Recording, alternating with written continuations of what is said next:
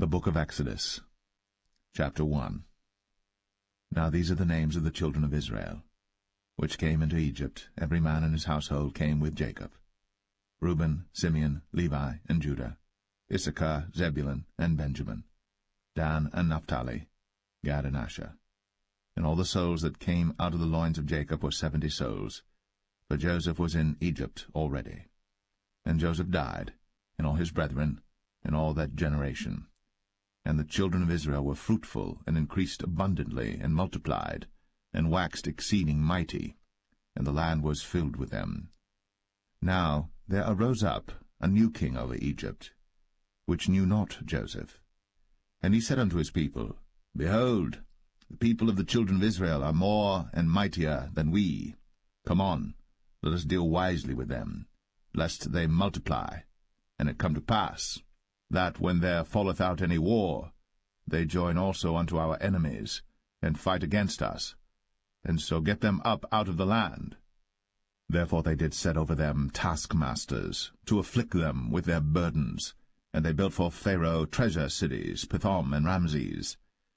But the more they afflicted them, the more they multiplied and grew, and they were grieved because of the children of Israel. And the Egyptians made the children of Israel to serve with rigor, and they made their lives bitter with hard bondage, in mortar, and in brick, and in all manner of service in the field. All their service wherein they made them serve was with rigor. And the king of Egypt spake to the Hebrew midwives, of which the name of the one was Shiphrah, and the name of the other Puah. And he said, When ye do the office of a midwife to the Hebrew women, and see them upon the stools, if it be a son, then ye shall kill him, but if it be a daughter, then she shall live. But the midwives feared God, and did not as the king of Egypt commanded them, but saved the men-children alive. And the king of Egypt called for the midwives, and said unto them, Why have ye done this thing, and have saved the men-children alive? And the midwives said unto Pharaoh, Because the Hebrew women are not as the Egyptian women, for they are lively, and are delivered ere the midwives come in unto them. Therefore God dealt well with the midwives, and the people multiplied, and waxed very mighty. And it came to pass, because the midwives feared God, that he made them houses. And Pharaoh charged all his people, saying, Every son that is born ye shall cast into the river, and every daughter ye shall save alive.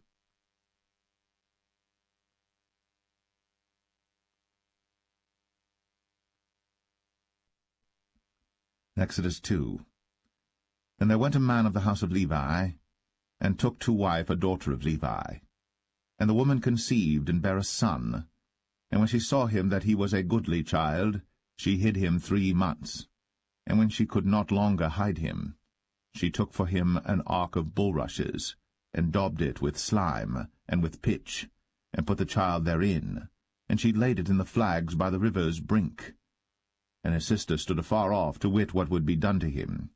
And the daughter of Pharaoh came down to wash herself at the river, and her maidens walked along by the river's side. And when she saw the ark among the flags, she sent her maid to fetch it. And when she had opened it, she saw the child, and behold, the babe wept. And she had compassion on him, and said, This is one of the Hebrews' children.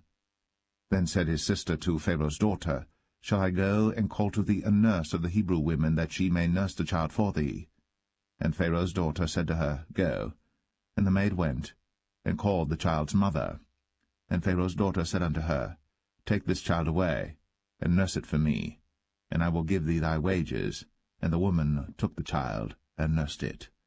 And the child grew, and she brought him unto Pharaoh's daughter, and he became her son. And she called his name Moses, and she said, Because I drew him out of the water. And it came to pass in those days, when Moses was grown, that he went out unto his brethren, and looked on their burdens. And he spied an Egyptian smiting an Hebrew, one of his brethren. And he looked this way and that way. And when he saw that there was no man, he slew the Egyptian, and hid him in the sand. And when he went out the second day, behold, 2 men of the Hebrews strove together, And he said to him that did the wrong, Wherefore smitest thou thy fellow? And he said, Who made thee a prince and a judge over us? Intendest thou to kill me, as thou killedst the Egyptian? And Moses feared, and said, Surely this thing is known. Now when Pharaoh heard this thing, he sought to slay Moses. But Moses fled from the face of Pharaoh, and dwelt in the land of Midian, and he sat down by a well. Now the priest of Midian had 7 daughters, and they came and drew water, and filled the troughs to water their father's flock. And the shepherds came and drove them away. But Moses stood up and helped them, and watered their flock. And when they came to Reuel their father, he said, How is it that ye are come so soon today? And they said, An Egyptian delivered us out of the hand of the shepherds, and also drew water enough for us, and watered the flock. And he said unto his daughters, And where is he? Why is it that ye have left the man? Call him, that he may eat bread. And Moses was content to dwell with the man. And he gave Moses Zipporah his daughter, and she bare him a son. And he called his name Gershom, for he said, I have been a stranger in a strange land. And it came to pass, in process of time, that the king of Egypt died, and the children of Israel sighed by reason of the bondage, and they cried, and their cry came up unto God by reason of the bondage. And God heard their groaning, and God remembered his covenant with Abraham, with Isaac, and with Jacob. And God looked upon the children of Israel, and God had respect unto them.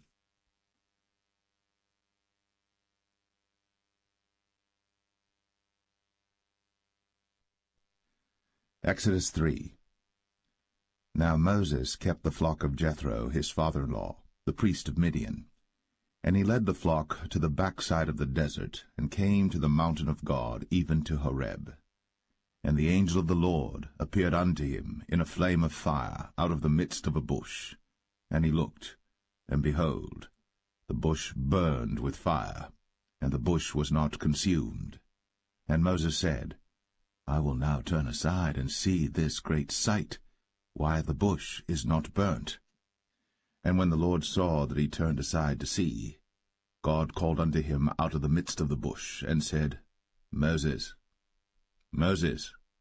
And he said, Here am I. And he said, Draw not nigh hither. Put off thy shoes from off thy feet, for the place whereon thou standest is holy ground. Moreover, he said, I am the God of thy father, the God of Abraham, the God of Isaac, and the God of Jacob. And Moses hid his face, for he was afraid to look upon God. And the Lord said, I have surely seen the affliction of my people which are in Egypt, and have heard their cry by reason of their taskmasters.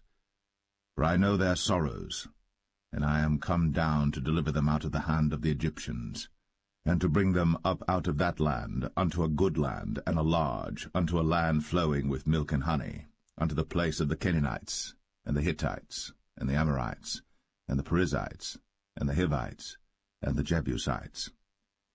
Now therefore, behold, the cry of the children of Israel is come unto me, and I have also seen the oppression wherewith the Egyptians oppress them.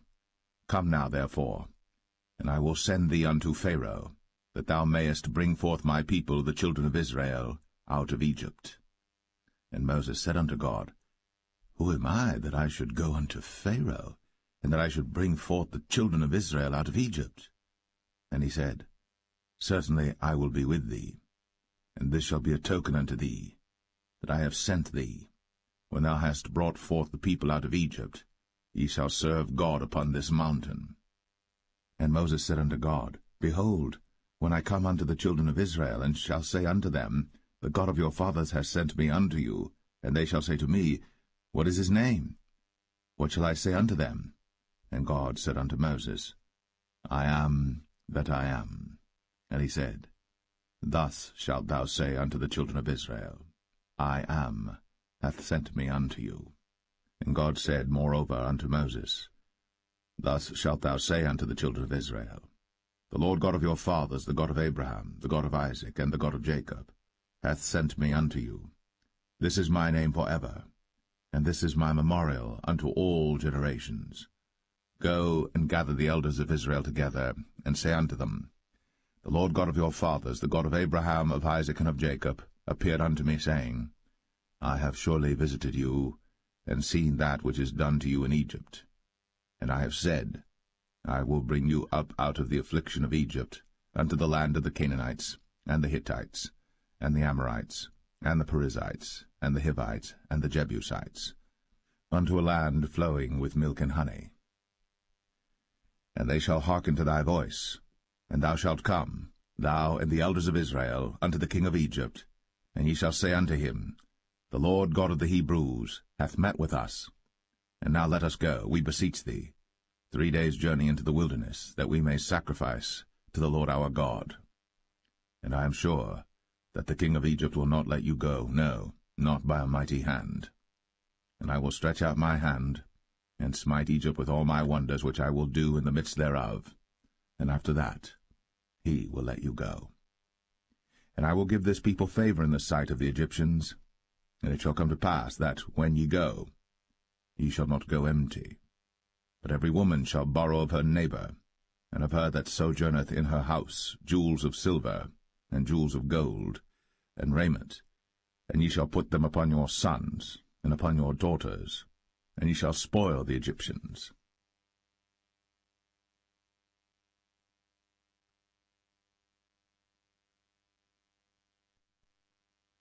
Exodus 4. And Moses answered and said, But behold, they will not believe me, nor hearken unto my voice, for they will say, The Lord hath not appeared unto thee. And the Lord said unto him, What is that in thine hand? And he said, A rod. And he said, Cast it on the ground. And he cast it on the ground, and it became a serpent. And Moses fled from before it. And the Lord said unto Moses, Put forth thine hand, and take it by the tail. And he put forth his hand, and caught it. And it became a rod in his hand, that they may believe that the Lord God of their fathers, the God of Abraham, the God of Isaac, and the God of Jacob, hath appeared unto thee. And the Lord said furthermore unto him, Put now thine hand into thy bosom. And he put his hand into his bosom. And when he took it out, behold, his hand was leprous as snow. And he said, Put thine hand into thy bosom again. And he put his hand into his bosom again, and plucked it out of his bosom. And behold, it was turned again as his other flesh. And it shall come to pass, if they will not believe thee, neither hearken to the voice of the first sign, that they will believe the voice of the latter sign. And it shall come to pass, if they will not believe also these 2 signs, neither hearken unto thy voice, that thou shalt take of the water of the river, and pour it upon the dry land, and the water which thou takest out of the river shall become blood upon the dry land. And Moses said unto the Lord, O my Lord, I am not eloquent, neither heretofore nor since thou hast spoken unto thy servant, but I am slow of speech and of a slow tongue. And the Lord said unto him, Who hath made man's mouth? Or who maketh the dumb, or deaf, or the seeing, or the blind? Have not I the Lord? Now therefore go, and I will be with thy mouth, and teach thee what thou shalt say. And he said, O my Lord, send, I pray thee, by the hand of him whom thou wilt send. And the anger of the Lord was kindled against Moses. And he said, Is not Aaron the Levite thy brother? I know that he can speak well, and also, behold, he cometh forth to meet thee. And when he seeth thee, he will be glad in his heart. And thou shalt speak unto him, and put words in his mouth. And I will be with thy mouth, and with his mouth, and will teach you what ye shall do. And he shall be thy spokesman unto the people, and he shall be, even he, shall be to thee instead of a mouth, and thou shalt be to him instead of God. And thou shalt take this rod in thine hand, wherewith thou shalt do signs. And Moses went, and returned to Jethro his father-in-law, and said unto him, Let me go, I pray thee, and return unto my brethren which are in Egypt, and see whether they be yet alive. And Jethro said to Moses, Go in peace. And the Lord said unto Moses in Midian, Go, return into Egypt, for all the men are dead which sought thy life. And Moses took his wife and his sons, and set them upon an ass, And he returned to the land of Egypt. And Moses took the rod of God in his hand. And the Lord said unto Moses, When thou goest to return into Egypt, see that thou do all those wonders before Pharaoh, which I have put in thine hand. But I will harden his heart, that he shall not let the people go. And thou shalt say unto Pharaoh, Thus saith the Lord, Israel is my son, even my firstborn. And I say unto thee, Let my son go, that he may serve me. And if thou refuse to let him go, behold, I will slay thy son, even thy firstborn. And it came to pass by the way in the inn, that the Lord met him, and sought to kill him. Then Zipporah took a sharp stone, and cut off the foreskin of her son, and cast it at his feet, and said, Surely a bloody husband art thou to me. So he let him go. Then she said, A bloody husband thou art, because of the circumcision. And the Lord said to Aaron, Go into the wilderness to meet Moses. And he went, and met him in the mount of God, and kissed him. And Moses told Aaron all the words of the Lord who had sent him, and all the signs which he had commanded him. And Moses and Aaron went and gathered together all the elders of the children of Israel. And Aaron spake all the words which the Lord had spoken unto Moses, and did the signs in the sight of the people. And the people believed. And when they heard that the Lord had visited the children of Israel, and that he had looked upon their affliction, then they bowed their heads and worshipped.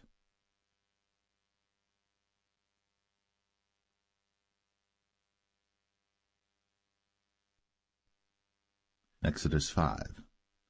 And afterward Moses and Aaron went in, and told Pharaoh, Thus saith the Lord God of Israel, Let my people go, that they may hold a feast unto me in the wilderness. And Pharaoh said, Who is the Lord, that I should obey his voice to let Israel go? I know not the Lord, neither will I let Israel go. And they said, The God of the Hebrews hath met with us. Let us go, we pray thee, 3 days' journey into the desert, and sacrifice unto the Lord our God, lest he fall upon us with pestilence, or with the sword. And the king of Egypt said unto them, Wherefore do ye, Moses and Aaron?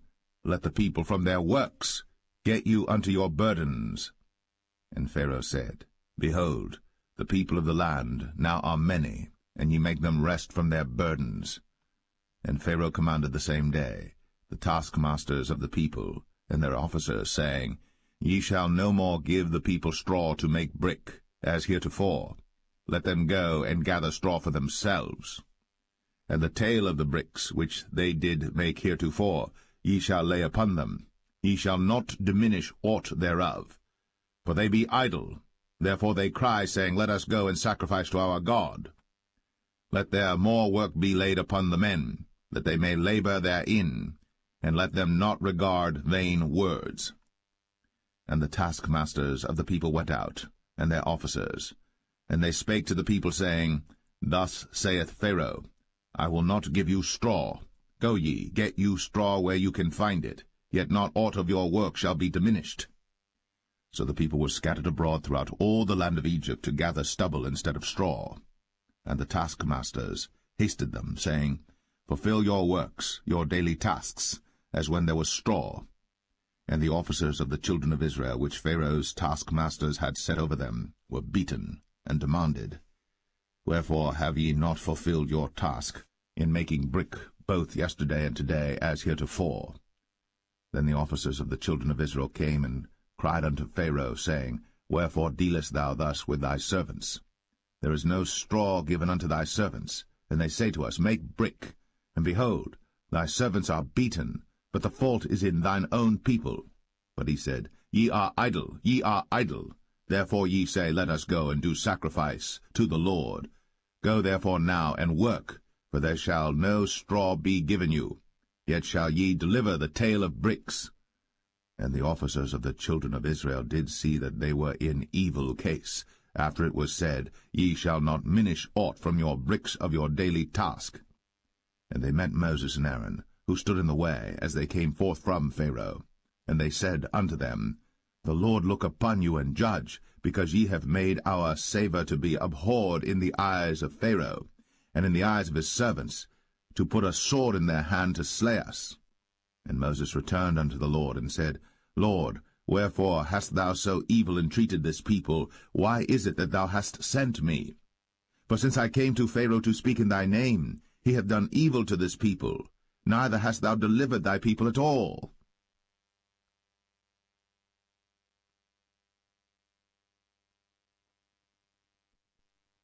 Exodus 6. Then the Lord said unto Moses, Now shalt thou see what I will do to Pharaoh. For with a strong hand shall he let them go, and with a strong hand shall he drive them out of his land. And God spake unto Moses, and said unto him, I am the Lord. And I appeared unto Abraham, unto Isaac, and unto Jacob, by the name of God Almighty, but by my name Jehovah was I not known to them. And I have also established my covenant with them, to give them the land of Canaan, the land of their pilgrimage, wherein they were strangers. And I have also heard the groaning of the children of Israel, whom the Egyptians keep in bondage, and I have remembered my covenant. Wherefore say unto the children of Israel, I am the Lord, and I will bring you out from under the burdens of the Egyptians, and I will rid you out of their bondage, and I will redeem you with a stretched out arm and with great judgments. And I will take you to me for a people, and I will be to you a God, and ye shall know that I am the Lord your God, which bringeth you out from under the burdens of the Egyptians. And I will bring you in unto the land, concerning the which I did swear to give it to Abraham, to Isaac, and to Jacob, and I will give it you for an heritage. I am the Lord. And Moses spake so unto the children of Israel, but they hearkened not unto Moses for anguish of spirit, and for cruel bondage. And the Lord spake unto Moses, saying, Go in, speak unto Pharaoh king of Egypt, that he let the children of Israel go out of his land. And Moses spake before the Lord, saying, Behold, the children of Israel have not hearkened unto me. How then shall Pharaoh hear me, who am of uncircumcised lips? And the Lord spake unto Moses and unto Aaron, and gave them a charge unto the children of Israel, and unto Pharaoh king of Egypt, to bring the children of Israel out of the land of Egypt. These be the heads of their fathers' houses, the sons of Reuben, the firstborn of Israel, Hanok and Palu, Hezron and Carmi. These be the families of Reuben. And the sons of Simeon, Jemuel and Jamin, and Ohad and Jachin, and Zohar and Shaul the son of a Canaanitish woman. These are the families of Simeon.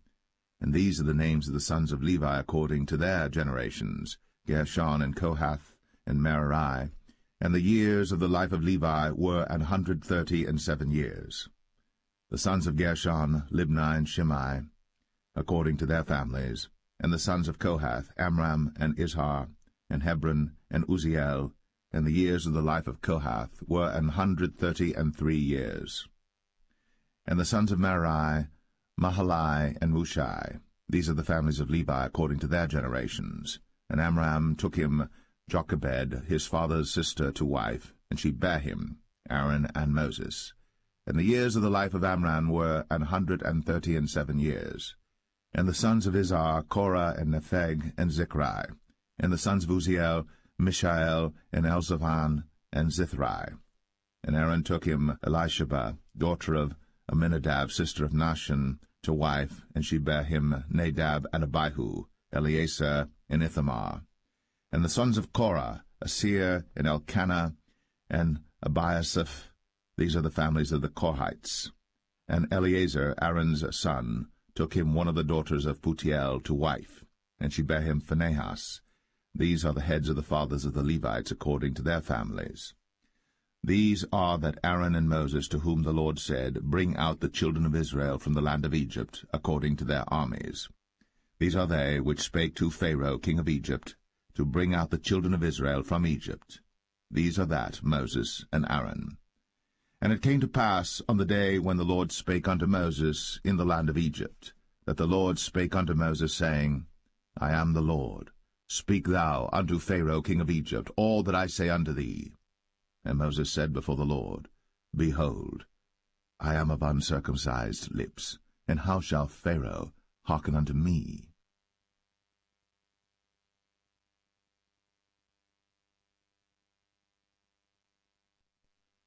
Exodus 7. And the Lord said unto Moses, See, I have made thee a god to Pharaoh, and Aaron thy brother shall be thy prophet. Thou shalt speak all that I command thee, and Aaron thy brother shall speak unto Pharaoh, that he send the children of Israel out of his land. And I will harden Pharaoh's heart, and multiply my signs and my wonders in the land of Egypt. But Pharaoh shall not hearken unto you, that I may lay my hand upon Egypt, and bring forth mine armies and my people the children of Israel out of the land of Egypt by great judgments. And the Egyptians shall know that I am the Lord, when I stretch forth mine hand upon Egypt, and bring out the children of Israel from among them. And Moses and Aaron did as the Lord commanded them, so did they. And Moses was 80 years old, and Aaron 83 years old, when they spake unto Pharaoh. And the Lord spake unto Moses and unto Aaron, saying, When Pharaoh shall speak unto you, saying, Show a miracle for you, then thou shalt say unto Aaron, Take thy rod, and cast it before Pharaoh, and it shall become a serpent. And Moses and Aaron went in unto Pharaoh, and they did so as the Lord had commanded. And Aaron cast down his rod before Pharaoh, and before his servants, and it became a serpent. Then Pharaoh also called the wise men and the sorcerers. Now the magicians of Egypt they also did in like manner with their enchantments. For they cast down every man his rod, and they became serpents. But Aaron's rod swallowed up their rods. And he hardened Pharaoh's heart, that he hearkened not unto them, as the Lord had said. And the Lord said unto Moses, Pharaoh's heart is hardened, he refuseth to let the people go. Get thee unto Pharaoh in the morning. Lo, he goeth out unto the water, and thou shalt stand by the river's brink against he come. And the rod which was turned to a serpent shalt thou take in thine hand. And thou shalt say unto him, The Lord God of the Hebrews hath sent me unto thee, saying, Let my people go, that they may serve me in the wilderness. And behold, hitherto thou wouldest not hear. Thus saith the Lord, In this thou shalt know that I am the Lord. Behold, I will smite with the rod that is in mine hand upon the waters which are in the river, and they shall be turned to blood. And the fish that is in the river shall die, and the river shall stink, and the Egyptians shall loathe to drink of the water of the river. And the Lord spake unto Moses, Say unto Aaron, Take thy rod, and stretch out thine hand upon the waters of Egypt, upon their streams, upon their rivers, and upon their ponds, and upon all their pools of water, that they may become blood, and that there may be blood throughout all the land of Egypt, both in vessels of wood and in vessels of stone. And Moses and Aaron did so, as the Lord commanded. And he lifted up the rod, and smote the waters that were in the river, in the sight of Pharaoh, and in the sight of his servants, and all the waters that were in the river were turned to blood.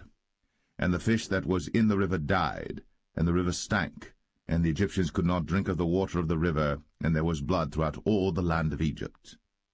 And the magicians of Egypt did so with their enchantments, and Pharaoh's heart was hardened, neither did he hearken unto them, as the Lord had said. And Pharaoh turned and went into his house, neither did he set his heart to this also. And all the Egyptians digged around about the river for water to drink, for they could not drink of the water of the river. And 7 days were fulfilled. After that the Lord had smitten the river.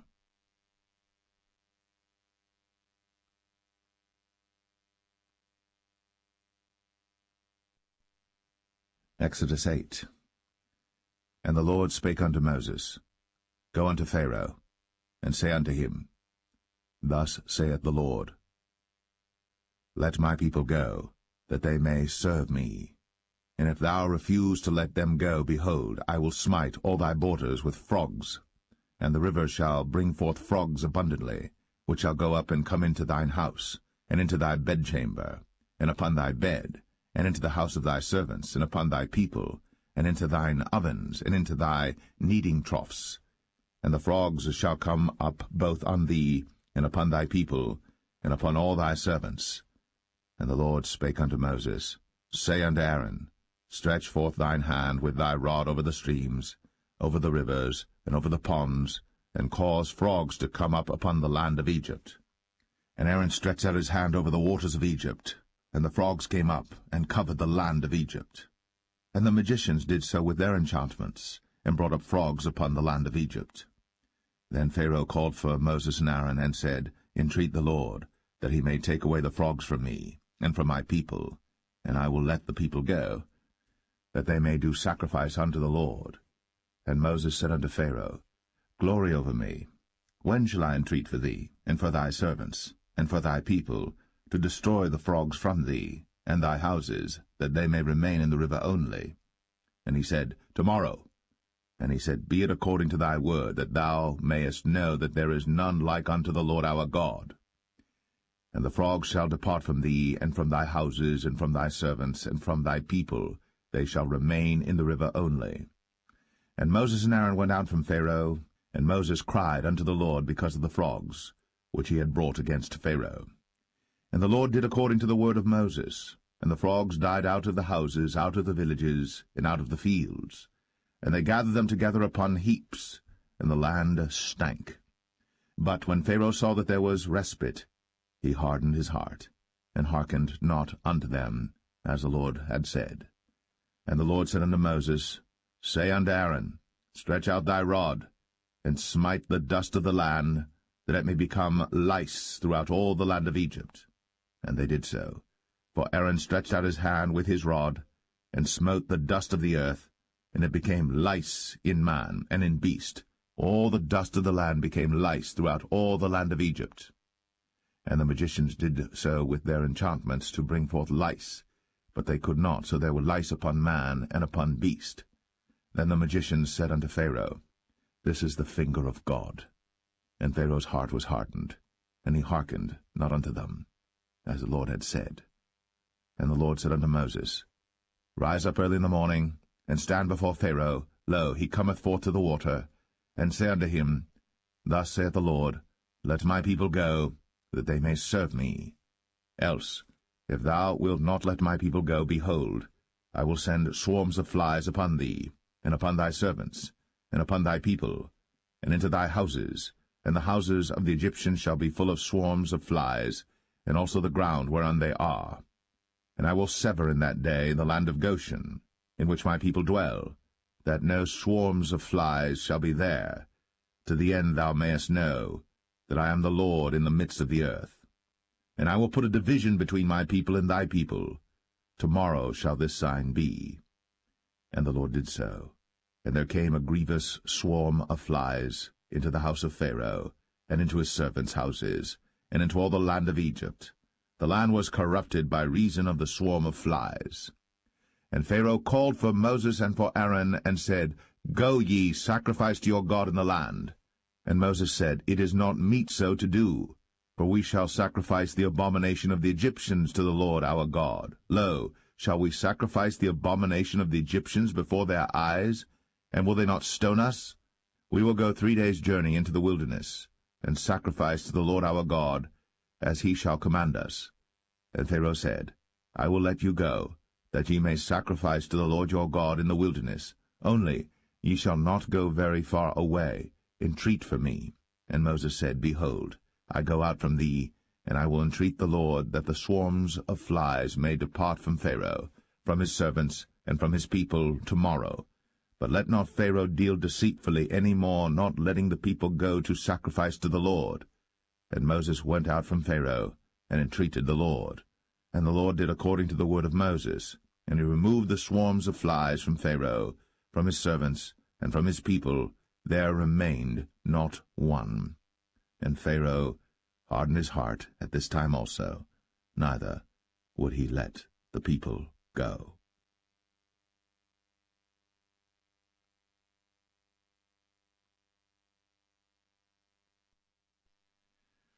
Exodus 9.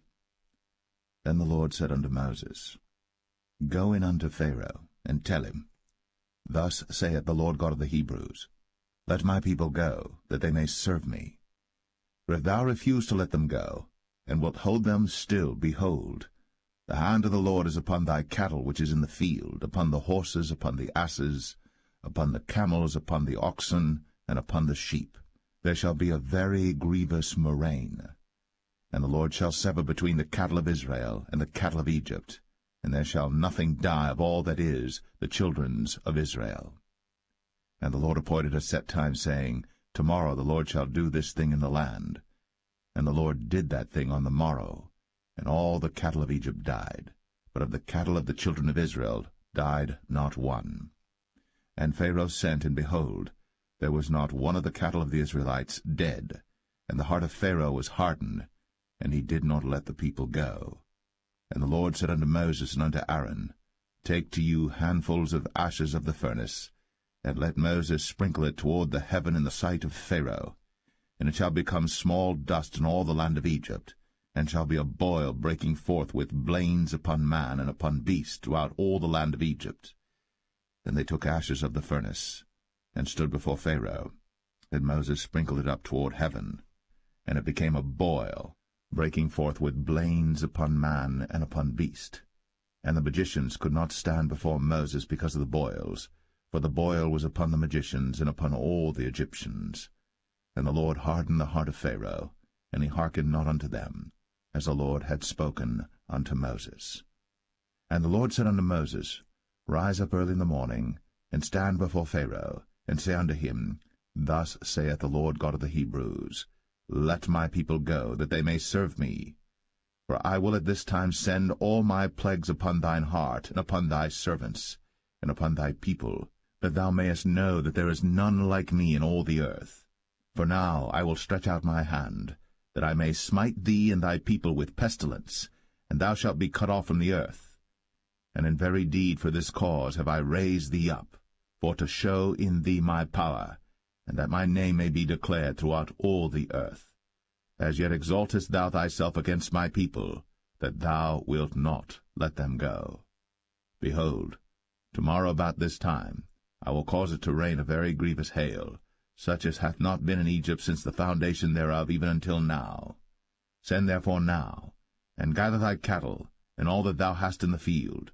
For upon every man and beast which shall be found in the field, and shall not be brought home, the hail shall come down upon them, and they shall die. He that feared the word of the Lord among the servants of Pharaoh made his servants and his cattle flee into the houses. And he that regarded not the word of the Lord left his servants and his cattle in the field. And the Lord said unto Moses, Stretch forth thine hand toward heaven, that there may be hail in all the land of Egypt, upon man, and upon beast, and upon every herb of the field, throughout the land of Egypt. And Moses stretched forth his rod toward heaven, and the Lord sent thunder and hail, and the fire ran along upon the ground, and the Lord rained hail upon the land of Egypt. So there was hail, and fire mingled with the hail, very grievous, such as there was none like it in all the land of Egypt since it became a nation. And the hail smote throughout all the land of Egypt all that was in the field, both man and beast. And the hail smote every herb of the field, and brake every tree of the field. Only in the land of Goshen, where the children of Israel were, was there no hail. And Pharaoh sent and called for Moses and Aaron, and said unto them, I have sinned at this time. The Lord is righteous, and I and my people are wicked. Entreat the Lord, for it is enough that there be no more mighty thunderings and hail, and I will let you go, and ye shall stay no longer. And Moses said unto him, As soon as I am gone out of the city, I will spread abroad my hands unto the Lord, and the thunder shall cease, neither shall there be any more hail, that thou mayest know how that the earth is the Lord's. But as for thee and thy servants, I know that ye will not yet fear the Lord God. And the flax and the barley was smitten, for the barley was in the ear, and the flax was bold. But the wheat and the rye were not smitten, for they were not grown up. And Moses went out of the city from Pharaoh, and spread abroad his hands unto the Lord, and the thunders and hail ceased, and the rain was not poured upon the earth. And when Pharaoh saw that the rain and the hail and the thunders were ceased, he sinned yet more, and hardened his heart, he and his servants. And the heart of Pharaoh was hardened, neither would he let the children of Israel go, as the Lord had spoken by Moses.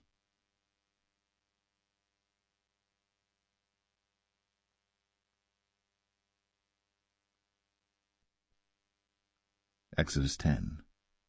And the Lord said unto Moses, Go in unto Pharaoh, for I have hardened his heart, and the heart of his servants, that I might show these my signs before him, and that thou mayest tell in the ears of thy son, and of thy son's son, what things I have wrought in Egypt, and my signs which I have done among them, that ye may know how that I am the Lord. And Moses and Aaron came in unto Pharaoh, and said unto him, Thus saith the Lord God of the Hebrews, How long wilt thou refuse to humble thyself before me? Let my people go, that they may serve me. Else, if thou refuse to let my people go, behold, tomorrow will I bring the locusts into thy coast. And they shall cover the face of the earth, that one cannot be able to see the earth. And they shall eat the residue of that which is escaped, which remaineth unto you from the hail, and shall eat every tree which groweth for you out of the field. And they shall fill thy houses, and the houses of all thy servants, and the houses of all the Egyptians, which neither thy fathers nor thy fathers' fathers have seen, since the day that they were upon the earth unto this day. And he turned himself, and went out from Pharaoh.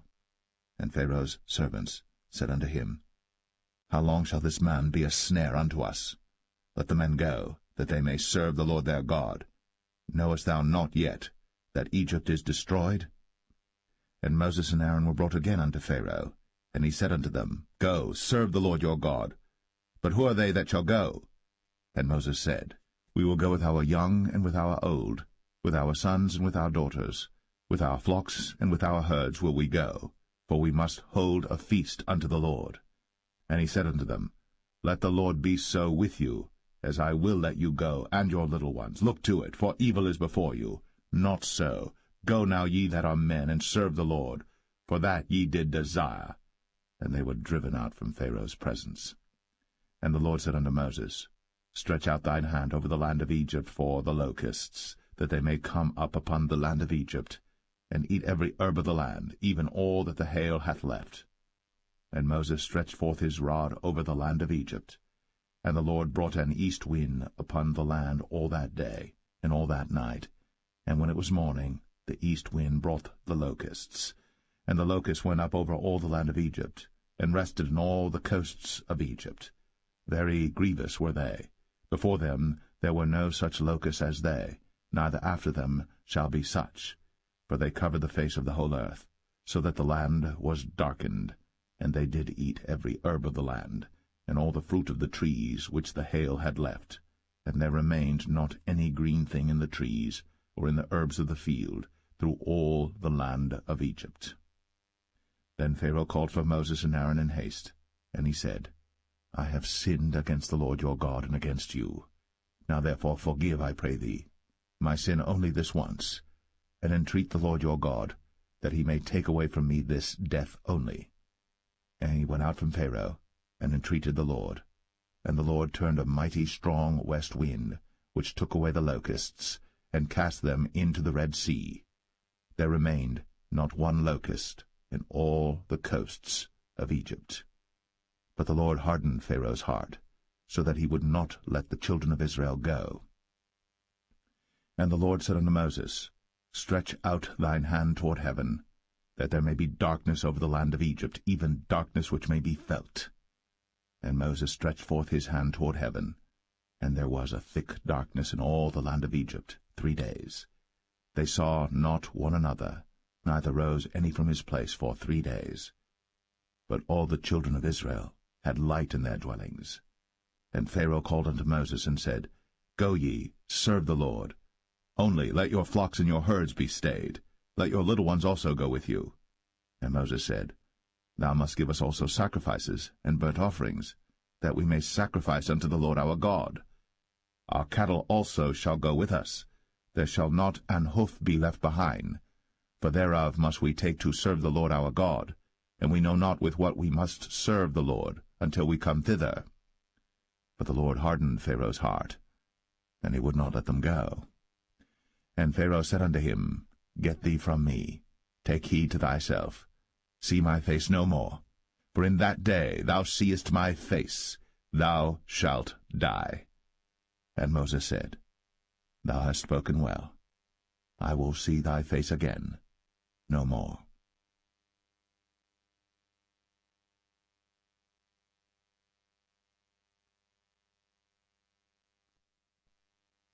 Exodus 11. And the Lord said unto Moses, Yet will I bring one plague more upon Pharaoh and upon Egypt. Afterwards he will let you go hence. When he shall let you go, he shall surely thrust you out hence altogether.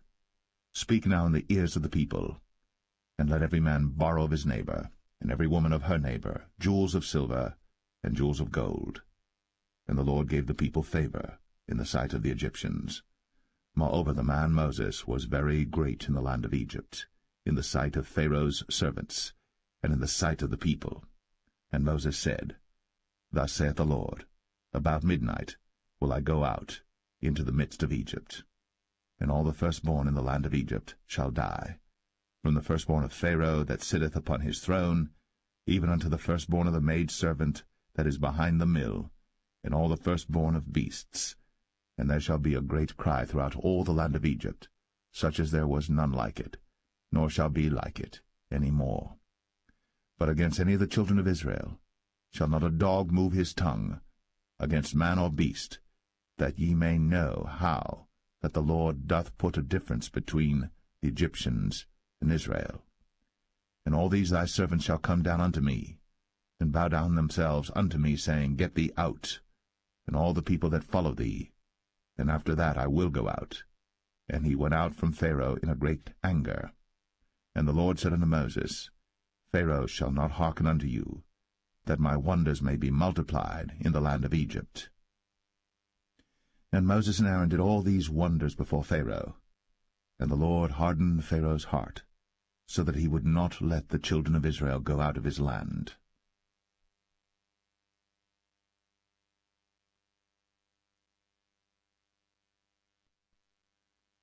Exodus 12.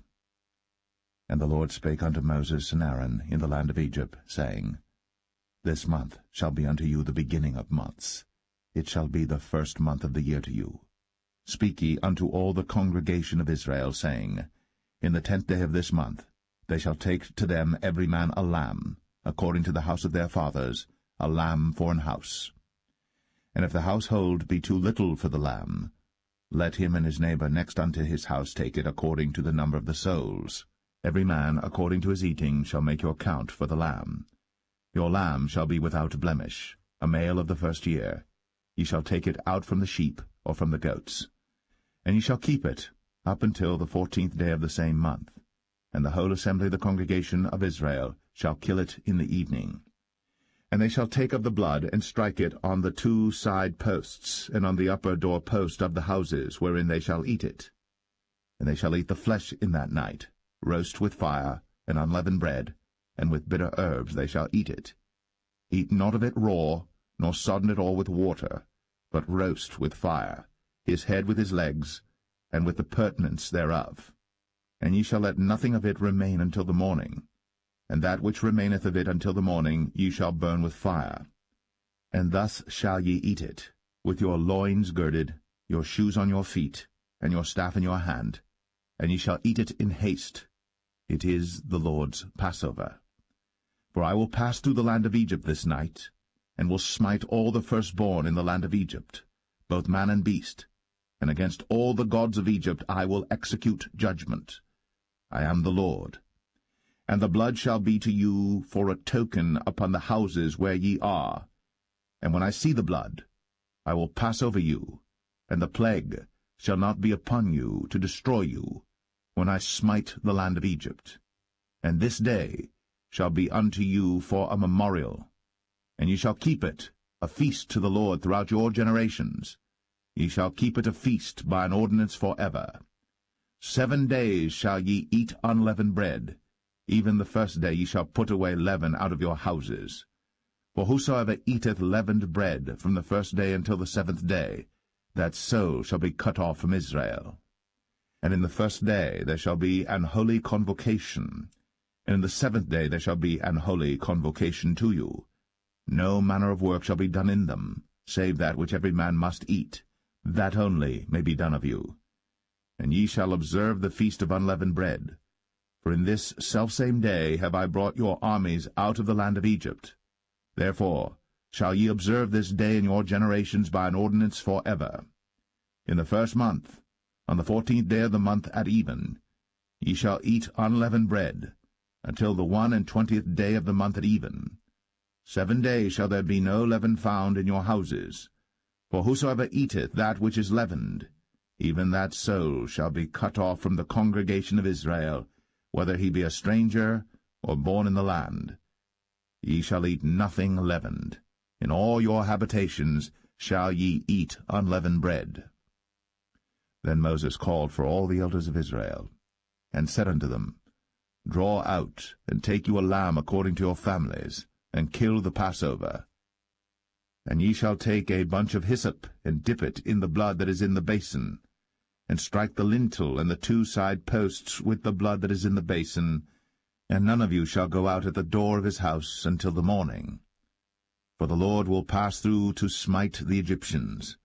And when he seeth the blood upon the lintel, and on the 2 side posts, the Lord will pass over the door, and will not suffer the destroyer to come in unto your houses to smite you. And ye shall observe this thing for an ordinance to thee, and to thy sons, for ever. And it shall come to pass, when ye be come to the land which the Lord will give you, according as he hath promised, that ye shall keep this service. And it shall come to pass, when your children shall say unto you, What mean ye by this service? That ye shall say, It is the sacrifice of the Lord's Passover, who passed over the houses of the children of Israel in Egypt, when he smote the Egyptians, and delivered our houses. And the people bowed the head, and worshipped. And the children of Israel went away, and did, as the Lord had commanded Moses and Aaron, so did they. And it came to pass that at midnight the Lord smote all the firstborn in the land of Egypt, from the firstborn of Pharaoh that sat on his throne unto the firstborn of the captive that was in the dungeon, and all the firstborn of cattle. And Pharaoh rose up in the night, he and all his servants and all the Egyptians. And there was a great cry in Egypt, for there was not a house where there was not one dead. And he called for Moses and Aaron by night, and said, Rise up, and get you forth from among my people, both ye and the children of Israel, and go, serve the Lord, as ye have said. Also take your flocks and your herds, as ye have said, and be gone, and bless me also. And the Egyptians were urgent upon the people, that they might send them out of the land in haste. For they said, We be all dead men. And the people took their dough before it was leavened, their kneading troughs being bound up in their clothes upon their shoulders. And the children of Israel did according to the word of Moses. And they borrowed of the Egyptians jewels of silver, and jewels of gold, and raiment. And the Lord gave the people favor in the sight of the Egyptians, so that they lent unto them such things as they required, and they spoiled the Egyptians. And the children of Israel journeyed from Ramses to Succoth, about 600,000 on foot, that were men, beside children. And a mixed multitude went up also with them, and flocks and herds, even very much cattle. And they baked unleavened cakes of the dough which they brought forth out of Egypt, for it was not leavened, because they were thrust out of Egypt, and could not tarry, neither had they prepared for themselves any victual. Now the sojourning of the children of Israel, who dwelt in Egypt, was 430 years. And it came to pass, at the end of the 430 years, even the selfsame day it came to pass, that all the hosts of the Lord went out from the land of Egypt. It is a night to be much observed unto the Lord for bringing them out from the land of Egypt. This is that night of the Lord to be observed of all the children of Israel in their generations. And the Lord said unto Moses and Aaron, This is the ordinance of the Passover. There shall no stranger eat thereof. But every man's servant that is bought for money, when thou hast circumcised him, then shall he eat thereof. A foreigner and an hired servant shall not eat thereof. In one house shall it be eaten. Thou shalt not carry forth aught of the flesh abroad out of the house, neither shall ye break a bone thereof. All the congregation of Israel shall keep it. And when a stranger shall sojourn with thee, and will keep the Passover to the Lord, let all his males be circumcised, and then let him come near and keep it. And he shall be as one that is born in the land. for no uncircumcised person shall eat thereof. One law shall be to him that is homeborn, and unto the stranger that sojourneth among you. Thus did all the children of Israel. As the Lord commanded Moses and Aaron, so did they. And it came to pass the selfsame day that the Lord did bring the children of Israel out of the land of Egypt by their armies.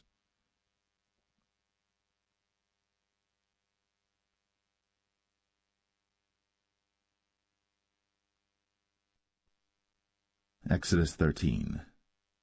And the Lord spake unto Moses, saying, Sanctify unto me all the firstborn, whatsoever openeth the womb among the children of Israel, both of man and of beast, it is mine. And Moses said unto the people, Remember this day in which ye came out from Egypt, out of the house of bondage, for by strength of hand the Lord brought you out from this place. There shall no leavened bread be eaten. This day came ye out in the month Abib. And it shall be, when the Lord shall bring thee into the land of the Canaanites, and the Hittites, and the Amorites, and the Hivites, and the Jebusites, which he sware unto thy fathers to give thee, a land flowing with milk and honey, that thou shalt keep this service in this month. 7 days thou shalt eat unleavened bread, and in the 7th day shall be a feast to the Lord. Unleavened bread shall be eaten 7 days, and there shall no leavened bread be seen with thee, neither shall there be leaven seen with thee in all thy quarters. And thou shalt show thy son in that day, saying, This is done because of that which the Lord did unto me, when I came forth out of Egypt. And it shall be for a sign unto thee upon thine hand, and for a memorial between thine eyes, that the Lord's law may be in thy mouth. For with a strong hand hath the Lord brought thee out of Egypt. Thou shalt therefore keep this ordinance in his season from year to year. And it shall be, when the Lord shall bring thee into the land of the Canaanites, as he sware unto thee and to thy fathers, and shall give it thee, that thou shalt set apart unto the Lord all that openeth the matrix, and every firstling that cometh of a beast which thou hast, the males shall be the Lord's. And every firstling of an ass thou shalt redeem with a lamb, and if thou wilt not redeem it, then thou shalt break his neck. And all the firstborn of man among thy children shalt thou redeem. And it shall be, when thy son asketh thee in time to come, saying, What is this? That thou shalt say unto him, By strength of hand the Lord brought us out from Egypt, from the house of bondage. And it came to pass, when Pharaoh would hardly let us go, that the Lord slew all the firstborn in the land of Egypt, both the firstborn of man and the firstborn of beast. Therefore I sacrifice to the Lord all that openeth the matrix, being males, but all the firstborn of my children I redeem. And it shall be for a token upon thine hand, and for frontlets between thine eyes, for by strength of hand the Lord brought us forth out of Egypt. And it came to pass, when Pharaoh had let the people go, that God led them not through the way of the land of the Philistines, although that was near, for God said, Lest peradventure the people repent when they see war, and they return to Egypt. For God led the people about through the way of the wilderness of the Red Sea, and the children of Israel went up harnessed out of the land of Egypt.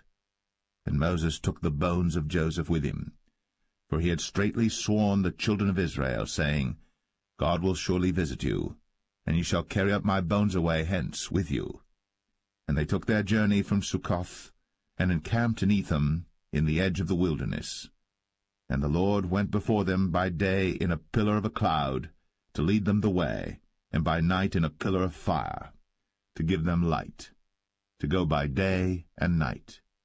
He took not away the pillar of the cloud by day, nor the pillar of fire by night, from before the people.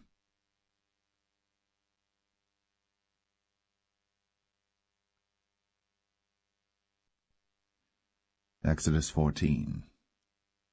And the Lord spake unto Moses, saying, Speak unto the children of Israel, that they turn and encamp before Pi-hahiroth, between Migdol and the sea, over against Baal-zephon, Before it shall ye encamp by the sea. For Pharaoh will say of the children of Israel, They are entangled in the land, the wilderness hath shut them in. And I will harden Pharaoh's heart, that he shall follow after them. And I will be honored upon Pharaoh, and upon all his host, that the Egyptians may know that I am the Lord. And they did so. And it was told the king of Egypt that the people fled, and the heart of Pharaoh and of his servants was turned against the people, and they said, Why have we done this, that we have let Israel go from serving us? And he made ready his chariot, and took his people with him. And he took 600 chosen chariots, and all the chariots of Egypt, and captains over every one of them. And the Lord hardened the heart of Pharaoh king of Egypt, and he pursued after the children of Israel. And the children of Israel went out with an high hand. But the Egyptians pursued after them all the horses and chariots of Pharaoh, and his horsemen and his army, and overtook them encamping by the sea, beside Pi-hahiroth, before Baal-zephon. And when Pharaoh drew nigh, the children of Israel lifted up their eyes, and behold, the Egyptians marched after them, and they were sore afraid. And the children of Israel cried out unto the Lord, and they said unto Moses, Because there were no graves in Egypt, hast thou taken us away to die in the wilderness? Wherefore hast thou dealt thus with us, to carry us forth out of Egypt? Is not this the word that we did tell thee in Egypt, saying, Let us alone, that we may serve the Egyptians? For it had been better for us to serve the Egyptians, than that we should die in the wilderness. And Moses said unto the people, Fear ye not, stand still, and see the salvation of the Lord, which he will show to you today. For the Egyptians whom ye have seen today, ye shall see them again no more for ever. The Lord shall fight for you, and ye shall hold your peace. And the Lord said unto Moses, Wherefore criest thou unto me? Speak unto the children of Israel, that they go forward. But lift thou up thy rod, and stretch out thine hand over the sea, and divide it. And the children of Israel shall go on dry ground through the midst of the sea. And I, behold, I will harden the hearts of the Egyptians, and they shall follow them. And I will get me honor upon Pharaoh, and upon all his host, upon his chariots, and upon his horsemen. And the Egyptians shall know that I am the Lord, when I have gotten me honor upon Pharaoh, upon his chariots, and upon his horsemen. And the angel of God, which went before the camp of Israel, removed, and went behind them. And the pillar of the cloud went from before their face, and stood behind them. And it came between the camp of the Egyptians and the camp of Israel. And it was a cloud and darkness to them, but it gave light by night to these, so that the one came not near the other all the night. And Moses stretched out his hand over the sea, and the Lord caused the sea to go back by a strong east wind all that night, and made the sea dry land, and the waters were divided. And the children of Israel went into the midst of the sea upon the dry ground, and the waters were a wall unto them on their right hand and on their left. And the Egyptians pursued, and went in after them to the midst of the sea, even all Pharaoh's horses, his chariots, and his horsemen. And it came to pass that in the morning watch the Lord looked unto the host of the Egyptians through the pillar of fire and of the cloud, and troubled the host of the Egyptians, and took off their chariot wheels, that they drave them heavily, so that the Egyptians said, Let us flee from the face of Israel, for the Lord fighteth for them against the Egyptians. And the Lord said unto Moses, Stretch out thine hand over the sea, that the waters may come again upon the Egyptians, upon their chariots, and upon their horsemen. And Moses stretched forth his hand over the sea, and the sea returned to his strength when the morning appeared, and the Egyptians fled against it. And the Lord overthrew the Egyptians in the midst of the sea. And the waters returned and covered the chariots, and the horsemen, and all the host of Pharaoh that came into the sea after them. There remained not so much as one of them. But the children of Israel walked upon dry land in the midst of the sea, and the waters were a wall unto them on their right hand and on their left. Thus the Lord saved Israel that day out of the hand of the Egyptians, and Israel saw the Egyptians dead upon the seashore. And Israel saw that great work which the Lord did upon the Egyptians, and the people feared the Lord, and believed the Lord and his servant Moses.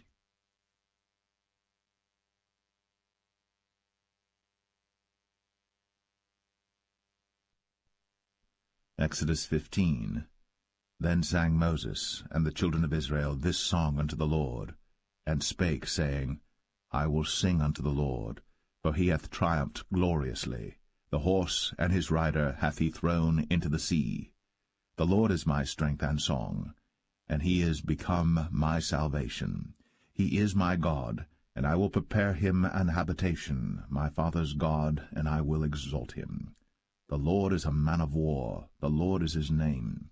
Pharaoh's chariots and his host hath he cast into the sea. His chosen captains also are drowned in the Red Sea. The depths have covered them, they sank into the bottom as a stone. Thy right hand, O Lord, is become glorious in power. Thy right hand, O Lord, hath dashed in pieces the enemy. And in the greatness of thine excellency thou hast overthrown them that rose up against thee. Thou sentest forth thy wrath, which consumed them as stubble. And with the blast of thy nostrils the waters were gathered together. The floods stood upright as an heap, and the depths were congealed in the heart of the sea. The enemy said, I will pursue, I will overtake, I will divide the spoil. My lust shall be satisfied upon them. I will draw my sword, my hand shall destroy them. Thou didst blow with thy wind, the sea covered them. They sank as lead in the mighty waters. Who is like unto thee, O Lord, among the gods? Who is like thee, glorious in holiness, fearful in praises, doing wonders? Thou stretchest out thy right hand, the earth swallowed them. Thou in thy mercy hast led forth the people which thou hast redeemed. Thou hast guided them in thy strength unto thy holy habitation. The people shall hear and be afraid. Sorrow shall take hold on the inhabitants of Palestina. Then the dukes of Edom shall be amazed. The mighty men of Moab, trembling, shall take hold upon them. All the inhabitants of Canaan shall melt away. Fear and dread shall fall upon them. By the greatness of thine arm they shall be as still as a stone, till thy people pass over, O Lord, till the people pass over, which thou hast purchased. Thou shalt bring them in, and plant them in the mountain of thine inheritance, in the place, O Lord, which thou hast made for thee to dwell in the sanctuary, O Lord, which thy hands have established. The Lord shall reign for ever and ever. For the horse of Pharaoh went in with his chariots and with his horsemen into the sea, and the Lord brought again the waters of the sea upon them. But the children of Israel went on dry land in the midst of the sea. And Miriam the prophetess, the sister of Aaron, took a timbrel in her hand, and all the women went out after her with timbrels and with dances. And Miriam answered them, Sing ye to the Lord, for he hath triumphed gloriously. The horse and his rider hath he thrown into the sea. So Moses brought Israel from the Red Sea, and they went out into the wilderness of Shur. And they went 3 days in the wilderness, and found no water. And when they came to Marah, they could not drink of the waters of Marah, for they were bitter. Therefore the name of it was called Marah. And the people murmured against Moses, saying, What shall we drink? And he cried unto the Lord, and the Lord showed him a tree, which when he had cast into the waters were made sweet. There he made for them a statute and an ordinance, and there he proved them, and said, If thou wilt diligently hearken to the voice of the Lord thy God, and wilt do that which is right in his sight, and wilt give ear to his commandments, and keep all his statutes, I will put none of these diseases upon thee, which I have brought upon the Egyptians, for I am the Lord that healeth thee. And they came to Elim, where were 12 wells of water, and 70 palm trees, and they encamped there by the waters.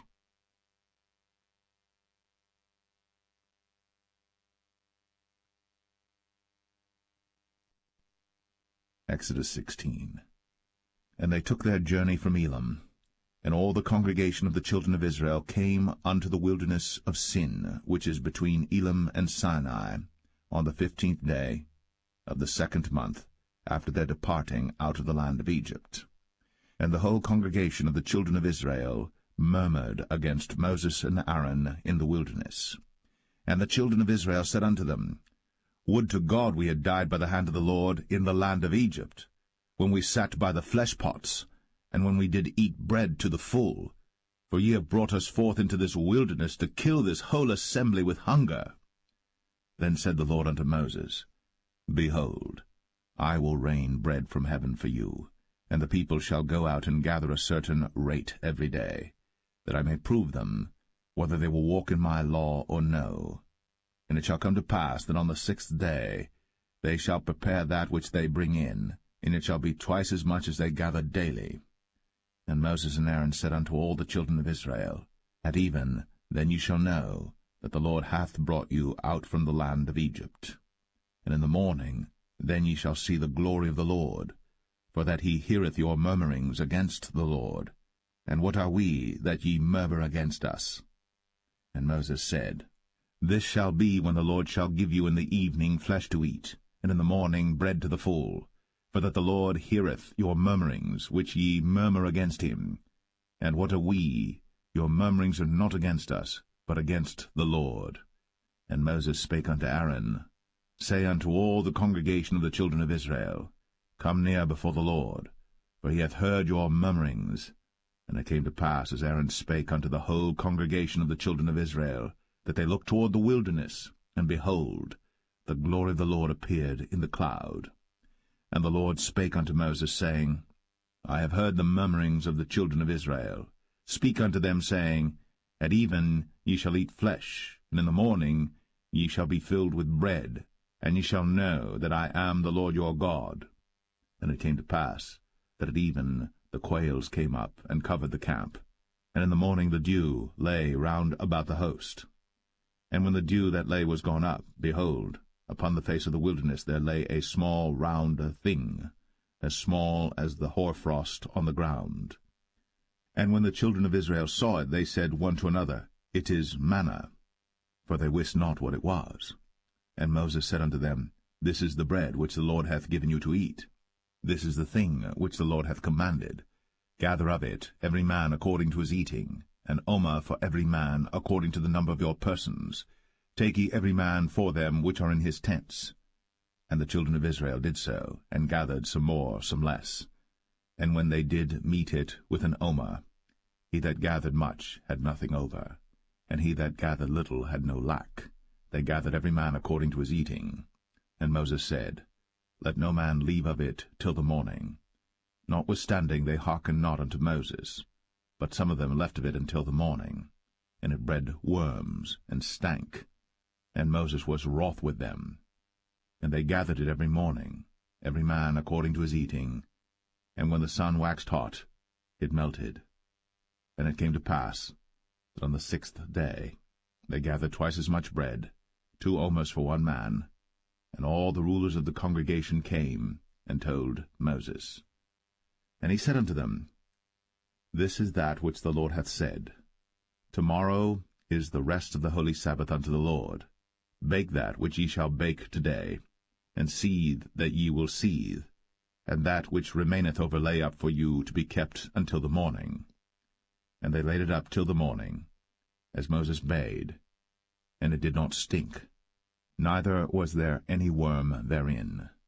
And Moses said, Eat that today, for today is a Sabbath unto the Lord. Today ye shall not find it in the field.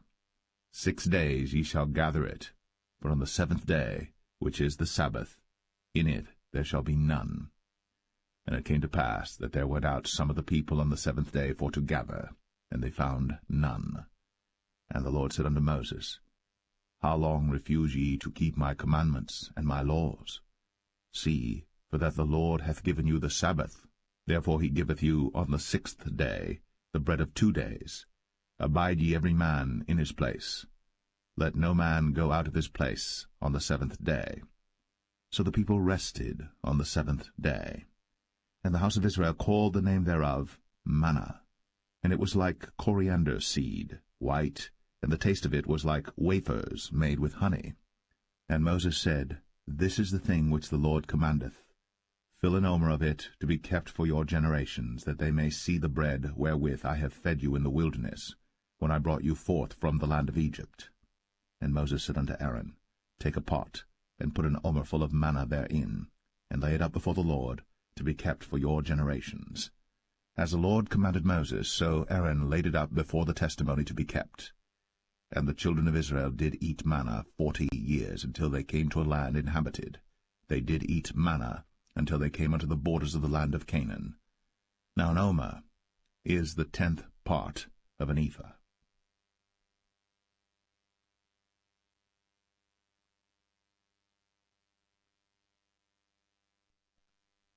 Exodus 17. And all the congregation of the children of Israel journeyed from the wilderness of Sin after their journeys, according to the commandment of the Lord, and pitched in Rephidim. And there was no water for the people to drink. Wherefore the people did chide with Moses, and said, Give us water that we may drink. And Moses said unto them, Why chide ye with me? Wherefore do ye tempt the Lord?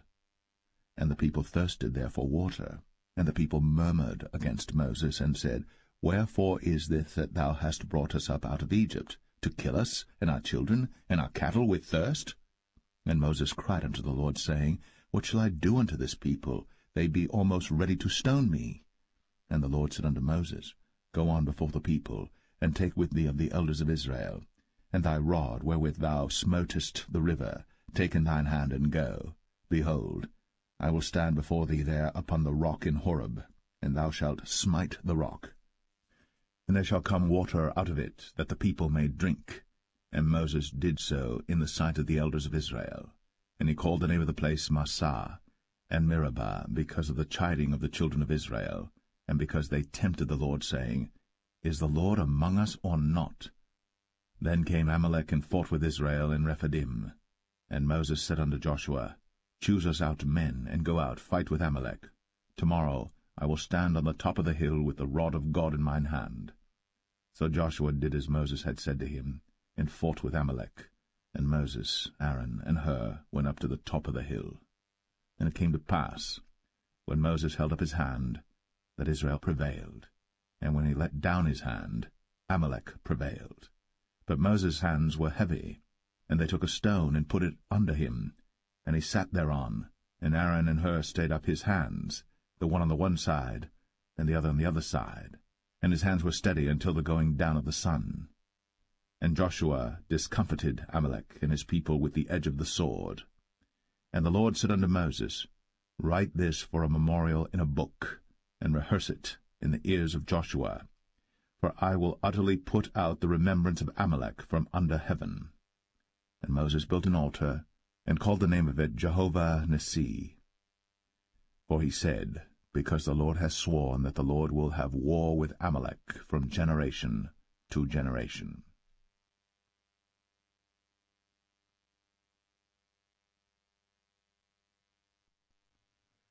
Exodus 18.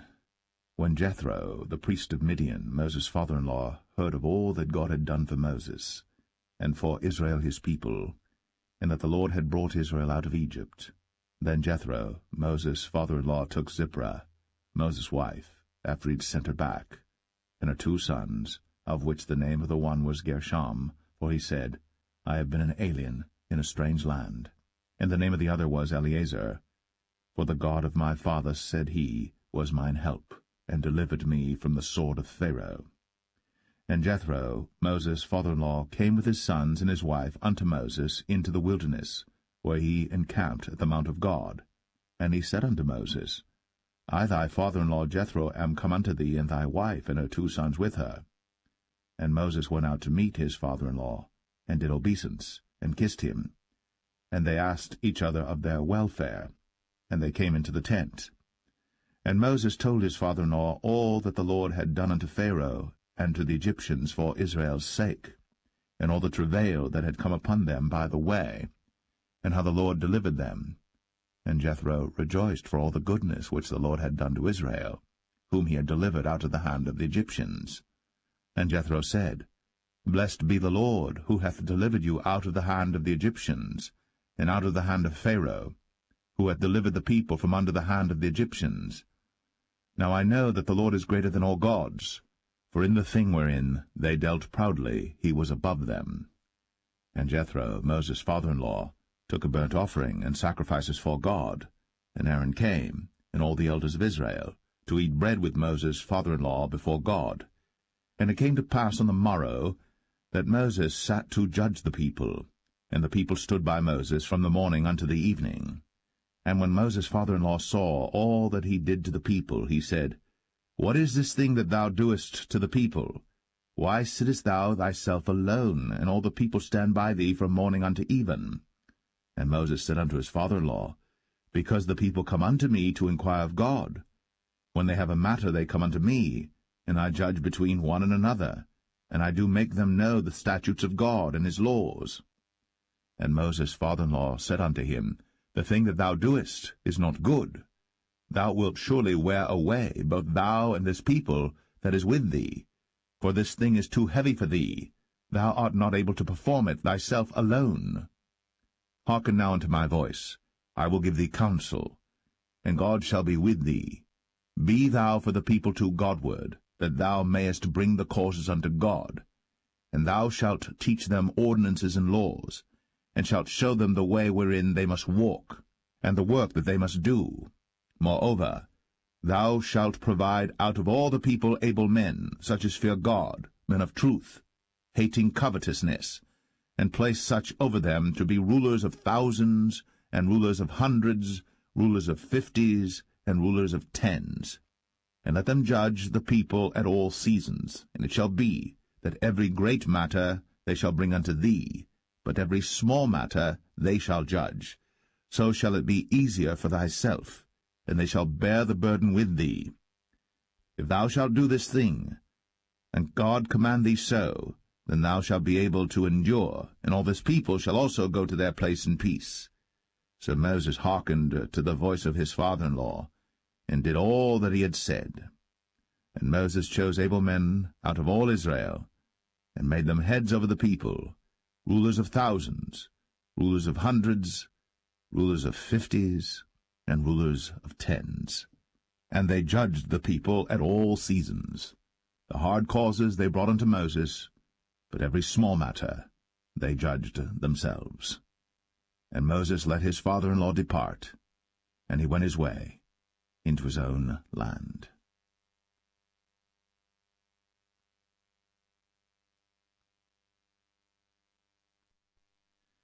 Exodus 19. In the 3rd month, when the children of Israel were gone forth out of the land of Egypt, the same day came they into the wilderness of Sinai. But they were departed from Rephidim, and were come to the desert of Sinai, and had pitched in the wilderness, and there Israel camped before the mount. And Moses went up unto God, and the Lord called unto him out of the mountain, saying, Thus shalt thou say to the house of Jacob, and tell the children of Israel, Ye have seen what I did unto the Egyptians, and how I bare you on eagle's wings, and brought you unto myself. Now therefore, if ye will obey my voice indeed, and keep my covenant, then ye shall be a peculiar treasure unto me above all people. For all the earth is mine, and ye shall be unto me a kingdom of priests, and an holy nation. These are the words which thou shalt speak unto the children of Israel. And Moses came and called for the elders of the people, and laid before their faces all these words which the Lord commanded him. And all the people answered together, and said, All that the Lord hath spoken we will do. And Moses returned the words of the people unto the Lord. And the Lord said unto Moses, Lo, I come unto thee in a thick cloud, that the people may hear when I speak with thee, and believe thee for ever. And Moses told the words of the people unto the Lord. And the Lord said unto Moses, Go unto the people, and sanctify them today and tomorrow, and let them wash their clothes, and be ready against the 3rd day. For the 3rd day the Lord will come down in the sight of all the people upon Mount Sinai. And thou shalt set bounds unto the people round about, saying, Take heed to yourselves, that ye go not up into the mount, or touch the border of it. Whosoever toucheth the mount shall be surely put to death. There shall not an hand touch it, but he shall surely be stoned, or shot through, whether it be beast or man. It shall not live. When the trumpet soundeth long, they shall come up to the mount. And Moses went down from the mount unto the people, and sanctified the people, and they washed their clothes. And he said unto the people, Be ready against the 3rd day. Come not at your wives. And it came to pass on the 3rd day in the morning, that there were thunders and lightnings, and a thick cloud upon the mount. and the voice of the trumpet exceeding loud, so that all the people that was in the camp trembled. And Moses brought forth the people out of the camp to meet with God. And they stood at the nether part of the mount. And Mount Sinai was altogether on a smoke, because the Lord descended upon it in fire, and the smoke thereof ascended as the smoke of a furnace, and the whole mount quaked greatly. And when the voice of the trumpet sounded long, and waxed louder and louder, Moses spake, and God answered him by a voice. And the Lord came down upon Mount Sinai, on the top of the mount, and the Lord called Moses up to the top of the mount, and Moses went up. And the Lord said unto Moses, Go down, charge the people, lest they break through unto the Lord to gaze, and many of them perish. And let the priests also which come near to the Lord sanctify themselves, lest the Lord break forth upon them. And Moses said unto the Lord, The people cannot come up to Mount Sinai, for thou chargest us, saying, Set bounds about the mount, and sanctify it. And the Lord said unto him, Away, get thee down, and thou shalt come up, thou and Aaron with thee.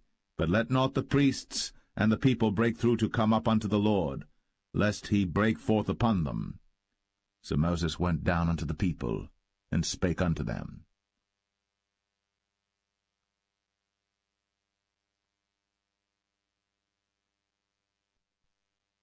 Exodus 20. And God spake all these words, saying, I am the Lord thy God, which have brought thee out of the land of Egypt, out of the house of bondage. Thou shalt have no other gods before me.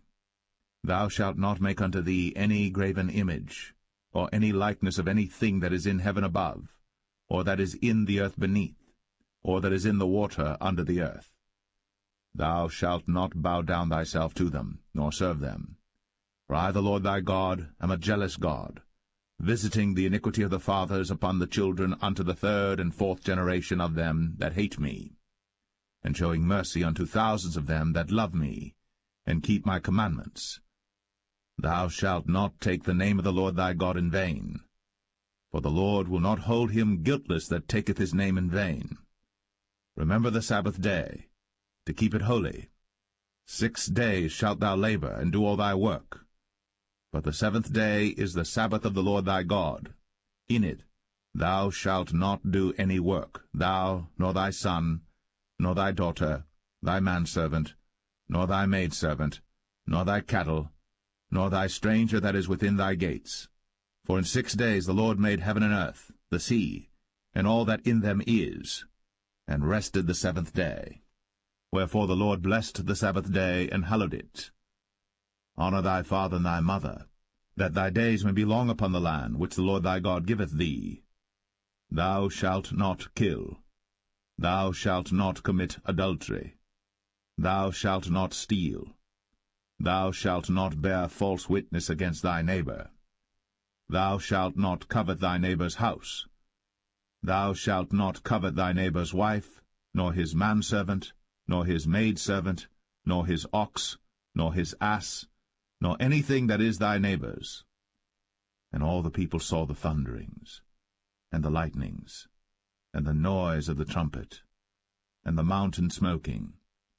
And when the people saw it, they removed, and stood afar off.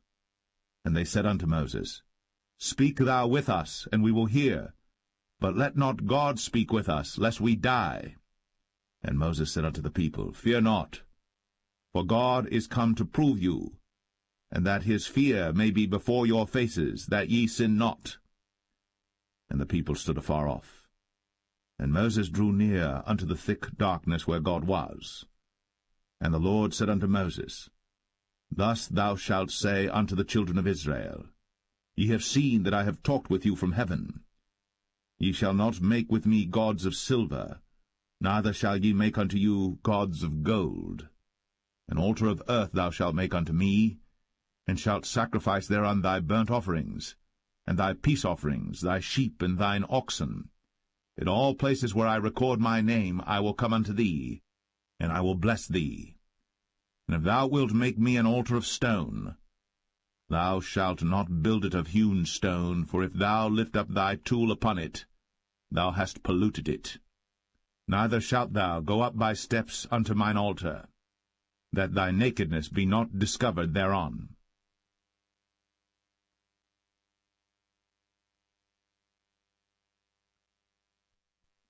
Exodus 21. Now these are the judgments which thou shalt set before them. If thou buy an Hebrew servant, 6 years he shall serve, and in the 7th he shall go out free for nothing. If he came in by himself, he shall go out by himself. If he were married, then his wife shall go out with him. If his master have given him a wife, and she have borne him sons or daughters, the wife and her children shall be her master's, and he shall go out by himself. And if the servant shall plainly say, I love my master, my wife, and my children, I will not go out free, then his master shall bring him unto the judges. He shall also bring him to the door, or unto the doorpost, and his master shall bore his ear through with an awl, and he shall serve him forever. And if a man sell his daughter to be a maidservant, she shall not go out as the men servants do. If she please not her master, who hath betrothed her to himself, then shall he let her be redeemed. To sell her unto a strange nation, he shall have no power, seeing he hath dealt deceitfully with her. And if he have betrothed her unto his son, he shall deal with her after the manner of daughters. If he take him another wife, her food, her raiment, and her duty of marriage, shall he not diminish? And if he do not these 3 unto her, then shall she go out free without money. He that smiteth a man so that he die shall be surely put to death. And if a man lie not in wait, but God deliver him into his hand, then I will appoint thee a place whither he shall flee. But if a man come presumptuously upon his neighbor, to slay him with guile, thou shalt take him from mine altar, that he may die. And he that smiteth his father or his mother shall be surely put to death. And he that stealeth a man, and selleth him, or if he be found in his hand, he shall surely be put to death. And he that curseth his father or his mother shall surely be put to death. And if men strive together, and one smite another with a stone, or with his fist, and he die not, but keepeth his bed, if he rise again and walk abroad upon his staff, then shall he that smote him be quit, only he shall pay for the loss of his time, and shall cause him to be thoroughly healed. And if a man smite his servant or his maid with a rod, and he die under his hand, he shall be surely punished. Notwithstanding, if he continue a day or 2, he shall not be punished, for he is his money. If men strive and hurt a woman with child, so that her fruit depart from her, and yet no mischief follow, he shall be surely punished, according as the woman's husband will lay upon him, and he shall pay as the judges determine. And if any mischief follow, then thou shalt give life for life, eye for eye, tooth for tooth, hand for hand, foot for foot, burning for burning, wound for wound, stripe for stripe. And if a man smite the eye of his servant, or the eye of his maid, that it perish, he shall let him go free for his eye's sake. And if he smite out his manservant's tooth, or his maidservant's tooth, he shall let him go free for his tooth's sake. If an ox gore a man or a woman, that they die, then the ox shall be surely stoned, and his flesh shall not be eaten, but the owner of the ox shall be quit. But if the ox were wont to push with his horn in time past, and hath been testified to his owner, and he hath not kept him in, but that he hath killed a man or a woman, the ox shall be stoned, and his owner also shall be put to death. If there be laid on him a sum of money, then he shall give for the ransom of his life whatsoever is laid upon him. Whether he have gored a son, or have gored a daughter, according to this judgment shall it be done unto him. If the ox shall push a manservant or a maidservant, he shall give unto their master 30 shekels of silver, and the ox shall be stoned. And if a man shall open a pit, or if a man shall dig a pit, and not cover it, and an ox or an ass fall therein, The owner of the pit shall make it good, and give money unto the owner of them, and the dead beast shall be his. And if one man's ox hurt another's, that he die, then they shall sell the live ox, and divide the money of it, and the dead ox also they shall divide. For if it be known that the ox hath used to push in time past, and his owner hath not kept him in, he shall surely pay ox for ox, and the dead shall be his own.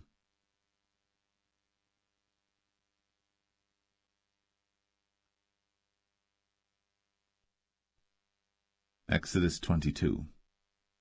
If a man shall steal an ox or a sheep and kill it or sell it, he shall restore 5 oxen for an ox and 4 sheep for a sheep. If a thief be found breaking up, and be smitten that he die, there shall no blood be shed for him. If the sun be risen upon him, there shall be blood shed for him, for he should make full restitution. If he have nothing, then he shall be sold for his theft. If the theft be certainly found in his hand alive, whether it be ox or ass or sheep, he shall restore double.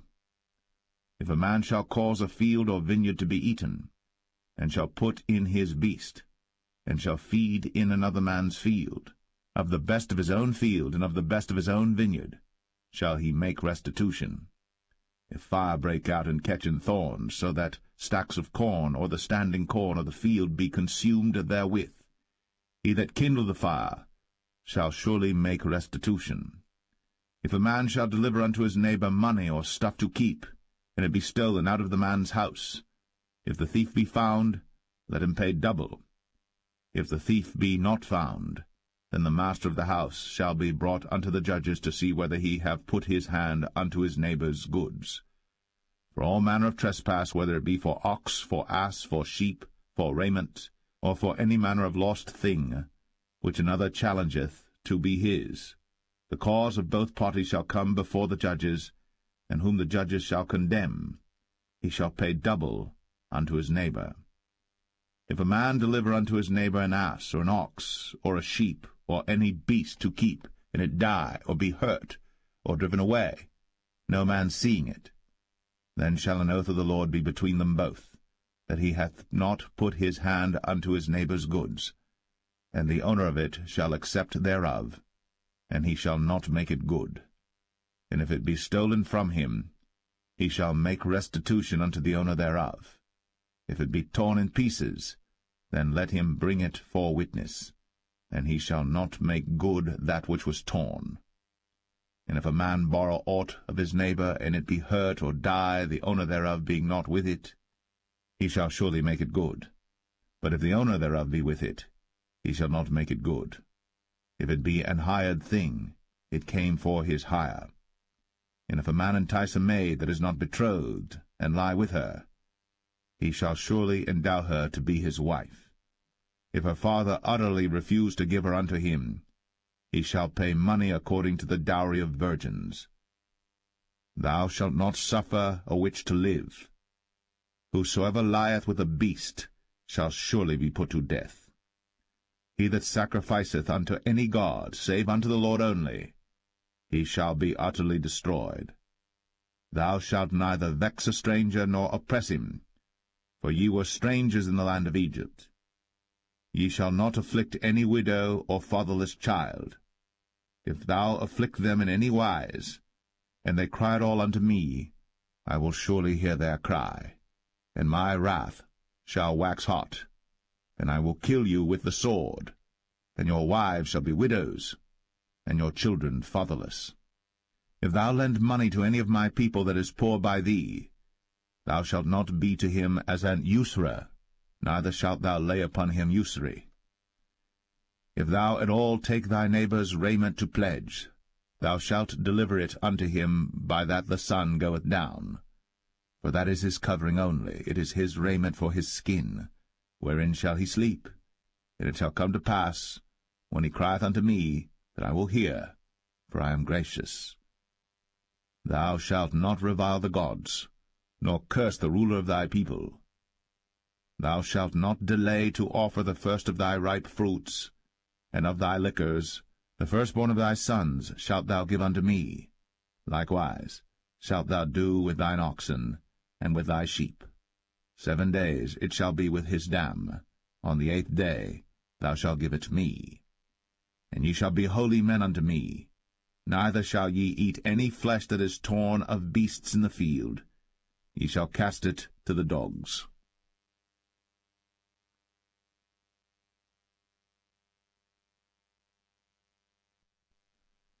Exodus 23.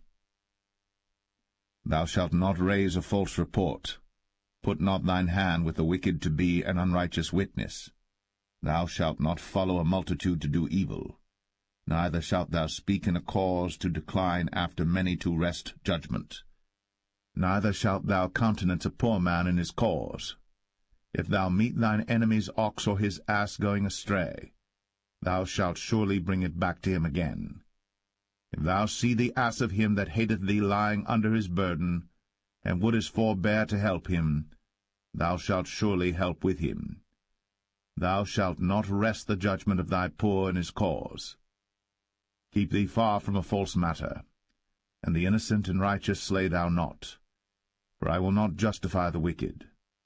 And thou shalt take no gift, for the gift blindeth the wise, and perverteth the words of the righteous. Also, thou shalt not oppress a stranger. For ye know the heart of a stranger, seeing ye were strangers in the land of Egypt. And 6 years thou shalt sow thy land, and shalt gather in the fruits thereof.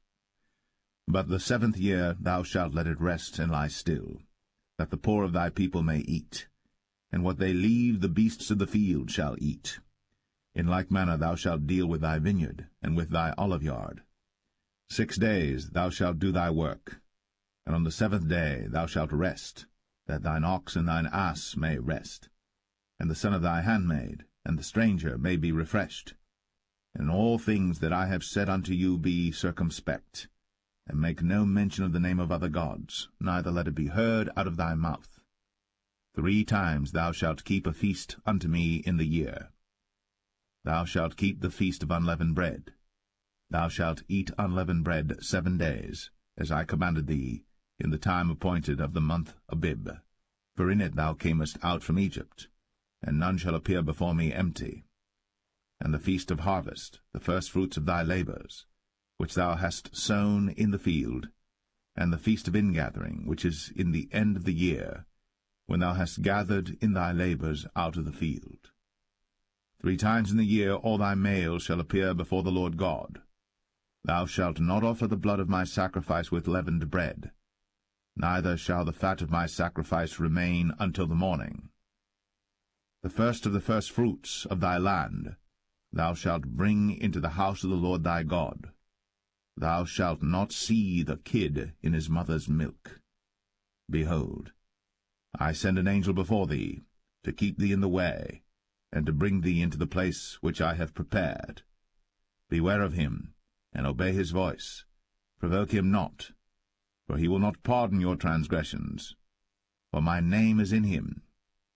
But if thou shalt indeed obey his voice, and do all that I speak, then I will be an enemy unto thine enemies, and an adversary unto thine adversaries. For mine angel shall go before thee, and bring thee in unto the Amorites, and the Hittites, and the Perizzites, and the Canaanites, the Hivites, and the Jebusites, and I will cut them off. Thou shalt not bow down to their gods, nor serve them, nor do after their works, but thou shalt utterly overthrow them, and quite break down their images. And ye shall serve the Lord your God, and he shall bless thy bread and thy water, and I will take sickness away from the midst of thee. There shall nothing cast their young, nor be barren in thy land. The number of thy days I will fulfill. I will send my fear before thee, and will destroy all the people to whom thou shalt come, and I will make all thine enemies turn their backs unto thee. And I will send hornets before thee, which shall drive out the Hivite, the Canaanite, and the Hittite from before thee. I will not drive them out from before thee in 1 year, lest the land become desolate, and the beasts of the field multiply against thee. By little and little I will drive them out from before thee, until thou be increased and inherit the land. And I will set thy bounds from the Red Sea even unto the sea of the Philistines, and from the desert unto the river. For I will deliver the inhabitants of the land into your hand, and thou shalt drive them out before thee. Thou shalt make no covenant with them, nor with their gods. They shall not dwell in thy land, lest they make thee sin against me. For if thou serve their gods, it will surely be a snare unto thee.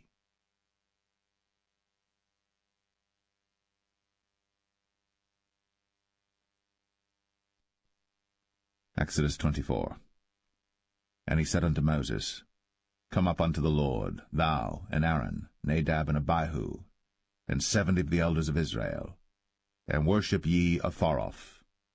And Moses alone shall come near the Lord, but they shall not come nigh, neither shall the people go up with him.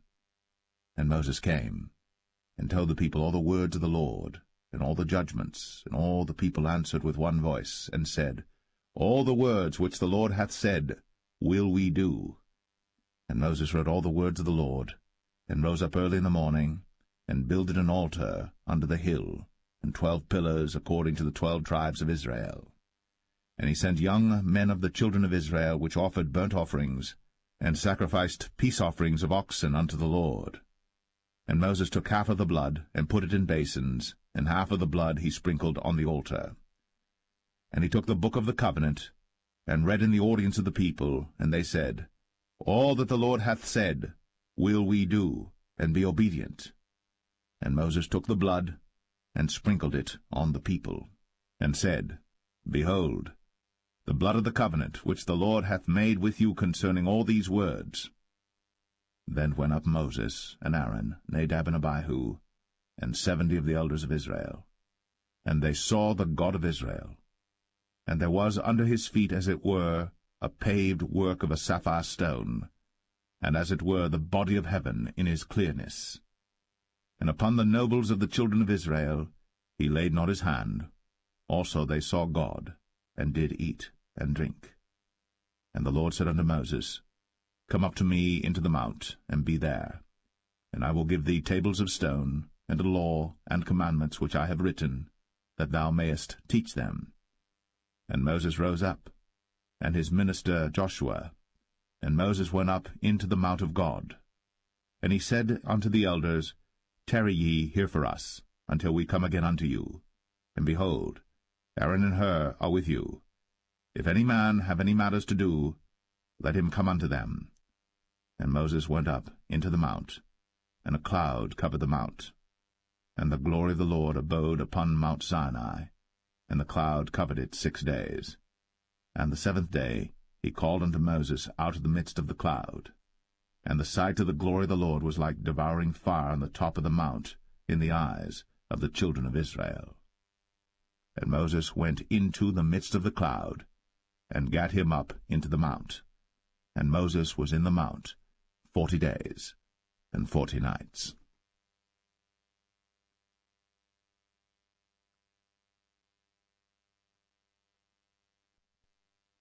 Exodus 25.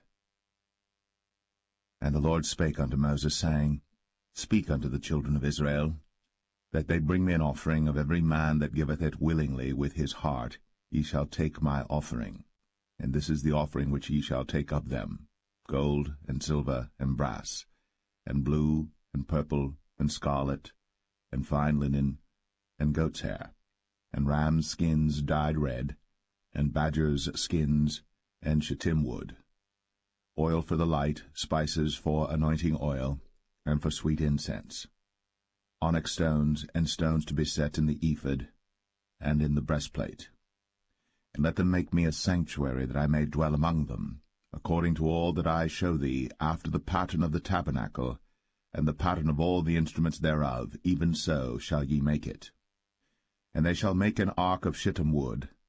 2 cubits and a half shall be the length thereof, and 1 cubit and a half the breadth thereof, and 1 cubit and a half the height thereof. And thou shalt overlay it with pure gold, within and without shalt thou overlay it, and shalt make upon it a crown of gold round about. And thou shalt cast 4 rings of gold for it, and put them in the 4 corners thereof, and 2 rings shall be in the one side of it, and 2 rings in the other side of it. And thou shalt make staves of shittim wood, and overlay them with gold. And thou shalt put the staves into the rings by the sides of the ark, that the ark may be borne with them. The staves shall be in the rings of the ark, they shall not be taken from it. And thou shalt put into the ark the testimony which I shall give thee. And thou shalt make a mercy seat of pure gold. 2 cubits and a half shall be the length thereof, and 1 cubit and a half the breadth thereof. And thou shalt make 2 cherubims of gold. Of beaten work shalt thou make them, in the 2 ends of the mercy seat. And make 1 cherub on the one end, and the other cherub on the other end. Even of the mercy seat shall ye make the cherubims on the 2 ends thereof. And the cherubims shall stretch forth their wings on high, covering the mercy seat with their wings, and their faces shall look one to another. Toward the mercy seat shall the faces of the cherubims be. And thou shalt put the mercy seat above upon the ark, and in the ark thou shalt put the testimony that I shall give thee.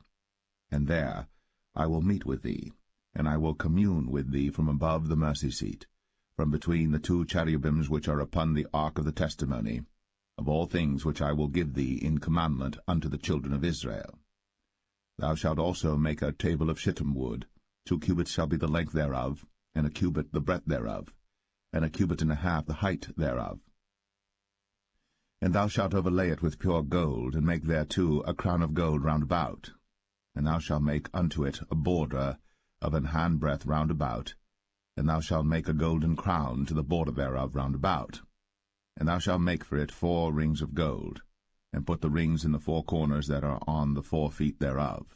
Over against the border shall the rings be for places of the staves to bear the table. And thou shalt make the staves of shittim wood, and overlay them with gold, that the table may be borne with them. And thou shalt make the dishes thereof, and spoons thereof, and covers thereof, and bowls thereof, to cover withal. Of pure gold shalt thou make them. And thou shalt set upon the table shewbread before me always. And thou shalt make a candlestick of pure gold. Of beaten work shall the candlestick be made. His shaft, and his branches, his bowls, his knobs and his flowers shall be of the same. And 6 branches shall come out of the sides of it, 3 branches of the candlestick out of the one side, and 3 branches of the candlestick out of the other side. 3 bowls made like unto almonds, with a knob and a flower in one branch, and 3 bowls made like almonds in the other branch, with a knob and a flower. So in the 6 branches that come out of the candlestick.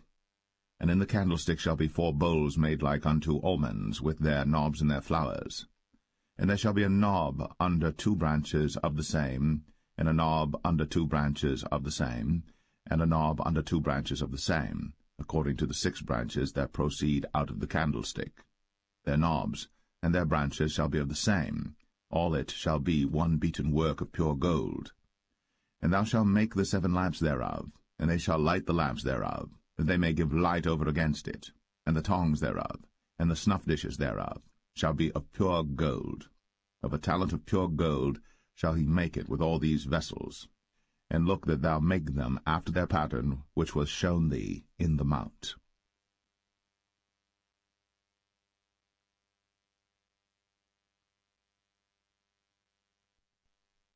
Exodus 26. Moreover, thou shalt make the tabernacle with 10 curtains of fine twined linen, and blue, and purple, and scarlet. With cherubims of cunning work shalt thou make them. The length of 1 curtain shall be 28 cubits, and the breadth of 1 curtain 4 cubits, and every one of the curtains shall have 1 measure. The 5 curtains shall be coupled together one to another, and other 5 curtains shall be coupled one to another. And thou shalt make loops of blue upon the edge of the 1 curtain, from the selvage in the coupling. And likewise shalt thou make in the uttermost edge of another curtain, in the coupling of the 2nd. 50 loops shalt thou make in the 1 curtain, and 50 loops shalt thou make in the edge of the curtain that is in the coupling of the 2nd, that the loops may take hold one of another. And thou shalt make 50 taches of gold, and couple the curtains together with the taches, and it shall be 1 tabernacle. And thou shalt make curtains of goat's hair to be a covering upon the tabernacle. 11 curtains shalt thou make. The length of 1 curtain shall be 30 cubits, and the breadth of 1 curtain 4 cubits. and the 11 curtains shall be all of one measure. And thou shalt couple 5 curtains by themselves, and 6 curtains by themselves, and shalt double the 6 curtains in the forefront of the tabernacle. And thou shalt make 50 loops on the edge of the one curtain that is outmost in the coupling, and 50 loops in the edge of the curtain which coupleth the second. And thou shalt make 50 taches of brass, and put the taches into the loops, and couple the tent together, that it may be one. And the remnant that remaineth of the curtains of the tent, the half curtain that remaineth, shall hang over the backside of the tabernacle, and a cubit on the one side, and a cubit on the other side of that which remaineth in the length of the curtains of the tent. It shall hang over the sides of the tabernacle on this side, and on that side to cover it. And thou shalt make a covering for the tent of rams' skins dyed red, and a covering above of badgers' skins. And thou shalt make boards for the tabernacle of shittim wood standing up. 10 cubits shall be the length of a board, and a cubit and a half shall be the breadth of one board. 2 tenons shall there be in one board, set in order, one against another. Thus shalt thou make for all the boards of the tabernacle. And thou shalt make the boards for the tabernacle 20 boards on the south side southward. And thou shalt make 40 sockets of silver under the 20 boards, 2 sockets under one board for his 2 tenons, and 2 sockets under another board for his 2 tenons. And for the second side of the tabernacle on the north side there shall be 20 boards, and there 40 sockets of silver, 2 sockets under one board, and 2 sockets under another board. And for the sides of the tabernacle westward thou shalt make 6 boards. And 2 boards shalt thou make for the corners of the tabernacle in the 2 sides. And they shall be coupled together beneath, and they shall be coupled together above the head of it unto one ring. Thus shall it be for them both. They shall be for the 2 corners. And they shall be 8 boards, and their sockets of silver 16 sockets, 2 sockets under one board, and 2 sockets under another board. And thou shalt make bars of shittim wood, 5 for the boards of the one side of the tabernacle, and 5 bars for the boards of the other side of the tabernacle, and 5 bars for the boards of the side of the tabernacle for the 2 sides westward. And the middle bar in the midst of the boards shall reach from end to end. And thou shalt overlay the boards with gold, and make their rings of gold, for places for the bars, and thou shalt overlay the bars with gold. And thou shalt rear up the tabernacle according to the fashion thereof which was shown thee in the mount. And thou shalt make a veil of blue, and purple, and scarlet, and fine twined linen of cunning work. With cherubims shall it be made. And thou shalt hang it upon 4 pillars of shittim wood overlaid with gold. Their hooks shall be of gold, upon the 4 sockets of silver.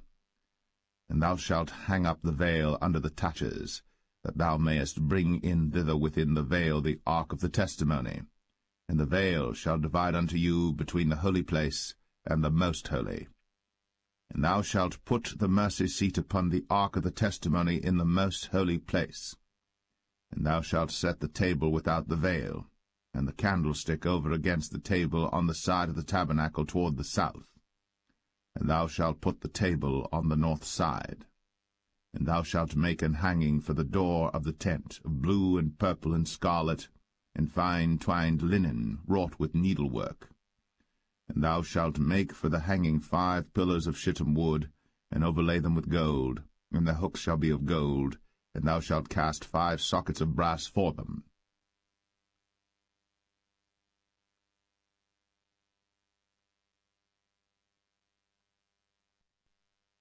Exodus 27.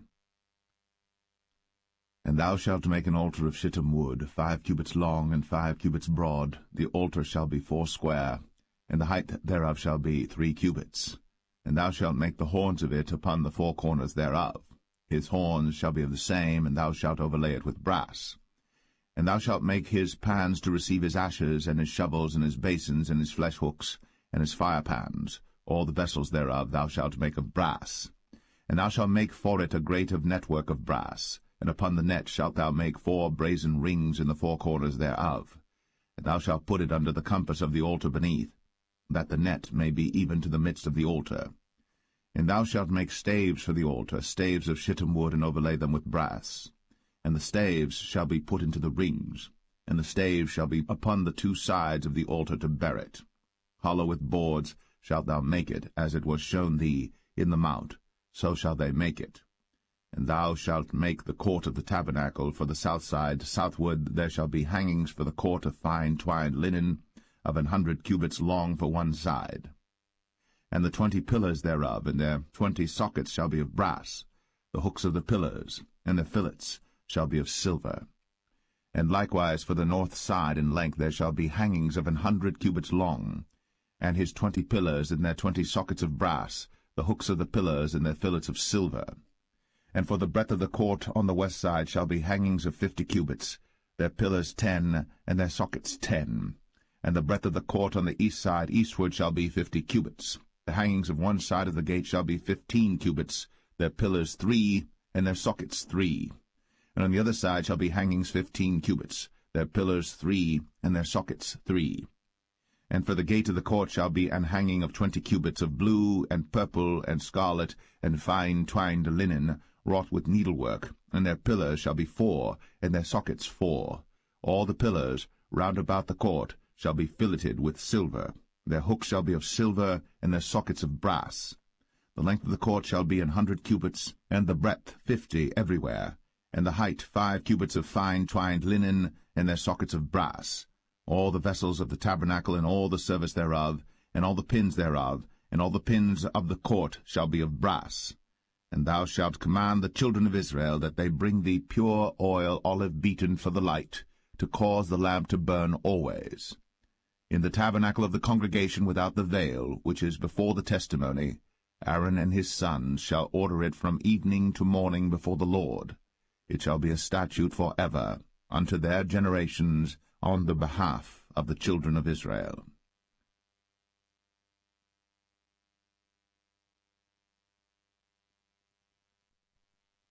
Exodus 28. And take thou unto thee Aaron thy brother, and his sons with him, from among the children of Israel, that he may minister unto me in the priest's office, even Aaron, Nadab, and Abihu, Eleazar, and Ithamar, Aaron's sons. And thou shalt make holy garments for Aaron thy brother, for glory and for beauty. And thou shalt speak unto all that are wise-hearted, whom I have filled with the spirit of wisdom, that they may make Aaron's garments to consecrate him, that he may minister unto me in the priest's office. And these are the garments which they shall make, a breastplate, and an ephod, and a robe, and a broidered coat, a mitre, and a girdle. And they shall make holy garments for Aaron thy brother, and his sons, that he may minister unto me in the priest's office. And they shall take gold, and blue, and purple, and scarlet, and fine linen. And they shall make the ephod of gold, of blue, and of purple, of scarlet, and fine twined linen with cunning work. It shall have the 2 shoulder pieces thereof joined at the 2 edges thereof, and so it shall be joined together. And the curious girdle of the ephod which is upon it shall be of the same, according to the work thereof, even of gold, of blue, and purple, and scarlet, and fine twined linen. And thou shalt take 2 onyx stones, and grave on them the names of the children of Israel, 6 of their names on one stone, and the other 6 names of the rest on the other stone, according to their birth. With the work of an engraver in stone, like the engravings of a signet, shalt thou engrave the 2 stones with the names of the children of Israel. Thou shalt make them to be set in ouches of gold. And thou shalt put the 2 stones upon the shoulders of the ephod for stones of memorial unto the children of Israel. And Aaron shall bear their names before the Lord upon his 2 shoulders for a memorial.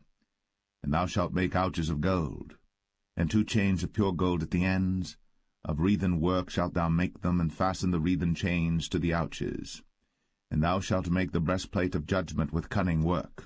After the work of the ephod thou shalt make it, of gold, of blue, and of purple, and of scarlet, and of fine twined linen shalt thou make it. 4 square it shall be, being doubled. A span shall be the length thereof, and a span shall be the breadth thereof. And thou shalt set in it settings of stones, even 4 rows of stones. The first row shall be a sardius, a topaz, and a carbuncle. This shall be the first row. And the second row shall be an emerald, a sapphire, and a diamond. And the third row a ligure, an agate, and an amethyst. and the fourth row a beryl, and an onyx, and a jasper. They shall be set in gold in their enclosings. And the stone shall be with the names of the children of Israel, 12 according to their names, like the engravings of a signet. Every one with his name shall they be according to the 12 tribes. And thou shalt make upon the breastplate chains at the ends of wreathen work of pure gold. And thou shalt make upon the breastplate 2 rings of gold, and shalt put the 2 rings on the 2 ends of the breastplate. And thou shalt put the 2 wreathen chains of gold in the 2 rings which are on the ends of the breastplate. And the other 2 ends of the 2 wreathen chains thou shalt fasten in the 2 ouches, and put them on the shoulder pieces of the ephod before it. And thou shalt make 2 rings of gold, and thou shalt put them upon the 2 ends of the breastplate, in the border thereof, which is in the side of the ephod inward. And 2 other rings of gold thou shalt make, and shalt put them on the 2 sides of the ephod underneath, toward the forepart thereof, over against the other coupling thereof, above the curious girdle of the ephod. And they shall bind the breastplate by the rings thereof unto the rings of the ephod with a lace of blue, that it may be above the curious girdle of the ephod, and that the breastplate be not loosed from the ephod. And Aaron shall bear the names of the children of Israel in the breastplate of judgment upon his heart, when he goeth in unto the holy place for a memorial before the Lord continually. And thou shalt put in the breastplate of judgment the Urim and the Thummim, and they shall be upon Aaron's heart, when he goeth in before the Lord. And Aaron shall bear the judgment of the children of Israel upon his heart before the Lord continually. And thou shalt make the robe of the ephod all of blue. And there shall be an hole in the top of it, in the midst thereof. It shall have a binding of woven work round about the whole of it, as it were the whole of an habergeon, that it be not rent. And beneath upon the hem of it thou shalt make pomegranates of blue, and of purple, and of scarlet round about the hem thereof, and bells of gold between them round about, a golden bell and a pomegranate, a golden bell and a pomegranate, upon the hem of the robe round about. And it shall be upon Aaron to minister, and his sound shall be heard when he goeth in unto the holy place before the Lord, and when he cometh out, that he die not. And thou shalt make a plate of pure gold, and grave upon it, like the engravings of a signet, holiness to the Lord.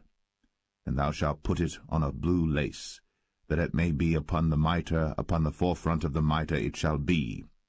And it shall be upon Aaron's forehead, that Aaron may bear the iniquity of the holy things, which the children of Israel shall hallow in all their holy gifts. And it shall be always upon his forehead, that they may be accepted before the Lord. And thou shalt embroider the coat of fine linen, and thou shalt make the mitre of fine linen, and thou shalt make the girdle of needlework. And for Aaron's sons thou shalt make coats, and thou shalt make for them girdles, and bonnets shalt thou make for them for glory and for beauty.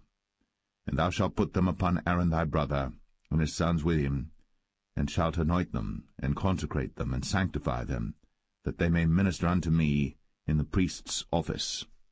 And thou shalt make them linen breeches to cover their nakedness, from the loins even unto the thighs they shall reach. And they shall be upon Aaron and upon his sons when they come in unto the tabernacle of the congregation, or when they come near unto the altar to minister in the holy place, that they bear not iniquity, and die. It shall be a statute for ever unto him, and his seed after him.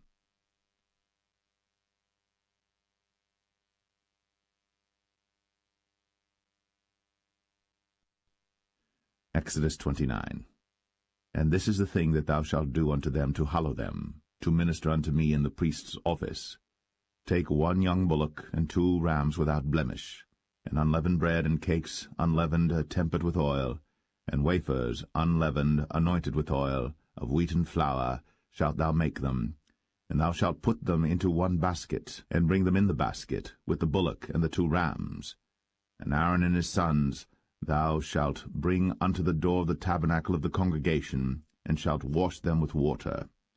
And thou shalt take the garments, and put upon Aaron the coat, and the robe of the ephod, and the breastplate, and gird him with the curious girdle of the ephod. And thou shalt put the mitre upon his head, and put the holy crown upon the mitre. Then shalt thou take the anointing oil, and pour it upon his head, and anoint him. And thou shalt bring his sons, and put coats upon them.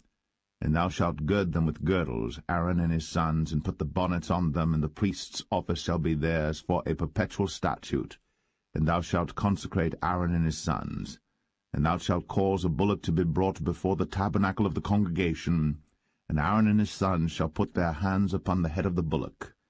And thou shalt kill the bullock before the Lord, by the door of the tabernacle of the congregation.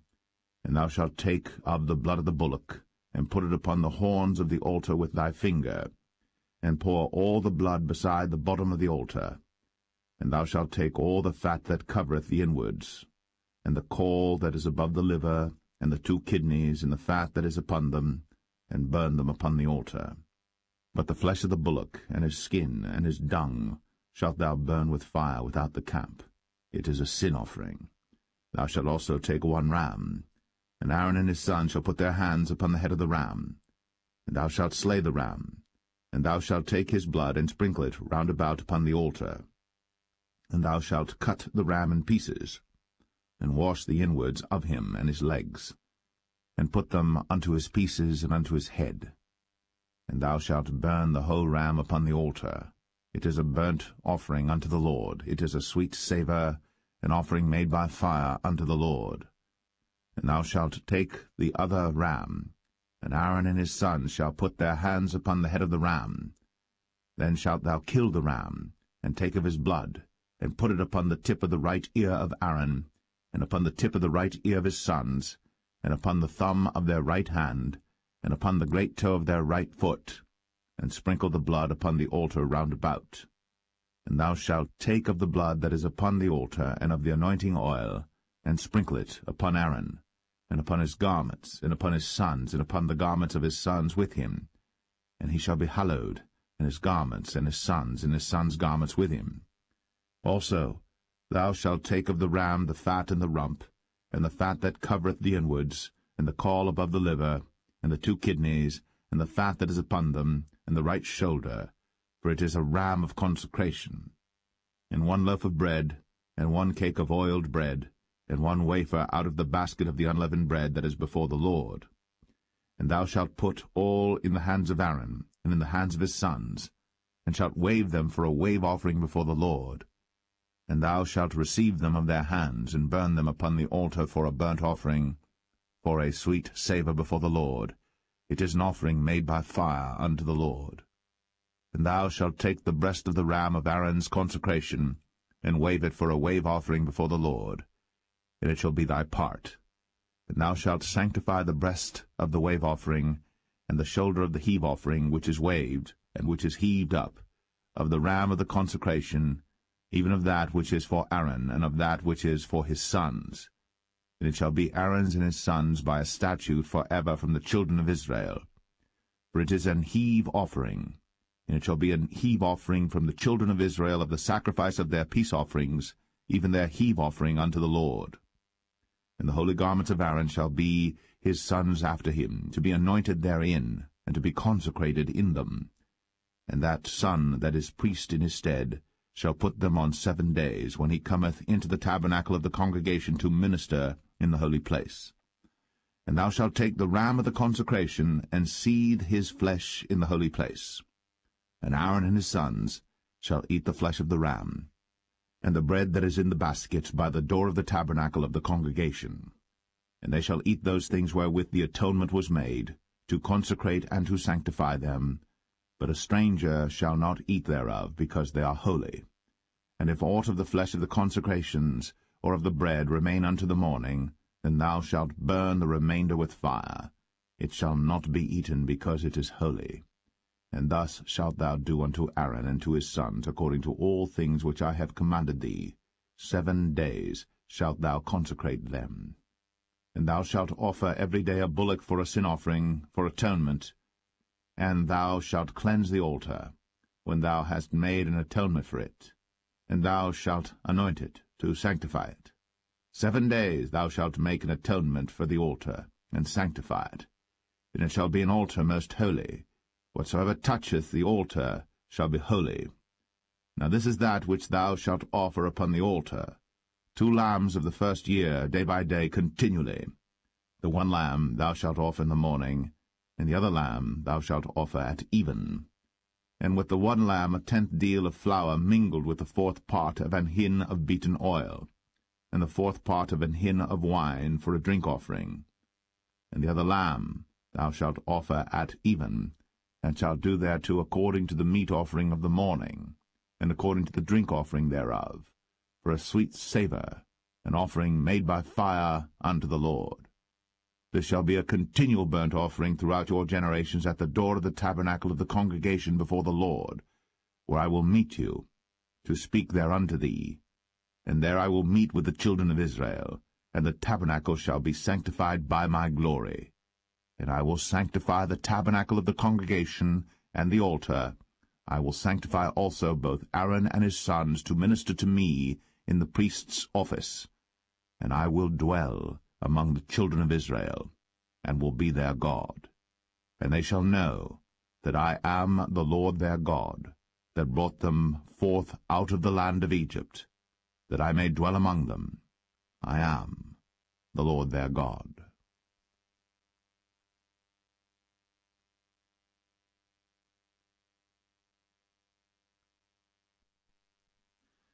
Exodus 30.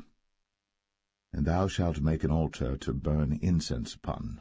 Of shittim wood shalt thou make it. A cubit shall be the length thereof, and a cubit the breadth thereof. 4 square shall it be. And 2 cubits shall be the height thereof. The horns thereof shall be of the same. And thou shalt overlay it with pure gold, the top thereof and the sides thereof round about, and the horns thereof. And thou shalt make unto it a crown of gold round about. And 2 golden rings shalt thou make to it under the crown of it. By the 2 corners thereof upon the 2 sides of it shalt thou make it. And they shall be for places for the staves to bear it withal. And thou shalt make the staves of shittim wood, and overlay them with gold.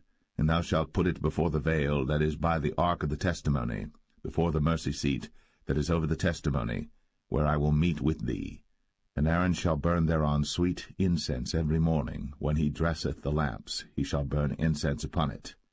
And when Aaron lighteth the lamps at even, he shall burn incense upon it, a perpetual incense before the Lord throughout your generations. Ye shall offer no strange incense thereon, nor burnt sacrifice, nor meat offering, neither shall ye pour drink offering thereon. And Aaron shall make an atonement upon the horns of it once in a year with the blood of the sin offering of atonements. Once in the year shall he make atonement upon it throughout your generations. It is most holy unto the Lord. And the Lord spake unto Moses, saying, When thou takest the sum of the children of Israel after their number, then shall they give every man a ransom for his soul unto the Lord, when thou numberest them, that there be no plague among them, when thou numberest them. This they shall give every one that passeth among them that are numbered, 1/2 shekel after the shekel of the sanctuary. A shekel is 20 gerahs, and 1/2 shekel shall be the offering of the Lord. Every one that passeth among them that are numbered, from 20 years old and above, shall give an offering unto the Lord. The rich shall not give more, and the poor shall not give less than 1/2 shekel, when they give an offering unto the Lord, to make an atonement for your souls. And thou shalt take the atonement money of the children of Israel, and shalt appoint it for the service of the tabernacle of the congregation, that it may be a memorial unto the children of Israel before the Lord, to make an atonement for your souls. And the Lord spake unto Moses, saying, Thou shalt also make a laver of brass, and his foot also of brass, to wash withal. And thou shalt put it between the tabernacle of the congregation and the altar, and thou shalt put water therein. For Aaron and his sons shall wash their hands and their feet thereat. When they go into the tabernacle of the congregation, they shall wash with water, that they die not, or when they come near to the altar to minister, to burn offering made by fire unto the Lord. So they shall wash their hands and their feet, that they die not. And it shall be a statute forever to them, even to him and to his seed throughout their generations. Moreover the Lord spake unto Moses, saying, Take thou also unto thee principal spices, of pure myrrh 500 shekels, and of sweet cinnamon 1/2 so much, even 250 shekels, and of sweet calamus 250 shekels, and of cassia 500 shekels after the shekel of the sanctuary, and of oil olive and hin. And thou shalt make it an oil of holy ointment, an ointment compound after the art of the apothecary. It shall be an holy anointing oil. And thou shalt anoint the tabernacle of the congregation therewith, and the ark of the testimony, and the table and all his vessels, and the candlestick and his vessels, and the altar of incense, and the altar of burnt offering with all his vessels, and the laver and his foot. And thou shalt sanctify them, that they may be most holy. Whatsoever toucheth them shall be holy. And thou shalt anoint Aaron and his sons, and consecrate them, that they may minister unto me in the priest's office. And thou shalt speak unto the children of Israel, saying, This shall be an holy anointing oil unto me throughout your generations. Upon man's flesh shall it not be poured, neither shall ye make any other like it, after the composition of it. It is holy, and it shall be holy unto you. Whosoever compoundeth any like it, or whosoever putteth any of it upon a stranger, shall even be cut off from his people. And the Lord said unto Moses, Take unto thee sweet spices, stacte, and onycha, and galbanum, these sweet spices with pure frankincense, of each shall there be a like weight. And thou shalt make it a perfume, a confection after the art of the apothecary, tempered together, pure and holy. And thou shalt beat some of it very small, and put of it before the testimony in the tabernacle of the congregation, where I will meet with thee. It shall be unto you most holy. And as for the perfume which thou shalt make, ye shall not make to yourselves according to the composition thereof. It shall be unto thee holy for the Lord. Whosoever shall make like unto that, to smell thereto, shall even be cut off from his people.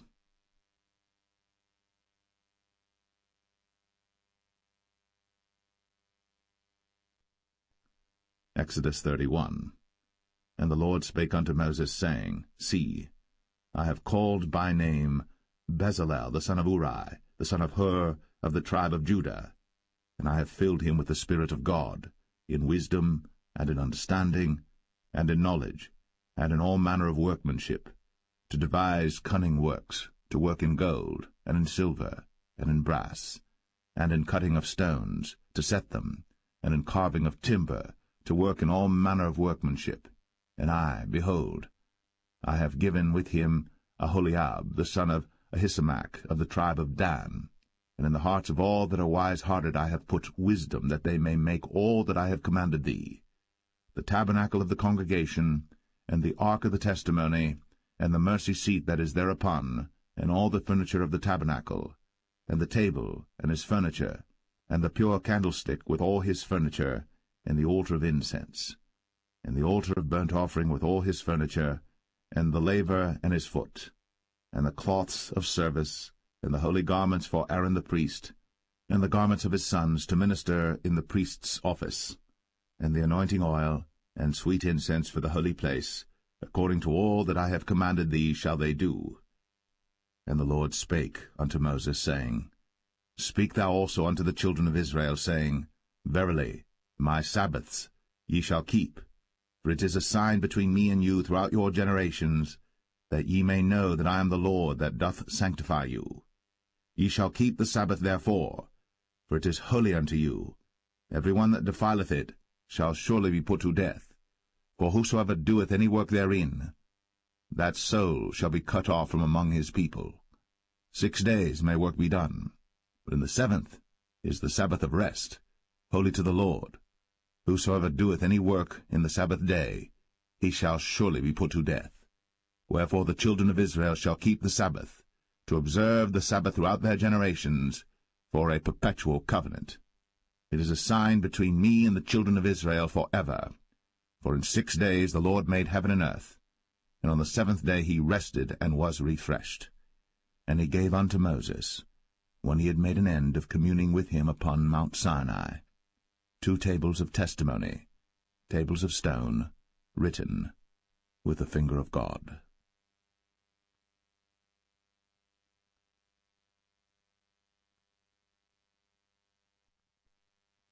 Exodus 32. And when the people saw that Moses delayed to come down out of the mount, the people gathered themselves together unto Aaron, and said unto him, Up, make us gods, which shall go before us. For as for this Moses, the man that brought us up out of the land of Egypt, we wot not what is become of him. And Aaron said unto them, Break off the golden earrings which are in the ears of your wives, of your sons, and of your daughters, and bring them unto me. And all the people brake off the golden earrings which were in their ears, and brought them unto Aaron.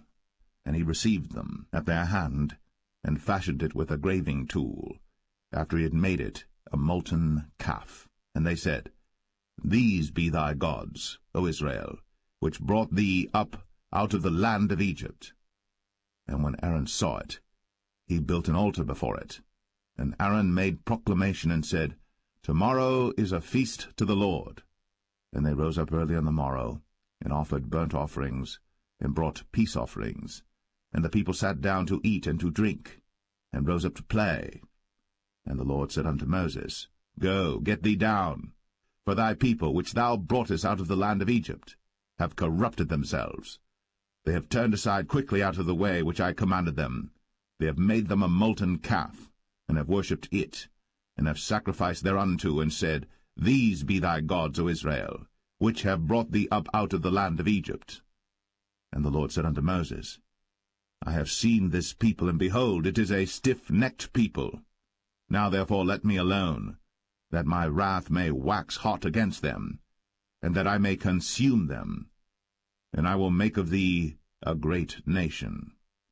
And Moses besought the Lord his God, and said, Lord, why doth thy wrath wax hot against thy people, which thou hast brought forth out of the land of Egypt with great power, and with a mighty hand? Wherefore should the Egyptians speak and say, For mischief did he bring them out, to slay them in the mountains, and to consume them from the face of the earth? Turn from thy fierce wrath, and repent of this evil against thy people. Remember Abraham, Isaac, and Israel, thy servants, to whom thou swarest by thine own self, and saidst unto them, I will multiply your seed as the stars of heaven, and all this land that I have spoken of will I give unto your seed, and they shall inherit it for ever. And the Lord repented of the evil which he thought to do unto his people. And Moses turned, and went down from the mount, and the 2 tables of the testimony were in his hand. The tables were written on both their sides. On the one side and on the other were they written. And the tables were the work of God, and the writing was the writing of God, graven upon the tables. And when Joshua heard the noise of the people as they shouted, he said unto Moses, There is a noise of war in the camp. And he said, It is not the voice of them that shout for mastery, neither is it the voice of them that cry for being overcome, but the noise of them that sing do I hear. And it came to pass, as soon as he came nigh unto the camp, that he saw the calf and the dancing. And Moses' anger waxed hot, and he cast the tables out of his hands, and brake them beneath the mount. And he took the calf which they had made, and burnt it in the fire, and ground it to powder, and strawed it upon the water, and made the children of Israel drink of it. And Moses said unto Aaron, What did this people unto thee, that thou hast brought so great a sin upon them? And Aaron said, Let not the anger of my Lord wax hot. Thou knowest the people, that they are set on mischief. For they said unto me, Make us gods, which shall go before us. For as for this Moses, the man that brought us up out of the land of Egypt, we wot not what is become of him. And I said unto them, Whosoever hath any gold, let them break it off. So they gave it to me. Then I cast it into the fire, and there came out this calf. And when Moses saw that the people were naked, for Aaron had made them naked unto their shame among their enemies, then Moses stood in the gate of the camp, and said, Who is on the Lord's side? Let him come unto me. And all the sons of Levi gathered themselves together unto him. And he said unto them, Thus saith the Lord God of Israel, Put every man his sword by his side, and go in and out from gate to gate throughout the camp, and slay every man his brother, and every man his companion, and every man his neighbor. And the children of Levi did according to the word of Moses. And there fell of the people that day about 3,000 men. For Moses had said, Consecrate yourselves today to the Lord, even every man upon his son, and upon his brother, that he may bestow upon you a blessing this day. And it came to pass on the morrow, that Moses said unto the people, Ye have sinned a great sin. And now I will go up unto the Lord. Peradventure I shall make an atonement for your sin. And Moses returned unto the Lord, and said, O this people have sinned a great sin, and have made them gods of gold. Yet now, if thou wilt forgive their sin, and if not, blot me, I pray thee, out of thy book, which thou hast written. And the Lord said unto Moses, Whosoever hath sinned against me, him will I blot out of my book. Therefore now go, lead the people unto the place of which I have spoken unto thee. Behold, mine angel shall go before thee. Nevertheless, in the day when I visit, I will visit their sin upon them.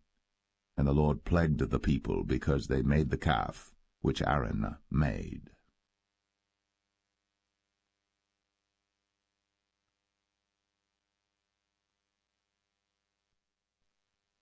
Exodus 33.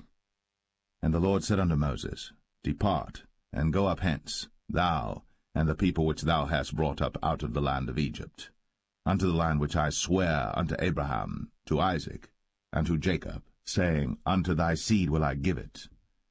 And I will send an angel before thee, and I will drive out the Canaanite, the Amorite, and the Hittite, and the Perizzite, the Hivite, and the Jebusite, unto a land flowing with milk and honey.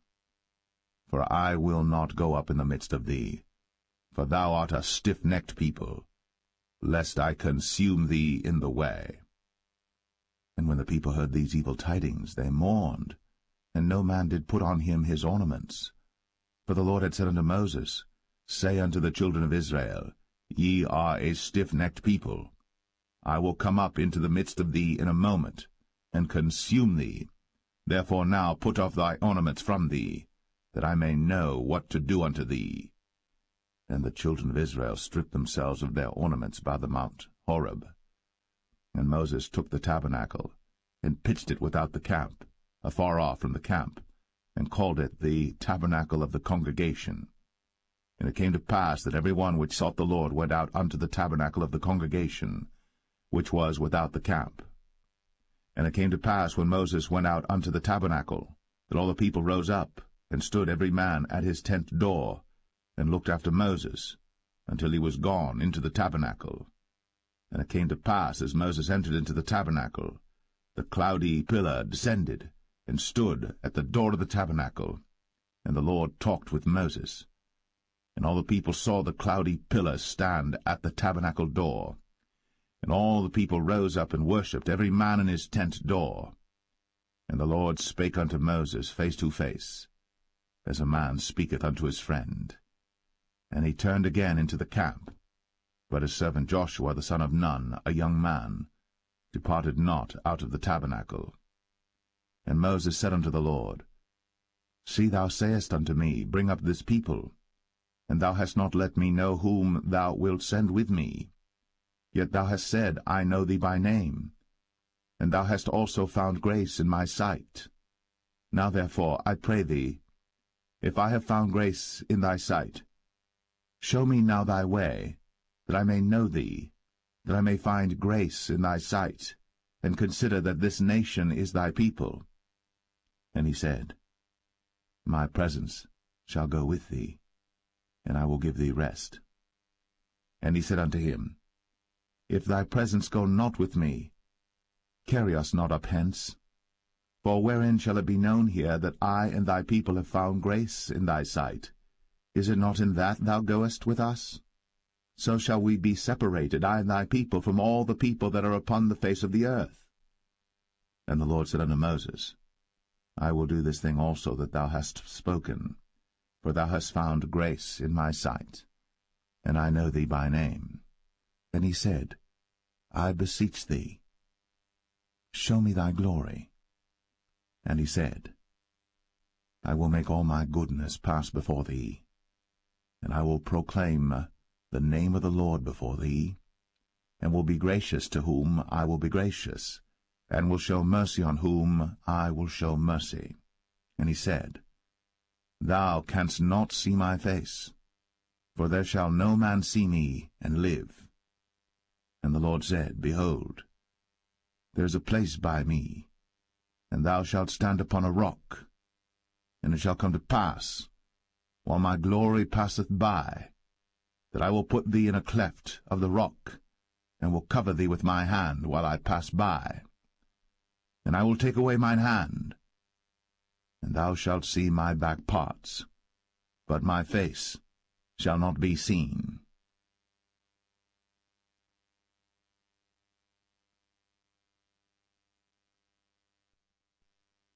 Exodus 34. And the Lord said unto Moses, Hew thee 2 tables of stone like unto the first. And I will write upon these tables the words that were in the first tables which thou breakest. And be ready in the morning, and come up in the morning unto Mount Sinai, and present thyself there to me in the top of the mount. And no man shall come up with thee, neither let any man be seen throughout all the mount. Neither let the flocks nor herds feed before that mount. And he hewed 2 tables of stone like unto the first.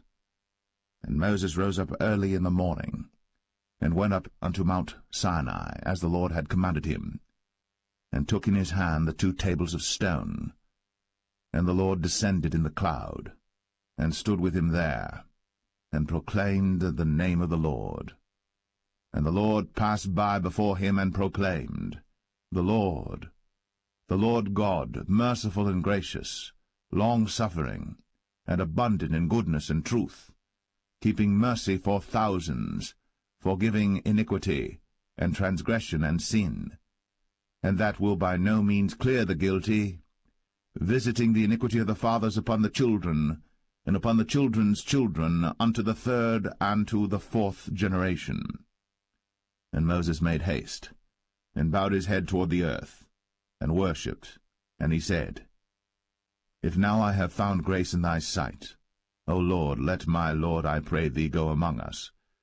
For it is a stiff-necked people, and pardon our iniquity and our sin, and take us for thine inheritance. And he said, Behold, I make a covenant. Before all thy people I will do marvels, such as have not been done in all the earth, nor in any nation. And all the people among which thou art shall see the work of the Lord, for it is a terrible thing that I will do with thee. Observe thou that which I command thee this day. Behold, I drive out before thee the Amorite, and the Canaanite, and the Hittite, and the Perizzite, and the Hivite, and the Jebusite. Take heed to thyself, lest thou make a covenant with the inhabitants of the land whither thou goest, lest it be for a snare in the midst of thee. But ye shall destroy their altars, break their images, and cut down their groves. For thou shalt worship no other god, for the Lord whose name is a jealous God. Lest thou make a covenant with the inhabitants of the land, and they go a-whoring after their gods, and do sacrifice unto their gods. And one call thee, and thou eat of his sacrifice. And thou take of their daughters unto thy sons, and their daughters go a-whoring after their gods, and make thy sons go a-whoring after their gods. Thou shalt make thee no molten gods. The feast of unleavened bread shalt thou keep. 7 days thou shalt eat unleavened bread, as I commanded thee, in the time of the month Abib. For in the month Abib thou camest out from Egypt. All that openeth the matrix is mine, and every firstling among thy cattle, whether ox or sheep that is male. But the firstling of an ass thou shalt redeem with a lamb. And if thou redeem him not, then shalt thou break his neck. All the firstborn of thy sons thou shalt redeem, and none shall appear before me empty. 6 days thou shalt work, but on the 7th day thou shalt rest. In earing time and in harvest thou shalt rest. And thou shalt observe the feast of weeks, of the firstfruits of wheat harvest, and the feast of ingathering at the year's end. Thrice in the year shall all your men-children appear before the Lord God, the God of Israel. For I will cast out the nations before thee, and enlarge thy borders. Neither shall any man desire thy land, when thou shalt go up to appear before the Lord thy God thrice in the year. Thou shalt not offer the blood of my sacrifice with leaven, neither shall the sacrifice of the feast of the Passover be left unto the morning.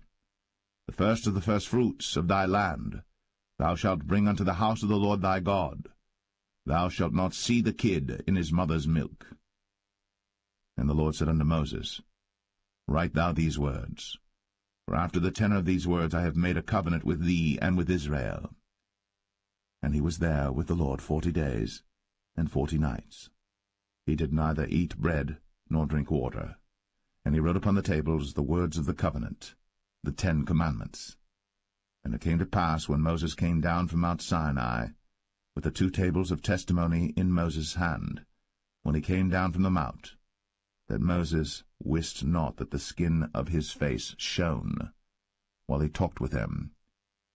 And when Aaron and all the children of Israel saw Moses, behold, the skin of his face shone, and they were afraid to come nigh him. And Moses called unto them, and Aaron and all the rulers of the congregation returned unto him. And Moses talked with them, and afterward all the children of Israel came nigh, and he gave them in commandment all that the Lord had spoken with him in Mount Sinai. Until Moses had done speaking with them, he put a veil on his face. But when Moses went in before the Lord to speak with him, he took the veil off until he came out. And he came out, and spake unto the children of Israel that which he was commanded. And the children of Israel saw the face of Moses, that the skin of Moses' face shone. And Moses put the veil upon his face again, until he went in to speak with him.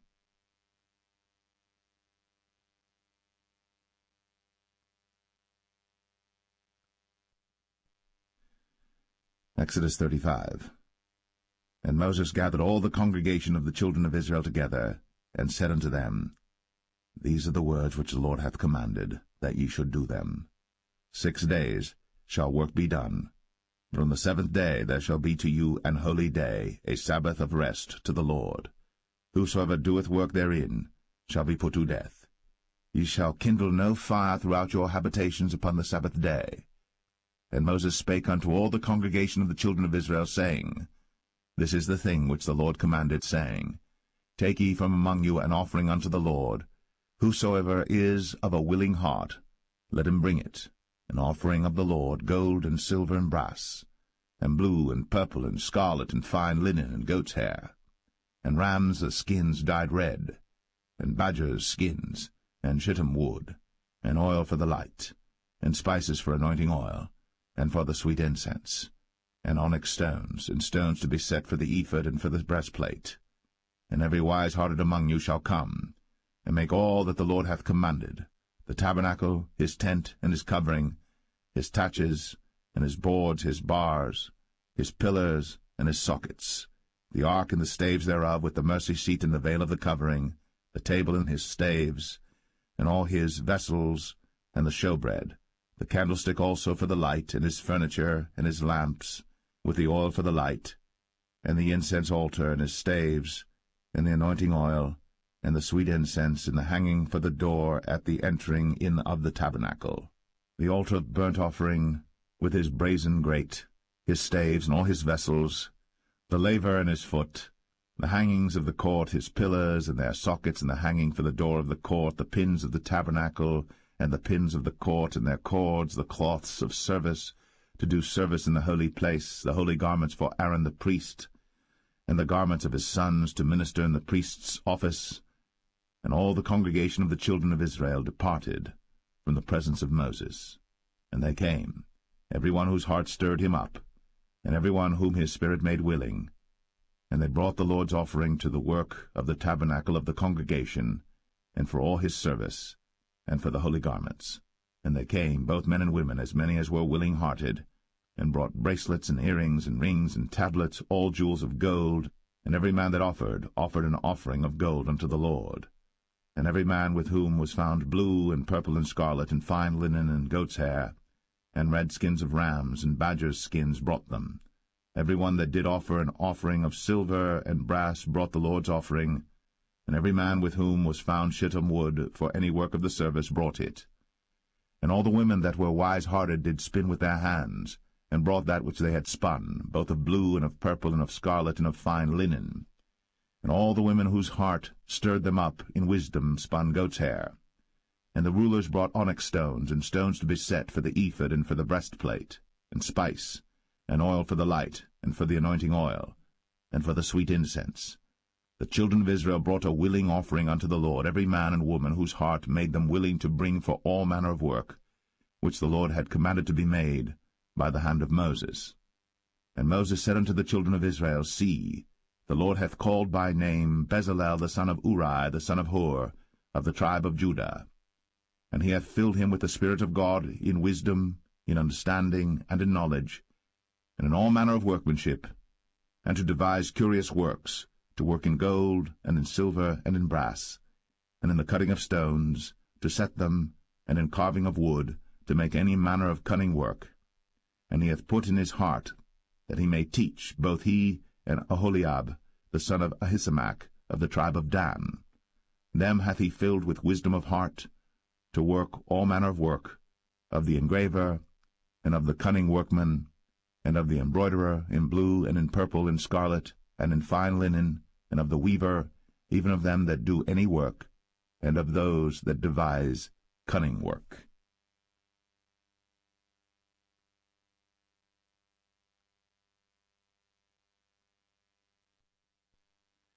Exodus 36. Then wrought Bezalel and Aholiab, and every wise-hearted man, in whom the Lord put wisdom and understanding to know how to work all manner of work for the service of the sanctuary, according to all that the Lord had commanded. And Moses called Bezalel and Aholiab, and every wise-hearted man, in whose heart the Lord had put wisdom, even every one whose heart stirred him up to come unto the work to do it.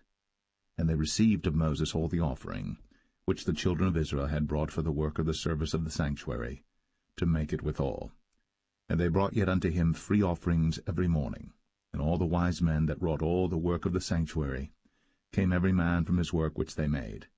And they spake unto Moses, saying, The people bring much more than enough for the service of the work, which the Lord commanded to make. And Moses gave commandment, and they caused it to be proclaimed throughout the camp, saying, Let neither man nor woman make any more work for the offering of the sanctuary. So the people were restrained from bringing. For the stuff they had was sufficient for all the work to make it, and too much.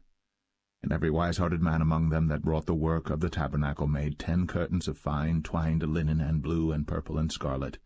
With cherubims of cunning work made he them. The length of one curtain was 28 cubits, and the breadth of one curtain 4 cubits. The curtains were all of one size. And he coupled the 5 curtains one unto another, and the other 5 curtains he coupled one unto another. And he made loops of blue on the edge of one curtain from the selvage in the coupling. Likewise he made in the uttermost side of another curtain in the coupling of the second. 50 loops made he in one curtain, and 50 loops made he in the edge of the curtain which was in the coupling of the second. The loops held one curtain to another. And he made 50 taches of gold, and coupled the curtains one unto another with the taches. So it became one tabernacle. And he made curtains of goat's hair for the tent over the tabernacle. 11 curtains he made them. The length of one curtain was 30 cubits, and 4 cubits was the breadth of one curtain. The 11 curtains were of one size. And he coupled 5 curtains by themselves, and 6 curtains by themselves. And he made 50 loops upon the uttermost edge of the curtain in the coupling, and 50 loops made he upon the edge of the curtain which coupleth the second. And he made 50 taches of brass to couple the tent together, that it might be one. And he made a covering for the tent of ram skins dyed red, and a covering of badger skins above that. And he made boards for the tabernacle of shittim wood standing up. The length of a board was 10 cubits, and the breadth of a board 1 cubit and a half. One board had 2 tenons, equally distant one from another. Thus did he make for all the boards of the tabernacle. And he made boards for the tabernacle, 20 boards for the south side southward. And 40 sockets of silver he made under the 20 boards, 2 sockets under one board for his 2 tenons, and 2 sockets under another board for his 2 tenons. And for the other side of the tabernacle, which is toward the north corner, he made 20 boards, and there 40 sockets of silver, 2 sockets under one board, and 2 sockets under another board.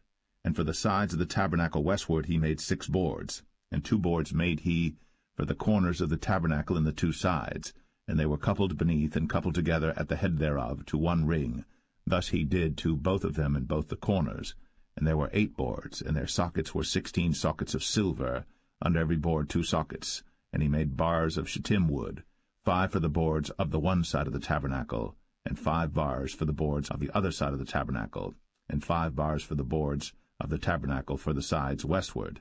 And he made the middle bar to shoot through the boards from the one end to the other, and he overlaid the boards with gold, and made their rings of gold to be places for the bars, and overlaid the bars with gold. And he made a veil of blue and purple and scarlet, and fine twined linen, with cherubims made he it of cunning work. And he made thereunto 4 pillars of shittim wood, and overlaid them with gold. Their hooks were of gold, and he cast for them 4 sockets of silver. And he made an hanging for the tabernacle door of blue and purple and scarlet and fine twined linen of needlework. And the 5 pillars of it with their hooks, and he overlaid their chapiters and their fillets with gold, but their 5 sockets were of brass.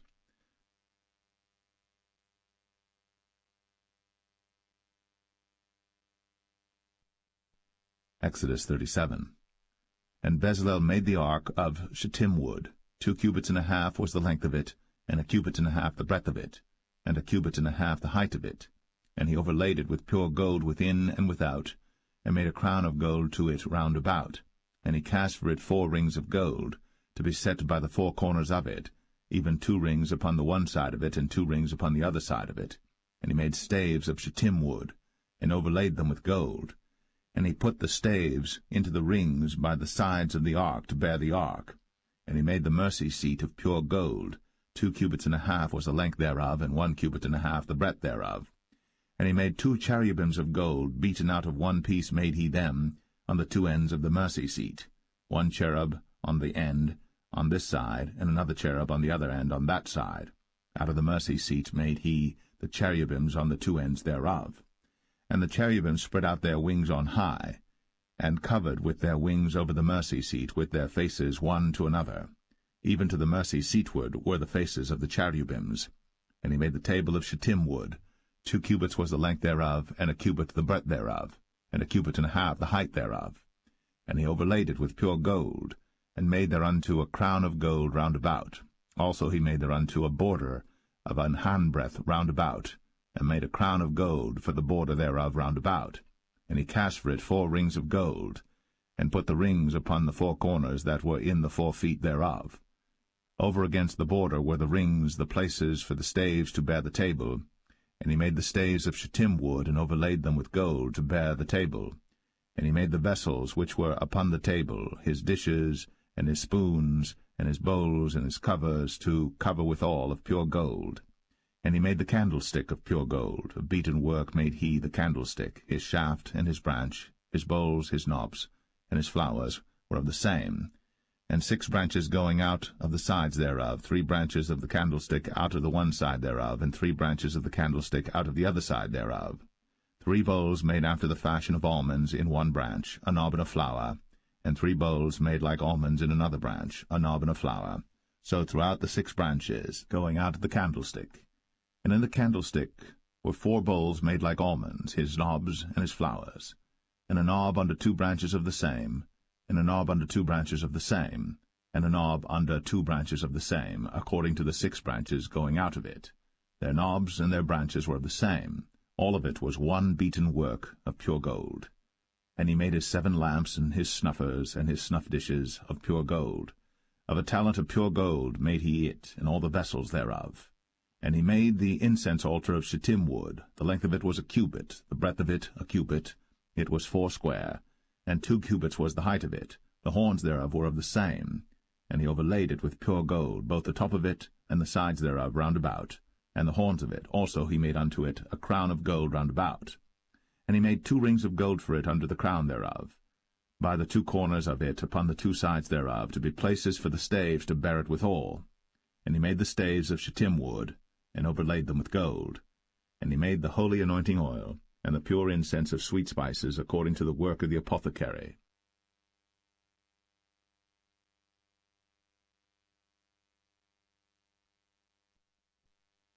Exodus 38. And he made the altar of burnt offering of shittim wood. 5 cubits was the length thereof, and 5 cubits the breadth thereof. It was 4 square, and 3 cubits the height thereof. And he made the horns thereof on the 4 corners of it. The horns thereof were of the same, and he overlaid it with brass. And he made all the vessels of the altar, the pots and the shovels and the basins and the flesh hooks, and the firepans, all the vessels thereof made he of brass. And he made for the altar a brazen grate of network under the compass thereof, beneath unto the midst of it. And he cast 4 rings for the 4 ends of the grate of brass, to be places for the staves. And he made the staves of shittim wood, and overlaid them with brass. And he put the staves into the rings on the sides of the altar, to bear it withal. He made the altar hollow with boards. And he made the laver of brass, and the foot of it of brass, of the looking-glasses of the women assembling, which assembled at the door of the tabernacle of the congregation. And he made the court. On the south side southward the hangings of the court were of fine twined linen, 100 cubits.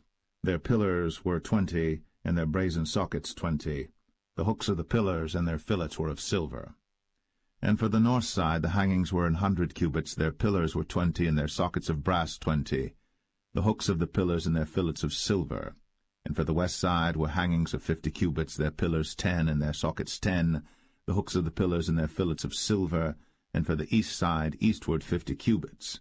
The hangings of the one side of the gate were 15 cubits, their pillars 3, and their sockets 3. And for the other side of the court gate, on this hand and that hand, were hangings of 15 cubits, their pillars 3, and their sockets 3. All the hangings of the court round about were of fine twined linen. And the sockets for the pillars were of brass, the hooks of the pillars and their fillets of silver, and the overlaying of their chapiters of silver. And all the pillars of the court were filleted with silver. And the hanging for the gate of the court was needlework, of blue and purple and scarlet and fine twined linen. And 20 cubits was the length, and the height and the breadth was 5 cubits, answerable to the hangings of the court. And their pillars were 4, and their sockets of brass 4, their hooks of silver, and the overlaying of their chapiters and their fillets of silver. And all the pins of the tabernacle and of the court round about were of brass. This is the sum of the tabernacle, even of the tabernacle of testimony, as it was counted, according to the commandment of Moses, for the service of the Levites, by the hand of Ithamar, son to Aaron the priest. And Bezalel, the son of Uri, the son of Hur, of the tribe of Judah, made all that the Lord commanded Moses. And with him was Aholiab, son of Ahisamach, of the tribe of Dan, an engraver, and a cunning workman, and an embroiderer in blue, and in purple, and in scarlet, and fine linen. All the gold that was occupied for the work, and all the work of the holy place, even the gold of the offering, was 29 talents, and 730 shekels after the shekel of the sanctuary. And the silver of them that were numbered of the congregation was 100 talents, and 1,760 shekels after the shekel of the sanctuary. A bekah for every man, that is, half a shekel, after the shekel of the sanctuary, for every one that went to be numbered, from 20 years old and upward, for 600,000 and 3,550 men. And of the 100 talents of silver were cast the sockets of the sanctuary, and the sockets of the veil, and 100 sockets of the 100 talents, a talent for a socket. And of the 1,775 shekels he made hooks for the pillars, and overlaid their chapiters, and filleted them. And the brass of the offering was 70 talents, and 2,400 shekels. And therewith he made the sockets to the door of the tabernacle of the congregation, and the brazen altar, and the brazen grate for it, and all the vessels of the altar, and the sockets of the court round about, and the sockets of the court gate, and all the pins of the tabernacle, and all the pins of the court round about.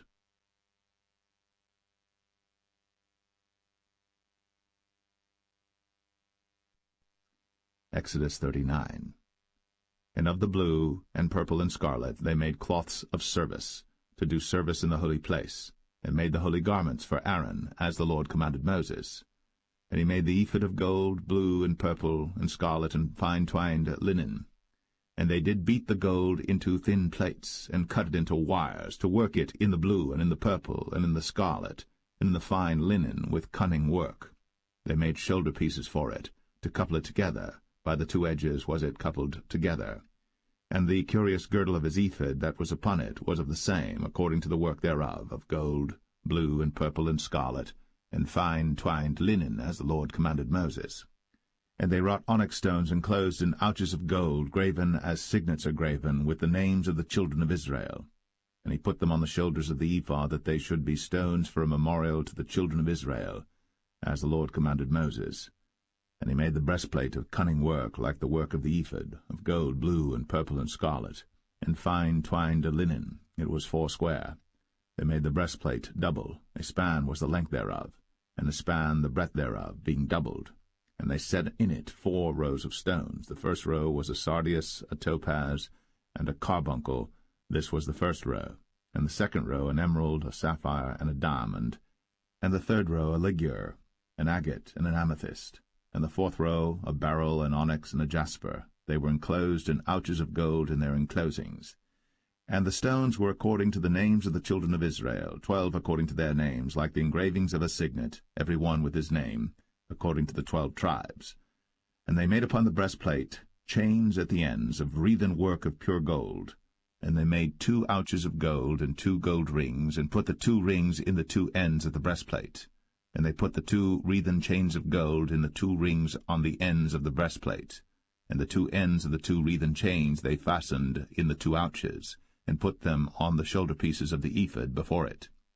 And they made 2 rings of gold, and put them on the 2 ends of the breastplate, upon the border of it, which was on the side of the ephod inward. And they made 2 other golden rings, and put them on the 2 sides of the ephod underneath, toward the forepart of it, over against the other coupling thereof, above the curious girdle of the ephod. And they did bind the breastplate by his rings unto the rings of the ephod with a lace of blue, that it might be above the curious girdle of the ephod, and that the breastplate might not be loosed from the ephod, as the Lord commanded Moses. And he made the robe of the ephod of woven work, all of blue. And there was an hole in the midst of the robe, as the hole of an habergeon, with a band round about the hole, that it should not rend. And they made upon the hems of the robe pomegranates of blue and purple and scarlet and twined linen. And they made bells of pure gold, and put the bells between the pomegranates upon the hem of the robe, round about between the pomegranates, a bell and a pomegranate, round about the hem of the robe to minister in, as the Lord commanded Moses. And they made coats of fine linen of woven work for Aaron and for his sons, and a mitre of fine linen, and goodly bonnets of fine linen, and linen breeches of fine twined linen, and a girdle of fine twined linen, and blue and purple and scarlet of needlework, as the Lord commanded Moses. And they made the plate of the holy crown of pure gold, and wrote upon it a writing like to the engravings of a signet, Holiness to the Lord. And they tied unto it a lace of blue, to fasten it on high upon the mitre, as the Lord commanded Moses. Thus was all the work of the tabernacle of the tent of the congregation finished. And the children of Israel did according to all that the Lord commanded Moses, so did they. And they brought the tabernacle unto Moses, the tent, and all his furniture, his taches, his boards, his bars, and his pillars, and his sockets, and the covering of ram skins dyed red, and the covering of badger skins, and the veil of the covering, the ark of the testimony, and the staves thereof, and the mercy seat, the table and all the vessels thereof, and the showbread, the pure candlestick, with the lamps thereof, even with the lamps to be set in order, and all the vessels thereof, and the oil for light, and the golden altar, and the anointing oil, and the sweet incense, and the hanging for the tabernacle door, the brazen altar, and his grate of brass, his staves and all his vessels, the laver and his foot, the hangings of the court, his pillars and his sockets, and the hanging for the court gate, his cords, and his pins, and all the vessels of the service of the tabernacle for the tent of the congregation, the cloths of service to do service in the holy place, and the holy garments for Aaron the priest, and his sons' garments, to minister in the priest's office. According to all that the Lord commanded Moses, so the children of Israel made all the work. And Moses did look upon all the work, and behold, they had done it, as the Lord had commanded, even so had they done it. And Moses blessed them.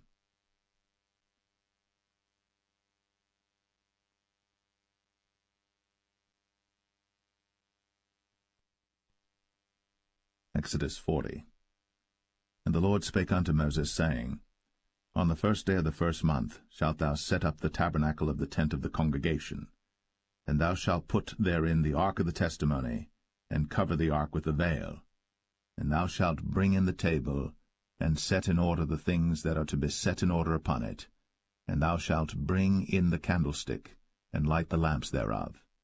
And thou shalt set the altar of gold for the incense before the ark of the testimony, and put the hanging of the door to the tabernacle.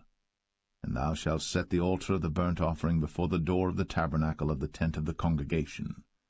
And thou shalt set the laver between the tent of the congregation and the altar, and shalt put water therein. And thou shalt set up the court round about, and hang up the hanging at the court gate. And thou shalt take the anointing oil, and anoint the tabernacle, and all that is therein, and shalt hallow it, and all the vessels thereof, and it shall be holy. And thou shalt anoint the altar of the burnt offering, and all his vessels, and sanctify the altar, and it shall be an altar most holy.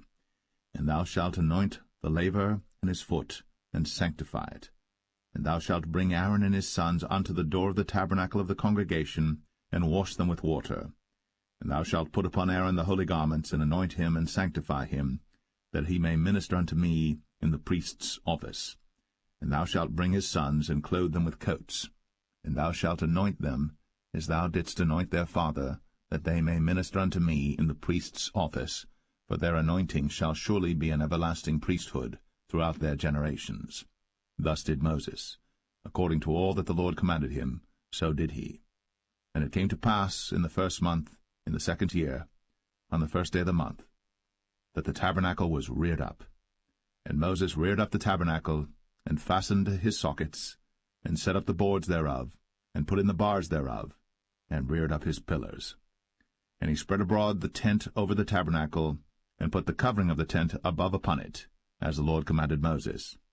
And he took and put the testimony into the ark, and set the staves on the ark, and put the mercy seat above upon the ark. And he brought the ark into the tabernacle, and set up the veil of the covering, and covered the ark of the testimony, as the Lord commanded Moses. And he put the table in the tent of the congregation upon the side of the tabernacle northward without the veil. And he set the bread in order upon it before the Lord, as the Lord had commanded Moses. And he put the candlestick in the tent of the congregation over against the table on the side of the tabernacle southward. And he lighted the lamps before the Lord, as the Lord commanded Moses. And he put the golden altar in the tent of the congregation before the veil. And he burnt sweet incense thereon, as the Lord commanded Moses. And he set up the hanging at the door of the tabernacle.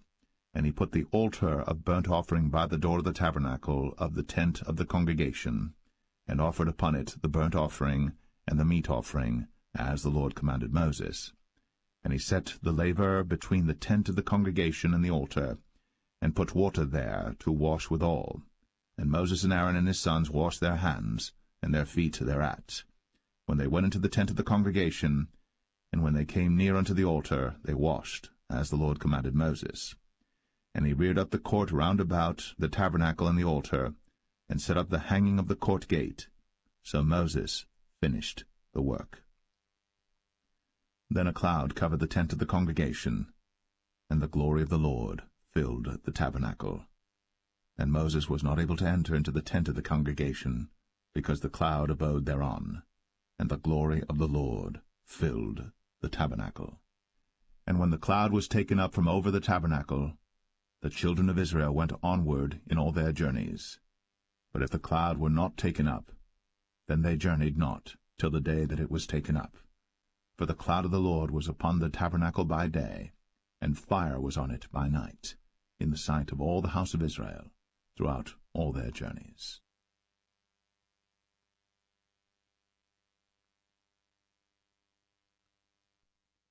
The Book of Leviticus, chapter 1.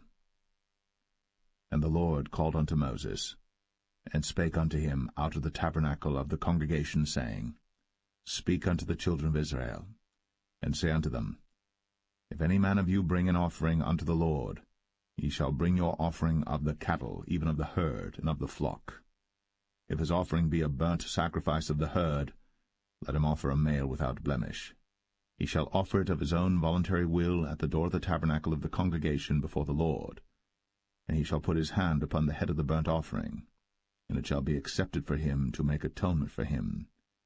And he shall kill the bullock before the Lord, and the priests, Aaron's sons, shall bring the blood, and sprinkle the blood round about upon the altar that is by the door of the tabernacle of the congregation. And he shall flay the burnt offering, and cut it into his pieces. And the sons of Aaron the priests shall put fire upon the altar, and lay the wood in order upon the fire. And the priests, Aaron's sons, shall lay the parts, the head, and the fat, in order upon the wood that is on the fire which is upon the altar. But his inwards and his legs shall he wash in water, and the priests shall burn all on the altar, to be a burnt sacrifice, an offering made by fire, of a sweet savour unto the Lord.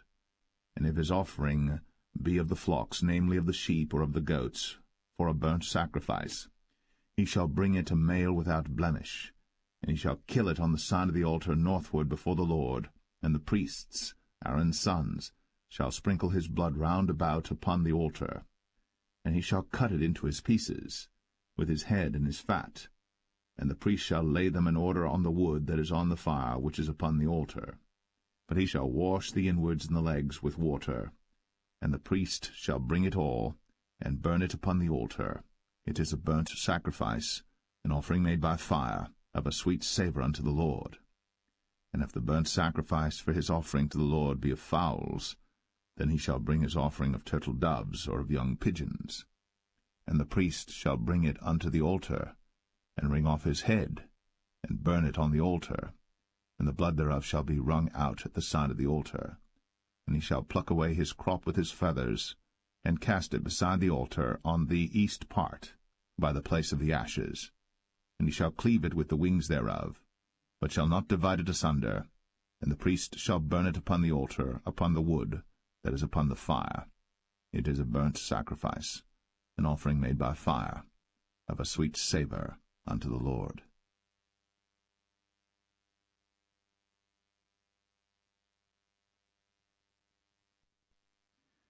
Leviticus 2. And when any will offer a meat offering unto the Lord, his offering shall be of fine flour, and he shall pour oil upon it, and put frankincense thereon, and he shall bring it to Aaron's sons the priests. And he shall take thereout his handful of the flour thereof, and of the oil thereof, with all the frankincense thereof. And the priests shall burn the memorial of it upon the altar, to be an offering made by fire, of a sweet savour unto the Lord. And the remnant of the meat offering shall be Aaron's and his sons. It is a thing most holy of the offerings of the Lord made by fire. And if thou bring an oblation of a meat offering baked in the oven, it shall be unleavened cakes of fine flour mingled with oil, or unleavened wafers anointed with oil. And if thy oblation be a meat offering baked in a pan, it shall be of fine flour, unleavened, mingled with oil. Thou shalt part it in pieces, and pour oil thereon. It is a meat offering. And if thy oblation be a meat offering baked in the frying pan, it shall be made of fine flour with oil. And thou shalt bring the meat offering that is made of these things unto the Lord, and when it is presented unto the priest, he shall bring it unto the altar. And the priest shall take from the meat offering a memorial thereof, and shall burn it upon the altar. It is an offering made by fire, of a sweet savour unto the Lord. And that which is left of the meat offering shall be Aaron's and his sons. It is a thing most holy of the offerings of the Lord made by fire. No meat offering which ye shall bring unto the Lord shall be made with leaven, for ye shall burn no leaven, nor any honey, in any offering of the Lord made by fire. As for the oblation of the firstfruits, ye shall offer them unto the Lord, but they shall not be burnt on the altar for a sweet savour. And every oblation of thy meat offering shalt thou season with salt, neither shalt thou suffer the salt of the covenant of thy God to be lacking from thy meat offering. With all thine offerings thou shalt offer salt. And if thou offer a meat offering of thy firstfruits unto the Lord, thou shalt offer for the meat offering of thy firstfruits green ears of corn dried by the fire, even corn beaten out of full ears. And thou shalt put oil upon it, and lay frankincense thereon. It is a meat offering. And the priest shall burn the memorial of it, part of the beaten corn thereof, and part of the oil thereof, with all the frankincense thereof. It is an offering made by fire unto the Lord.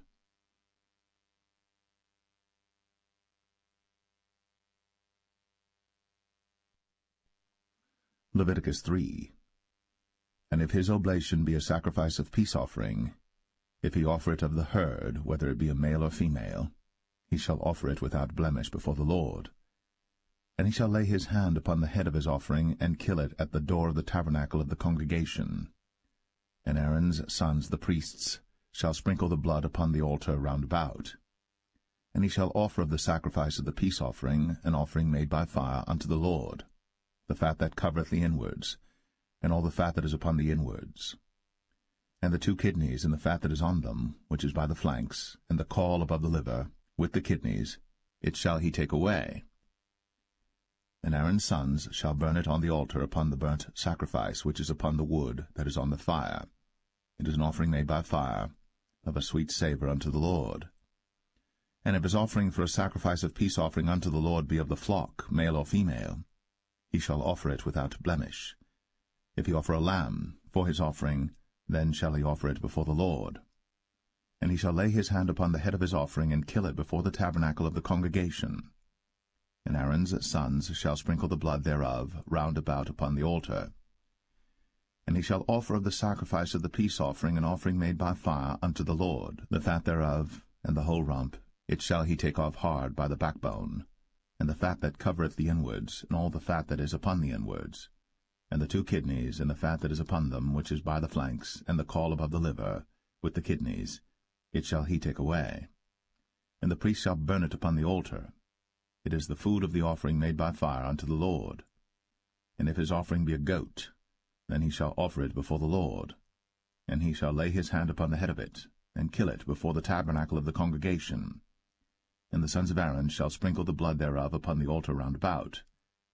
And he shall offer thereof his offering, even an offering made by fire unto the Lord, the fat that covereth the inwards, and all the fat that is upon the inwards, and the 2 kidneys, and the fat that is upon them, which is by the flanks, and the caul above the liver, with the kidneys, it shall he take away. And the priest shall burn them upon the altar. It is the food of the offering made by fire for a sweet savour. All the fat is the Lord's. It shall be a perpetual statute for your generations throughout all your dwellings, that ye eat neither fat nor blood.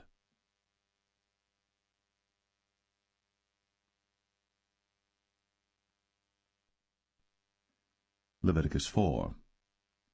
And the Lord spake unto Moses, saying, Speak unto the children of Israel, saying, If a soul shall sin through ignorance against any of the commandments of the Lord, concerning things which ought not to be done, and shall do against any of them, if the priest that is anointed do sin according to the sin of the people, then let him bring for his sin which he hath sinned a young bullock without blemish unto the Lord for a sin offering.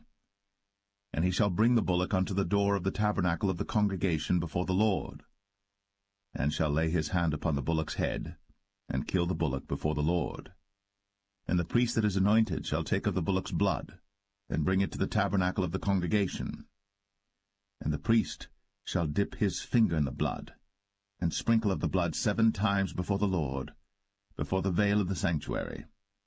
And the priest shall put some of the blood upon the horns of the altar of sweet incense before the Lord, which is in the tabernacle of the congregation, and shall pour all the blood of the bullock at the bottom of the altar of the burnt offering, which is at the door of the tabernacle of the congregation.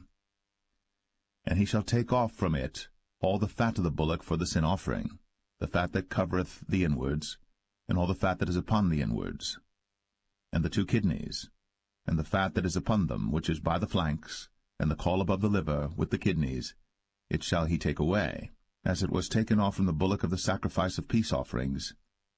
And the priest shall burn them upon the altar of the burnt offering. And the skin of the bullock, and all his flesh, with his head, and with his legs, and his inwards, and his dung, even the whole bullock shall he carry forth without the camp unto a clean place, where the ashes are poured out, and burn him on the wood with fire. Where the ashes are poured out shall he be burnt. And if the whole congregation of Israel sin through ignorance, and the thing be hid from the eyes of the assembly, and they have done somewhat against any of the commandments of the Lord concerning things which should not be done, and are guilty, when the sin which they have sinned against it is known, then the congregation shall offer a young bullock for the sin, and bring him before the tabernacle of the congregation. And the elders of the congregation shall lay their hands upon the head of the bullock before the Lord, and the bullock shall be killed before the Lord. And the priest that is anointed shall bring of the bullock's blood to the tabernacle of the congregation. And the priest shall dip his finger in some of the blood, and sprinkle it 7 times before the Lord, even before the veil. And he shall put some of the blood upon the horns of the altar which is before the Lord, that is in the tabernacle of the congregation, and shall pour out all the blood at the bottom of the altar of the burnt offering, which is at the door of the tabernacle of the congregation. And he shall take all his fat from him, and burn it upon the altar. And he shall do with the bullock as he did with the bullock for a sin offering. So shall he do with this. And the priest shall make an atonement for them, and it shall be forgiven them. And he shall carry forth the bullock without the camp, and burn him as he burned the first bullock. It is a sin offering for the congregation. When a ruler hath sinned, and done somewhat through ignorance against any of the commandments of the Lord his God, concerning things which should not be done, and is guilty, or if his sin, wherein he hath sinned, come to his knowledge, he shall bring his offering, a kid of the goats, a male without blemish. And he shall lay his hand upon the head of the goat, and kill it in the place where they killed the burnt offering before the Lord. It is a sin offering. And the priest shall take of the blood of the sin offering with his finger, and put it upon the horns of the altar of burnt offering, and shall pour out his blood at the bottom of the altar of burnt offering. And he shall burn all his fat upon the altar, as the fat of the sacrifice of peace offerings. And the priest shall make an atonement for him as concerning his sin, and it shall be forgiven him. And if any one of the common people sin through ignorance, while he doeth somewhat against any of the commandments of the Lord concerning things which ought not to be done, and be guilty, or if his sin, which he hath sinned, come to his knowledge, then he shall bring his offering, a kid of the goats, a female without blemish, for his sin, which he hath sinned. And he shall lay his hand upon the head of the sin offering, and slay the sin offering in the place of the burnt offering. And the priest shall take of the blood thereof with his finger, and put it upon the horns of the altar of burnt offering, and shall pour out all the blood thereof at the bottom of the altar. And he shall take away all the fat thereof, as the fat is taken away from off the sacrifice of peace offerings. And the priest shall burn it upon the altar for a sweet savour unto the Lord. And the priest shall make an atonement for him, and it shall be forgiven him. And if he bring a lamb for a sin offering, he shall bring it a female without blemish. And he shall lay his hand upon the head of the sin offering, and slay it for a sin offering in the place where they kill the burnt offering. And the priest shall take of the blood of the sin offering with his finger, and put it upon the horns of the altar of burnt offering, and shall pour out all the blood thereof at the bottom of the altar. And he shall take away all the fat thereof, as the fat of the lamb is taken away from the sacrifice of the peace offerings. And the priest shall burn them upon the altar according to the offerings made by fire unto the Lord. And the priest shall make an atonement for his sin that he hath committed, and it shall be forgiven him.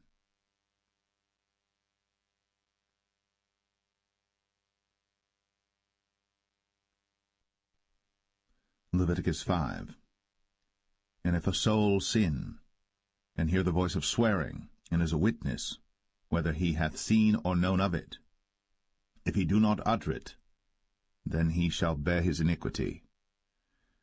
Or if a soul touch any unclean thing, whether it be a carcass of an unclean beast, or a carcass of unclean cattle, or the carcass of unclean creeping things, and if it be hidden from him, he also shall be unclean and guilty.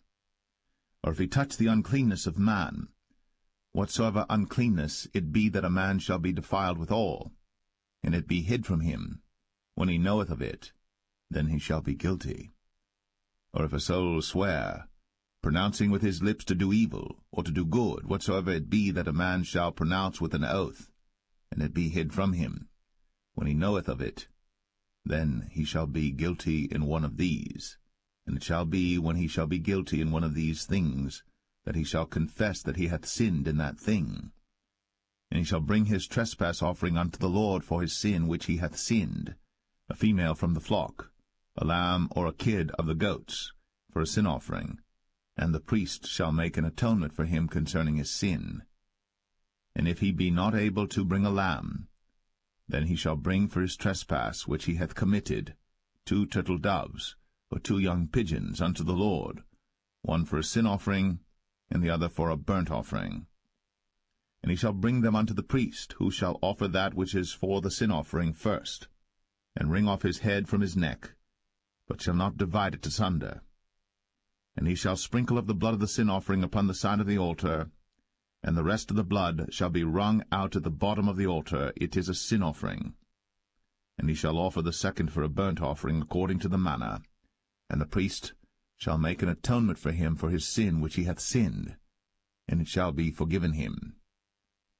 But if he be not able to bring 2 turtle doves or 2 young pigeons, then he that sinned shall bring for his offering the 10th part of an ephah of fine flour for a sin offering. He shall put no oil upon it, neither shall he put any frankincense thereon, for it is a sin offering.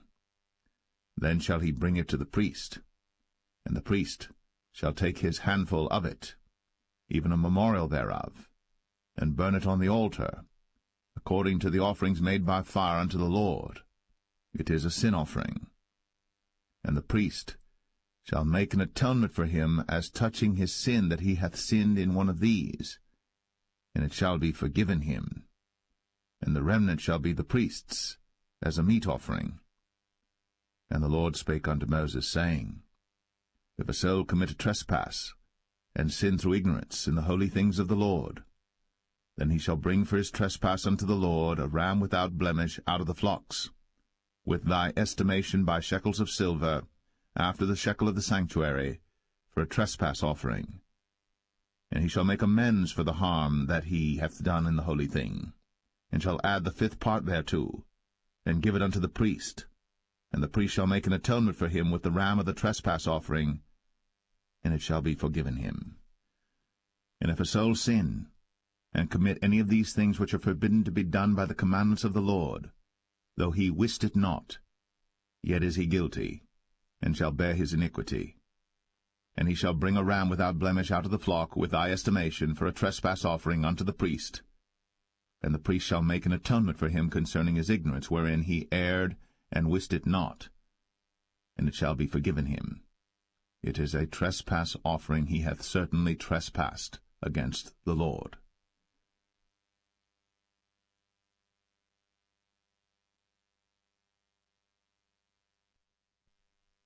Leviticus 6.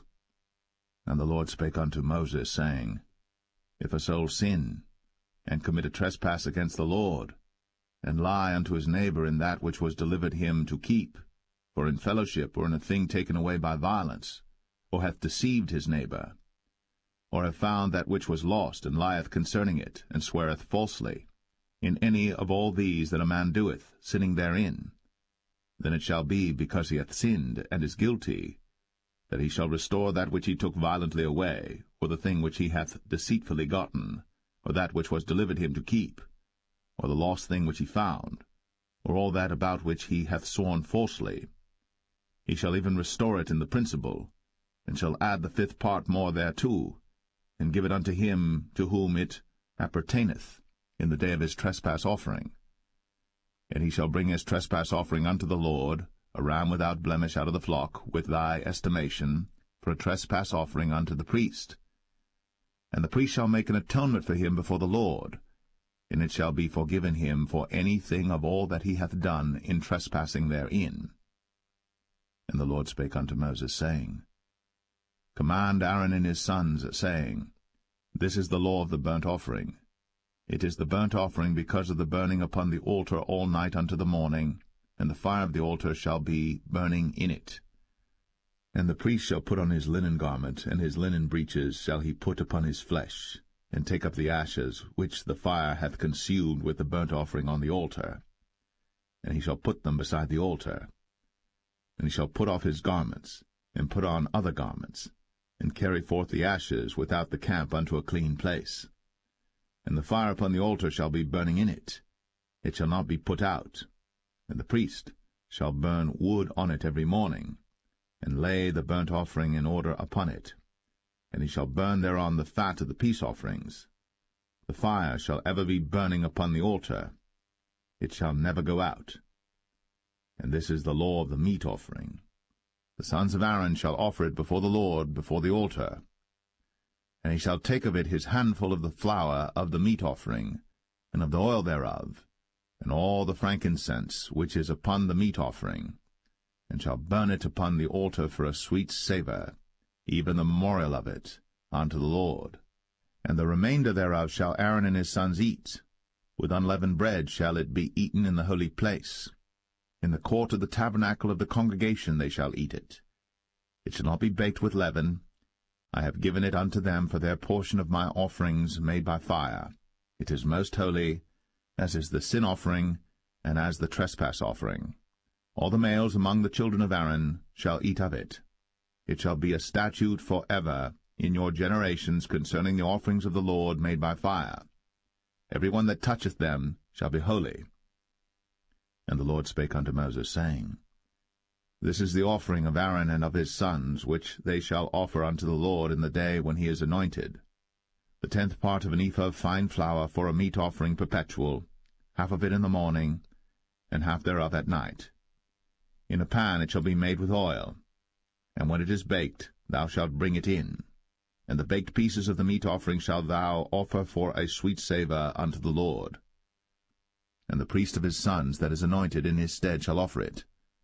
It is a statute for ever unto the Lord. It shall be wholly burnt. For every meat offering for the priest shall be wholly burnt. It shall not be eaten. And the Lord spake unto Moses, saying, Speak unto Aaron and to his sons, saying, This is the law of the sin offering. In the place where the burnt offering is killed shall the sin offering be killed before the Lord. It is most holy. The priest that offereth it for sin shall eat it. In the holy place shall it be eaten, in the court of the tabernacle of the congregation. Whatsoever shall touch the flesh thereof shall be holy. And when there is sprinkled of the blood thereof upon any garment, thou shalt wash that whereon it was sprinkled in the holy place. But the earthen vessel wherein it is sodden shall be broken, and if it be sodden in a brazen pot, it shall be both scoured and rinsed in water. All the males among the priests shall eat thereof. It is most holy. And no sin offering whereof any of the blood is brought into the tabernacle of the congregation to reconcile with all in the holy place shall be eaten. It shall be burnt in the fire.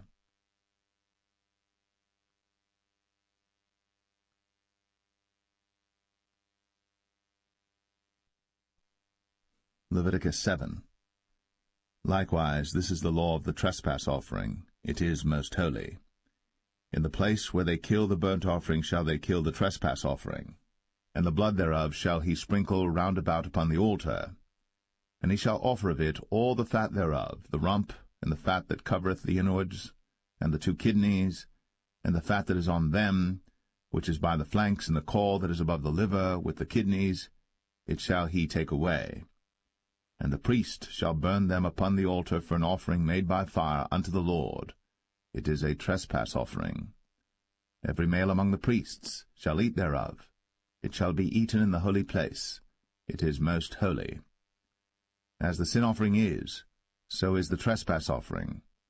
There is one law for them. The priest that maketh atonement therewith shall have it.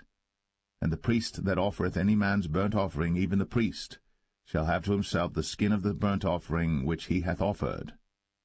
And all the meat offering that is baked in the oven, and all that is dressed in the frying pan, and in the pan, shall be the priest's that offereth it.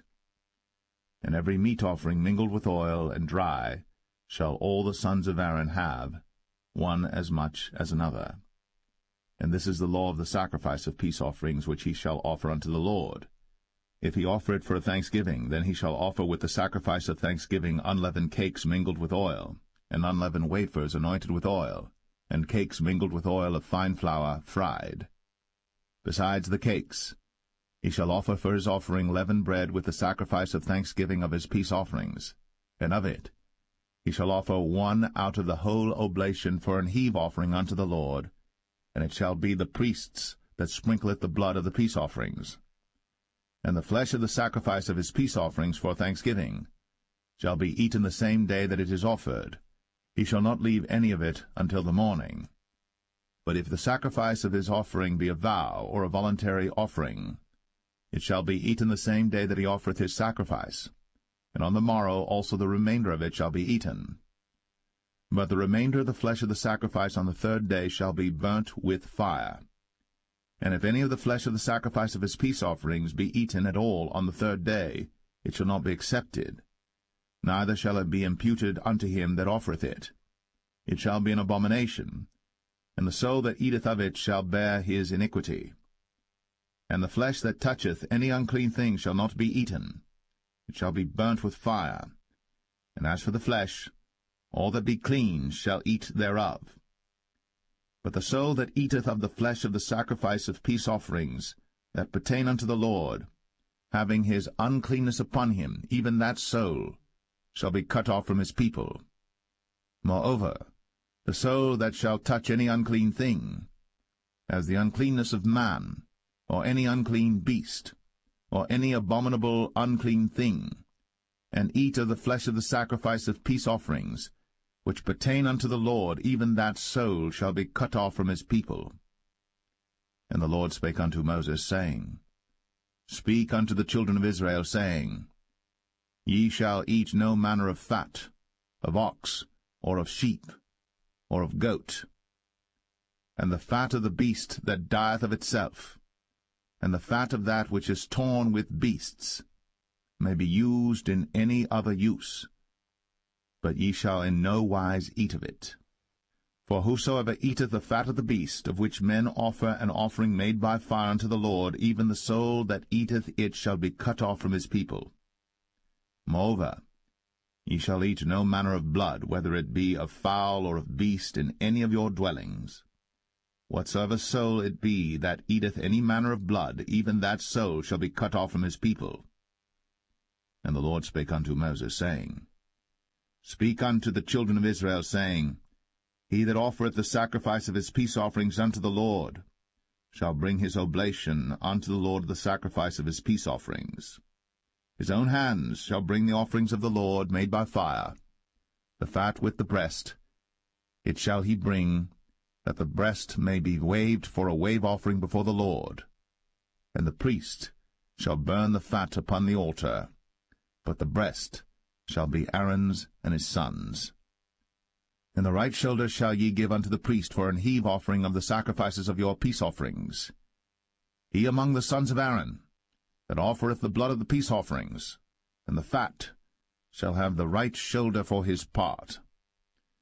From the wave breast and the heave shoulder have I taken of the children of Israel, from off the sacrifices of their peace offerings, and have given them unto Aaron the priest, and unto his sons by a statute for ever from among the children of Israel.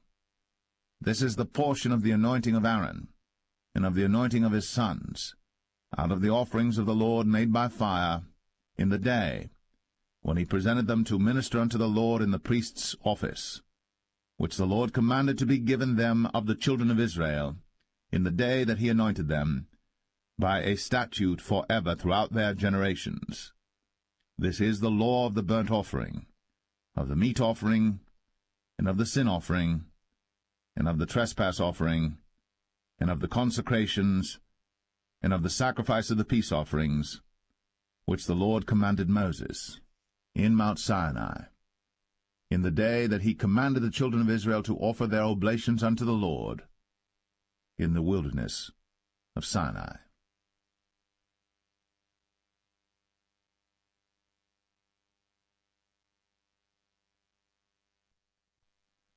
Leviticus 8. And the Lord spake unto Moses, saying, Take Aaron and his sons with him, and the garments and the anointing oil, and a bullock for the sin offering, and 2 rams, and a basket of unleavened bread. And gather thou all the congregation together unto the door of the tabernacle of the congregation.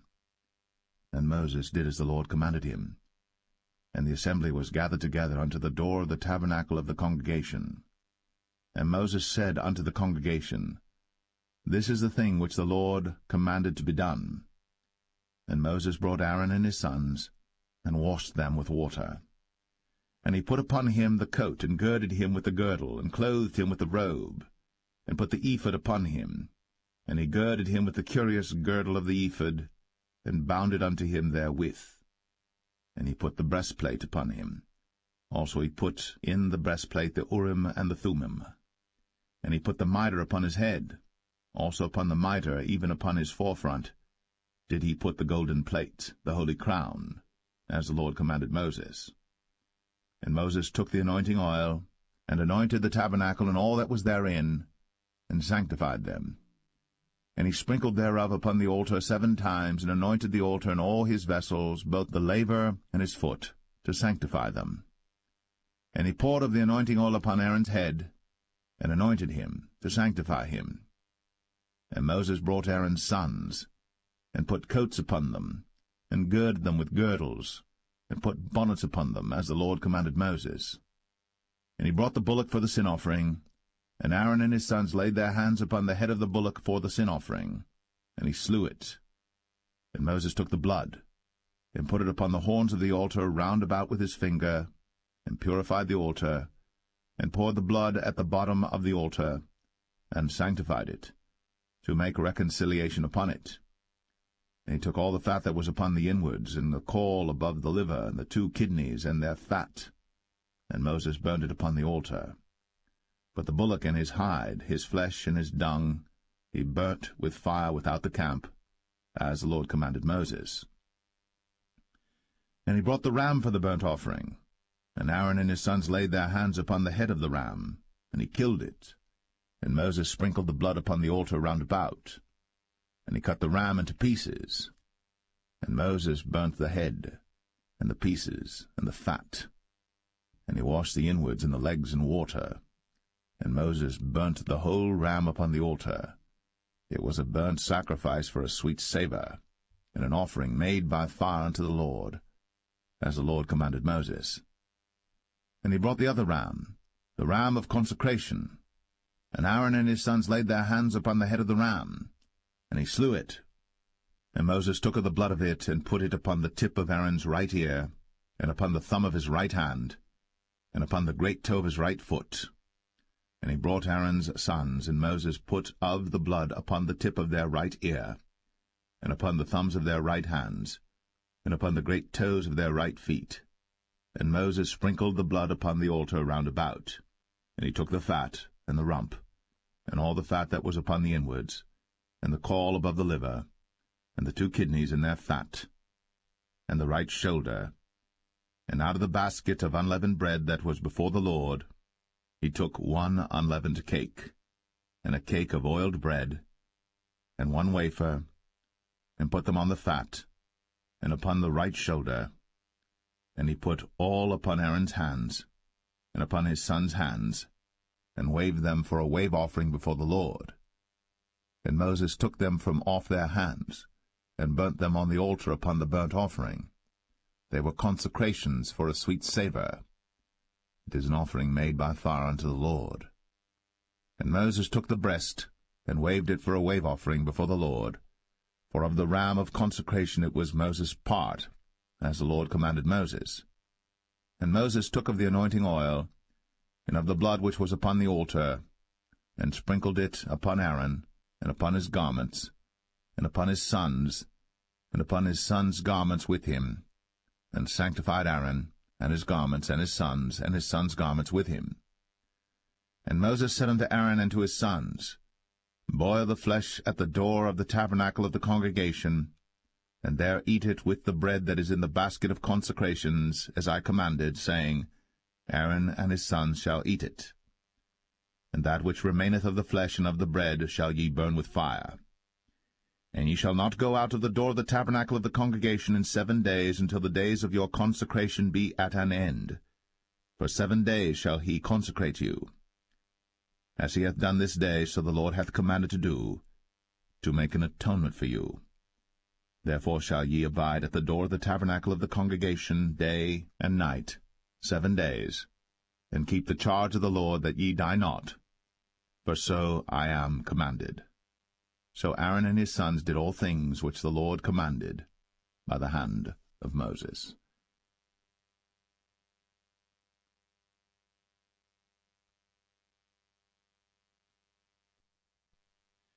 Leviticus 9. And it came to pass on the 8th day that Moses called Aaron and his sons and the elders of Israel. And he said unto Aaron, Take thee a young calf for a sin offering, and a ram for a burnt offering without blemish, and offer them before the Lord. And unto the children of Israel thou shalt speak, saying, Take ye a kid of the goats for a sin offering, and a calf and a lamb, both of the first year, without blemish, for a burnt offering. Also a bullock and a ram for peace offerings to sacrifice before the Lord, and a meat offering mingled with oil. For today the Lord will appear unto you. And they brought that which Moses commanded before the tabernacle of the congregation, and all the congregation drew near, and stood before the Lord. And Moses said, This is the thing which the Lord commanded that ye should do, and the glory of the Lord shall appear unto you. And Moses said unto Aaron, Go unto the altar, and offer thy sin offering, and thy burnt offering, and make an atonement for thyself, and for the people. And offer the offering of the people, and make an atonement for them, as the Lord commanded. Aaron therefore went unto the altar, and slew the calf of the sin offering, which was for himself. And the sons of Aaron brought the blood unto him, and he dipped his finger in the blood, and put it upon the horns of the altar, and poured out the blood at the bottom of the altar. But the fat and the kidneys and the caul above the liver of the sin offering he burnt upon the altar, as the Lord commanded Moses. And the flesh and the hide he burnt with fire without the camp. And he slew the burnt offering. And Aaron's sons presented unto him the blood, which he sprinkled round about upon the altar. And they presented the burnt offering unto him, with the pieces thereof, and the head, and he burnt them upon the altar. And he did wash the inwards and the legs, and burnt them upon the burnt offering on the altar. And he brought the people's offering, and took the goat which was the sin offering for the people, and slew it, and offered it for sin as the first. And he brought the burnt offering, and offered it according to the manner. And he brought the meat offering, and took an handful thereof, and burnt it upon the altar, beside the burnt sacrifice of the morning. He slew also the bullock and the ram for a sacrifice of peace offerings, which was for the people. And Aaron's sons presented unto him the blood which he sprinkled upon the altar round about. And the fat of the bullock and of the ram, the rump, and that which covereth the inwards, and the kidneys, and the caul above the liver. And they put the fat upon the breasts, and he burnt the fat upon the altar. And the breasts and the right shoulder Aaron waved for a wave offering before the Lord, as Moses commanded. And Aaron lifted up his hand toward the people, and blessed them, and came down from offering of the sin offering, and the burnt offering, and peace offerings. And Moses and Aaron went into the tabernacle of the congregation, and came out, and blessed the people. And the glory of the Lord appeared unto all the people.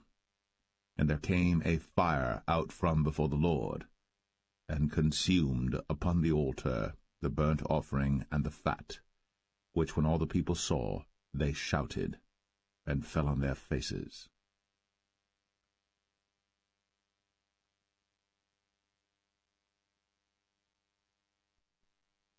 Leviticus 10. And Nadab and Abihu, the sons of Aaron, took either of them his censer, and put fire therein, and put incense thereon, and offered strange fire before the Lord, which he commanded them not. And there went out fire from the Lord, and devoured them, and they died before the Lord. Then Moses said unto Aaron, This is it that the Lord spake, saying, I will be sanctified in them that come nigh me, and before all the people I will be glorified. And Aaron held his peace. And Moses called Mishael and Elzaphan, the sons of Uzziel, the uncle of Aaron, and said unto them, Come near, carry your brethren from before the sanctuary out of the camp. So they went near, and carried them in their coats out of the camp, as Moses had said. And Moses said unto Aaron, and unto Eleazar, and unto Ithamar his sons, Uncover not your heads, neither rend your clothes, lest ye die, and lest wrath come upon all the people. But let your brethren, the whole house of Israel, bewail the burning which the Lord hath kindled. And ye shall not go out from the door of the tabernacle of the congregation, lest ye die. For the anointing oil of the Lord is upon you. And they did according to the word of Moses. And the Lord spake unto Aaron, saying, Do not drink wine nor strong drink, thou nor thy sons with thee, when ye go into the tabernacle of the congregation, lest ye die. It shall be a statute for ever throughout your generations. And that ye may put difference between holy and unholy, and between unclean and clean, and that ye may teach the children of Israel all the statutes which the Lord hath spoken unto them by the hand of Moses. And Moses spake unto Aaron, and unto Eleazar, and unto Ithamar, his sons that were left, Take the meat offering that remaineth of the offerings of the Lord made by fire, and eat it without leaven beside the altar, for it is most holy. And ye shall eat it in the holy place, because it is thy due, and thy son's due, of the sacrifices of the Lord made by fire, for so I am commanded. And the wave breast and heave shoulder shall ye eat in a clean place, thou and thy sons, and thy daughters with thee, for they be thy due, and thy sons' due, which are given out of the sacrifices of peace offerings of the children of Israel. The heave shoulder and the wave breast shall they bring with the offerings made by fire of the fat, to wave it for a wave offering before the Lord, and it shall be thine, and thy sons with thee, by a statute for ever, as the Lord hath commanded. And Moses diligently sought the goat of the sin offering, and behold, it was burnt. And he was angry with Eleazar and Ithamar, the sons of Aaron, which were left alive, saying, Wherefore have ye not eaten the sin offering in the holy place, seeing it is most holy? And God hath given it you to bear the iniquity of the congregation, to make atonement for them before the Lord. Behold, the blood of it was not brought in within the holy place. Ye should indeed have eaten it in the holy place, as I commanded. And Aaron said unto Moses, Behold, this day have they offered their sin offering and their burnt offering before the Lord. And such things have befallen me. And if I had eaten the sin offering today, should it have been accepted in the sight of the Lord? And when Moses heard that, he was content.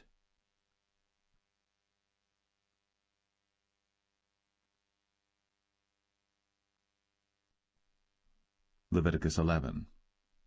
And the Lord spake unto Moses and to Aaron, saying unto them, Speak unto the children of Israel, saying, These are the beasts, which ye shall eat among all the beasts that are on the earth. Whatsoever parteth the hoof, and is cloven-footed, and cheweth the cud, among the beasts, that shall ye eat. Nevertheless, these shall ye not eat of them that chew the cud, or of them that divide the hoof, as the camel, because he cheweth the cud, but divideth not the hoof, he is unclean unto you. And the coney, because he cheweth the cud, but divideth not the hoof, he is unclean unto you. And the hare, because he cheweth the cud, but divideth not the hoof, he is unclean unto you. And the swine, though he divide the hoof, and be cloven-footed, yet he cheweth not the cud, he is unclean to you. Of their flesh shall ye not eat, and their carcass shall ye not touch, they are unclean to you. These shall ye eat of all that are in the waters. Whatsoever hath fins and scales in the waters, in the seas, and in the rivers, them shall ye eat. And all that have not fins and scales in the seas, and in the rivers, of all that move in the waters, and of any living thing which is in the waters, they shall be an abomination unto you. They shall be even an abomination unto you. Ye shall not eat of their flesh, but ye shall have their carcasses in abomination. Whatsoever hath no fins nor scales in the waters, that shall be an abomination unto you. And these are they which ye shall have in abomination among the fowls. They shall not be eaten. They are an abomination, the eagle, and the ossifrage, and the osprey, and the vulture, and the kite after his kind, every raven after his kind, and the owl, and the nighthawk, and the cuckoo, and the hawk after his kind, and the little owl, and the cormorant, and the great owl, and the swan, and the pelican, and the gyre eagle, and the stork, the heron after her kind, and the lapwing, and the bat. All fowls that creep, going upon all four, shall be an abomination unto you. Yet these may ye eat of every flying creeping thing that goeth upon all four, which have legs above their feet, to leap withal upon the earth. Even these of them ye may eat, the locust after his kind, and the bald locust after his kind, and the beetle after his kind, and the grasshopper after his kind. But all other flying creeping things which have 4 feet shall be an abomination unto you, and for these ye shall be unclean.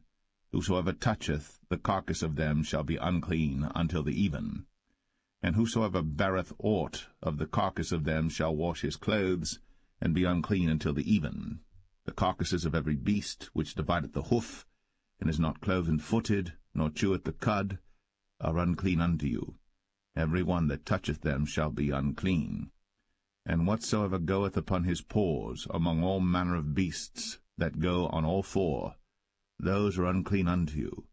Whoso toucheth their carcass shall be unclean until the even. And he that beareth the carcass of them shall wash his clothes, and be unclean until the even. They are unclean unto you. These also shall be unclean unto you among the creeping things that creep upon the earth, the weasel, and the mouse, and the tortoise after his kind, and the ferret, and the chameleon, and the lizard, and the snail, and the mole. These are unclean to you among all that creep. Whosoever doth touch them, when they be dead, shall be unclean until the even. And upon whatsoever any of them, when they are dead, doth fall, it shall be unclean, whether it be any vessel of wood, or raiment, or skin, or sack, whatsoever vessel it be, wherein any work is done, it must be put into water, and it shall be unclean until the even. So it shall be cleansed. And every earthen vessel, whereinto any of them falleth, whatsoever is in it shall be unclean, and ye shall break it. Of all meat which may be eaten, that on which such water cometh shall be unclean, and all drink that may be drunk in every such vessel shall be unclean. And everything whereupon any part of their carcass falleth shall be unclean, whether it be oven, or ranges, or pots, they shall be broken down, for they are unclean, and shall be unclean unto you. Nevertheless a fountain or pit wherein there is plenty of water shall be clean, but that which toucheth their carcass shall be unclean. And if any part of their carcass fall upon any sowing seed which is to be sown, it shall be clean. But if any water be put upon the seed, and any part of their carcass fall thereon, it shall be unclean unto you. And if any beast, of which ye may eat, die, he that toucheth the carcass thereof shall be unclean until the even. And he that eateth of the carcass of it shall wash his clothes, and be unclean until the even. He also that beareth the carcass of it shall wash his clothes, and be unclean until the even. And every creeping thing that creepeth upon the earth shall be an abomination. It shall not be eaten. Whatsoever goeth upon the belly, and whatsoever goeth upon all four, or whatsoever hath more feet among all creeping things that creep upon the earth, them ye shall not eat, for they are an abomination. Ye shall not make yourselves abominable with any creeping thing that creepeth, neither shall ye make yourselves unclean with them, that ye should be defiled thereby. For I am the Lord your God. Ye shall therefore sanctify yourselves, and ye shall be holy, for I am holy. Neither shall ye defile yourselves with any manner of creeping thing that creepeth upon the earth. For I am the Lord that bringeth you up out of the land of Egypt, to be your God. Ye shall therefore be holy, for I am holy. This is the law of the beasts, and of the fowl, and of every living creature that moveth in the waters, and of every creature that creepeth upon the earth, to make a difference between the unclean and the clean, and between the beast that may be eaten and the beast that may not be eaten.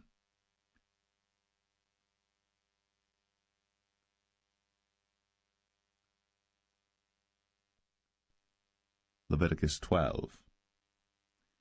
And the Lord spake unto Moses, saying, Speak unto the children of Israel, saying, If a woman have conceived seed, and born a man-child, then she shall be unclean 7 days, according to the days of the separation for her infirmity shall she be unclean.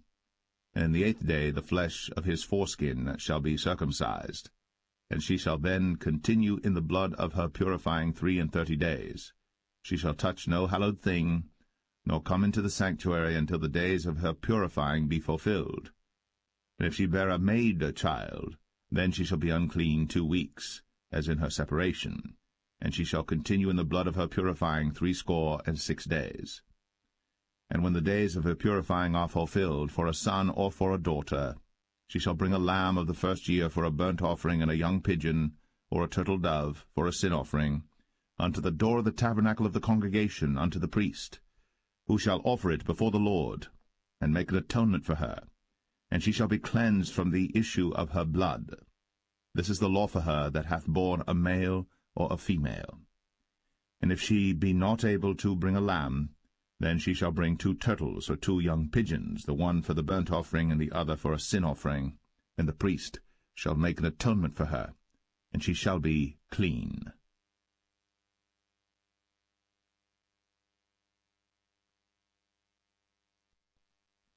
Leviticus 13.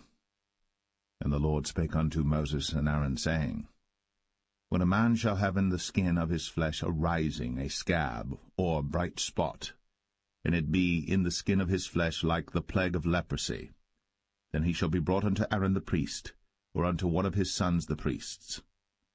And the priest shall look on the plague in the skin of the flesh, and when the hair in the plague is turned to white, and the plague in sight be deeper than the skin of his flesh, it is a plague of leprosy, and the priest shall look on him, and pronounce him unclean. If the bright spot be white in the skin of his flesh, and in sight be not deeper than the skin, and the hair thereof be not turned white, then the priest shall shut up him that hath the plague 7 days. And the priest shall look on him the 7th day, and behold, if the plague in his sight be at a stay, and the plague spread not in the skin, then the priest shall shut him up 7 days more. And the priest shall look on him again the 7th day, and behold, if the plague be somewhat dark, and the plague spread not in the skin, the priest shall pronounce him clean. It is but a scab, and he shall wash his clothes, and be clean. But if the scab spread much abroad in the skin, after that he hath been seen of the priest for his cleansing, he shall be seen of the priest again.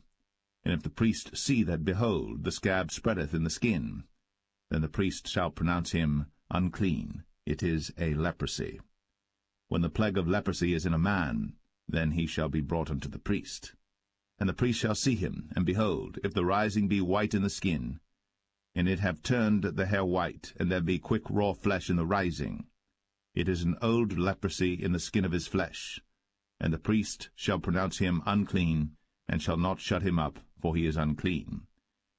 And if a leprosy break out abroad in the skin, and the leprosy cover all the skin of him that hath the plague from his head even to his foot, wheresoever the priest looketh, then the priest shall consider, and behold, if the leprosy have covered all his flesh, he shall pronounce him clean that hath the plague. It is all turned white, he is clean. But when raw flesh appeareth in him, he shall be unclean. And the priest shall see the raw flesh, and pronounce him to be unclean. For the raw flesh is unclean, it is a leprosy. Or if the raw flesh turn again, and be changed unto white, he shall come unto the priest. And the priest shall see him, and behold, if the plague be turned into white, then the priest shall pronounce him clean that hath the plague. He is clean. The flesh also, in which even in the skin thereof was a boil, and is healed, and in the place of the boil there be a white rising, or a bright spot, white and somewhat reddish, and it be shown to the priest. And if, when the priest seeth it, behold, it be in sight lower than the skin, and the hair thereof be turned white, the priest shall pronounce him unclean. It is a plague of leprosy broken out of the boil. But if the priest look on it, and behold, there be no white hairs therein, and if it be not lower than the skin, but be somewhat dark, then the priest shall shut him up 7 days. And if it spread much abroad in the skin, then the priest shall pronounce him unclean. It is a plague. But if the bright spot stay in his place, and spread not, it is a burning boil, and the priest shall pronounce him clean. Or if there be any flesh in the skin whereof there is a hot burning, and the quick flesh that burneth have a white bright spot, somewhat reddish or white, then the priest shall look upon it, and behold, if the hair in the bright spot be turned white, and it be in sight deeper than the skin, it is a leprosy broken out of the burning. Wherefore the priest shall pronounce him unclean. It is the plague of leprosy. But if the priest look on it, and behold, there be no white hair in the bright spot, and it be no lower than the other skin, but be somewhat dark, then the priest shall shut him up 7 days. And the priest shall look upon him the 7th day, and if it be spread much abroad in the skin, then the priest shall pronounce him unclean. It is the plague of leprosy. And if the bright spot stay in his place, and spread not in the skin, but it be somewhat dark, it is a rising of the burning, and the priest shall pronounce him clean.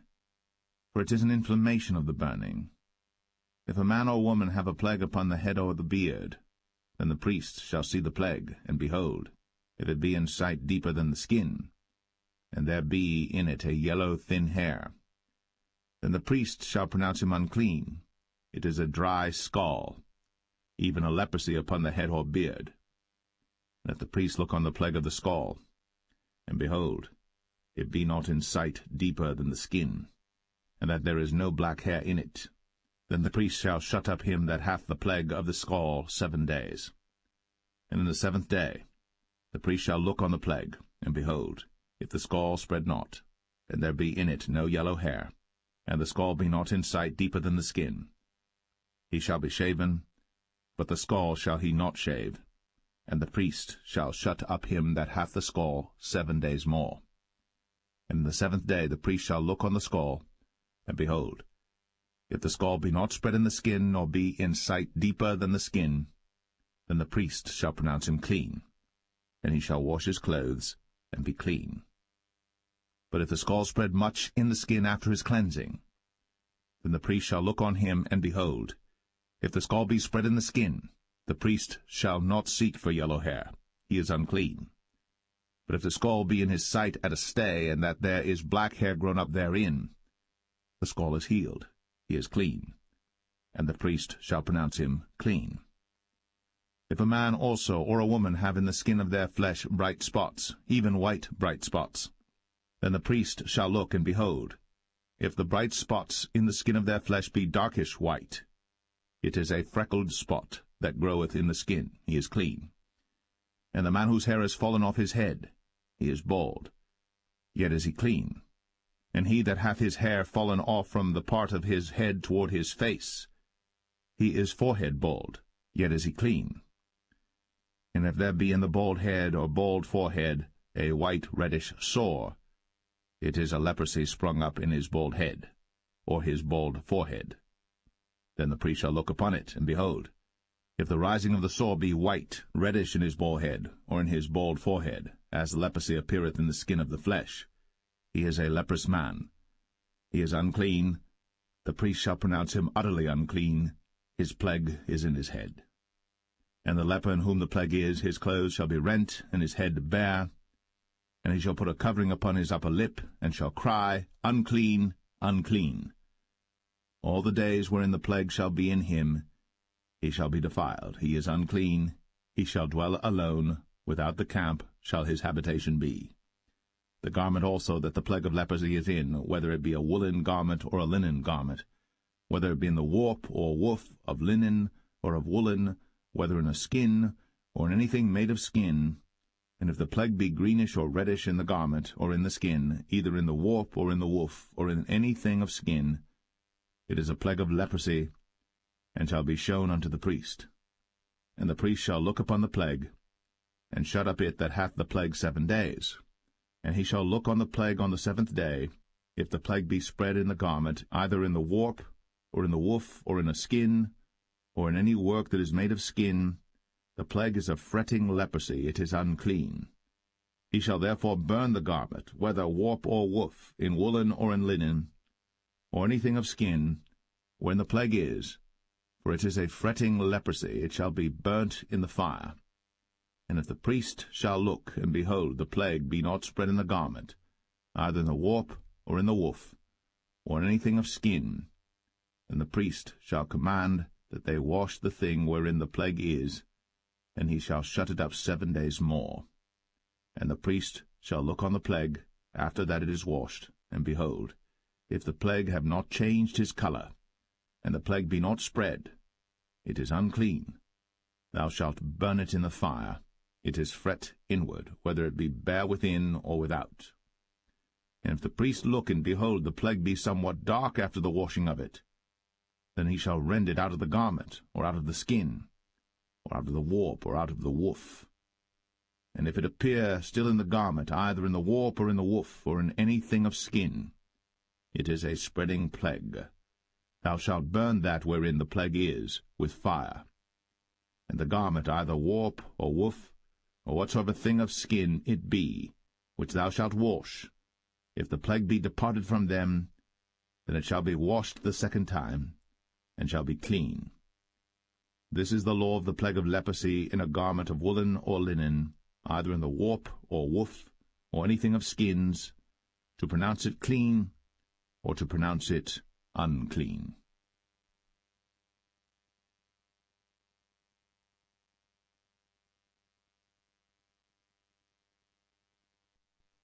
Leviticus 14. And the Lord spake unto Moses, saying, This shall be the law of the leper in the day of his cleansing. He shall be brought unto the priest. And the priest shall go forth out of the camp, and the priest shall look, and behold, if the plague of leprosy be healed in the leper, then shall the priest command to take for him that is to be cleansed 2 birds alive and clean, and cedar wood, and scarlet and hyssop. And the priest shall command that one of the birds be killed in an earthen vessel over running water. As for the living bird, he shall take it, and the cedar wood, and the scarlet, and the hyssop, and shall dip them and the living bird in the blood of the bird that was killed over the running water. And he shall sprinkle upon him that is to be cleansed from the leprosy 7 times, and shall pronounce him clean, and shall let the living bird loose into the open field. And he that is to be cleansed shall wash his clothes, and shave off all his hair, and wash himself in water, that he may be clean. And after that he shall come into the camp, and shall tarry abroad out of his tent 7 days. But it shall be on the 7th day that he shall shave all his hair off his head, and his beard, and his eyebrows. Even all his hair he shall shave off. And he shall wash his clothes. Also he shall wash his flesh in water, and he shall be clean. And on the 8th day he shall take 2 he-lambs without blemish, and 1 ewe lamb of the 1st year without blemish, and 3/10 deals of fine flour for a meat offering, mingled with oil, and 1 log of oil. And the priest that maketh him clean shall present the man that is to be made clean, and those things before the Lord, at the door of the tabernacle of the congregation. And the priest shall take 1 he-lamb, and offer him for a trespass offering, and the log of oil, and wave them for a wave offering before the Lord. And he shall slay the lamb in the place where he shall kill the sin offering and the burnt offering in the holy place. For as the sin offering is the priest's, so is the trespass offering. It is most holy. And the priest shall take some of the blood of the trespass offering, and the priest shall put it upon the tip of the right ear of him that is to be cleansed, and upon the thumb of his right hand, and upon the great toe of his right foot. And the priest shall take some of the log of oil, and pour it into the palm of his own left hand. And the priest shall dip his right finger in the oil that is in his left hand, and shall sprinkle of the oil with his finger 7 times before the Lord. And of the rest of the oil that is in his hand shall the priest put upon the tip of the right ear of him that is to be cleansed, and upon the thumb of his right hand, and upon the great toe of his right foot, upon the blood of the trespass offering. And the remnant of the oil that is in the priest's hand he shall pour upon the head of him that is to be cleansed, and the priest shall make an atonement for him before the Lord. And the priest shall offer the sin offering, and make an atonement for him that is to be cleansed from his uncleanness. And afterward he shall kill the burnt offering. And the priest shall offer the burnt offering and the meat offering upon the altar. And the priest shall make an atonement for him, and he shall be clean. And if he be poor, and cannot get so much, then he shall take 1 lamb for a trespass offering to be waved, to make an atonement for him, and 1/10 deal of fine flour mingled with oil for a meat offering, and a log of oil, and 2 turtle doves, or 2 young pigeons, such as he is able to get, and the one shall be a sin offering, and the other a burnt offering. And he shall bring them on the 8th day for his cleansing unto the priest, unto the door of the tabernacle of the congregation before the Lord. And the priest shall take the lamb of the trespass offering, and the log of oil, and the priest shall wave them for a wave offering before the Lord. And he shall kill the lamb of the trespass offering, and the priest shall take some of the blood of the trespass offering, and put it upon the tip of the right ear of him that is to be cleansed, and upon the thumb of his right hand, and upon the great toe of his right foot. And the priest shall pour of the oil into the palm of his own left hand. And the priest shall sprinkle with his right finger some of the oil that is in his left hand 7 times before the Lord. And the priest shall put of the oil that is in his hand upon the tip of the right ear of him that is to be cleansed, and upon the thumb of his right hand, and upon the great toe of his right foot, upon the place of the blood of the trespass offering.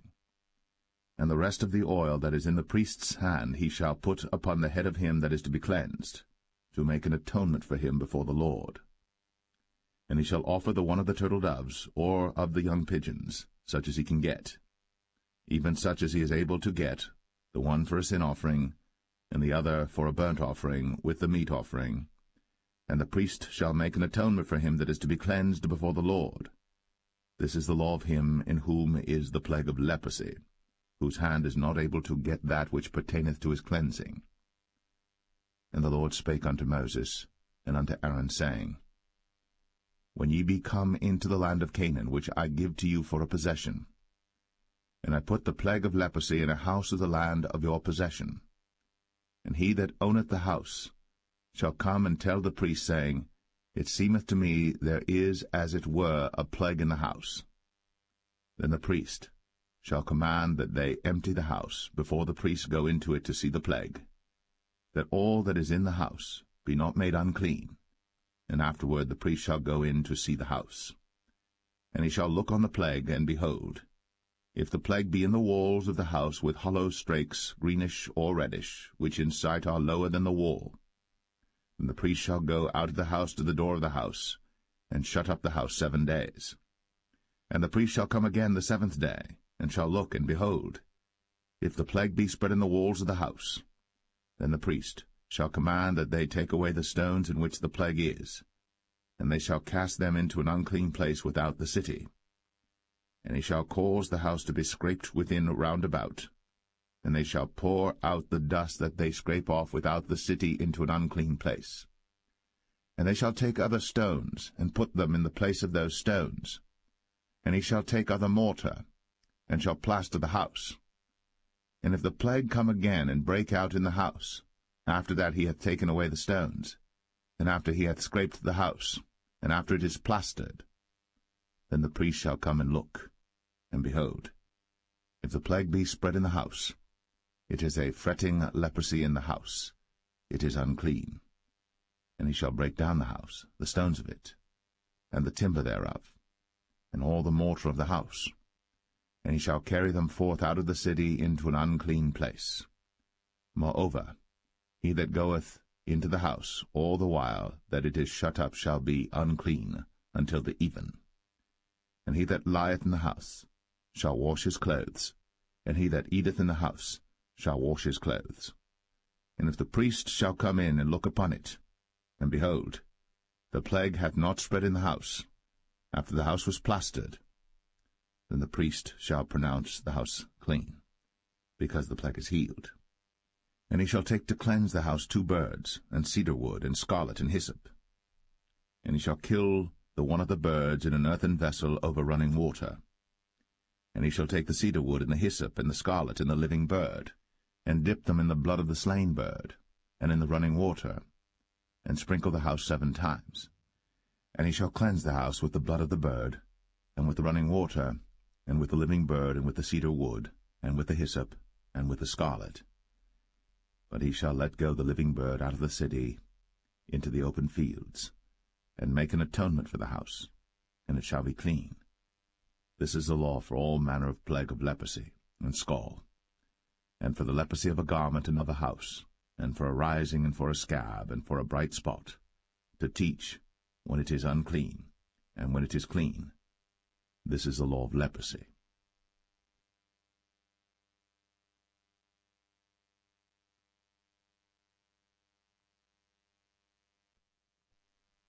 Leviticus 15. And the Lord spake unto Moses and to Aaron, saying, Speak unto the children of Israel, and say unto them, When any man hath a running issue out of his flesh, because of his issue he is unclean. And this shall be his uncleanness in his issue, whether his flesh run with his issue, or his flesh be stopped from his issue, it is his uncleanness. Every bed whereon he lieth that hath the issue is unclean, and everything whereon he sitteth shall be unclean. And whosoever toucheth his bed shall wash his clothes, and bathe himself in water, and be unclean until the even. And he that sitteth on anything whereon he sat that hath the issue shall wash his clothes, and bathe himself in water, and be unclean until the even. And he that toucheth the flesh of him that hath the issue shall wash his clothes, and bathe himself in water, and be unclean until the even. And if he that hath the issue spit upon him that is clean, then he shall wash his clothes, and bathe himself in water, and be unclean until the even. And what saddle soever he rideth upon that hath the issue shall be unclean. And whosoever toucheth anything that was under him shall be unclean until the even. And he that beareth any of those things shall wash his clothes, and bathe himself in water, and be unclean until the even. And whomsoever he toucheth that hath the issue, and hath not rinsed his hands in water, he shall wash his clothes, and bathe himself in water, and be unclean until the even. And the vessel of earth that he toucheth, which hath the issue, shall be broken, and every vessel of wood shall be rinsed in water. And when he that hath an issue is cleansed of his issue, then he shall number to himself 7 days for his cleansing, and wash his clothes, and bathe his flesh in running water, and shall be clean. And on the 8th day he shall take to him 2 turtle doves, or 2 young pigeons, and come before the Lord unto the door of the tabernacle of the congregation, and give them unto the priest. And the priest shall offer them, the one for a sin offering, and the other for a burnt offering. And the priest shall make an atonement for him before the Lord for his issue. And if any man's seed of copulation go out from him, then he shall wash all his flesh in water, and be unclean until the even. And every garment and every skin whereon is the seed of copulation shall be washed with water, and be unclean until the even. The woman also with whom man shall lie with seed of copulation, they shall both bathe themselves in water, and be unclean until the even. And if a woman have an issue, and her issue in her flesh be blood, she shall be put apart 7 days, and whosoever toucheth her shall be unclean until the even. And everything that she lieth upon in her separation shall be unclean. Everything also that she sitteth upon shall be unclean. And whosoever toucheth her bed shall wash his clothes, and bathe himself in water, and be unclean until the even. And whosoever toucheth anything that she sat upon shall wash his clothes, and bathe himself in water, and be unclean until the even. And if it be on her bed, or on any thing whereon she sitteth, when he toucheth it, he shall be unclean until the even. And if any man lie with her at all, and her flowers be upon him, he shall be unclean 7 days, and all the bed whereon he lieth shall be unclean. And if a woman have an issue of her blood many days out of the time of her separation, or if it run beyond the time of her separation, all the days of the issue of her uncleanness shall be as the days of her separation. She shall be unclean. Every bed whereon she lieth all the days of her issue shall be unto her as the bed of her separation. And whatsoever she sitteth upon shall be unclean, as the uncleanness of her separation.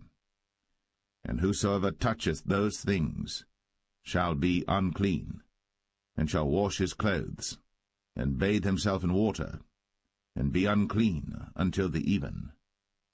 But if she be cleansed of her issue, then she shall number to herself 7 days, and after that she shall be clean. And on the 8th day she shall take unto her 2 turtles, or 2 young pigeons, and bring them unto the priest, to the door of the tabernacle of the congregation. And the priest shall offer the one for a sin offering, and the other for a burnt offering, and the priest shall make an atonement for her before the Lord for the issue of her uncleanness. Thus shall ye separate the children of Israel from their uncleanness, that they die not in their uncleanness, when they defile my tabernacle that is among them. This is the law of him that hath an issue, and of him whose seed goeth from him, and is defiled therewith, and of her that is sick of her flowers, and of him that hath an issue, of the man, and of the woman, and of him that lieth with her that is unclean.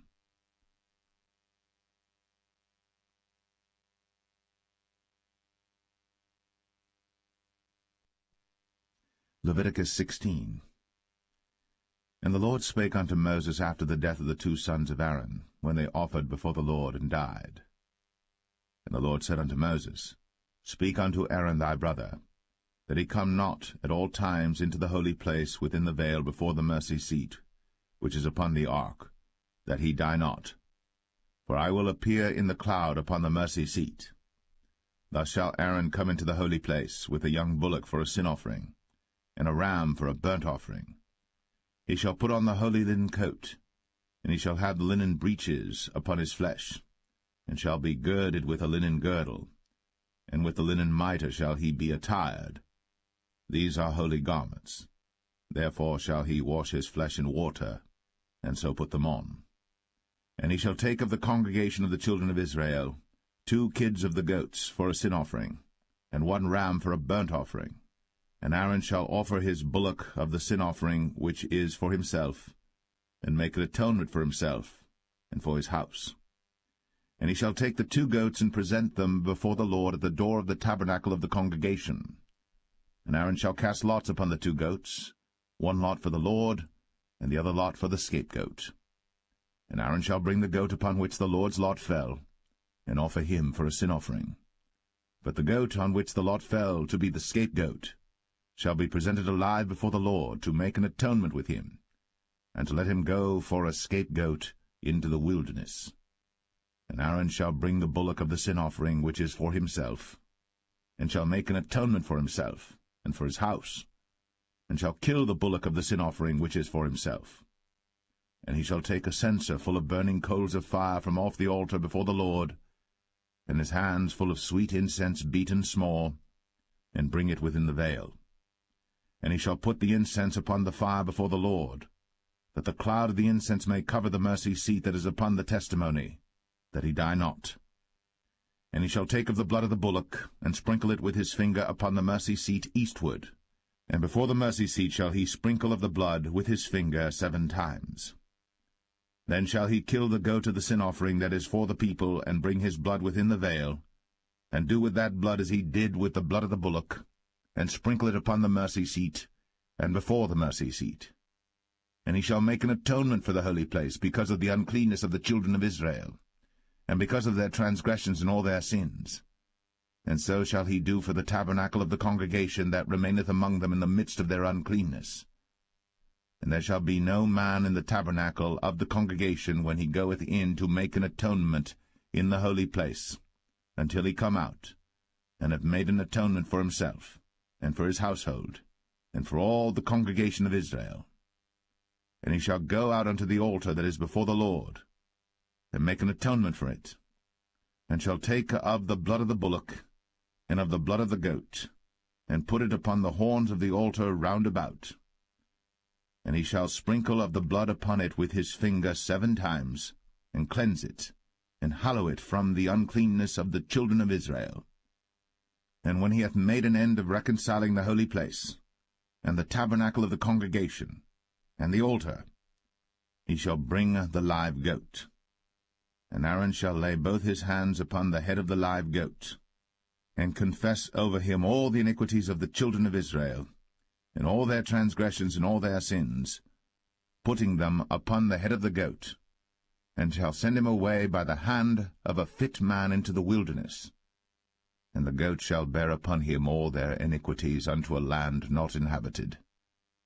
And he shall let go the goat in the wilderness. And Aaron shall come into the tabernacle of the congregation, and shall put off the linen garments, which he put on when he went into the holy place, and shall leave them there. And he shall wash his flesh with water in the holy place, and put on his garments, and come forth, and offer his burnt offering, and the burnt offering of the people, and make an atonement for himself and for the people. And the fat of the sin offering shall he burn upon the altar. And he that let go the goat for the scapegoat shall wash his clothes, and bathe his flesh in water, and afterward come into the camp. And the bullock for the sin offering, and the goat for the sin offering, whose blood was brought in to make atonement in the holy place, shall one carry forth without the camp, and they shall burn in the fire their skins, and their flesh, and their dung. And he that burneth them shall wash his clothes, and bathe his flesh in water, and afterward he shall come into the camp. And this shall be a statute for ever unto you, that in the 7th month, on the 10th day of the month, ye shall afflict your souls, and do no work at all, whether it be one of your own country or a stranger that sojourneth among you. For on that day shall the priest make an atonement for you, to cleanse you, that ye may be clean from all your sins before the Lord. It shall be a Sabbath of rest unto you, and ye shall afflict your souls, by a statute for ever. And the priest, whom he shall anoint, and whom he shall consecrate to minister in the priest's office in his father's stead, shall make the atonement, and shall put on the linen clothes, even the holy garments. And he shall make an atonement for the holy sanctuary, and he shall make an atonement for the tabernacle of the congregation, and for the altar, and he shall make an atonement for the priests, and for all the people of the congregation. And this shall be an everlasting statute unto you, to make an atonement for the children of Israel, for all their sins, once a year. And he did, as the Lord commanded Moses.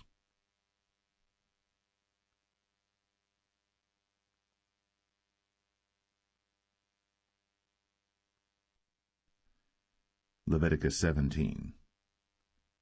And the Lord spake unto Moses, saying, Speak unto Aaron, and unto his sons, and unto all the children of Israel, and say unto them, This is the thing which the Lord hath commanded, saying, What man soever there be of the house of Israel that killeth an ox, or lamb, or goat, in the camp, or that killeth it out of the camp, and bringeth it not unto the door of the tabernacle of the congregation to offer an offering unto the Lord before the tabernacle of the Lord, blood shall be imputed unto that man.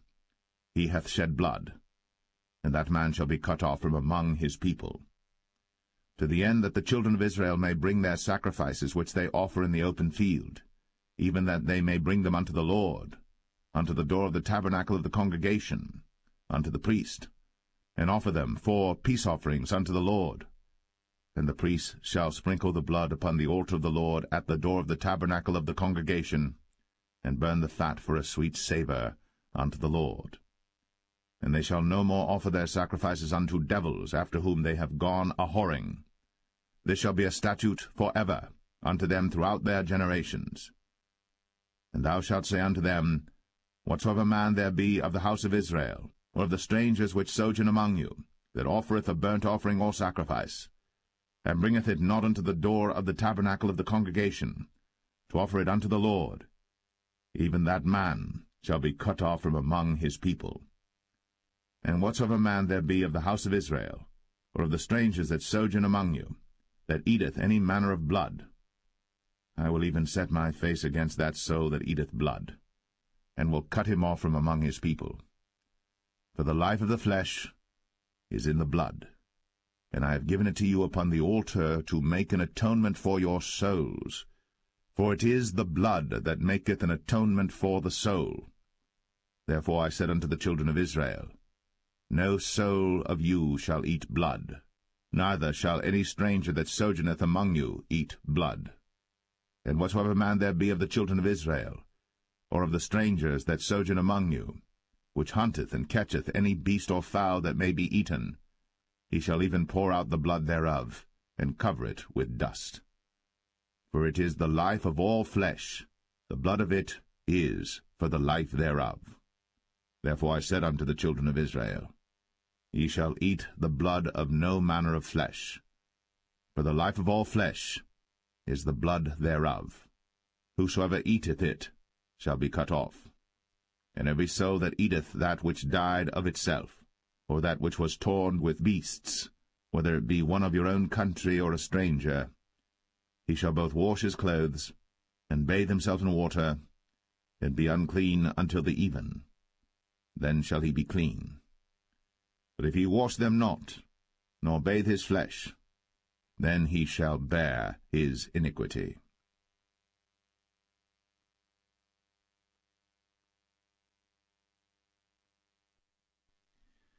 Leviticus 18. And the Lord spake unto Moses, saying, Speak unto the children of Israel, and say unto them, I am the Lord your God. After the doings of the land of Egypt, wherein ye dwelt, shall ye not do, and after the doings of the land of Canaan, whither I bring you, shall ye not do, neither shall ye walk in their ordinances. Ye shall do my judgments, and keep mine ordinances, to walk therein. I am the Lord your God. Ye shall therefore keep my statutes and my judgments, which if a man do, he shall live in them. I am the Lord. None of you shall approach to any that is near of kin to him, to uncover their nakedness. I am the Lord. The nakedness of thy father, or the nakedness of thy mother, shalt thou not uncover. She is thy mother, thou shalt not uncover her nakedness. The nakedness of thy father's wife shalt thou not uncover. It is thy father's nakedness. The nakedness of thy sister, the daughter of thy father, or daughter of thy mother, whether she be born at home or born abroad, even their nakedness thou shalt not uncover. The nakedness of thy son's daughter, or of thy daughter's daughter, even their nakedness thou shalt not uncover, for theirs is thine own nakedness. The nakedness of thy father's wife's daughter, begotten of thy father, she is thy sister. Thou shalt not uncover her nakedness. Thou shalt not uncover the nakedness of thy father's sister. She is thy father's near kinswoman. Thou shalt not uncover the nakedness of thy mother's sister, for she is thy mother's near kinswoman. Thou shalt not uncover the nakedness of thy father's brother. Thou shalt not approach to his wife. She is thine aunt. Thou shalt not uncover the nakedness of thy daughter-in-law. She is thy son's wife. Thou shalt not uncover her nakedness. Thou shalt not uncover the nakedness of thy brother's wife. It is thy brother's nakedness. Thou shalt not uncover the nakedness of a woman and her daughter, neither shalt thou take her son's daughter, or her daughter's daughter, to uncover her nakedness, for they are her near kinswoman. It is wickedness. Neither shalt thou take a wife to her sister, to vex her, to uncover her nakedness, beside the other in her lifetime. Also thou shalt not approach unto a woman to uncover her nakedness, as long as she is put apart for her uncleanness. Moreover, thou shalt not lie carnally with thy neighbor's wife, to defile thyself with her. And thou shalt not let any of thy seed pass through the fire to Moloch. Neither shalt thou profane the name of thy God. I am the Lord. Thou shalt not lie with mankind, as with womankind. It is abomination. Neither shalt thou lie with any beast, to defile thyself therewith. Neither shall any woman stand before a beast to lie down thereto. It is confusion. Defile not ye yourselves in any of these things. For in all these the nations are defiled which I cast out before you, and the land is defiled. Therefore I do visit the iniquity thereof upon it, and the land itself vomiteth out her inhabitants. Ye shall therefore keep my statutes and my judgments, and shall not commit any of these abominations, neither any of your own nation, nor any stranger that sojourneth among you. For all these abominations have the men of the land done, which were before you, and the land is defiled, that the land spew not you out also, when ye defile it, as it spewed out the nations that were before you. For whosoever shall commit any of these abominations, even the souls that commit them, shall be cut off from among their people. Therefore shall ye keep mine ordinance, that ye commit not any one of these abominable customs, which were committed before you, and that ye defile not yourselves therein. I am the Lord your God.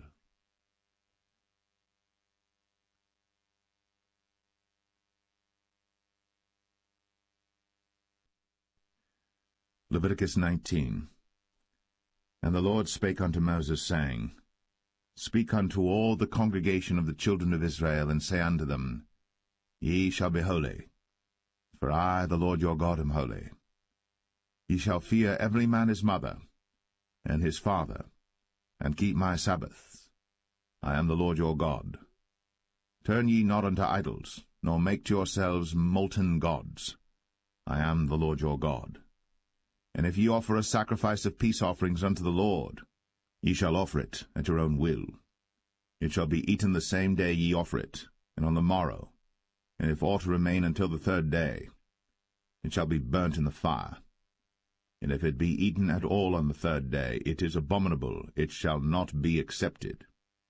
Therefore every one that eateth it shall bear his iniquity, because he hath profaned the hallowed thing of the Lord, and that so shall be cut off from among his people. And when ye reap the harvest of your land, thou shalt not wholly reap the corners of thy field, neither shalt thou gather the gleanings of thy harvest. And thou shalt not glean thy vineyard, neither shalt thou gather every grape of thy vineyard. Thou shalt leave them for the poor and stranger. I am the Lord your God. Ye shall not steal, neither deal falsely, neither lie one to another. And ye shall not swear by my name falsely, neither shalt thou profane the name of thy God. I am the Lord. Thou shalt not defraud thy neighbor, neither rob him. The wages of him that is hired shall not abide with thee all night until the morning. Thou shalt not curse the deaf, nor put a stumbling block before the blind, but shalt fear thy God. I am the Lord. Ye shall do no unrighteousness in judgment. Thou shalt not respect the person of the poor, nor honor the person of the mighty, but in righteousness shalt thou judge thy neighbor. Thou shalt not go up and down as a talebearer among thy people, neither shalt thou stand against the blood of thy neighbor. I am the Lord. Thou shalt not hate thy brother in thine heart. Thou shalt in any wise rebuke thy neighbor, and not suffer sin upon him. Thou shalt not avenge, nor bear any grudge against the children of thy people, but thou shalt love thy neighbor as thyself. I am the Lord. Ye shall keep my statutes. Thou shalt not let thy cattle gender with a diverse kind. Thou shalt not sow thy field with mingled seed, neither shall a garment mingled of linen and woolen come upon thee. And whosoever lieth carnally with a woman that is a bondmaid, betrothed to an husband, and not at all redeemed, nor freedom given her, she shall be scourged. They shall not be put to death, because she was not free. And he shall bring his trespass offering unto the Lord, unto the door of the tabernacle of the congregation, even a ram for a trespass offering. And the priest shall make an atonement for him with the ram of the trespass offering before the Lord for his sin which he hath done, and the sin which he hath done shall be forgiven him. And when ye shall come into the land, and shall have planted all manner of trees for food, then ye shall count the fruit thereof as uncircumcised. 3 years shall it be as uncircumcised unto you. It shall not be eaten of. But in the 4th year all the fruit thereof shall be holy, to praise the Lord withal. And in the 5th year shall ye eat of the fruit thereof, that it may yield unto you the increase thereof. I am the Lord your God. Ye shall not eat anything with the blood, neither shall ye use enchantment, nor observe times. Ye shall not round the corners of your heads, neither shalt thou mar the corners of thy beard. Ye shall not make any cuttings in your flesh for the dead, nor print any marks upon you. I am the Lord. Do not prostitute thy daughter to cause her to be a whore, lest the land fall to whoredom, and the land become full of wickedness. Ye shall keep my Sabbaths, and reverence my sanctuary. I am the Lord. Regard not them that have familiar spirits, neither seek after wizards, to be defiled by them. I am the Lord your God.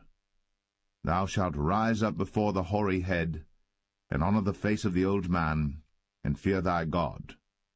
I am the Lord. And if a stranger sojourn with thee in your land, ye shall not vex him.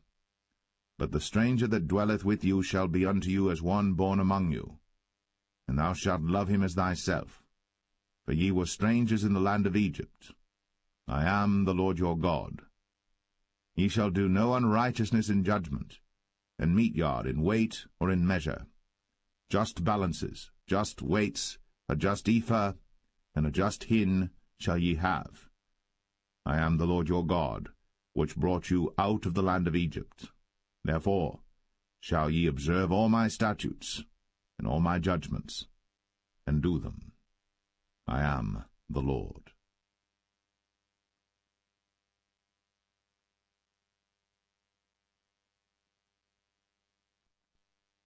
Leviticus 20.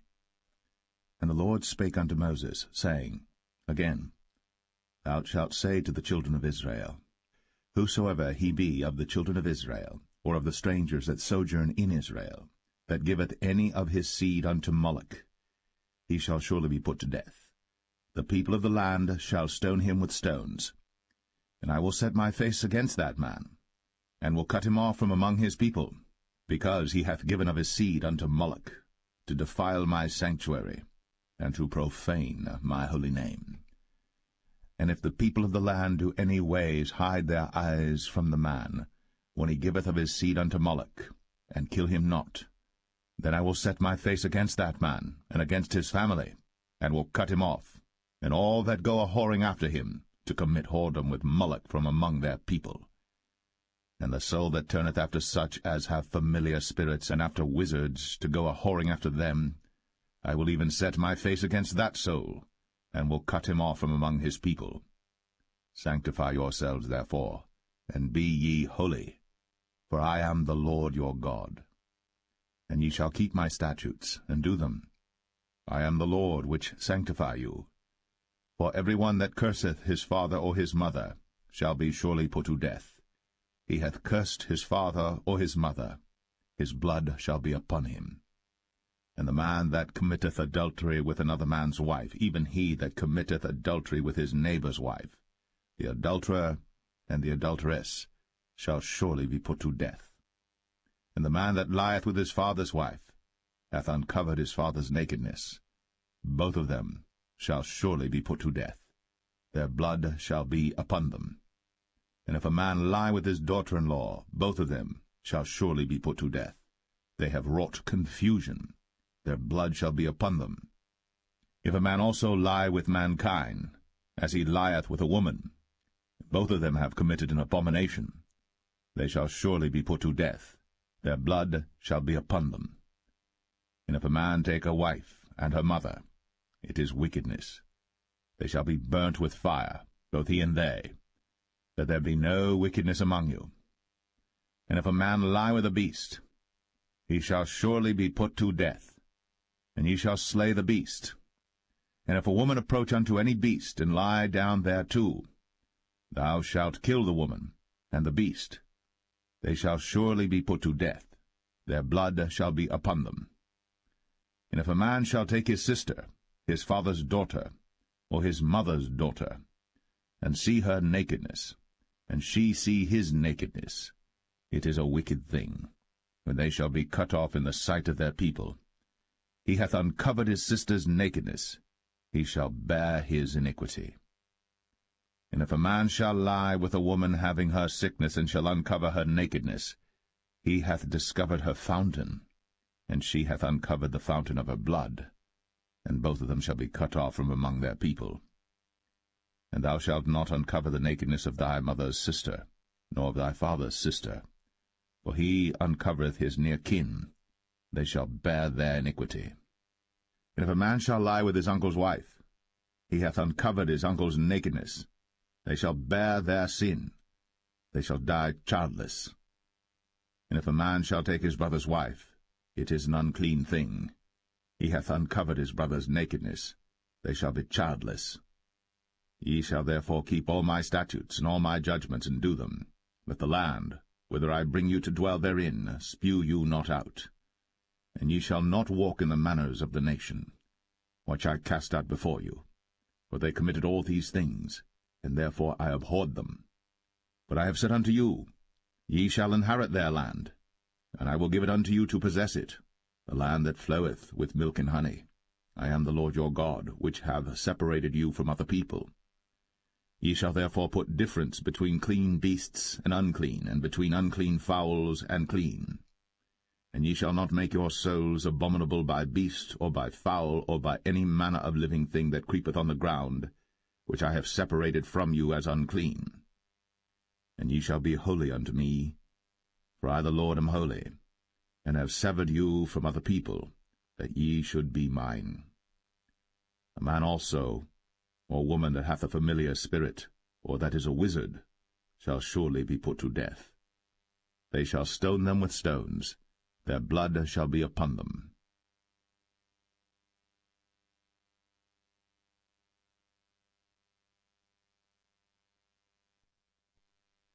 Leviticus 21. And the Lord said unto Moses, Speak unto the priests, the sons of Aaron, and say unto them, There shall none be defiled for the dead among his people. But for his kin that is near unto him, that is, for his mother, and for his father, and for his son, and for his daughter, and for his brother, and for his sister a virgin, that is nigh unto him, which hath had no husband, for her may he be defiled.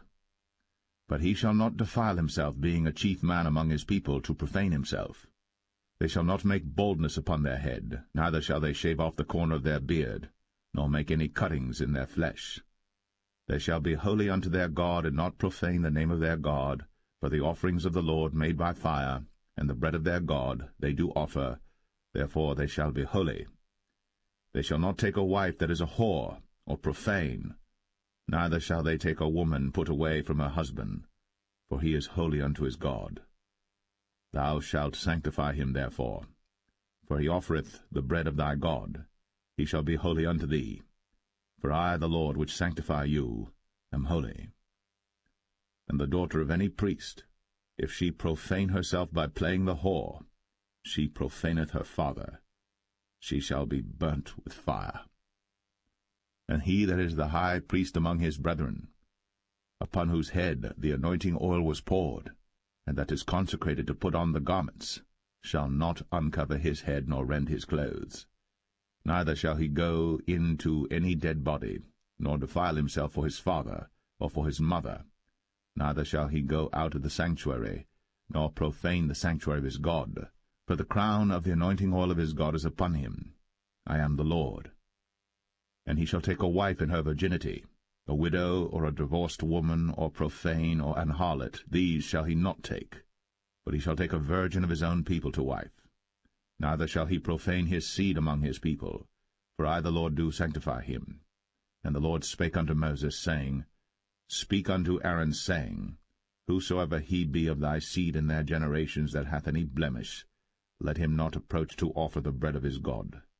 For whatsoever man he be that hath a blemish, he shall not approach, a blind man, or a lame, or he that hath a flat nose, or anything superfluous, or a man that is broken-footed, or broken-handed, or crooked-backed, or a dwarf, or that hath a blemish in his eye, or be scurvy, or scabbed, or hath his stones broken. No man that hath a blemish of the seed of Aaron the priest shall come nigh to offer the offerings of the Lord made by fire.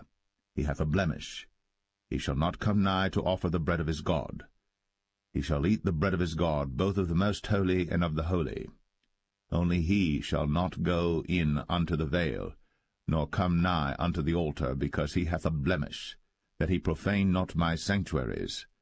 For I the Lord do sanctify them. And Moses told it unto Aaron and to his sons, and unto all the children of Israel.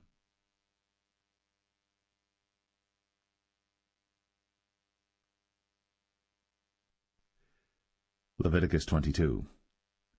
And the Lord spake unto Moses, saying, Speak unto Aaron and to his sons, that they separate themselves from the holy things of the children of Israel, and that they profane not my holy name in those things which they hallow unto me. I am the Lord.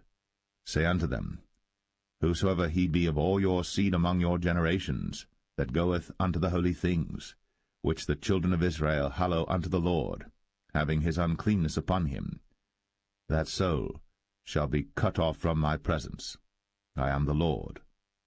What man soever of the seed of Aaron is a leper, or hath a running issue, he shall not eat of the holy things until he be clean.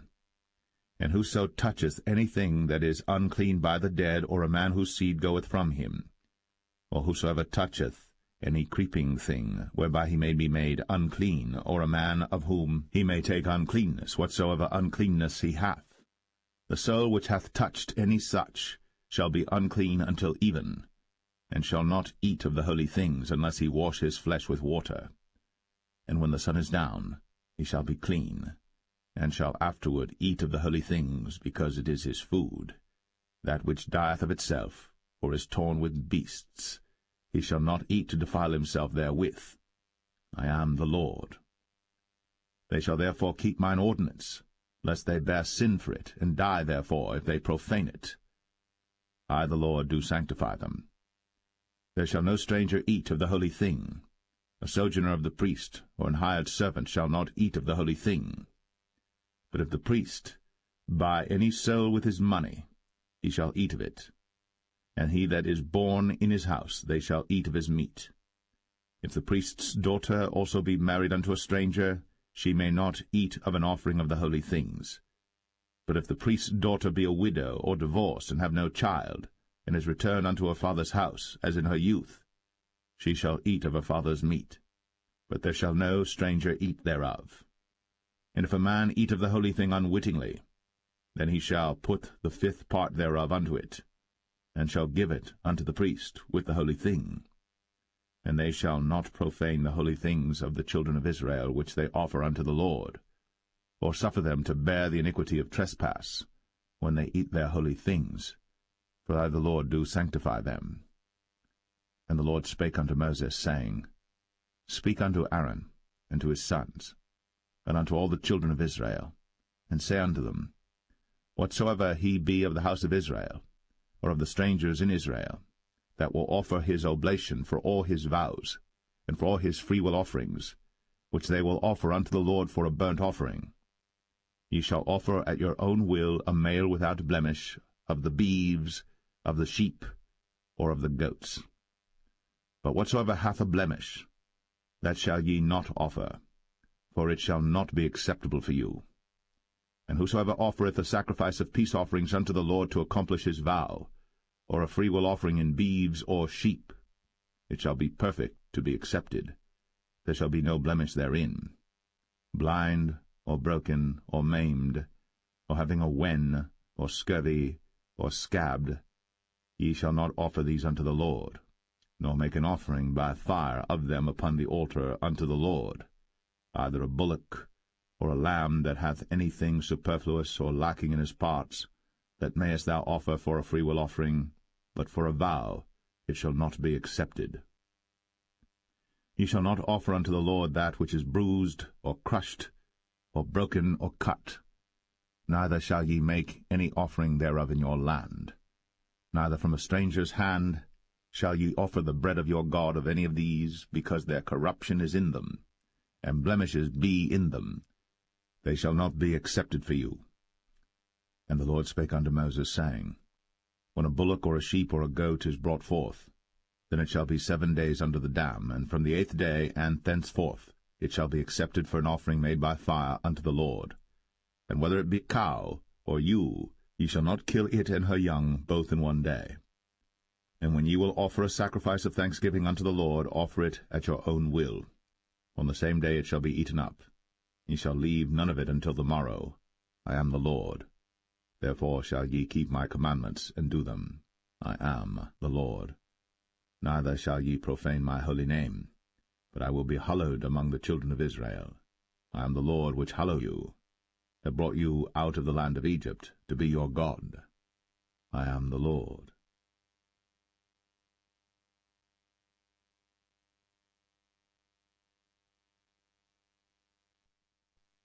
Leviticus 23.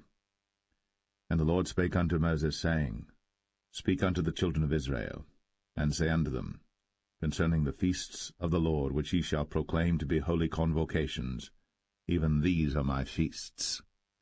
6 days shall work be done, but the 7th day is the Sabbath of rest, and holy convocation.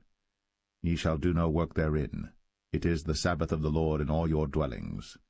These are the feasts of the Lord, even holy convocations, which ye shall proclaim in their seasons. In the 14th day of the first month at even is the Lord's Passover, and on the 15th day of the same month is the feast of unleavened bread unto the Lord.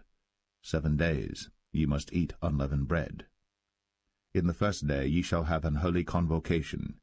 Ye shall do no servile work therein. But ye shall offer an offering made by fire unto the Lord 7 days. In the 7th day is an holy convocation. Ye shall do no servile work therein. And the Lord spake unto Moses, saying, Speak unto the children of Israel, and say unto them, When ye be come into the land which I give unto you, and shall reap the harvest thereof, then ye shall bring a sheaf of the firstfruits of your harvest unto the priest. And he shall wave the sheaf before the Lord, to be accepted for you. On the morrow after the Sabbath the priest shall wave it. And ye shall offer that day, when ye wave the sheaf, an he-lamb without blemish of the first year for a burnt offering unto the Lord. And the meat offering thereof shall be 2/10 deals of fine flour mingled with oil, an offering made by fire unto the Lord for a sweet savour. And the drink offering thereof shall be of wine, the 4th part of an hin. And ye shall eat neither bread, nor parched corn, nor green ears, until the selfsame day that ye have brought an offering unto your God. It shall be a statute for ever throughout your generations in all your dwellings. And ye shall count unto you from the morrow after the Sabbath, from the day that ye brought the sheaf of the wave offering, 7 Sabbaths shall be complete. Even unto the morrow, after the 7th Sabbath, shall ye number 50 days. And ye shall offer a new meat offering unto the Lord. Ye shall bring out of your habitations 2 wave loaves of 2/10 deals. They shall be of fine flour. They shall be baked with leaven. They are the firstfruits unto the Lord. And ye shall offer with the bread 7 lambs without blemish of the first year, and 1 young bullock, and 2 rams. They shall be for a burnt offering unto the Lord, with their meat offering, and their drink offerings, even an offering made by fire of sweet savour unto the Lord. Then ye shall sacrifice 1 kid of the goats for a sin offering, and 2 lambs of the first year for a sacrifice of peace offerings.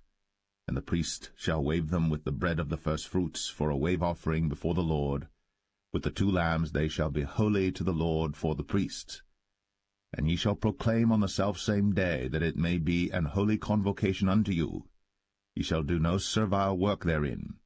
It shall be a statute for ever in all your dwellings throughout your generations. And when ye reap the harvest of your land, thou shalt not make clean riddance of the corners of thy field when thou reapest, neither shalt thou gather any gleanings of thy harvest. Thou shalt leave them unto the poor, and to the stranger.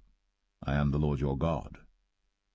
And the Lord spake unto Moses, saying, Speak unto the children of Israel, saying, In the 7th month, in the 1st day of the month, shall ye have a Sabbath, a memorial of blowing of trumpets, and holy convocation.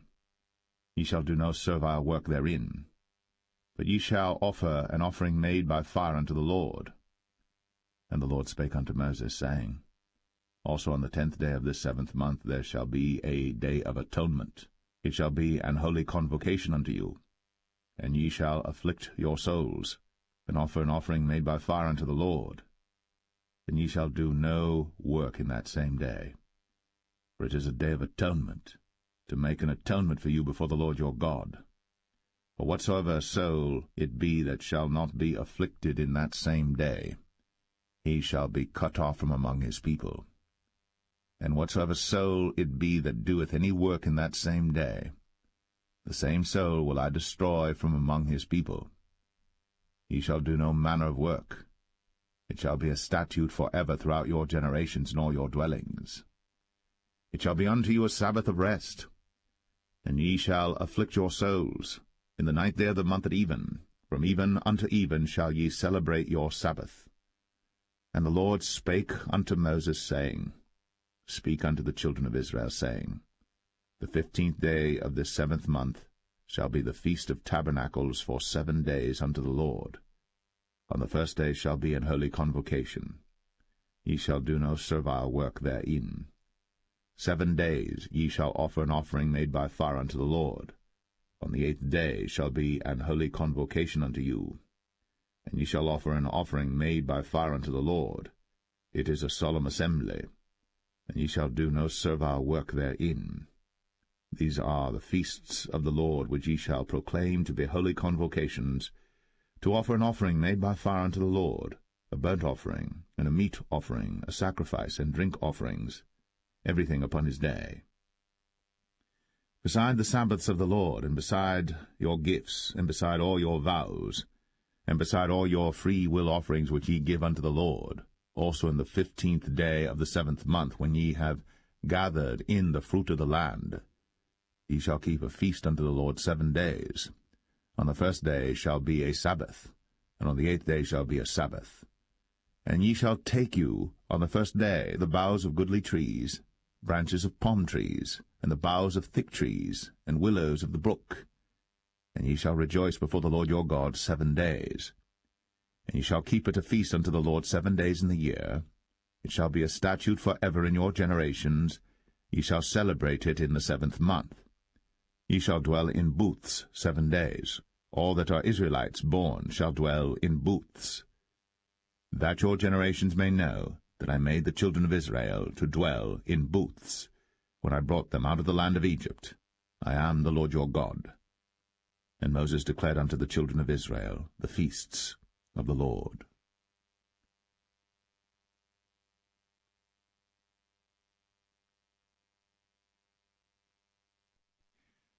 Leviticus 24. And the Lord spake unto Moses, saying, Command the children of Israel, that they bring unto thee pure oil olive beaten for the light, to cause the lamps to burn continually. Without the veil of the testimony, in the tabernacle of the congregation, shall Aaron order it from the evening unto the morning before the Lord continually. It shall be a statute for ever in your generations. He shall order the lamps upon the pure candlestick before the Lord continually. And thou shalt take fine flour, and bake 12 cakes thereof. 2 tenth deals shall be in 1 cake. And thou shalt set them in 2 rows, 6 in a row, upon the pure table before the Lord.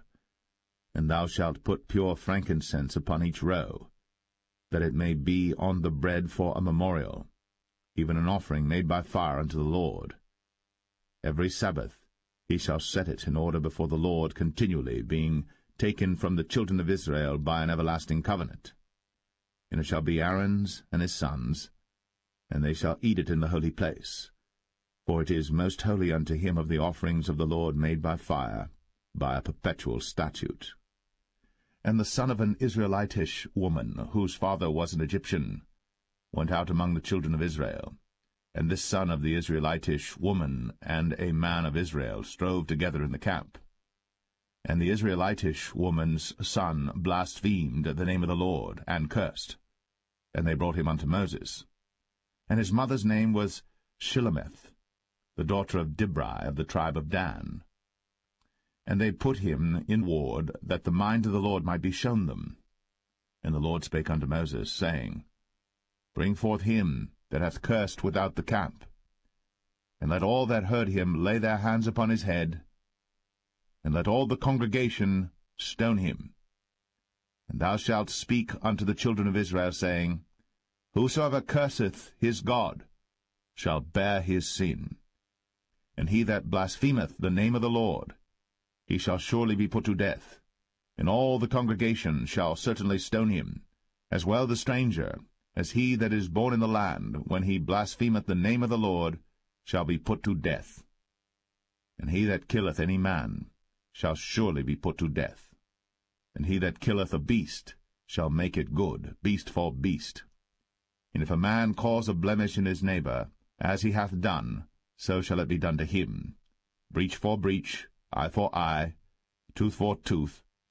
As he hath caused a blemish in a man, so shall it be done to him again.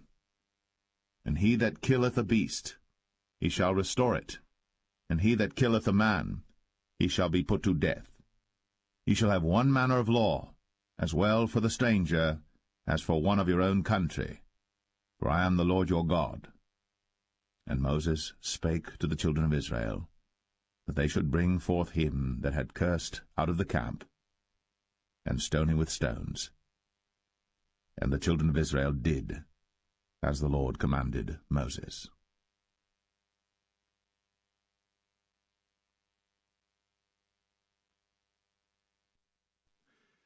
Leviticus 25. And the Lord spake unto Moses in Mount Sinai, saying, Speak unto the children of Israel, and say unto them, When ye come into the land which I give you, then shall the land keep a Sabbath unto the Lord. 6 years thou shalt sow thy field, and 6 years thou shalt prune thy vineyard, and gather in the fruit thereof. But in the 7th year shall be a Sabbath of rest unto the land, a Sabbath for the Lord. Thou shalt neither sow thy field, nor prune thy vineyard. That which groweth of its own accord of thy harvest thou shalt not reap, neither gather the grapes of thy vine undressed. For it is a year of rest unto the land, and the Sabbath of the land shall be meat for you, for thee and for thy servant, and for thy maid, and for thy hired servant, and for thy stranger that sojourneth with thee, and for thy cattle, and for the beasts that are in thy land shall all the increase thereof be meat. And thou shalt number 7 Sabbaths of years unto thee, 7 times 7 years, and the space of the 7 Sabbaths of years shall be unto thee 49 years. Then shalt thou cause the trumpet of the Jubilee to sound on the 10th day of the 7th month. In the day of atonement shall ye make the trumpet sound throughout all your land. And ye shall hallow the 50th year, and proclaim liberty throughout all the land unto all the inhabitants thereof. It shall be a jubilee unto you. And ye shall return every man unto his possession, and ye shall return every man unto his family. A jubilee shall that 50th year be unto you. Ye shall not sow, neither reap that which groweth of itself in it, nor gather the grapes in it of thy vine undressed. For it is the jubilee. It shall be holy unto you. Ye shall eat the increase thereof out of the field. In the year of this jubilee ye shall return every man unto his possession. And if thou sell aught unto thy neighbor, or buyest aught of thy neighbor's hand, ye shall not oppress one another. According to the number of years after the jubilee thou shalt buy of thy neighbor, and according unto the number of years of the fruits he shall sell unto thee. According to the multitude of years thou shalt increase the price thereof, and according to the fewness of years thou shalt diminish the price of it, for according to the number of the years of the fruits doth he sell unto thee. Ye shall not therefore oppress one another, but thou shalt fear thy God, for I am the Lord your God. Wherefore ye shall do my statutes, and keep my judgments, and do them.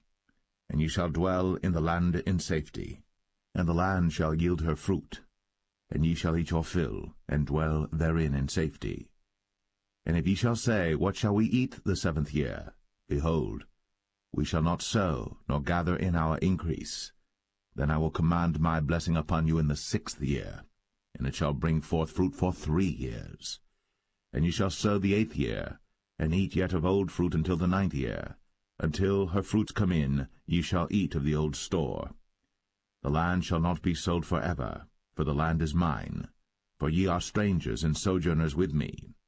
And in all the land of your possession ye shall grant a redemption for the land. If thy brother be waxen poor, and hath sold away some of his possession, and if any of his kin come to redeem it, then shall he redeem that which his brother sold. And if the man have none to redeem it, and himself be able to redeem it, then let him count the years of the sale thereof, and restore the overplus unto the man to whom he sold it, that he may return unto his possession. But if he be not able to restore it to him, then that which is sold shall remain in the hand of him that hath bought it until the year of Jubilee, and in the Jubilee it shall go out, and he shall return unto his possession. And if a man sell a dwelling house in a walled city, then he may redeem it within a whole year after it is sold. Within a full year may he redeem it. And if it be not redeemed within the space of a full year, then the house that is in the walled city shall be established for ever to him that bought it throughout his generations. It shall not go out in the Jubilee. But the houses of the villages which have no wall round about them shall be counted as the fields of the country. They may be redeemed, and they shall go out in the Jubilee. Notwithstanding the cities of the Levites, and the houses of the cities of their possession, may the Levites redeem at any time. And if a man purchase of the Levites, then the house that was sold, and the city of his possession, shall go out in the year of Jubilee, for the houses of the cities of the Levites are their possession among the children of Israel. But the field of the suburbs of their cities may not be sold, for it is their perpetual possession. And if thy brother be waxen poor, and fallen in decay with thee, then thou shalt relieve him, yea, though he be a stranger, or a sojourner, that he may live with thee. Take thou no usury of him, or increase, but fear thy God, that thy brother may live with thee. Thou shalt not give him thy money upon usury, nor lend him thy victuals for increase. I am the Lord your God, which brought you forth out of the land of Egypt, to give you the land of Canaan, and to be your God. And if thy brother that dwelleth by thee be waxen poor, and be sold unto thee, thou shalt not compel him to serve as a bondservant, but as an hired servant, and as a sojourner. He shall be with thee, and shall serve thee unto the year of Jubilee. And then shall he depart from thee, both he and his children with him, and shall return unto his own family, and unto the possession of his fathers shall he return, for they are my servants, which I brought forth out of the land of Egypt. They shall not be sold as bondmen. Thou shalt not rule over him with rigor, but shalt fear thy God. Both thy bondmen and thy bondmaids, which thou shalt have, shall be of the heathen that are round about you. Of them shall ye buy bondmen and bondmaids. Moreover, of the children of the strangers that do sojourn among you, of them shall ye buy, and of their families that are with you, which they begat in your land, and they shall be your possession. And ye shall take them as an inheritance for your children after you, to inherit them for a possession. They shall be your bondmen for ever. But over your brethren, the children of Israel, ye shall not rule one over another with rigor. And if a sojourner or stranger wax rich by thee, and thy brother that dwelleth by him wax poor, and sell himself unto the stranger or sojourner by thee, or to the stock of the stranger's family, after that he is sold, he may be redeemed again. One of his brethren may redeem him. Either his uncle or his uncle's son may redeem him, or any that is nigh of kin unto him of his family may redeem him, or if he be able, he may redeem himself. And he shall reckon with him that bought him from the year that he was sold to him unto the year of Jubilee. And the price of his sale shall be according unto the number of years. According to the time of an hired servant shall it be with him. If there be yet many years behind, according unto them, he shall give again the price of his redemption out of the money that he was bought for. And if there remain but few years unto the year of Jubilee, then he shall count with him, and according unto his years shall he give him again the price of his redemption. And as a yearly hired servant shall he be with him, and the other shall not rule with rigor over him in thy sight. And if he be not redeemed in these years, then he shall go out in the year of Jubilee, both he and his children with him. For unto me the children of Israel are servants. They are my servants whom I brought forth out of the land of Egypt. I am the Lord your God.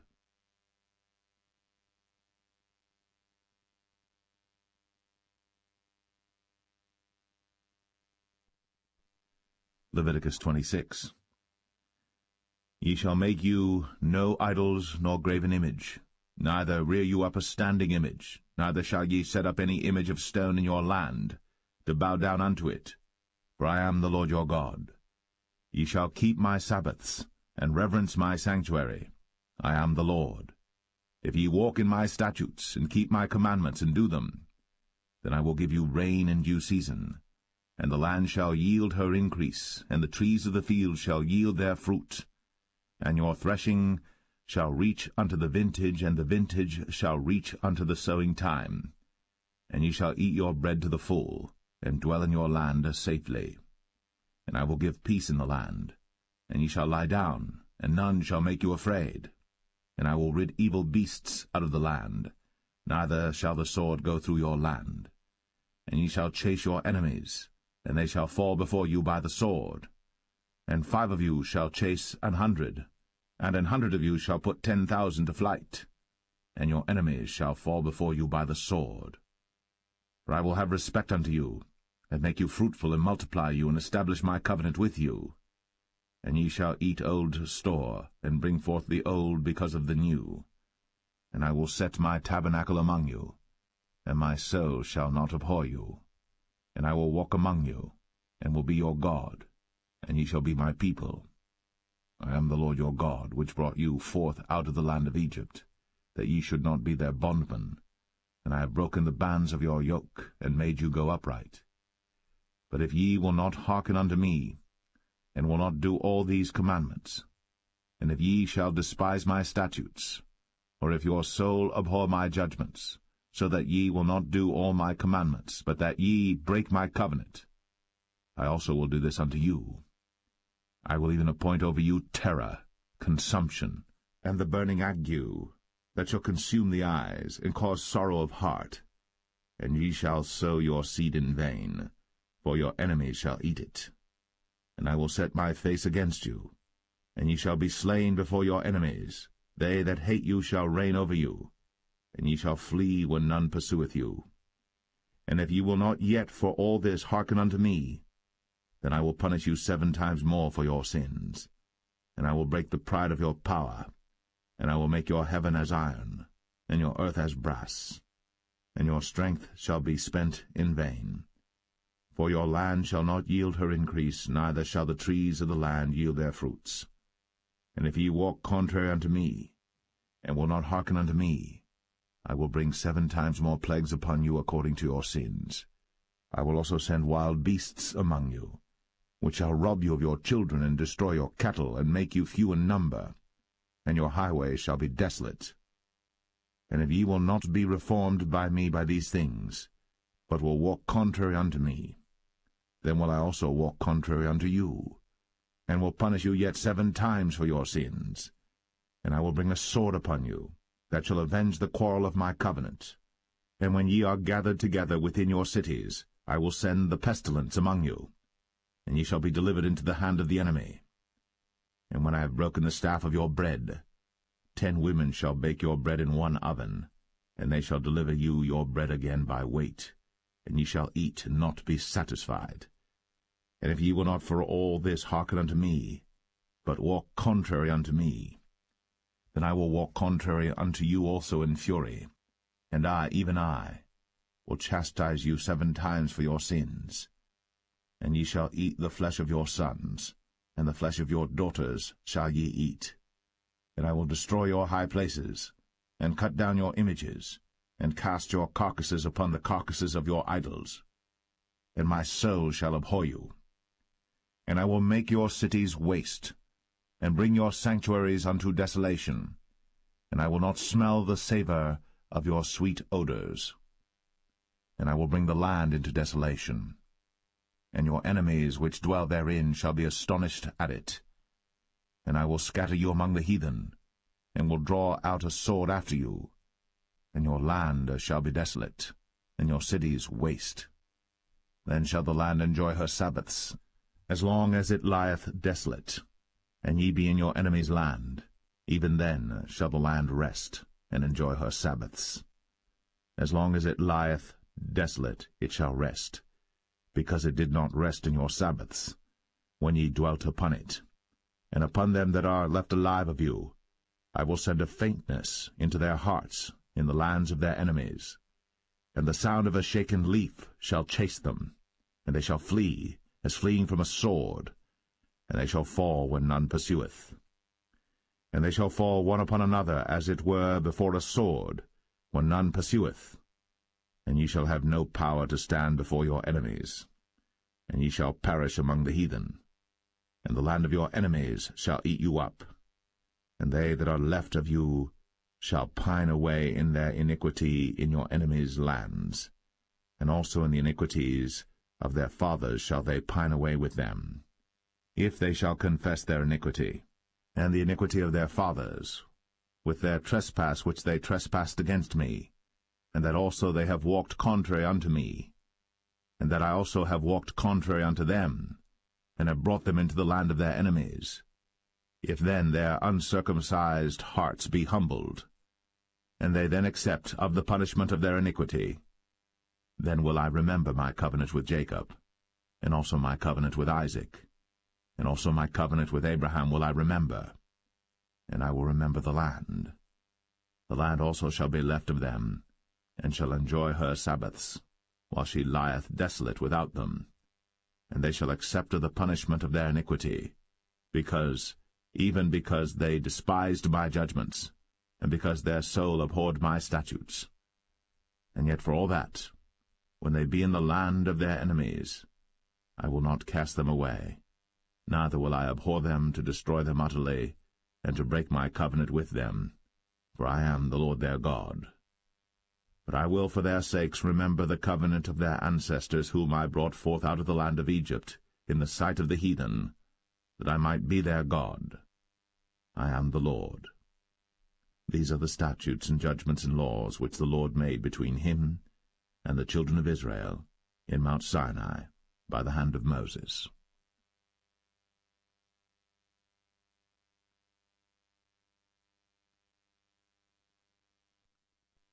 Leviticus 27. And the Lord spake unto Moses, saying, Speak unto the children of Israel, and say unto them, When a man shall make a singular vow, the person shall be for the Lord by thy estimation. And thy estimation shall be of the male from 20 years old even unto 60 years old. Even thy estimation shall be 50 shekels of silver after the shekel of the sanctuary. And if it be a female, then thy estimation shall be 30 shekels. And if it be from 5 years old even unto 20 years old, then thy estimation shall be of the male 20 shekels, and for the female 10 shekels. And if it be from a month old even unto 5 years old, then thy estimation shall be of the male 5 shekels of silver, and for the female thy estimation shall be 3 shekels of silver. And if it be from 60 years old and above, if it be a male, then thy estimation shall be 15 shekels, and for the female 10 shekels. But if he be poorer than thy estimation, then he shall present himself before the priest, and the priest shall value him, according to his ability that vowed shall the priest value him. And if it be a beast, whereof men bring an offering unto the Lord, all that any man giveth of such unto the Lord shall be holy. He shall not alter it, nor change it, a good for a bad, or a bad for a good.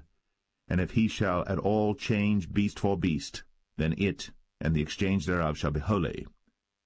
And if it be any unclean beast, of which they do not offer a sacrifice unto the Lord, then he shall present the beast before the priest. And the priest shall value it, whether it be good or bad, as thou valuest it, who art the priest, so shall it be. But if he will at all redeem it, then he shall add a 5th part thereof unto thy estimation. And when a man shall sanctify his house to be holy unto the Lord, then the priest shall estimate it, whether it be good or bad, as the priest shall estimate it, so shall it stand. And if he that sanctified it will redeem his house, then he shall add the 5th part of the money of thy estimation unto it, and it shall be his. And if a man shall sanctify unto the Lord some part of a field of his possession, then thy estimation shall be according to the seed thereof, and homer of barley seed shall be valued at 50 shekels of silver. If he sanctify his field from the year of Jubilee according to thy estimation, it shall stand.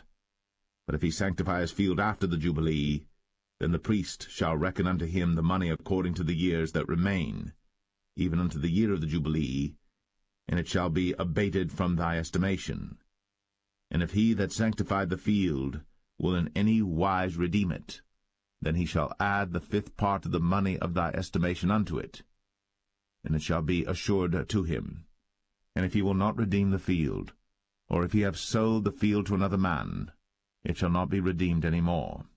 But the field, when it goeth out in the Jubilee, shall be holy unto the Lord, as a field devoted. The possession thereof shall be the priest's.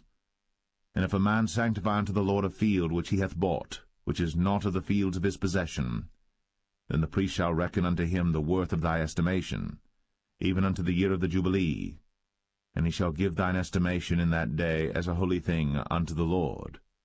In the year of the Jubilee the field shall return unto him of whom it was bought, even to him to whom the possession of the land did belong. And all thy estimation shall be according to the shekel of the sanctuary. 20 gerahs shall be the shekel. Only the firstling of the beasts, which should be the Lord's firstling, no man shall sanctify it, whether it be ox or sheep, it is the Lord's. And if it be of an unclean beast, then he shall redeem it according to thine estimation, and shall add a fifth part of it thereto. Or if it be not redeemed, then it shall be sold according to thy estimation. Notwithstanding no devoted thing, that a man shall devote unto the Lord of all that he hath, both of man and beast, and of the field of his possession, shall be sold or redeemed. Every devoted thing is most holy unto the Lord. None devoted, which shall be devoted of men, shall be redeemed, but shall surely be put to death. And all the tithe of the land, whether of the seed of the land or of the fruit of the tree, is the Lord's. It is holy unto the Lord. And if a man will at all redeem aught of his tithes, he shall add thereto the fifth part thereof. And concerning the tithe of the herd or of the flock, even of whatsoever passeth under the rod, the 10th shall be holy unto the Lord. He shall not search whether it be good or bad, neither shall he change it. And if he change it at all, then both it and the change thereof shall be holy. It shall not be redeemed. These are the commandments which the Lord commanded Moses for the children of Israel in Mount Sinai.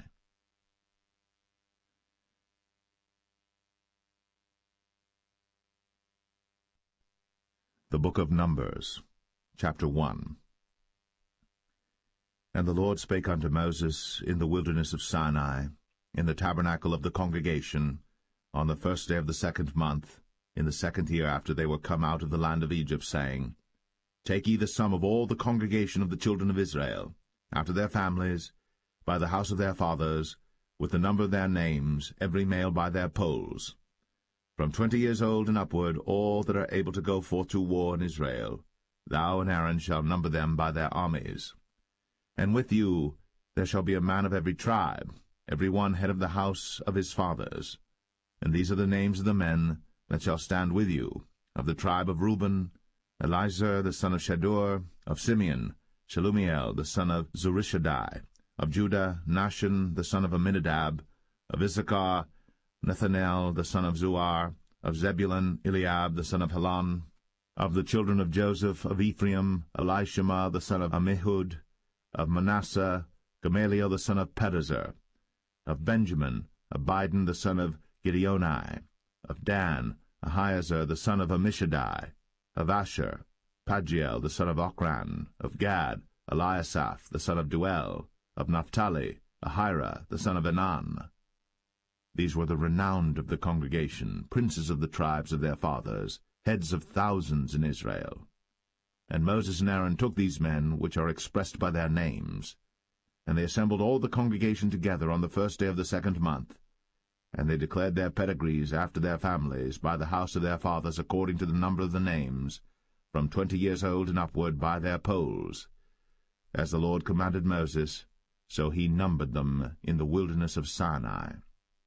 And the children of Reuben, Israel's eldest son, by their generations, after their families, by the house of their fathers, according to the number of the names, by their polls, every male from 20 years old and upward, all that were able to go forth to war.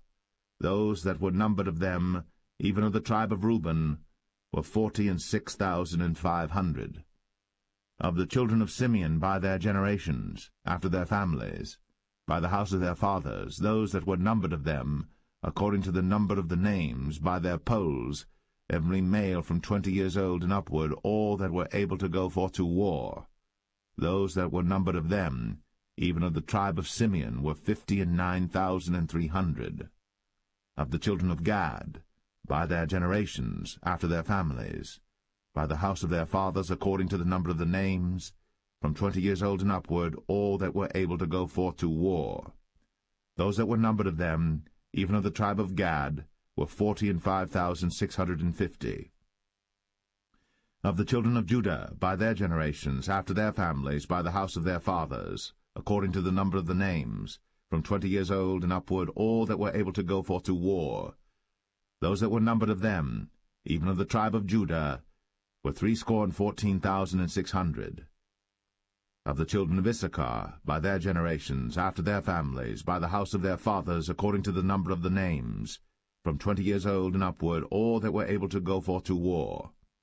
Those that were numbered of them, even of the tribe of Issachar, were 50,004,400.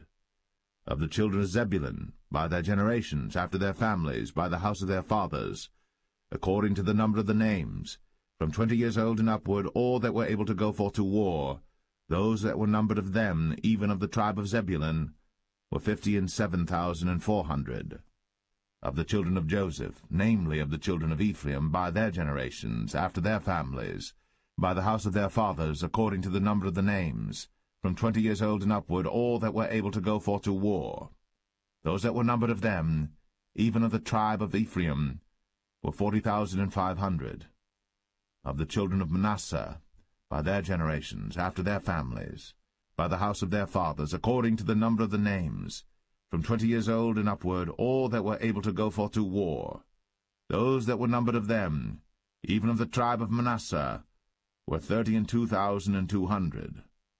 Of the children of Benjamin, by their generations, after their families, by the house of their fathers, according to the number of the names, from 20 years old and upward, all that were able to go forth to war, those that were numbered of them, even of the tribe of Benjamin, were 35,400. Of the children of Dan, by their generations, after their families, by the house of their fathers, according to the number of the names, from 20 years old and upward, all that were able to go forth to war, those that were numbered of them, even of the tribe of Dan, were 62,700. Of the children of Asher, by their generations, after their families, by the house of their fathers, according to the number of the names, from 20 years old and upward, all that were able to go forth to war, those that were numbered of them, even of the tribe of Asher, were 41,500. Of the children of Naphtali, throughout their generations, after their families, by the house of their fathers, according to the number of the names, from 20 years old and upward, all that were able to go forth to war, those that were numbered of them, even of the tribe of Naphtali, were 53,400.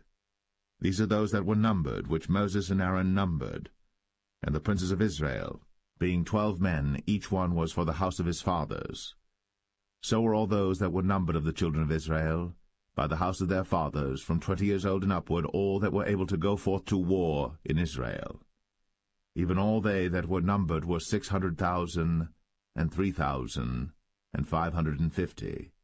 But the Levites after the tribe of their fathers were not numbered among them.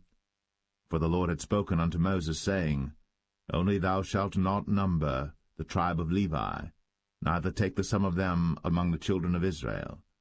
But thou shalt appoint the Levites over the tabernacle of testimony, and over all the vessels thereof, and over all things that belong to it.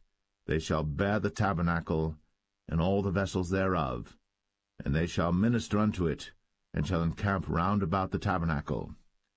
And when the tabernacle setteth forward, the Levites shall take it down.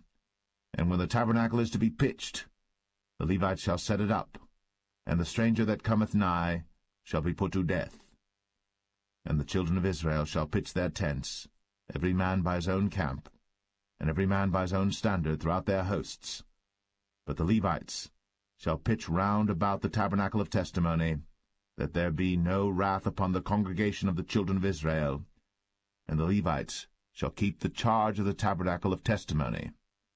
And the children of Israel did, according to all that the Lord commanded Moses. So did they.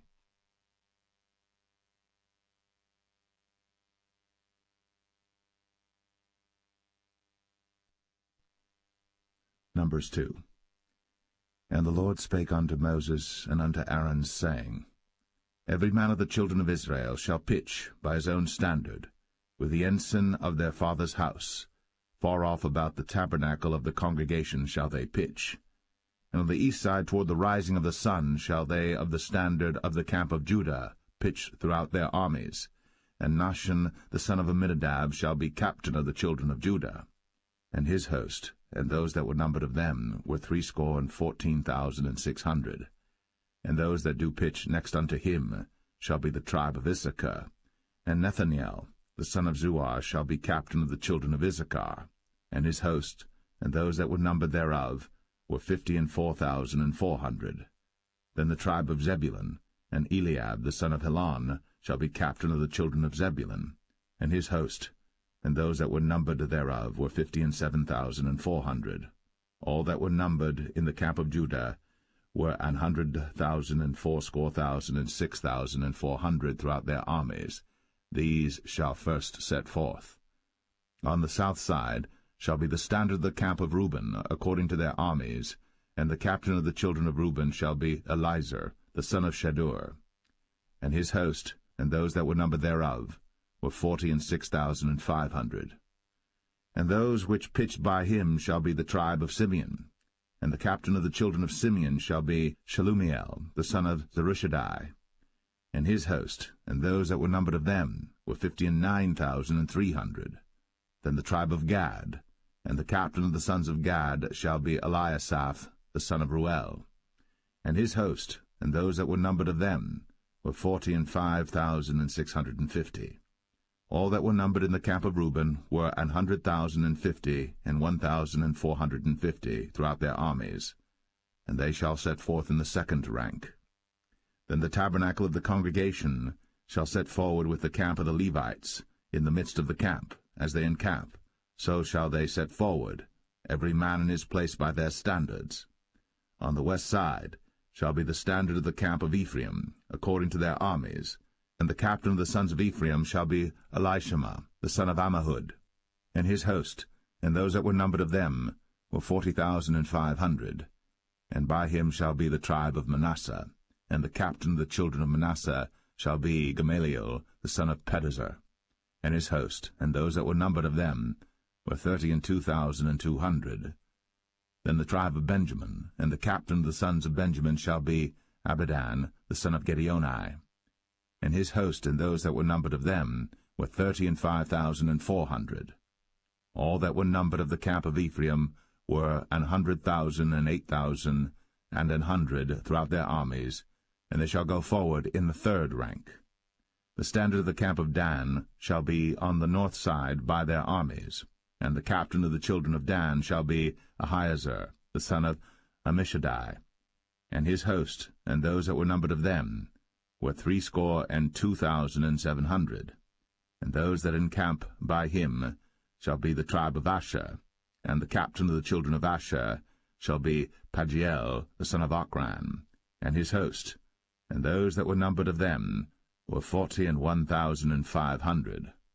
Then the tribe of Naphtali, and the captain of the children of Naphtali shall be Ahira, the son of Enan, and his host, and those that were numbered of them were 53,400.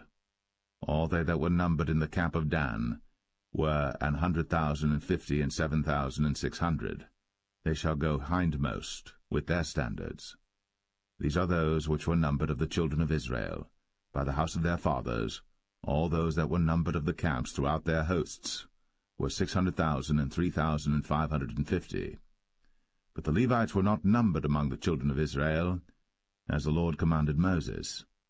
And the children of Israel did according to all that the Lord commanded Moses. So they pitched by their standards, and so they set forward, every one after their families, according to the house of their fathers.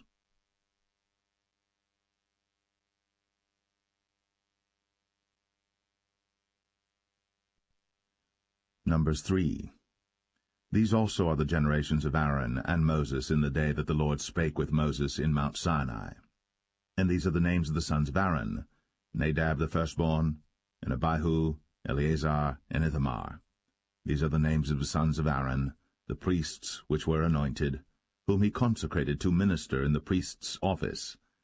And Nadab and Abihu died before the Lord, when they offered strange fire before the Lord in the wilderness of Sinai, and they had no children.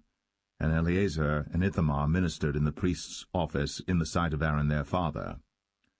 And the Lord spake unto Moses, saying, Bring the tribe of Levi near, and present them before Aaron the priest, that they may minister unto him. And they shall keep his charge, and the charge of the whole congregation before the tabernacle of the congregation, to do the service of the tabernacle. And they shall keep all the instruments of the tabernacle of the congregation, and the charge of the children of Israel, to do the service of the tabernacle. And thou shalt give the Levites unto Aaron, and to his sons. They are wholly given unto him out of the children of Israel. And thou shalt appoint Aaron and his sons, and they shall wait on their priest's office, and the stranger that cometh nigh shall be put to death. And the Lord spake unto Moses, saying, And I, behold, I have taken the Levites from among the children of Israel, instead of all the firstborn that openeth the matrix among the children of Israel. Therefore the Levites shall be mine. Because all the firstborn are mine, for on the day that I smote all the firstborn in the land of Egypt, I hallowed unto me all the firstborn in Israel, both man and beast. Mine shall they be. I am the Lord. And the Lord spake unto Moses in the wilderness of Sinai, saying, Number the children of Levi after the house of their fathers by their families. Every male from a month old and upward shalt thou number them. And Moses numbered them according to the word of the Lord, as he was commanded. And these were the sons of Levi by their names, Gershon and Kohath and Merari. And these are the names of the sons of Gershon by their families, Libni and Shimei. And the sons of Kohath by their families, Amram, and Izahar, Hebron, and Uzziel. And the sons of Merari by their families, Mahli and Mushi. These are the families of the Levites according to the house of their fathers. Of Gershon was the family of the Libnites, and the family of the Shimites. These are the families of the Gershonites. Those that were numbered of them, according to the number of all the males, from a month old and upward, even those that were numbered of them, were 7,500. The families of the Gershonites shall pitch behind the tabernacle westward. And the chief of the house of the father of the Gershonites shall be Eliasaph the son of Lael. And the charge of the sons of Gershon in the tabernacle of the congregation shall be the tabernacle, and the tent, the covering thereof, and the hanging for the door of the tabernacle of the congregation, and the hangings of the court, and the curtain for the door of the court which is by the tabernacle, and by the altar round about, and the cords of it for all the service thereof. And of Kohath was the family of the Amramites, and the family of the Isharites, and the family of the Hebronites, and the family of the Uzzielites. These are the families of the Kohathites. In the number of all the males from a month old and upward were 8,600, keeping the charge of the sanctuary. The families of the sons of Kohath shall pitch on the side of the tabernacle southward. And the chief of the house of the father of the families of the Kohathites shall be Elizaphan the son of Uzziel. And their charge shall be the ark, and the table, and the candlestick, and the altars, and the vessels of the sanctuary wherewith they minister, and the hanging, and all the service thereof. And Eleazar the son of Aaron the priest shall be chief over the chief of the Levites, and have the oversight of them that keep the charge of the sanctuary. Of Merari was the family of the Mahlites, and the family of the Mushites. These are the families of Merari. And those that were numbered of them, according to the number of all the males, from a month old and upward, were 6,200. And the chief of the house of the father of the families of Merari was Zuriel, the son of Abihail. These shall pitch on the side of the tabernacle northward. And under the custody and charge of the sons of Merari shall be the boards of the tabernacle, and the bars thereof, and the pillars thereof, and the sockets thereof, and all the vessels thereof, and all that serveth thereto, and the pillars of the court round about, and their sockets, and their pins, and their cords. But those that encamp before the tabernacle toward the east, even before the tabernacle of the congregation eastward, shall be Moses and Aaron and his sons, keeping the charge of the sanctuary for the charge of the children of Israel, and the stranger that cometh nigh shall be put to death. All that were numbered of the Levites, which Moses and Aaron numbered at the commandment of the Lord, throughout their families, all the males from a month old and upward, were 22,000. And the Lord said unto Moses, Number all the firstborn of the males of the children of Israel from a month old and upward, and take the number of their names. And thou shalt take the Levites for me, I am the Lord, instead of all the firstborn among the children of Israel, and the cattle of the Levites instead of all the firstlings among the cattle of the children of Israel. And Moses numbered, as the Lord commanded him, all the firstborn among the children of Israel, and all the firstborn males by the number of names, from a month old and upward, of those that were numbered of them, were 22,213. And the Lord spake unto Moses, saying, Take the Levites instead of all the firstborn among the children of Israel, and the cattle of the Levites instead of their cattle, and the Levites shall be mine. I am the Lord. And for those that are to be redeemed of the 213 of the firstborn of the children of Israel, which are more than the Levites, Thou shalt even take 5 shekels apiece by the pole. After the shekel of the sanctuary shalt thou take them. The shekel is 20 gerahs. And thou shalt give the money wherewith the odd number of them is to be redeemed, unto Aaron and to his sons. And Moses took the redemption money of them that were over and above them that were redeemed by the Levites. Of the firstborn of the children of Israel took he the money, 1,365 shekels, after the shekel of the sanctuary. And Moses gave the money of them that were redeemed unto Aaron and to his sons, according to the word of the Lord, as the Lord commanded Moses.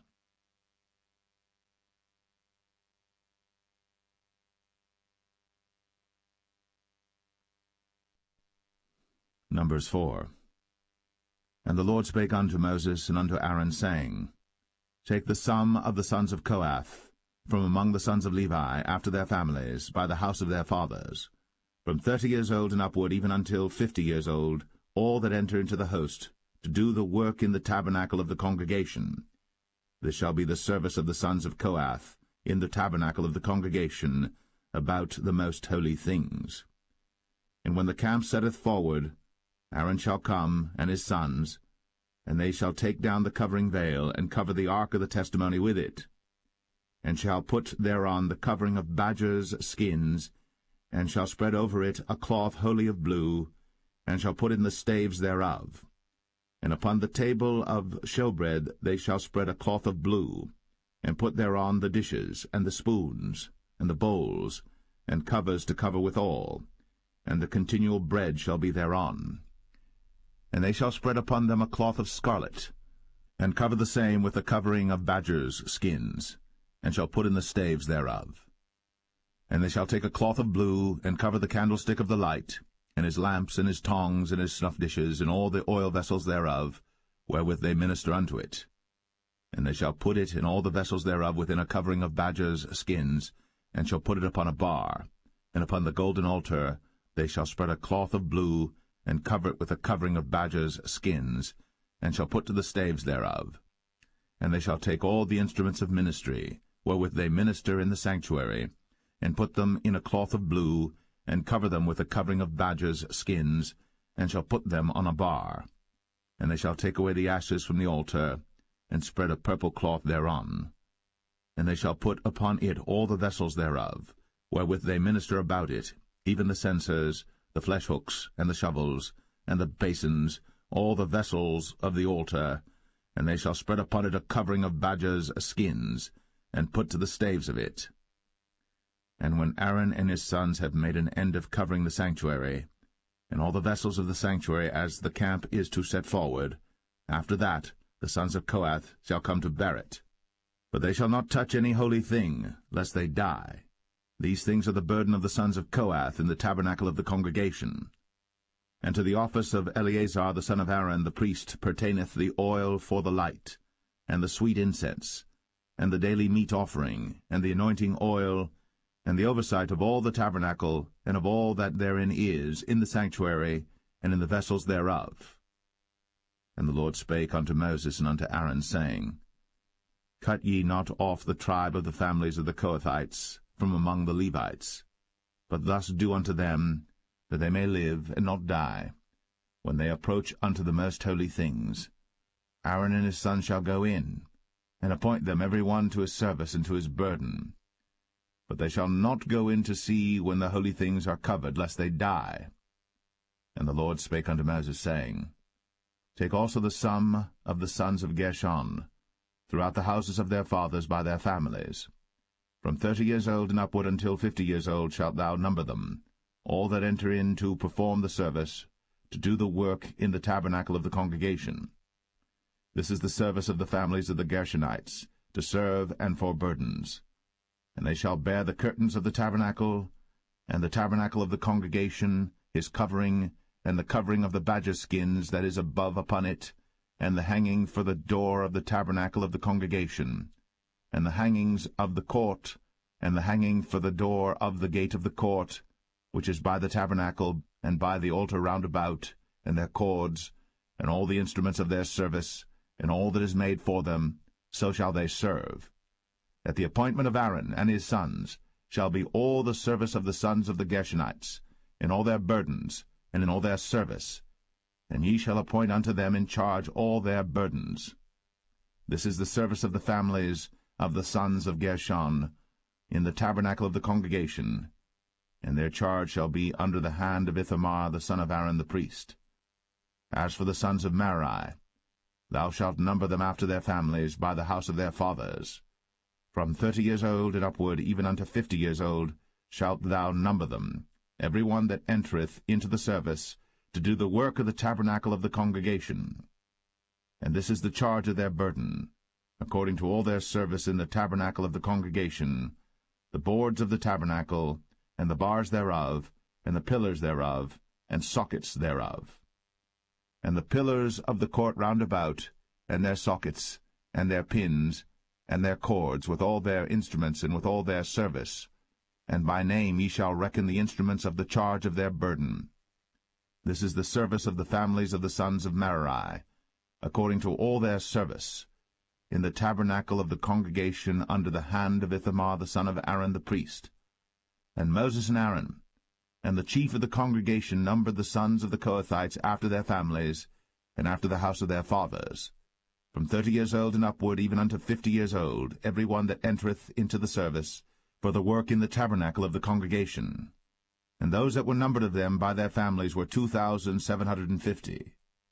These were they that were numbered of the families of the Kohathites, all that might do service in the tabernacle of the congregation, which Moses and Aaron did number, according to the commandment of the Lord, by the hand of Moses.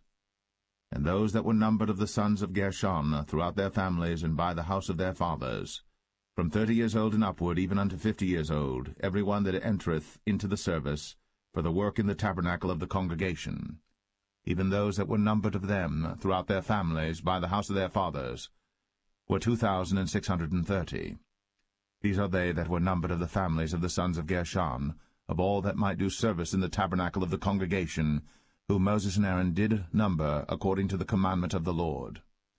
And those that were numbered of the families of the sons of Merari, throughout their families, by the house of their fathers, from 30 years old and upward, even unto 50 years old, every one that entereth into the service, for the work in the tabernacle of the congregation, even those that were numbered of them after their families were 3,200. These be those that were numbered of the families of the sons of Merari, whom Moses and Aaron numbered according to the word of the Lord by the hand of Moses. All those that were numbered of the Levites, whom Moses and Aaron and the chief of Israel numbered, after their families, and after the house of their fathers, from 30 years old and upward, even unto 50 years old, every one that came to do the service of the ministry, and the service of the burden in the tabernacle of the congregation. Even those that were numbered of them were 8,580. According to the commandment of the Lord they were numbered by the hand of Moses, every one according to his service, and according to his burden. Thus were they numbered of him, as the Lord commanded Moses.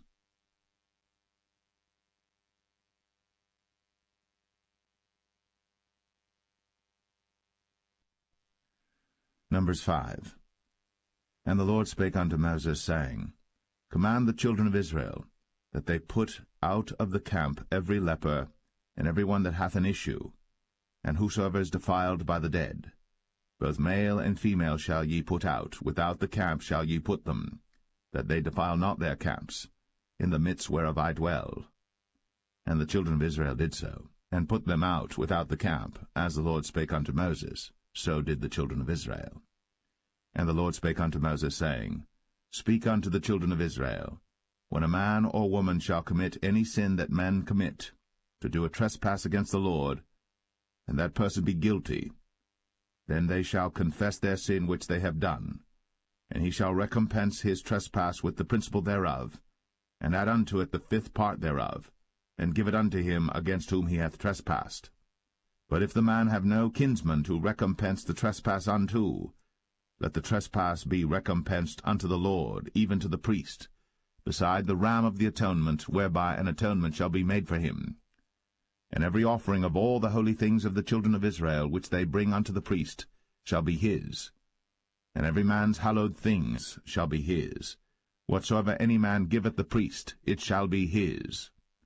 And the Lord spake unto Moses, saying, Speak unto the children of Israel, and say unto them, If any man's wife go aside, and commit a trespass against him, and a man lie with her carnally, and it be hid from the eyes of her husband, and be kept close, and she be defiled, and there be no witness against her, neither she be taken with the manner, and the spirit of jealousy come upon him, and he be jealous of his wife, and she be defiled, or if the spirit of jealousy come upon him, and he be jealous of his wife, and she be not defiled, then shall the man bring his wife unto the priest, and he shall bring her offering for her, the 10th part of an ephah of barley meal.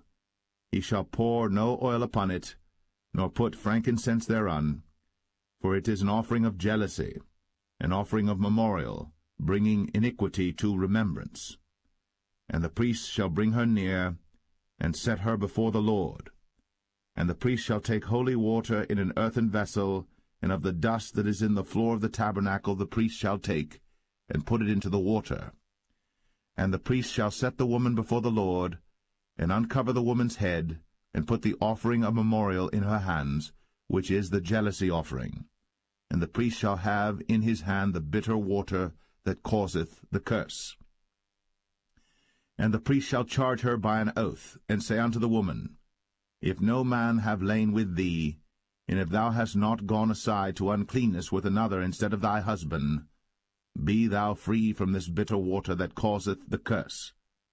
But if thou hast gone aside to another instead of thy husband, and if thou be defiled, and some man have lain with thee beside thine husband, then the priest shall charge the woman with an oath of cursing, and the priest shall say unto the woman, The Lord make thee a curse, and an oath among thy people, when the Lord doth make thy thigh to rot, and thy belly to swell. And this water that causeth the curse shall go into thy bowels, to make thy belly to swell, and thy thigh to rot. And the woman shall say, Amen, Amen. And the priest shall write these curses in a book, and he shall blot them out with the bitter water. And he shall cause the woman to drink the bitter water that causeth the curse, and the water that causeth the curse shall enter into her, and become bitter. Then the priest shall take the jealousy offering out of the woman's hand, and shall wave the offering before the Lord, and offer it upon the altar. And the priest shall take an handful of the offering, even the memorial thereof, and burn it upon the altar, and afterward shall cause the woman to drink the water. And when he hath made her to drink the water, then it shall come to pass that if she be defiled, and have done trespass against her husband, that the water that causeth the curse shall enter into her, and become bitter, and her belly shall swell, and her thigh shall rot, and the woman shall be a curse among her people. And if the woman be not defiled, but be clean, then she shall be free, and shall conceive seed. This is the law of jealousy, when a wife goeth aside to another instead of her husband, and is defiled. Or when the spirit of jealousy cometh upon him, and he be jealous over his wife, and shall set the woman before the Lord, and the priest shall execute upon her all this law. Then shall the man be guiltless from iniquity, and this woman shall bear her iniquity.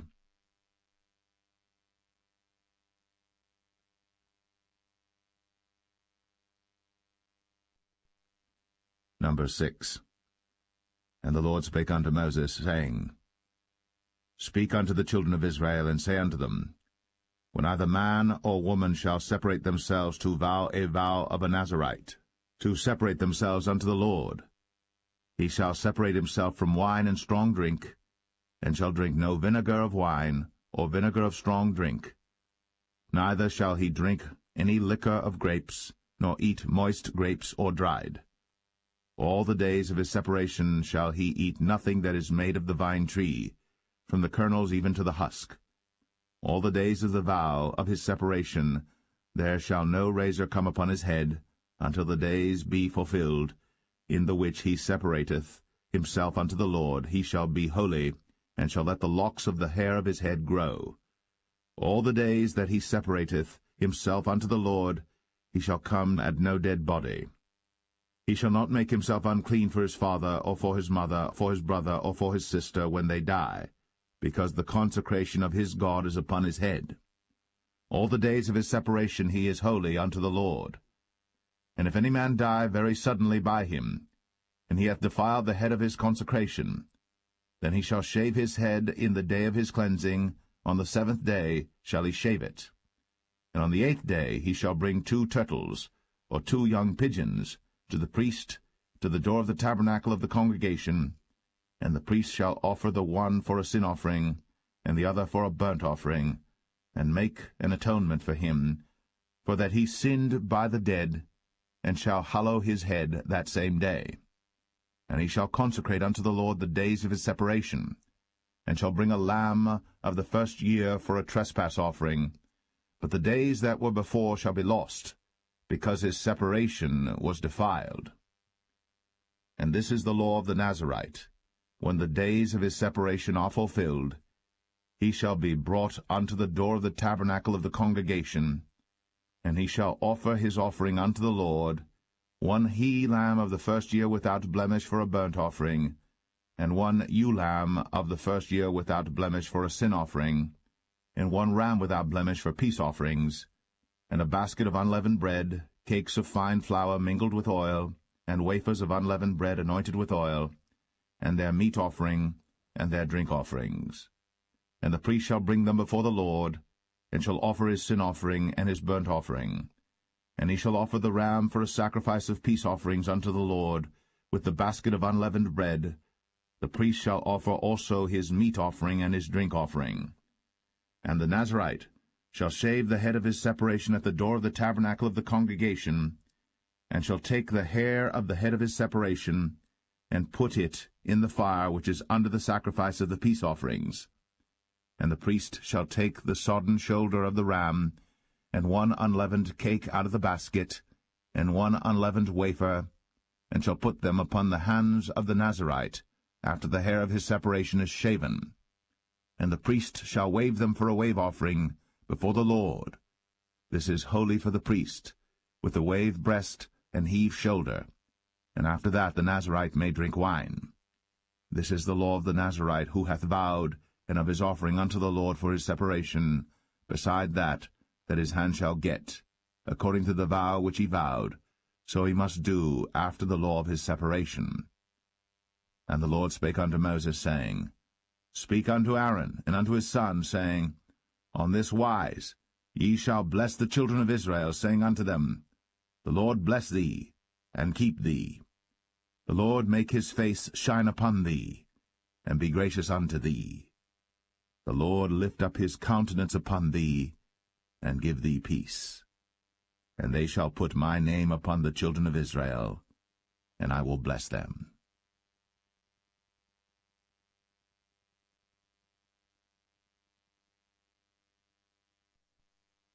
Number 7.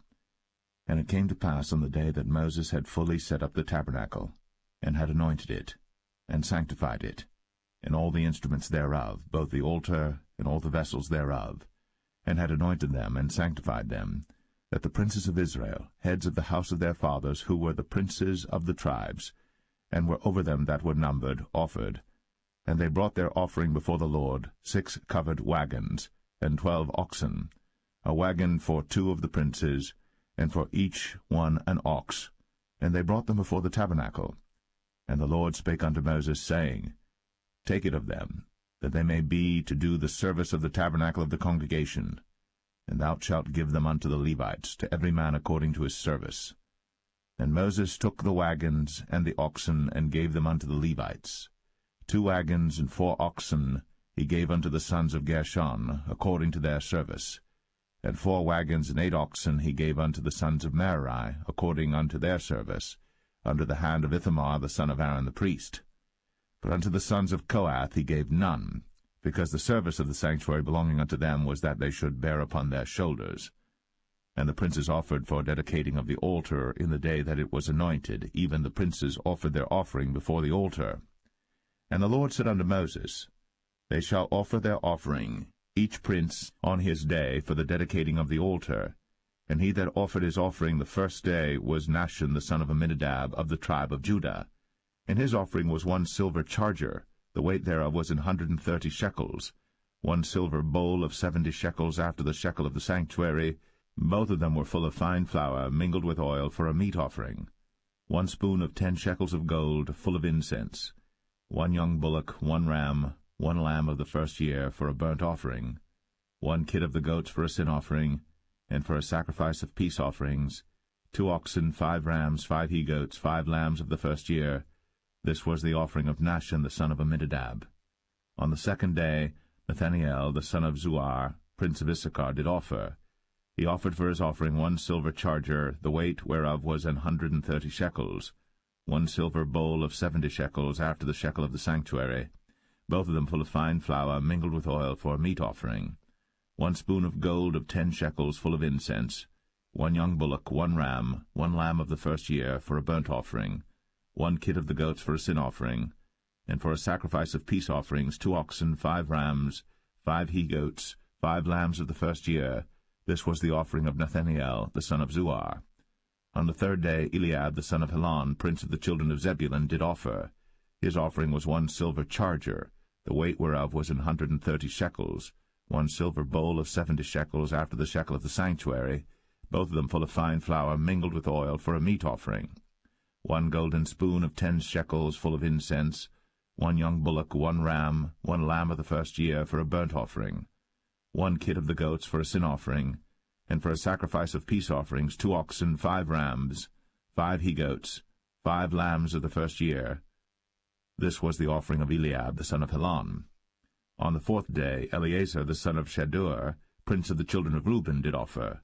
His offering was 1 silver charger of the weight of 130 shekels, 1 silver bowl of 70 shekels after the shekel of the sanctuary, both of them full of fine flour mingled with oil for a meat offering, 1 golden spoon of 10 shekels full of incense, 1 young bullock, 1 ram, 1 lamb of the first year for a burnt offering, 1 kid of the goats for a sin offering, and for a sacrifice of peace offerings 2 oxen, 5 rams, 5 he-goats, 5 lambs of the first year.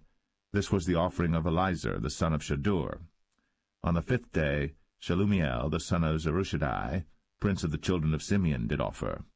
His offering was 1 silver charger, the weight whereof was 130 shekels, 1 silver bowl of 70 shekels after the shekel of the sanctuary, both of them full of fine flour mingled with oil for a meat offering, 1 golden spoon of 10 shekels full of incense, 1 young bullock, 1 ram, 1 lamb of the first year for a burnt offering, 1 kid of the goats for a sin offering, and for a sacrifice of peace offerings 2 oxen, 5 rams, 5 he-goats, 5 lambs of the first year.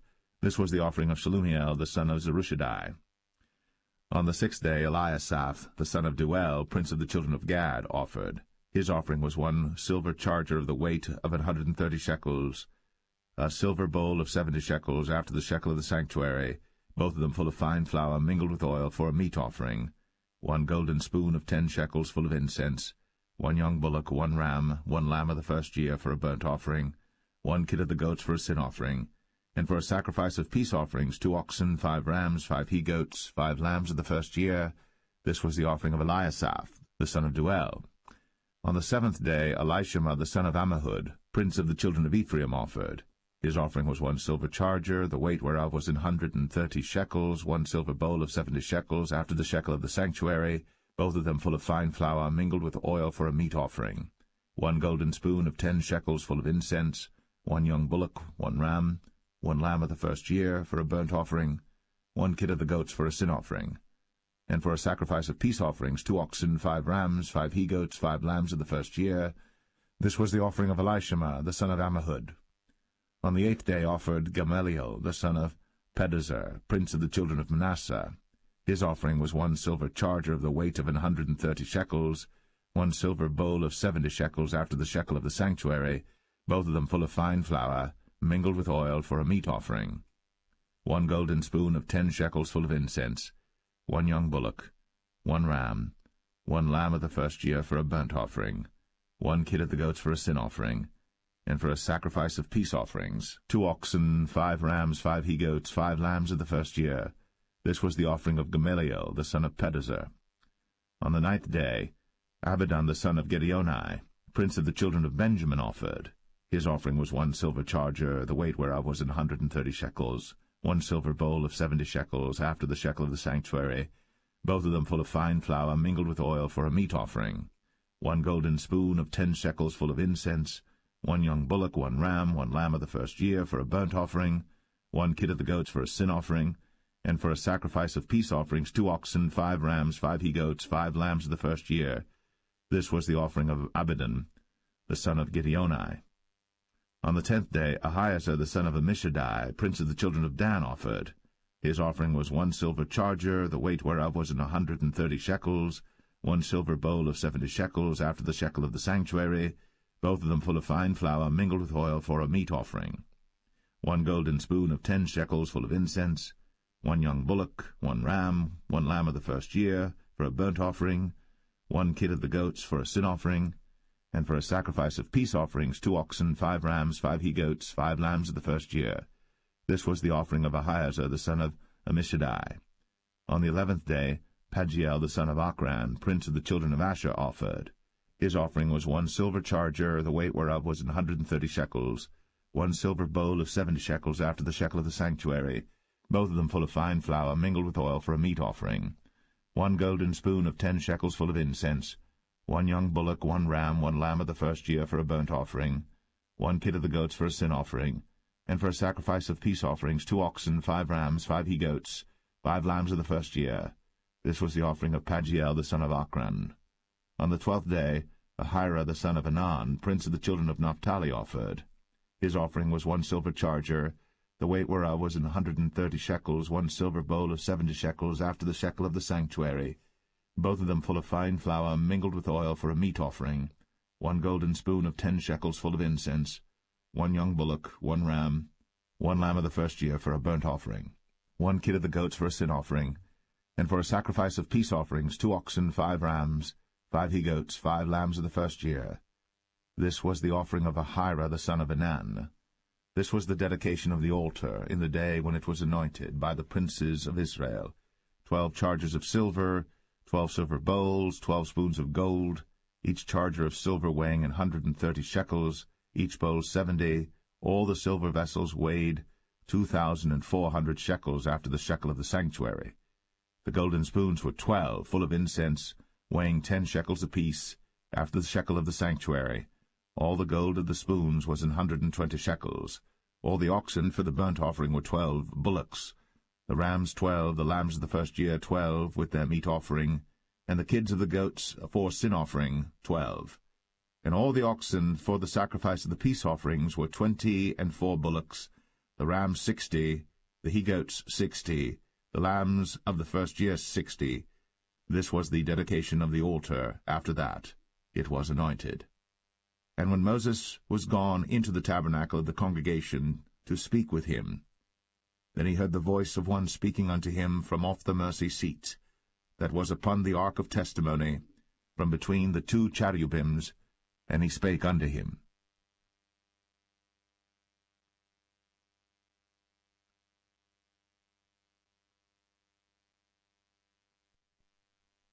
Numbers 8. And the Lord spake unto Moses, saying, Speak unto Aaron, and say unto him, When thou lightest the lamps, the 7 lamps shall give light over against the candlestick. And Aaron did so. He lighted the lamps thereof over against the candlestick, as the Lord commanded Moses. And this work of the candlestick was of beaten gold, unto the shaft thereof, unto the flowers thereof was beaten work, according unto the pattern which the Lord had shown Moses. So he made the candlestick. And the Lord spake unto Moses, saying, Take the Levites from among the children of Israel, and cleanse them.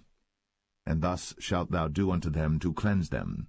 Sprinkle water of purifying upon them, and let them shave all their flesh, and let them wash their clothes, and so make themselves clean. Then let them take a young bullock with his meat offering, even fine flour mingled with oil, and another young bullock shalt thou take for a sin offering. And thou shalt bring the Levites before the tabernacle of the congregation, and thou shalt gather the whole assembly of the children of Israel together. And thou shalt bring the Levites before the Lord, and the children of Israel shall put their hands upon the Levites. And Aaron shall offer the Levites before the Lord for an offering of the children of Israel. that they may execute the service of the Lord. And the Levites shall lay their hands upon the heads of the bullocks. And thou shalt offer the one for a sin offering, and the other for a burnt offering unto the Lord, to make an atonement for the Levites. And thou shalt set the Levites before Aaron, and before his sons, and offer them for an offering unto the Lord. Thus shalt thou separate the Levites from among the children of Israel, and the Levites shall be mine. And after that shall the Levites go in to do the service of the tabernacle of the congregation, and thou shalt cleanse them and offer them for an offering. For they are wholly given unto me from among the children of Israel, instead of such as open every womb, even instead of the firstborn of all the children of Israel, have I taken them unto me. For all the firstborn of the children of Israel are mine, both man and beast. On the day that I smote every firstborn in the land of Egypt, I sanctified them for myself. And I have taken the Levites for all the firstborn of the children of Israel. And I have given the Levites as a gift to Aaron and to his sons from among the children of Israel, to do the service of the children of Israel in the tabernacle of the congregation, and to make an atonement for the children of Israel, that there be no plague among the children of Israel, when the children of Israel come nigh unto the sanctuary. And Moses and Aaron and all the congregation of the children of Israel did to the Levites according unto all that the Lord commanded Moses concerning the Levites. So did the children of Israel unto them. And the Levites were purified, and they washed their clothes, and Aaron offered them as an offering before the Lord. And Aaron made an atonement for them to cleanse them. And after that went the Levites in to do their service in the tabernacle of the congregation before Aaron, and before his sons, as the Lord had commanded Moses concerning the Levites, so did they unto them. And the Lord spake unto Moses, saying, This is it that belongeth unto the Levites. From 25 years old and upward they shall go in to wait upon the service of the tabernacle of the congregation.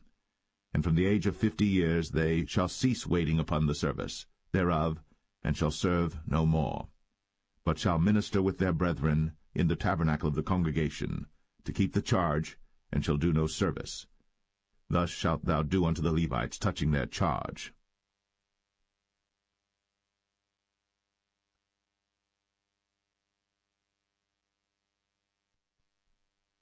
Numbers 9. And the Lord spake unto Moses in the wilderness of Sinai, in the first month of the 2nd year, after they were come out of the land of Egypt, saying, Let the children of Israel also keep the Passover at his appointed season. In the 14th day of this month, at even, ye shall keep it in his appointed season, according to all the rites of it, and according to all the ceremonies thereof shall ye keep it. And Moses spake unto the children of Israel, that they should keep the Passover. And they kept the Passover on the 14th day of the first month at even in the wilderness of Sinai, according to all that the Lord commanded Moses, so did the children of Israel. And there were certain men who were defiled by the dead body of a man, that they could not keep the Passover on that day. And they came before Moses and before Aaron on that day. And those men said unto him, We are defiled by the dead body of a man. Wherefore are we kept back, that we may not offer an offering of the Lord in his appointed season among the children of Israel? And Moses said unto them, Stand still, and I will hear what the Lord will command concerning you. And the Lord spake unto Moses, saying, Speak unto the children of Israel, saying, If any man of you or of your posterity shall be unclean by reason of a dead body, or be in a journey afar off, yet he shall keep the Passover unto the Lord. The 14th day of the 2nd month at even they shall keep it, and eat it with unleavened bread and bitter herbs. They shall leave none of it unto the morning, nor break any bone of it. According to all the ordinances of the Passover they shall keep it. But the man that is clean, and is not in a journey, and forbeareth to keep the Passover, even the same soul shall be cut off from among his people, because he brought not the offering of the Lord in his appointed season. That man shall bear his sin. And if a stranger shall sojourn among you, and will keep the Passover unto the Lord, according to the ordinance of the Passover, and according to the manner thereof, so shall he do. Ye shall have one ordinance, both for the stranger and for him that was born in the land. And on the day that the tabernacle was reared up, the cloud covered the tabernacle, namely, the tent of the testimony. And at even there was upon the tabernacle as it were the appearance of fire until the morning. So it was always. The cloud covered it by day, and the appearance of fire by night. And when the cloud was taken up from the tabernacle, then after that the children of Israel journeyed. In the place where the cloud abode, there the children of Israel pitched their tents. At the commandment of the Lord the children of Israel journeyed, and at the commandment of the Lord they pitched. As long as the cloud abode upon the tabernacle, they rested in their tents. And when the cloud tarried long upon the tabernacle many days, then the children of Israel kept the charge of the Lord, and journeyed not. And so it was, when the cloud was a few days upon the tabernacle, according to the commandment of the Lord, they abode in their tents, and according to the commandment of the Lord they journeyed. And so it was, when the cloud abode from even unto the morning, and that the cloud was taken up in the morning, then they journeyed. Whether it was by day or by night that the cloud was taken up, they journeyed. Or whether it were 2 days, or a month, or a year, that the cloud tarried upon the tabernacle, remaining thereon, the children of Israel abode in their tents, and journeyed not. But when it was taken up, they journeyed. At the commandment of the Lord they rested in the tents, and at the commandment of the Lord they journeyed. They kept the charge of the Lord, at the commandment of the Lord, and by the hand of Moses.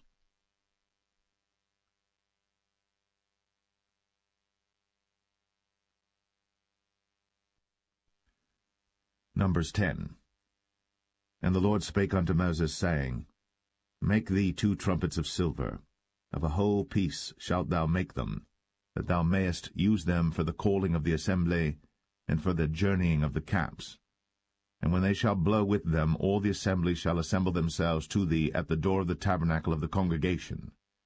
And if they blow but with 1 trumpet, then the princes, which are heads of the thousands of Israel, shall gather themselves unto thee. When ye blow an alarm, then the camps that lie on the east parts shall go forward. When ye blow an alarm the 2nd time, then the camps that lie on the south side shall take their journey. They shall blow an alarm for their journeys. But when the congregation is to be gathered together, ye shall blow, but ye shall not sound an alarm. And the sons of Aaron the priests shall blow with the trumpets, and they shall be to you for an ordinance for ever throughout your generations. And if ye go to war in your land against the enemy that oppresseth you, then ye shall blow an alarm with the trumpets, and ye shall be remembered before the Lord your God, and ye shall be saved from your enemies. Also in the day of your gladness, and in your solemn days, in the beginnings of your months, ye shall blow with the trumpets over your burnt offerings, and over the sacrifices of your peace offerings, that they may be to you for a memorial before your God. I am the Lord your God. And it came to pass on the 20th day of the 2nd month, in the 2nd year, that the cloud was taken up from off the tabernacle of the testimony. And the children of Israel took their journeys out of the wilderness of Sinai, and the cloud rested in the wilderness of Paran. And they first took their journey according to the commandment of the Lord by the hand of Moses. In the first place went the standard of the camp of the children of Judah according to their armies, and over his host was Nahshon the son of Amminadab. And over the host of the tribe of the children of Issachar was Nethaniel the son of Zuar. And over the host of the tribe of the children of Zebulun was Eliab the son of Helon. And the tabernacle was taken down, and the sons of Gershon and the sons of Merari set forward, bearing the tabernacle. And the standard of the camp of Reuben set forward according to their armies. And over his host was Elizur the son of Shadur. And over the host of the tribe of the children of Simeon was Shelumiel the son of Zerushadai. And over the host of the tribe of the children of Gad was Eliasaph the son of Duel. And the Kohathites set forward, bearing the sanctuary, and the other did set up the tabernacle against they came. And the standard of the camp of the children of Ephraim set forward according to their armies, and over his host was Elishama the son of Ammihud. And over the host of the tribe of the children of Manasseh was Gamaliel the son of Pedazur. And over the host of the tribe of the children of Benjamin was Abidan the son of Gideoni. And the standard of the camp of the children of Dan set forward, which was the rearward of all the camps throughout their hosts. And over his host was Ahiezer the son of Ammishaddai. And over the host of the tribe of the children of Asher was Pagiel the son of Ochran. And over the host of the tribe of the children of Naphtali was Ahira, the son of Enan. Thus were the journeyings of the children of Israel according to their armies, when they set forward. And Moses said unto Hobab, the son of Raguel the Midianite, Moses' father-in-law, We are journeying unto the place of which the Lord said, I will give it you. Come thou with us, and we will do thee good.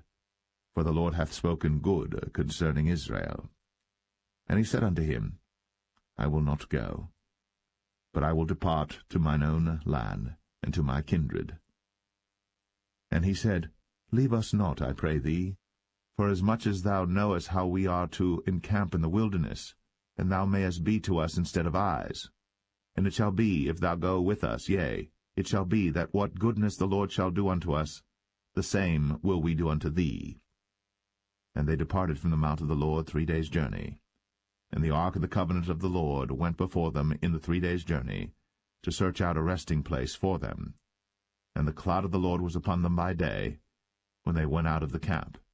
And it came to pass, when the ark set forward, that Moses said, Rise up, Lord, and let thine enemies be scattered, and let them that hate thee flee before thee. And when it rested, he said, Return, O Lord, unto the many thousands of Israel.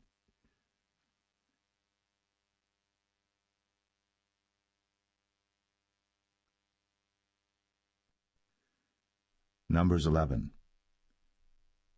And when the people complained, it displeased the Lord.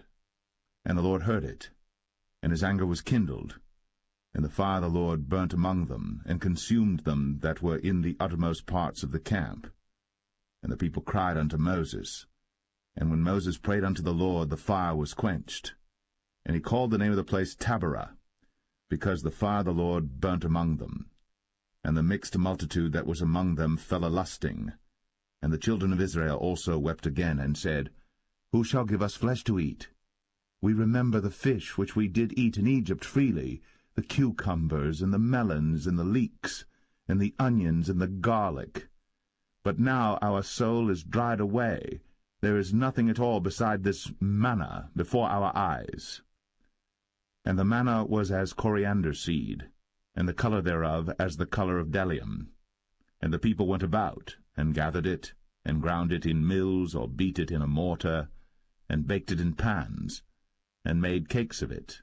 And the taste of it was as the taste of fresh oil. And when the dew fell upon the camp in the night, the manna fell upon it.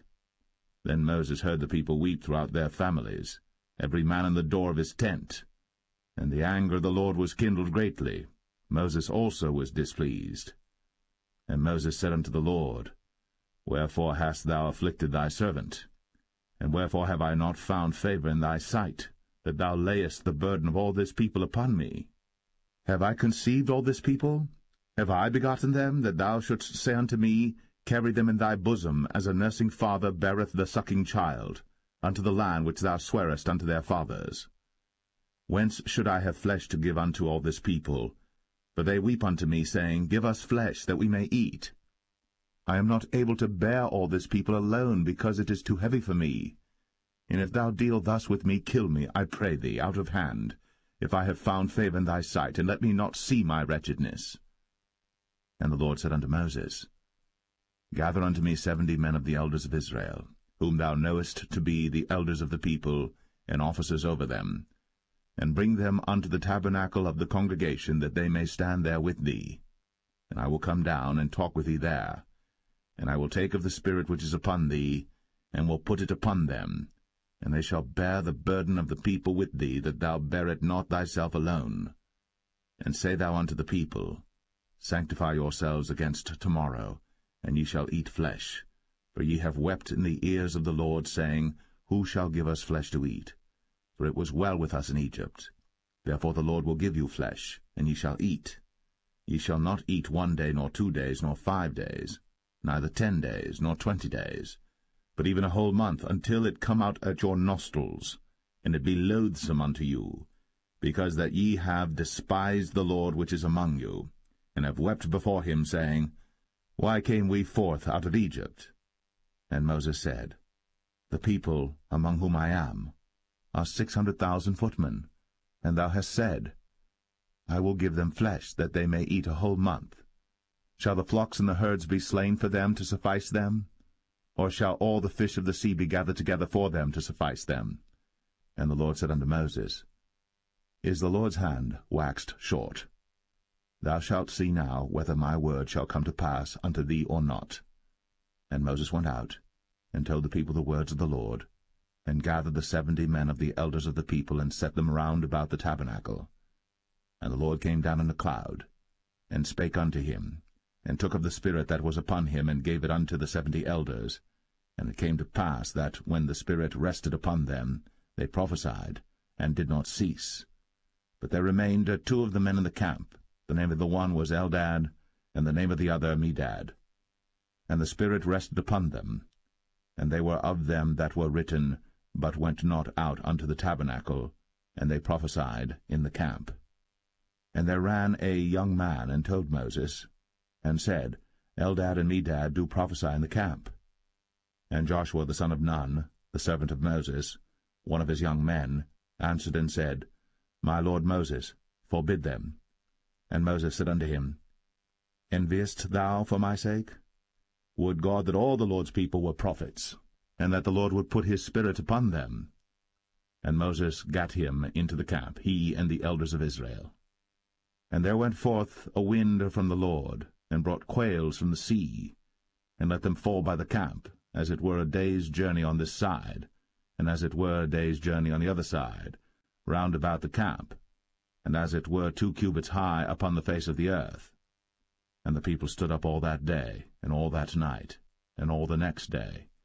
And they gathered the quails, he that gathered least gathered 10 homers, and they spread them all abroad for themselves round about the camp. And while the flesh was yet between their teeth, ere it was chewed, the wrath of the Lord was kindled against the people, and the Lord smote the people with a very great plague. And he called the name of that place Kibroth Hattaavah, because there they buried the people that lusted. And the people journeyed from Kibroth Hattaavah unto Hazeroth, and abode at Hazeroth.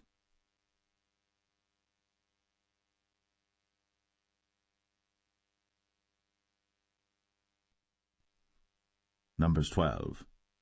And Miriam and Aaron spake against Moses because of the Ethiopian woman whom he had married, for he had married an Ethiopian woman. And they said, Hath the Lord indeed spoken only by Moses? Hath he not spoken also by us? And the Lord heard it. Now the man Moses was very meek, above all the men which were upon the face of the earth. And the Lord spake suddenly unto Moses, and unto Aaron, and unto Miriam, Come out ye 3 unto the tabernacle of the congregation. And they 3 came out. And the Lord came down in the pillar of the cloud, and stood in the door of the tabernacle, and called Aaron and Miriam. And they both came forth. And he said, Hear now my words. If there be a prophet among you, I the Lord will make myself known unto him in a vision, and will speak unto him in a dream. My servant Moses is not so, who is faithful in all mine house. With him will I speak mouth to mouth, even apparently, and not in dark speeches. And the similitude of the Lord shall he behold. Wherefore then were ye not afraid to speak against my servant Moses? And the anger of the Lord was kindled against them, and he departed. And the cloud departed from off the tabernacle, and behold, Miriam became leprous, white as snow. And Aaron looked upon Miriam, and behold, she was leprous. And Aaron said unto Moses, Alas, my lord, I beseech thee, lay not the sin upon us, wherein we have done foolishly, and wherein we have sinned. Let her not be as one dead, of whom the flesh is half consumed, when he cometh out of his mother's womb. And Moses cried unto the Lord, saying, Heal her now, O God, I beseech thee.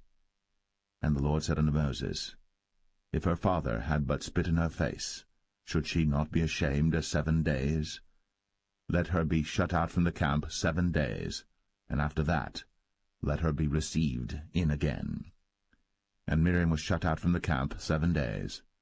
And the people journeyed not till Miriam was brought in again.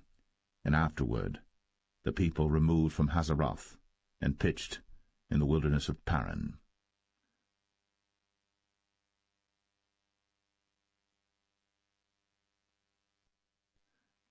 Numbers 13.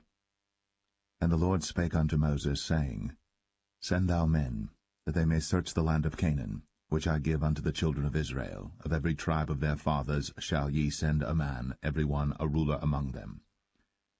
And Moses, by the commandment of the Lord, sent them from the wilderness of Paran. All those men were heads of the children of Israel. And these were their names: of the tribe of Reuben, Shammua, the son of Zakur; of the tribe of Simeon, Shaphat, the son of Hori; of the tribe of Judah, Caleb, the son of Jephunneh; of the tribe of Issachar, Igal, the son of Joseph; of the tribe of Ephraim, Hoshea, the son of Nun; of the tribe of Benjamin, Palti, the son of Raphu; of the tribe of Zebulun, Gadiel, the son of Sodai; of the tribe of Joseph, namely of the tribe of Manasseh, Gadai, the son of Susai; of the tribe of Dan, Amiel, the son of Gemalli; of the tribe of Asher, Sethur, the son of Michael; of the tribe of Naphtali, Nabai, the son of Vophsi; of the tribe of Gad, Geuel, the son of Machi. These are the names of the men which Moses sent to spy out the land. And Moses called Hoshea, the son of Nun, Jehoshua. And Moses sent them to spy out the land of Canaan, and said unto them, Get you up this way southward, and go up into the mountain, and see the land what it is, and the people that dwelleth therein, whether they be strong or weak, few or many, and what the land is that they dwell in, whether it be good or bad, and what cities they be that they dwell in, whether in tents or in strongholds, and what the land is, whether it be fat or lean, whether there be wood therein or not. And be ye of good courage, and bring of the fruit of the land. Now the time was the time of the first ripe grapes. So they went up and searched the land from the wilderness of Zin unto Rehob, as men come to Hamath. And they ascended by the south, and came unto Hebron, where Ahiman, Sheshai, and Talmai, the children of Anak, were. Now Hebron was built 7 years before Zoan in Egypt. And they came unto the brook of Eshcol, and cut down from thence a branch, with one cluster of grapes, and they bare it between two upon a staff. And they brought of the pomegranates and of the figs. The place was called the brook Eshcol, because of the cluster of grapes which the children of Israel cut down from thence. And they returned from searching of the land after 40 days. And they went, and came to Moses, and to Aaron, and to all the congregation of the children of Israel, unto the wilderness of Paran, to Kadesh, and brought back word unto them, and unto all the congregation, and showed them the fruit of the land. And they told him, and said, We came unto the land whither thou sentest us, and surely it floweth with milk and honey, and this is the fruit of it. Nevertheless the people be strong that dwell in the land, and the cities are walled, and very great. And moreover, we saw the children of Anak there. The Amalekites dwell in the land of the south, and the Hittites, and the Jebusites, and the Amorites dwell in the mountains, and the Canaanites dwell by the sea, and by the coast of Jordan. And Caleb stilled the people before Moses, and said, Let us go up at once, and possess it, for we are well able to overcome it. But the men that went up with him said, We be not able to go up against the people, for they are stronger than we. And they brought up an evil report of the land, which they had searched unto the children of Israel, saying, The land, through which we have gone to search it, is a land that eateth up the inhabitants thereof, and all the people that we saw in it are men of a great stature. And there we saw the giants, the sons of Anak, which come of the giants. And we were in our own sight as grasshoppers, and so we were in their sight.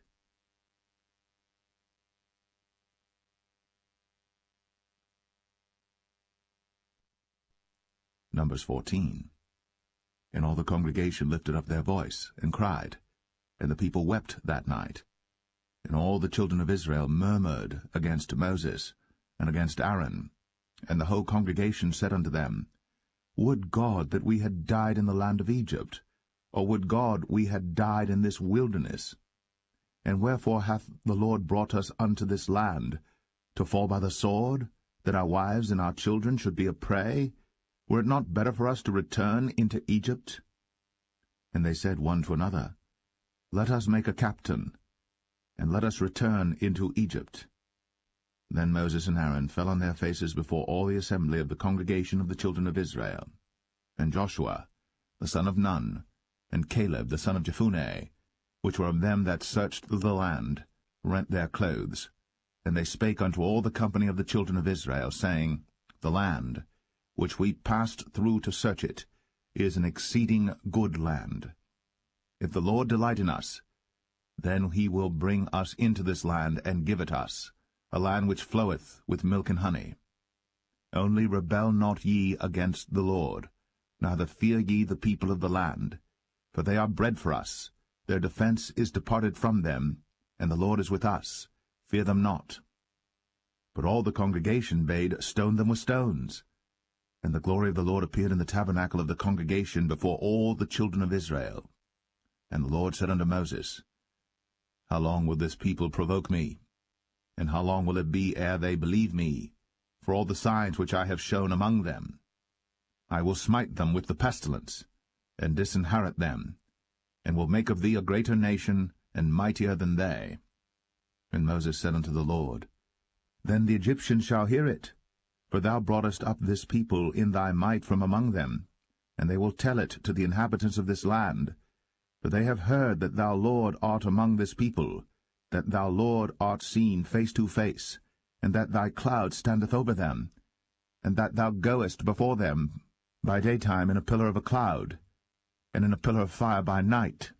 Now if thou shalt kill all this people as one man, then the nations which have heard the fame of thee will speak, saying, Because the Lord was not able to bring this people into the land which he sware unto them, therefore he hath slain them in the wilderness. And now I beseech thee, let the power of my Lord be great, according as thou hast spoken, saying, The Lord is longsuffering, and of great mercy, forgiving iniquity and transgression, and by no means clearing the guilty, visiting the iniquity of the fathers upon the children unto the third and fourth generation. Pardon, I beseech thee, the iniquity of this people according unto the greatness of thy mercy, and as thou hast forgiven this people from Egypt even until now. And the Lord said, I have pardoned according to thy word. But as truly as I live, all the earth shall be filled with the glory of the Lord, because all those men which have seen my glory and my miracles, which I did in Egypt and in the wilderness, and have tempted me now these 10 times, and have not hearkened to my voice, surely they shall not see the land which I sware unto their fathers, neither shall any of them that provoked me see it. But my servant Caleb, because he had another spirit with him, and hath followed me fully, him will I bring into the land whereinto he went, and his seed shall possess it. Now the Amalekites and the Canaanites dwelt in the valley. Tomorrow turn you, and get you into the wilderness by the way of the Red Sea. And the Lord spake unto Moses and unto Aaron, saying, How long shall I bear with this evil congregation, which murmur against me? I have heard the murmurings of the children of Israel, which they murmur against me. Say unto them, As truly as I live, saith the Lord, as ye have spoken in mine ears, so will I do to you. Your carcasses shall fall in this wilderness, and all that were numbered of you according to your whole number, from 20 years old and upward, which have murmured against me. Doubtless ye shall not come into the land, concerning which I swear to make you dwell therein, save Caleb the son of Jephunneh, and Joshua the son of Nun. But your little ones, which ye said should be a prey, them will I bring in, and they shall know the land which ye have despised. But as for you, your carcasses, they shall fall in this wilderness, and your children shall wander in the wilderness 40 years, and bear your whoredoms until your carcasses be wasted in the wilderness. After the number of the days in which ye searched the land, even 40 days, each day for a year, shall ye bear your iniquities, even 40 years, and ye shall know my breach of promise. I the Lord have said, I will surely do it unto all this evil congregation that are gathered together against me. In this wilderness they shall be consumed, and there they shall die. And the men which Moses sent to search the land, who returned, and made all the congregation to murmur against him, by bringing up a slander upon the land. Even those men that did bring up the evil report upon the land died by the plague before the Lord. But Joshua, the son of Nun, and Caleb, the son of Jephunneh, which were of the men that went to search the land, lived still. And Moses told these sayings unto all the children of Israel, and the people mourned greatly. And they rose up early in the morning, and gat them up into the top of the mountain, saying, Lo, we be here, and will go up unto the place which the Lord hath promised, for we have sinned. And Moses said, Wherefore now do ye transgress the commandment of the Lord? But it shall not prosper. Go not up, for the Lord is not among you, that ye be not smitten before your enemies. For the Amalekites and the Canaanites are there before you, and ye shall fall by the sword, because ye are turned away from the Lord. Therefore the Lord will not be with you. But they presumed to go up unto the hilltop. Nevertheless the ark of the covenant of the Lord and Moses departed not out of the camp. Then the Amalekites came down, and the Canaanites which dwelt in that hill, and smote them, and discomfited them, even unto Hormah.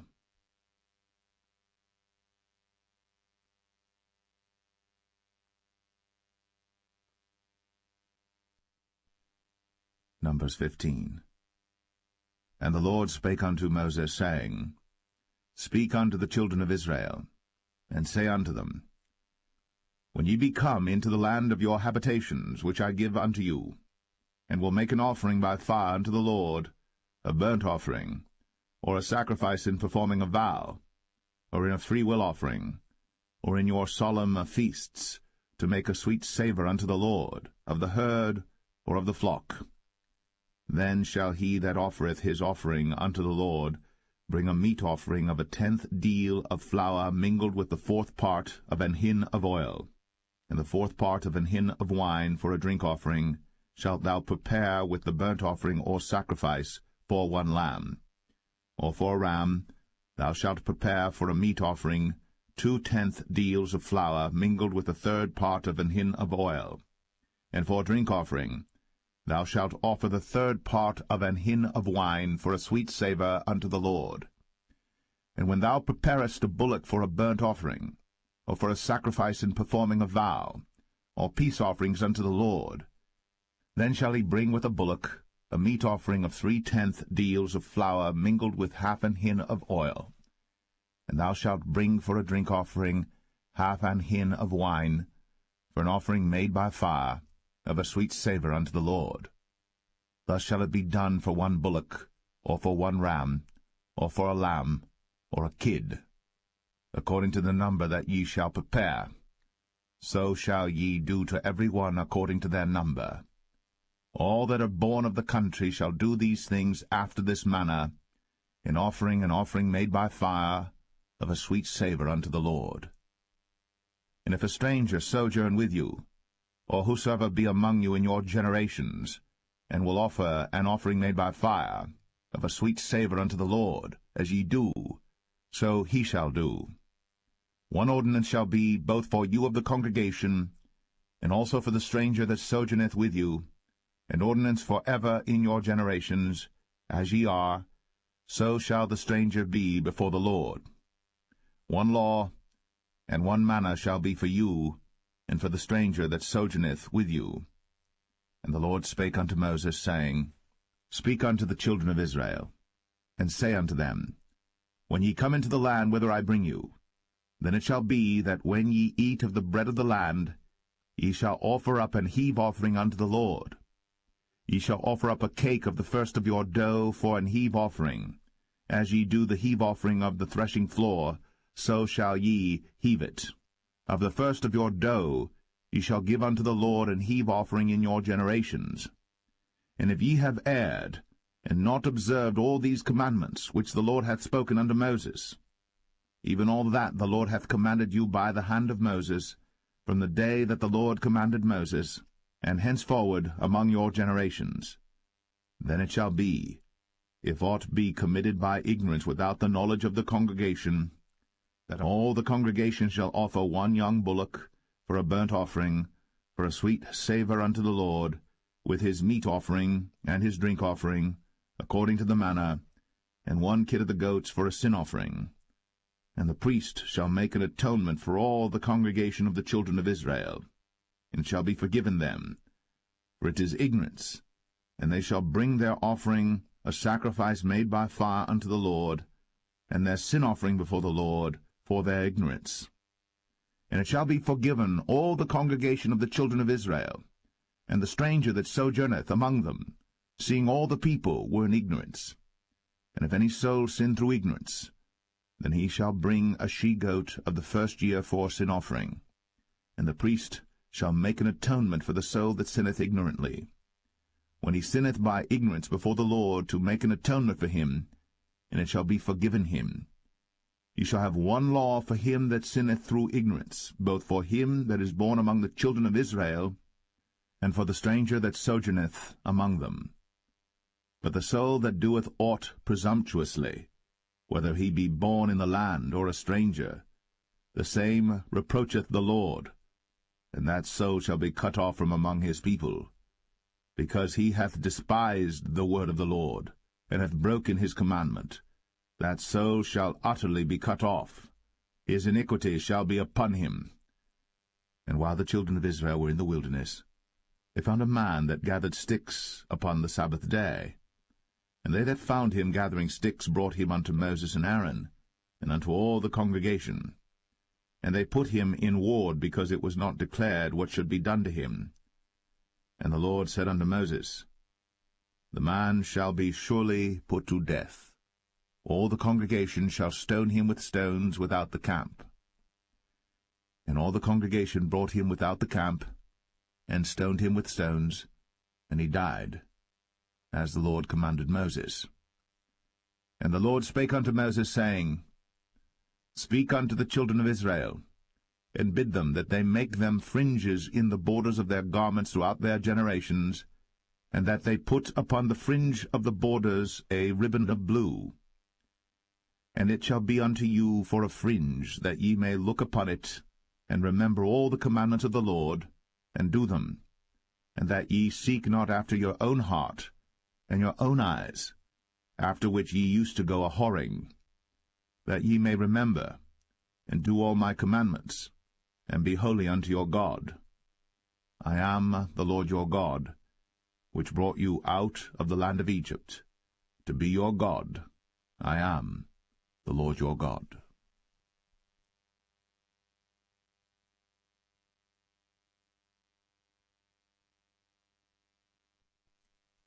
Numbers 16. Now Korah the son of Izhar, the son of Kohath, the son of Levi, and Dathan and Abiram, the sons of Eliab, and On the son of Peleth, sons of Reuben, took men.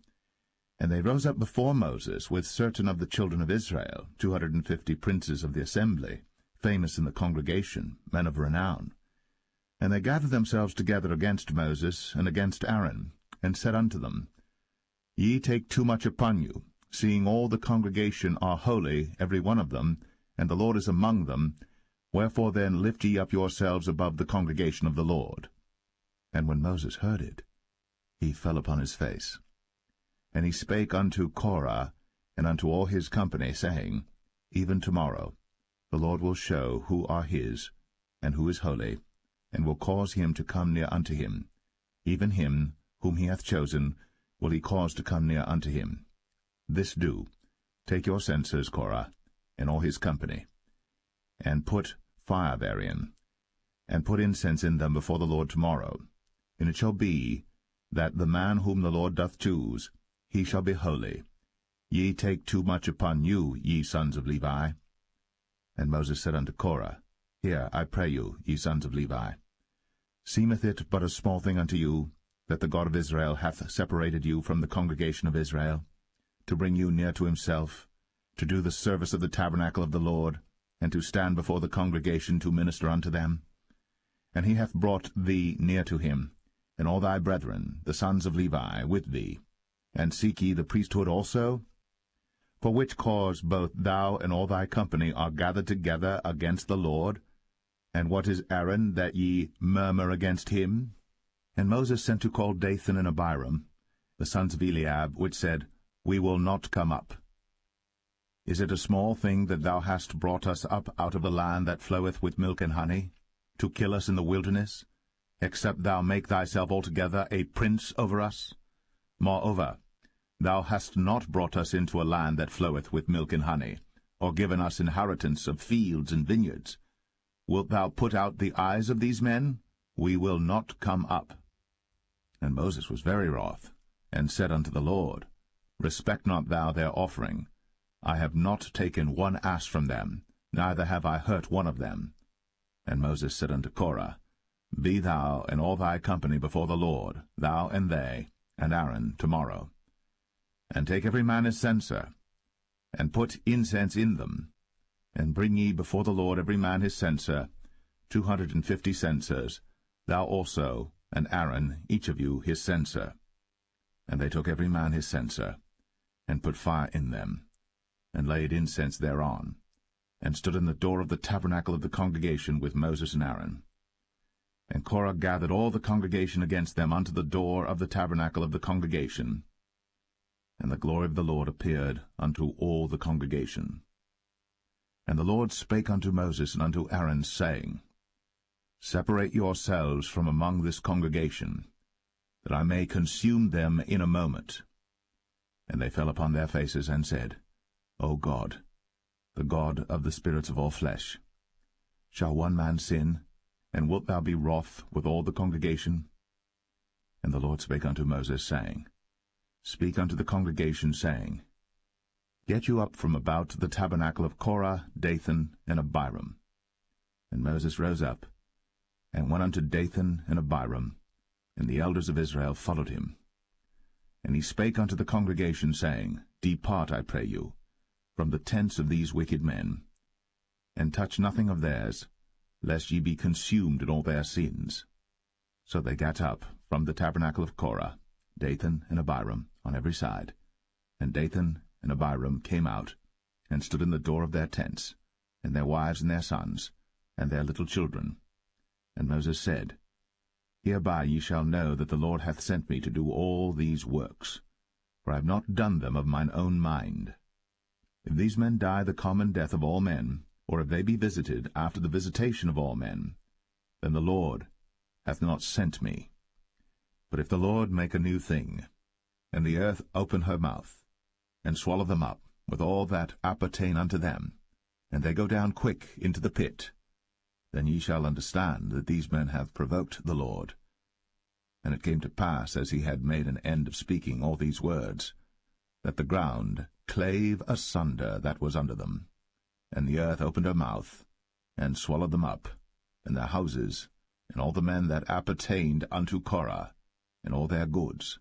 They and all that appertained to them went down alive into the pit, and the earth closed upon them, and they perished from among the congregation. And all Israel that were round about them fled at the cry of them, for they said, Lest the earth swallow us up also. And there came out a fire from the Lord, and consumed the 250 men that offered incense. And the Lord spake unto Moses, saying, Speak unto Eleazar, the son of Aaron the priest, that he take up the censers out of the burning, and scatter thou the fire yonder, for they are hallowed. The censers of these sinners against their own souls, let them make them broad plates for a covering of the altar, for they offered them before the Lord. Therefore they are hallowed, and they shall be a sign unto the children of Israel. And Eleazar the priest took the brazen censers wherewith they that were burnt had offered, and they were made broad plates for a covering of the altar, to be a memorial unto the children of Israel, that no stranger which is not of the seed of Aaron come near to offer incense before the Lord, that he be not as Korah, and as his company, as the Lord said to him by the hand of Moses. But on the morrow all the congregation of the children of Israel murmured against Moses, and against Aaron, saying, Ye have killed the people of the Lord. And it came to pass, when the congregation was gathered against Moses and against Aaron, that they looked toward the tabernacle of the congregation, and behold, the cloud covered it, and the glory of the Lord appeared. And Moses and Aaron came before the tabernacle of the congregation. And the Lord spake unto Moses, saying, Get you up from among this congregation, that I may consume them as in a moment. And they fell upon their faces. And Moses said unto Aaron, Take a censer, and put fire therein from off the altar, and put on incense, and go quickly unto the congregation, and make an atonement for them. For there is wrath gone out from the Lord, the plague is begun. And Aaron took as Moses commanded, and ran into the midst of the congregation, and behold, the plague was begun among the people. And he put on incense, and made an atonement for the people. And he stood between the dead and the living, and the plague was stayed. Now they that died in the plague were 14,700, beside them that died about the matter of Korah. And Aaron returned unto Moses, unto the door of the tabernacle of the congregation, and the plague was stayed.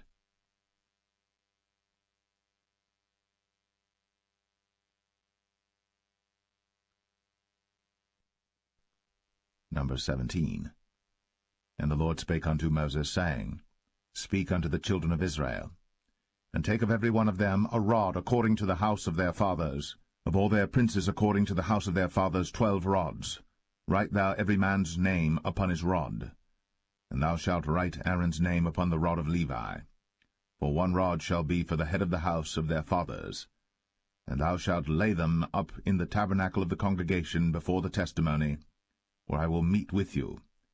And it shall come to pass that the man's rod, whom I shall choose, shall blossom, and I will make to cease from me the murmurings of the children of Israel, whereby they murmur against you. And Moses spake unto the children of Israel, and every one of their princes gave him a rod apiece, for each prince 1 according to their fathers' houses, even 12 rods, and the rod of Aaron was among their rods. And Moses laid up the rods before the Lord in the tabernacle of witness. And it came to pass that on the morrow Moses went into the tabernacle of witness, and behold, the rod of Aaron for the house of Levi was budded, and brought forth buds, and bloomed blossoms, and yielded almonds. And Moses brought out all the rods from before the Lord unto all the children of Israel. And they looked, and took every man his rod. And the Lord said unto Moses, Bring Aaron's rod again before the testimony, to be kept for a token against the rebels.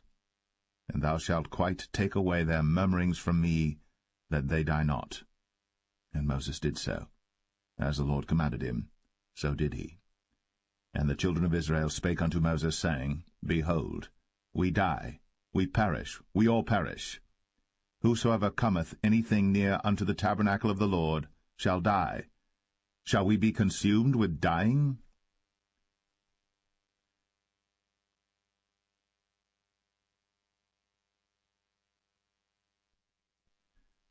Numbers 18. And the Lord said unto Aaron, Thou and thy sons, and thy father's house with thee shall bear the iniquity of the sanctuary, and thou and thy sons with thee shall bear the iniquity of your priesthood. And thy brethren also of the tribe of Levi, the tribe of thy father, bring thou with thee, that they may be joined unto thee, and minister unto thee. But thou and thy sons with thee shall minister before the tabernacle of witness. And they shall keep thy charge, and the charge of all the tabernacle, only they shall not come nigh the vessels of the sanctuary and the altar, that neither they nor ye also die. And they shall be joined unto thee, and keep the charge of the tabernacle of the congregation, for all the service of the tabernacle, and a stranger shall not come nigh unto you. And ye shall keep the charge of the sanctuary, and the charge of the altar, that there be no wrath any more upon the children of Israel. And I, behold, I have taken your brethren the Levites from among the children of Israel. To you they are given as a gift for the Lord, to do the service of the tabernacle of the congregation. Therefore thou, and thy sons with thee, shall keep your priest's office for everything of the altar, and within the veil, and ye shall serve. I have given your priest's office unto you as a service of gift, and the stranger that cometh nigh shall be put to death. And the Lord spake unto Aaron, Behold, I also have given thee the charge of mine heave offerings of all the hallowed things of the children of Israel. Unto thee have I given them by reason of the anointing, and to thy sons by an ordinance for ever. This shall be thine of the most holy things, reserved from the fire, every oblation of theirs, every meat offering of theirs, and every sin offering of theirs, and every trespass offering of theirs, which they shall render unto me, shall be most holy for thee, and for thy sons. In the most holy place shalt thou eat it, every male shall eat it. It shall be holy unto thee. And this is thine, the heave offering of their gift, with all the wave offerings of the children of Israel. I have given them unto thee, and to thy sons and to thy daughters with thee, by a statute for ever. Every one that is clean in thy house shall eat of it. All the best of the oil, all the best of the wine, and of the wheat, the firstfruits of them which they shall offer unto the Lord, them have I given thee. And whatsoever is first ripe in the land, which they shall bring unto the Lord, shall be thine.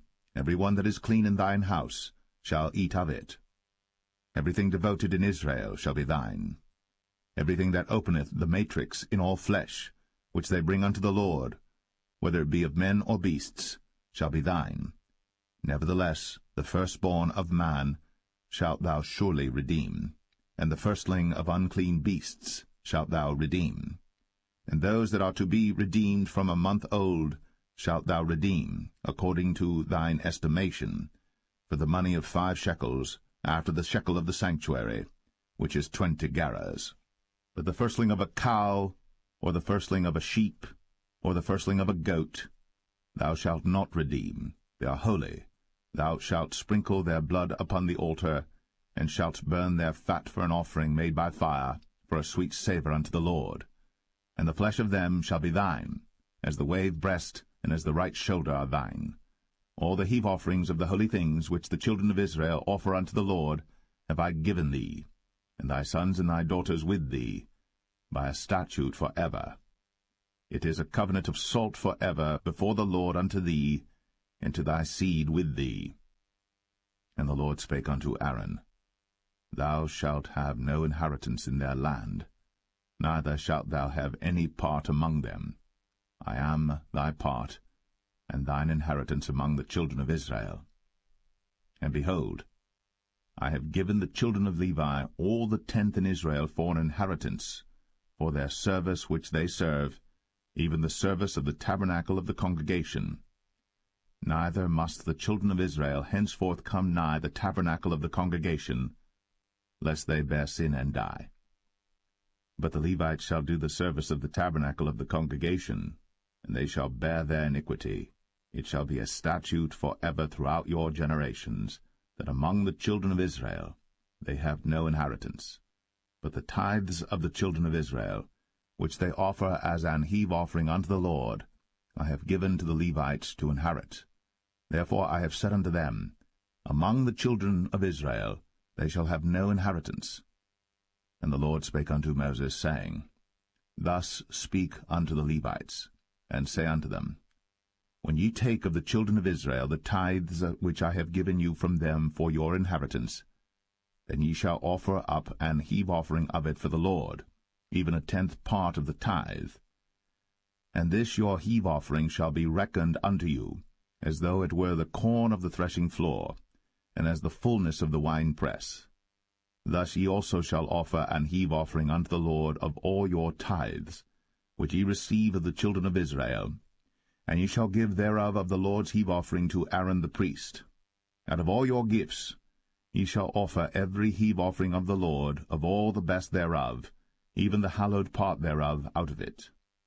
Therefore thou shalt say unto them, When ye have heaved the best thereof from it, then it shall be counted unto the Levites as the increase of the threshing floor, and as the increase of the winepress. And ye shall eat it in every place, ye and your households. For it is your reward for your service in the tabernacle of the congregation, and ye shall bear no sin by reason of it, when ye have heaved from it the best of it, neither shall ye pollute the holy things of the children of Israel, lest ye die.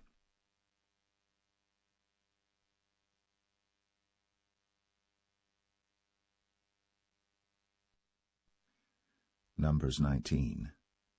And the Lord spake unto Moses and unto Aaron, saying, This is the ordinance of the law which the Lord hath commanded, saying, Speak unto the children of Israel, that they bring thee a red heifer without spot, wherein is no blemish, and upon which never came yoke.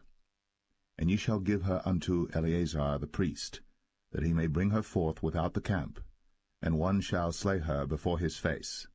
And Eleazar the priest shall take of her blood with his finger, and sprinkle of her blood directly before the tabernacle of the congregation 7 times. And one shall burn the heifer in his sight, her skin and her flesh, and her blood, with her dung shall he burn. And the priest shall take cedar wood and hyssop, and scarlet, and cast it into the midst of the burning of the heifer. Then the priest shall wash his clothes, and he shall bathe his flesh in water, and afterward he shall come into the camp, and the priest shall be unclean until the even. And he that burneth her shall wash his clothes in water, and bathe his flesh in water, and shall be unclean until the even. And the man that is clean shall gather up the ashes of the heifer, and lay them up without the camp in a clean place. And it shall be kept for the congregation of the children of Israel for a water of separation. It is a purification for sin. And he that gathereth the ashes of the heifer shall wash his clothes, and be unclean until the even. And it shall be unto the children of Israel, and unto the stranger that sojourneth among them, for a statute for ever. He that toucheth the dead body of any man shall be unclean 7 days. He shall purify himself with it on the 3rd day, and on the 7th day he shall be clean. But if he purify not himself the 3rd day, then the 7th day he shall not be clean.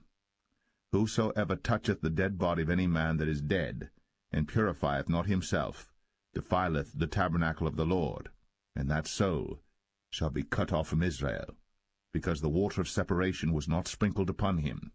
He shall be unclean, his uncleanness is yet upon him. This is the law when a man dieth in a tent. All that come into the tent, and all that is in the tent, shall be unclean 7 days. And every open vessel which hath no covering bound upon it is unclean. And whosoever toucheth one that is slain with a sword in the open fields, or a dead body, or a bone of a man, or a grave, shall be unclean 7 days.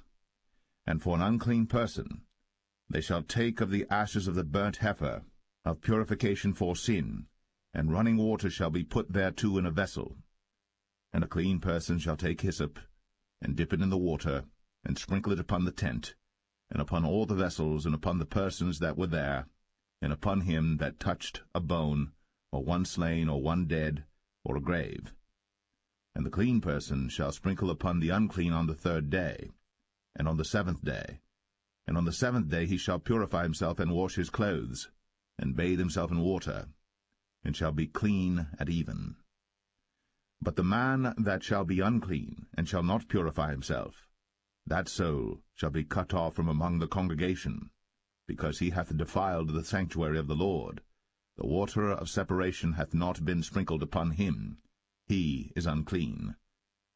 And it shall be a perpetual statute unto them, that he that sprinkleth the water of separation shall wash his clothes, and he that toucheth the water of separation shall be unclean until even. And whatsoever the unclean person toucheth shall be unclean, and the soul that toucheth it shall be unclean until even.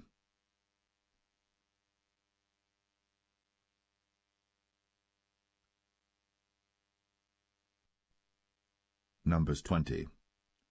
Then came the children of Israel, even the whole congregation, into the desert of Zin, in the 1st month, and the people abode in Kadesh. And Miriam died there, and was buried there. And there was no water for the congregation, and they gathered themselves together against Moses and against Aaron. And the people chode with Moses, and spake, saying, Would God that we had died when our brethren died before the Lord! And why have ye brought up the congregation of the Lord into this wilderness, that we and our cattle should die there? And wherefore have ye made us to come up out of Egypt, to bring us in unto this evil place? It is no place of seed, or of figs, or of vines, or of pomegranates, neither is there any water to drink. Then Moses and Aaron went from the presence of the assembly unto the door of the tabernacle of the congregation, and they fell upon their faces, and the glory of the Lord appeared unto them. And the Lord spake unto Moses, saying, Take the rod, and gather thou the assembly together, thou and Aaron thy brother, and speak ye unto the rock before their eyes, and it shall give forth his water. And thou shalt bring forth to them water out of the rock, so thou shalt give the congregation and their beasts drink. And Moses took the rod from before the Lord, as he commanded him. And Moses and Aaron gathered the congregation together before the rock, and he said unto them, Hear now, ye rebels, must we fetch you water out of this rock? And Moses lifted up his hand, and with his rod he smote the rock twice. And the water came out abundantly, and the congregation drank, and their beasts also. And the Lord spake unto Moses and Aaron, Because ye believed me not, to sanctify me in the eyes of the children of Israel, therefore ye shall not bring this congregation into the land which I have given them. This is the water of Meribah, because the children of Israel strove with the Lord, and he was sanctified in them. And Moses sent messengers from Kadesh unto the king of Edom. Thus saith thy brother Israel, Thou knowest all the travail that hath befallen us, how our fathers went down into Egypt, and we have dwelt in Egypt a long time, and the Egyptians vexed us and our fathers. And when we cried unto the Lord, he heard our voice, and sent an angel, and hath brought us forth out of Egypt. And behold, we are in Kadesh, a city in the uttermost of thy border. Let us pass, I pray thee, through thy country. We will not pass through the fields, or through the vineyards, neither will we drink of the water of the wells. We will go by the king's highway. We will not turn to the right hand, nor to the left, until we have passed thy borders. And Edom said unto him, Thou shalt not pass by me, lest I come out against thee with the sword. And the children of Israel said unto him, We will go by the highway, and if I and my cattle drink of thy water, then I will pay for it. I will only, without doing anything else, go through on my feet. And he said, Thou shalt not go through. And Edom came out against him with much people, and with a strong hand. Thus Edom refused to give Israel passage through his border. Wherefore Israel turned away from him. And the children of Israel, even the whole congregation, journeyed from Kadesh, and came unto Mount Or. And the Lord spake unto Moses and Aaron in Mount Or, by the coast of the land of Edom, saying, Aaron shall be gathered unto his people, for he shall not enter into the land which I have given unto the children of Israel, because ye rebelled against my word at the water of Meribah. Take Aaron and Eleazar his son, and bring them up unto Mount Or, and strip Aaron of his garments, and put them upon Eleazar his son, and Aaron shall be gathered unto his people, and shall die there. And Moses did as the Lord commanded, and they went up into Mount Or, in the sight of all the congregation. And Moses stripped Aaron of his garments, and put them upon Eleazar his son, and Aaron died there in the top of the mount. And Moses and Eleazar came down from the mount. And when all the congregation saw that Aaron was dead, they mourned for Aaron 30 days, even all the house of Israel.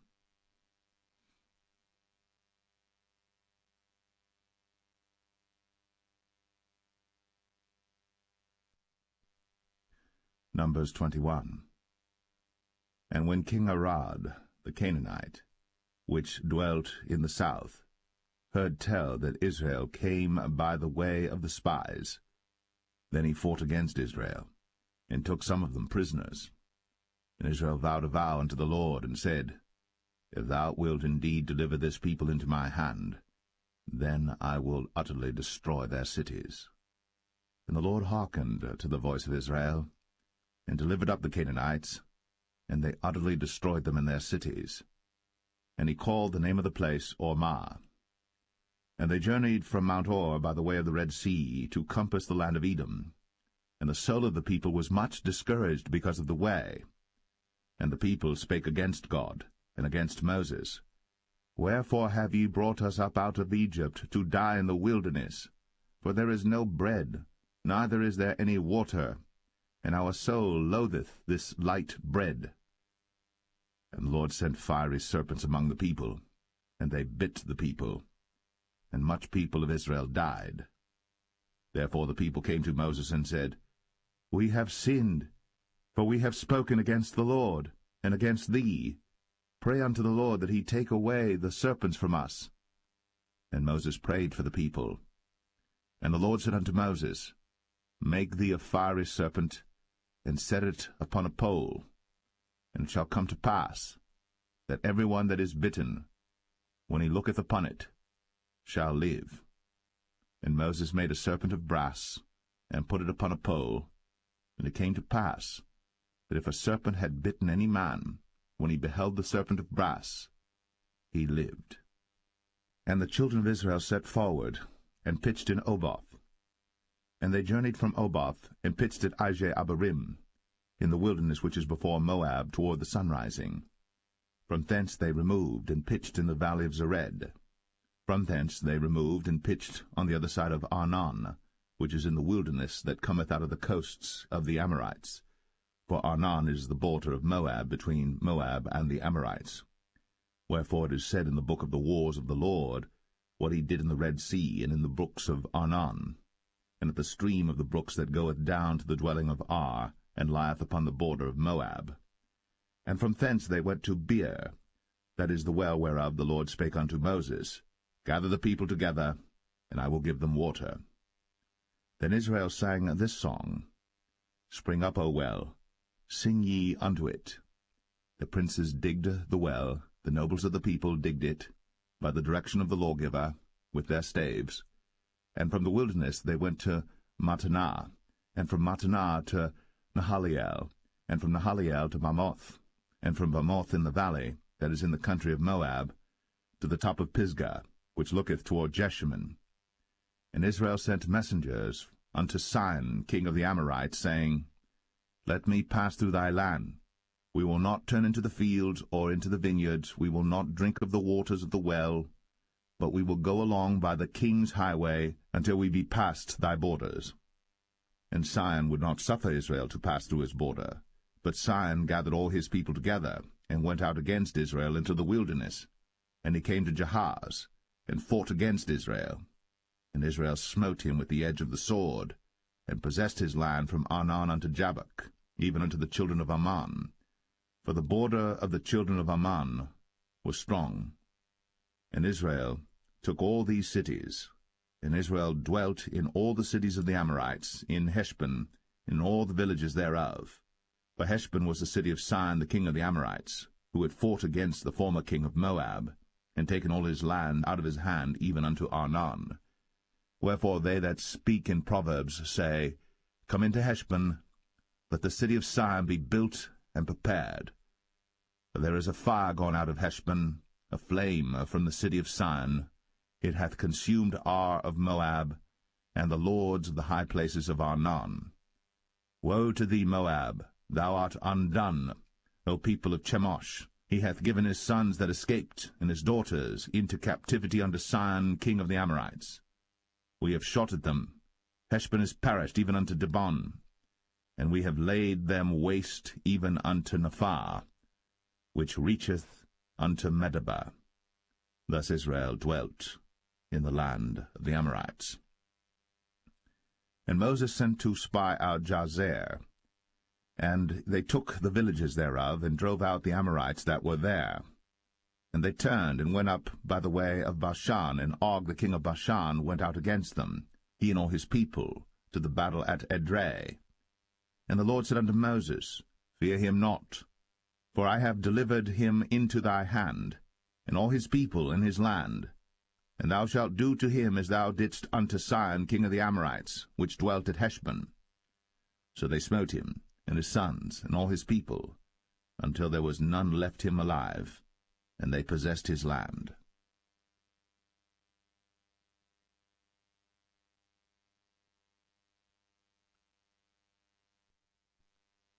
Numbers 22. And the children of Israel set forward, and pitched in the plains of Moab, on this side Jordan, by Jericho.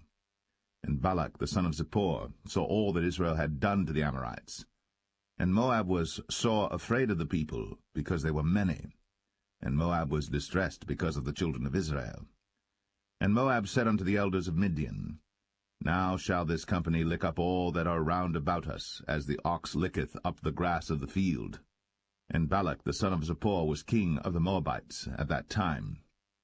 He sent messengers, therefore, unto Balaam the son of Beor to Pethor, which is by the river of the land of the children of his people, to call him, saying, Behold, there is a people come out from Egypt. Behold, they cover the face of the earth, and they abide over against me. Come now, therefore, I pray thee, curse me this people, for they are too mighty for me. Peradventure I shall prevail, that we may smite them, and that I may drive them out of the land.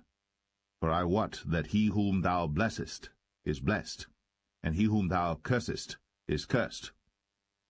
And the elders of Moab and the elders of Midian departed with the rewards of divination in their hand.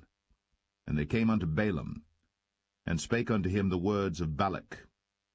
And he said unto them, Lodge here this night, and I will bring you word again, as the Lord shall speak unto me. And the princes of Moab abode with Balaam. And God came unto Balaam, and said, What men are these with thee? And Balaam said unto God, Balak the son of Zippor, king of Moab, hath sent unto me, saying, Behold, there is a people come out of Egypt, which covereth the face of the earth. Come now, curse me them. Peradventure I shall be able to overcome them, and drive them out. And God said unto Balaam, Thou shalt not go with them. Thou shalt not curse the people, for they are blessed. And Balaam rose up in the morning, and said unto the princes of Balak, Get you into your land, for the Lord refuseth to give me leave to go with you. And the princes of Moab rose up, and they went unto Balak, and said, Balaam refuseth to come with us. And Balak sent yet again princes, more and more honorable than they. And they came to Balaam, and said to him, Thus saith Balak the son of Zippor, Let nothing, I pray thee, hinder thee from coming unto me. For I will promote thee unto very great honor, and I will do whatsoever thou sayest unto me. Come therefore, I pray thee, curse me this people. And Balaam answered and said unto the servants of Balak, If Balak would give me his house full of silver and gold, I cannot go beyond the word of the Lord my God, to do less or more. Now therefore I pray you, tarry ye also here this night, that I may know what the Lord will say unto me more. And God came unto Balaam at night, and said unto him, If the men come to call thee, rise up and go with them. But yet the word which I shall say unto thee, that shalt thou do. And Balaam rose up in the morning, and saddled his ass, and went with the princes of Moab. And God's anger was kindled because he went. And the angel of the Lord stood in the way for an adversary against him. Now he was riding upon his ass, and his 2 servants were with him. And the ass saw the angel of the Lord standing in the way, and his sword drawn in his hand. And the ass turned aside out of the way, and went into the field. And Balaam smote the ass, to turn her into the way. But the angel of the Lord stood in a path of the vineyards, a wall being on this side, and a wall on that side. And when the ass saw the angel of the Lord, she thrust herself unto the wall, and crushed Balaam's foot against the wall. And he smote her again. And the angel of the Lord went further, and stood in a narrow place, where was no way to turn either to the right hand or to the left.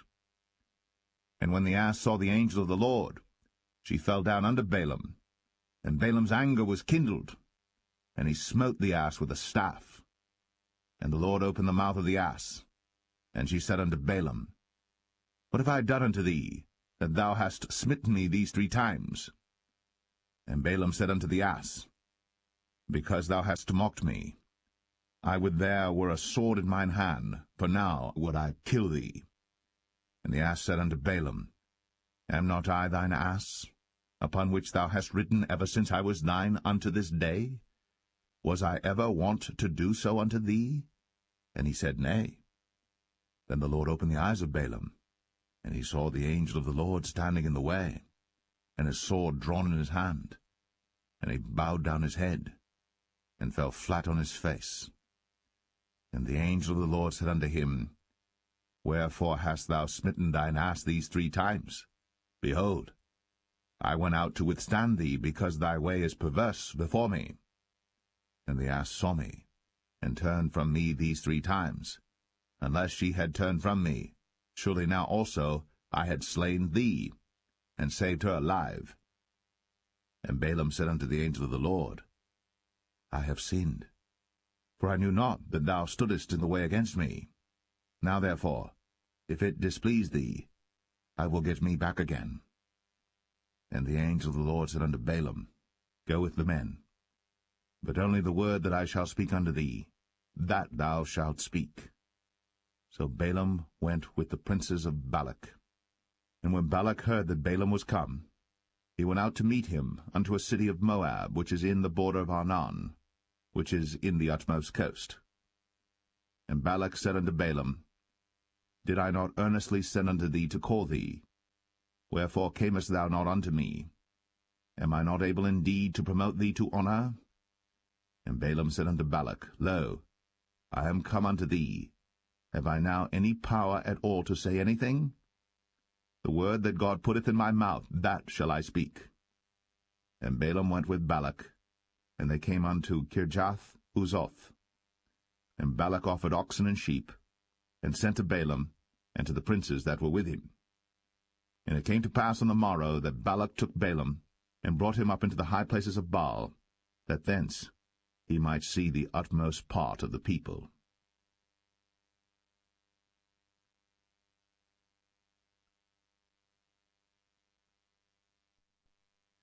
Numbers 23.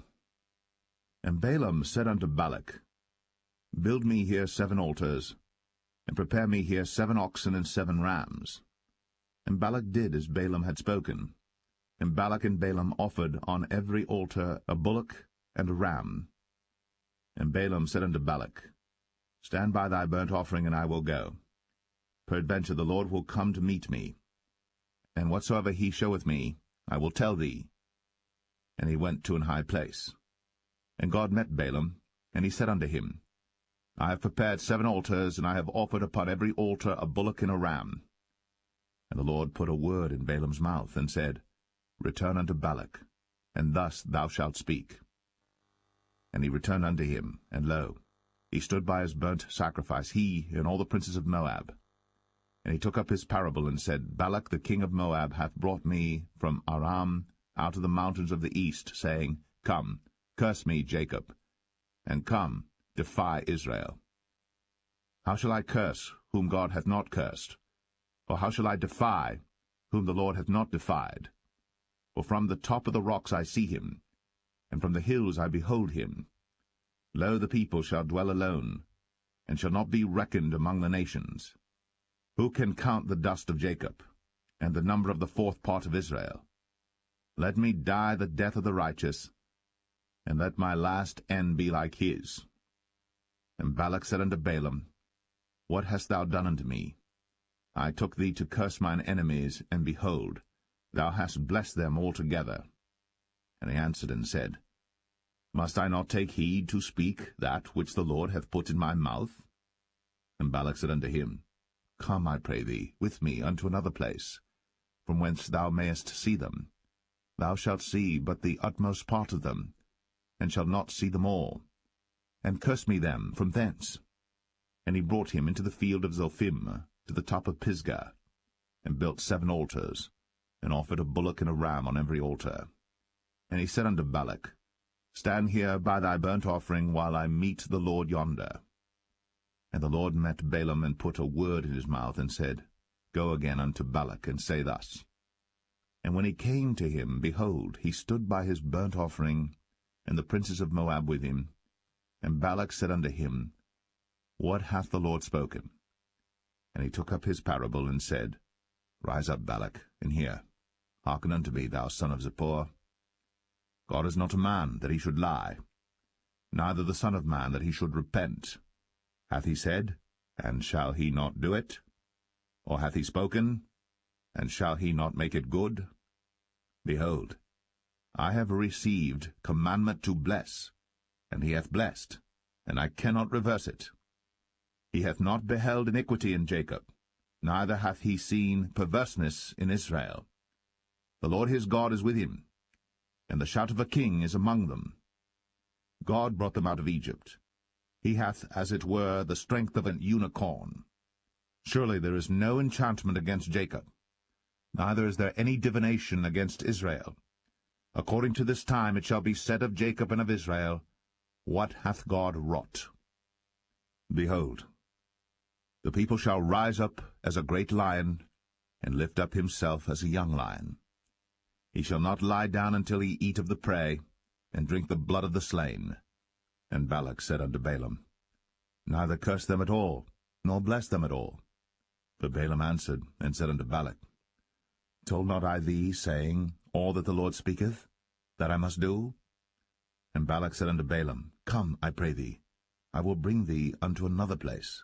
Peradventure it will please God that thou mayest curse me them from thence. And Balak brought Balaam unto the top of Peor, that looketh toward Jeshimon. Then Balaam said unto Balak, Build me here 7 altars, and prepare me here 7 bullocks and 7 rams. And Balak did as Balaam had said, and offered a bullock and a ram on every altar.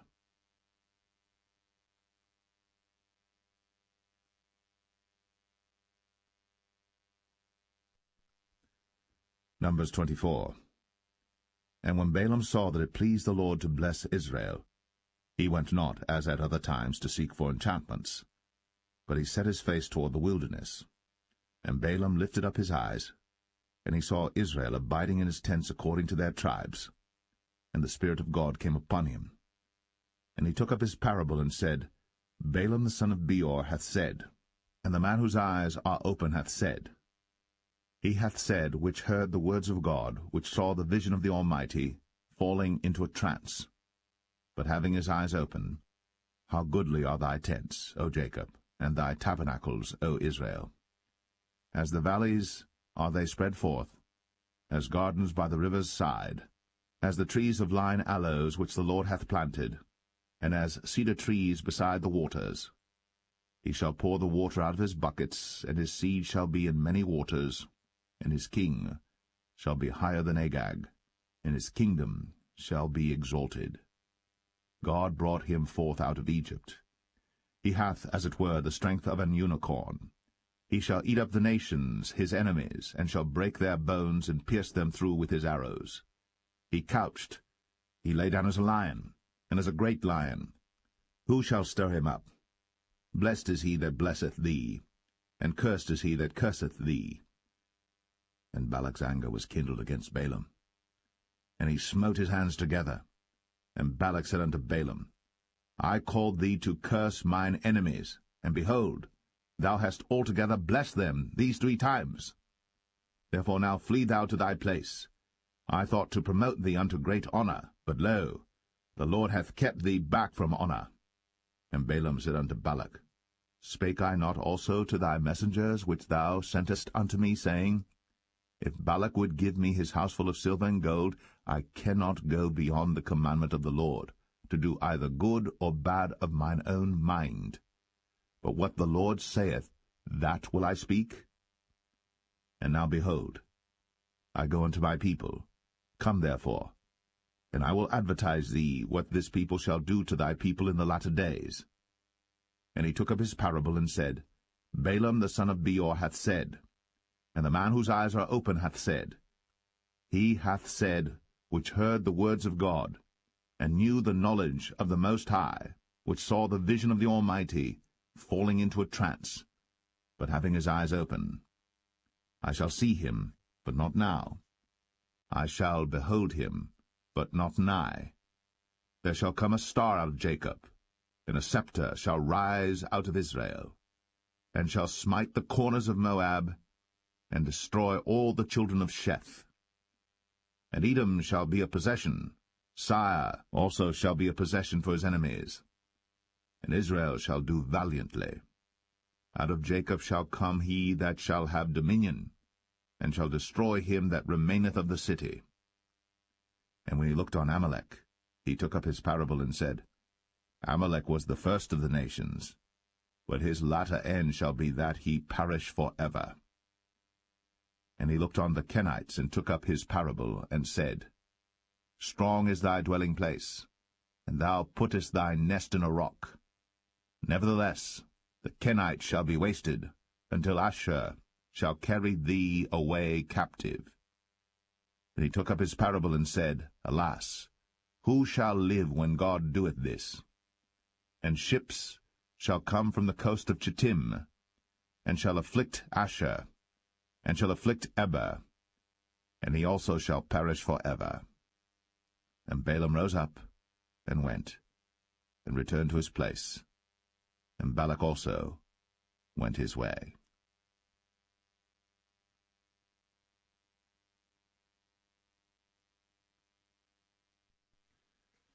Numbers 25. And Israel abode in Shittim, and the people began to commit whoredom with the daughters of Moab. And they called the people unto the sacrifices of their gods, and the people did eat, and bowed down to their gods. And Israel joined himself unto Baal Peor, and the anger of the Lord was kindled against Israel. And the Lord said unto Moses, Take all the heads of the people, and hang them up before the Lord against the sun, that the fierce anger of the Lord may be turned away from Israel. And Moses said unto the judges of Israel, Slay ye every one his men that were joined unto Baal Peor. And behold, one of the children of Israel came and brought unto his brethren a Midianitish woman in the sight of Moses, and in the sight of all the congregation of the children of Israel, who were weeping before the door of the tabernacle of the congregation. And when Phinehas the son of Eleazar the son of Aaron the priest saw it, he rose up from among the congregation, and took a javelin in his hand, and he went after the man of Israel into the tent, and thrust both of them through, the man of Israel, and the woman through her belly. So the plague was stayed from the children of Israel. And those that died in the plague were 24,000. And the Lord spake unto Moses, saying, Phinehas the son of Eleazar, the son of Aaron the priest, hath turned my wrath away from the children of Israel, while he was zealous for my sake among them, that I consumed not the children of Israel in my jealousy. Wherefore say, Behold, I give unto him my covenant of peace, and he shall have it, and his seed after him, even the covenant of an everlasting priesthood, because he was zealous for his God, and made an atonement for the children of Israel. Now the name of the Israelite that was slain, even that was slain with the Midianitish woman, was Zimri, the son of Salu, a prince of a chief house among the Simeonites. And the name of the Midianitish woman that was slain was Cosbi, the daughter of Zur. He was head over a people, and of a chief house in Midian. And the Lord spake unto Moses, saying, Vex the Midianites, and smite them, for they vex you with their wiles, wherewith they have beguiled you in the matter of Peor, and in the matter of Cosbi, the daughter of a prince of Midian, their sister, which was slain in the day of the plague, for Peor's sake.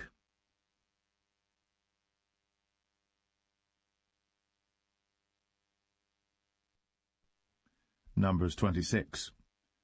And it came to pass after the plague, that the Lord spake unto Moses and unto Eleazar the son of Aaron the priest, saying, Take the sum of all the congregation of the children of Israel, from 20 years old and upward, throughout their father's house, all that are able to go to war in Israel. And Moses and Eleazar the priest spake with them in the plains of Moab by Jordan near Jericho, saying, Take the sum of the people from 20 years old and upward, as the Lord commanded Moses and the children of Israel, which went forth out of the land of Egypt. Reuben, the eldest son of Israel, the children of Reuben, Hanok, of whom cometh the family of the Hanokites, of Palu, the family of the Paluites, of Hezron, the family of the Hezronites, of Carmi, the family of the Carmites. These are the families of the Reubenites, and they that were numbered of them were 40,003,730. And the sons of Palu, Eliab, and the sons of Eliab, Nemuel, and Dathan, and Abiram. This is that Dathan and Abiram which were famous in the congregation, who strove against Moses and against Aaron in the company of Korah, when they strove against the Lord.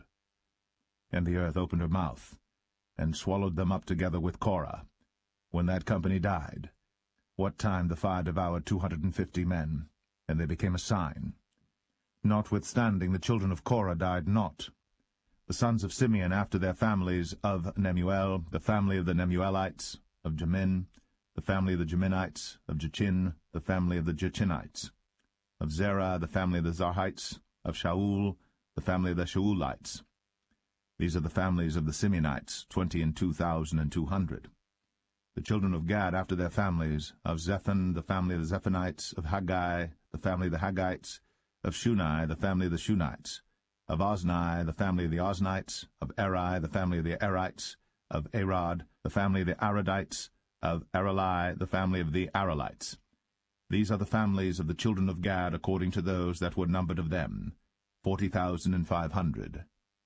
Sons of Judah were and Onan, and and Onan died in the land of Canaan.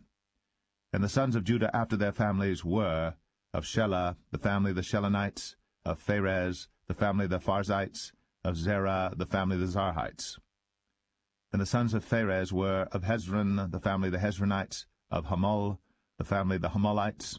These are the families of Judah according to those that were numbered of them, 16,500.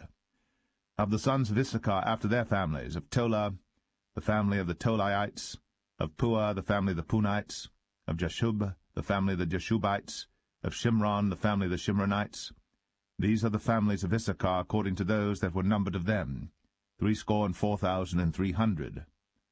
Of the sons of Zebulun after their families, of Sered, the family of the Sardites, of Elon, the family of the Elonites, of Jaleel, the family of the Jaleelites. These are the families of the Zebulunites, according to those that were numbered of them, 60,500. The sons of Joseph after their families were Manasseh and Ephraim. Of the sons of Manasseh, of Machir, the family of the Machirites, and Machir begat Gilead. Of Gilead come the family of the Gileadites.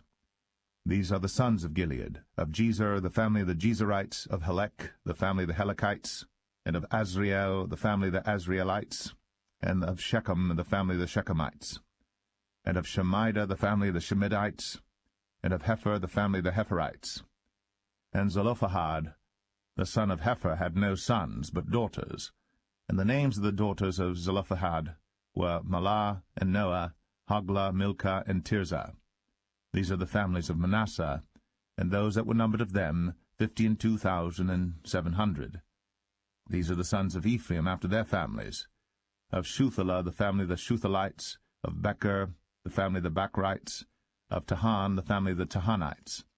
And these are the sons of Shuthelah, of Iran, the family of the Iranites. These are the families of the sons of Ephraim according to those that were numbered of them, 32,500. These are the sons of Joseph after their families. The sons of Benjamin after their families, of Bela, the family of the Belites, of Ashbel, the family of the Ashbelites, of Ahiram, the family of the Ahiramites, of Shepham, the family of the Shuphamites, of Hupham, the family of the Huphamites. And the sons of Bela were Ard and Naaman, of Ard, the family of the Ardites, and of Naaman, the family of the Naamites. These are the sons of Benjamin after their families, and they that were numbered of them were 45,600. These are the sons of Dan after their families, of Shuham, the family of the Shuhamites. These are the families of Dan after their families. All the families of the Shuhamites, according to those that were numbered of them, were 64,400. Of the children of Asher after their families, of Jimnah, the family of the Jimnites, of Jesui, the family of the Jesuites, of Beriah, the family of the Berites. Of the sons of Beriah, of Heber, the family of the Heberites, of Malkiel, the family of the Malkielites. And the name of the daughter of Asher was Sarah.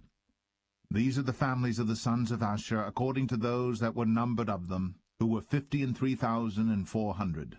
Of the sons of Naphtali after their families, of Jaziel, the family of the Jazielites, of Gunai, the family of the Gunites, of Jezer, the family of the Jezerites, of Shalem, the family of the Shalemites. These are the families of Naphtali according to their families, and they that were numbered of them were 45,400. These were the numbered of the children of Israel, 600,000, and 1,730. And the Lord spake unto Moses, saying, Unto these the land shall be divided for an inheritance according to the number of names. To many thou shalt give the more inheritance, and to few thou shalt give the less inheritance. To every one shall his inheritance be given according to those that were numbered of him. Notwithstanding the land shall be divided by lot. According to the names of the tribes of their fathers they shall inherit. According to the lot shall the possession thereof be divided between many and few. And these are they that were numbered of the Levites after their families. Of Gershon the family of the Gershonites, of Kohath the family of the Kohathites, of Merari the family of the Merarites. These are the families of the Levites, the family of the Libnites, the family of the Hebronites, the family of the Mahlites, the family of the Mushites, the family of the Korathites, and Kohath begat Amram. And the name of Amram's wife was Jochebed, the daughter of Levi, whom her mother bare to Levi in Egypt. And she bare unto Amram Aaron and Moses, and Miriam their sister. And unto Aaron was born Nadab and Abihu, Eleazar and Ithamar. And Nadab and Abihu died when they offered strange fire before the Lord.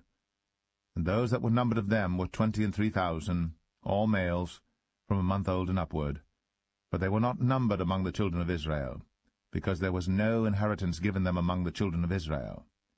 These are they that were numbered by Moses and Eleazar the priest, who numbered the children of Israel in the plains of Moab by Jordan near Jericho.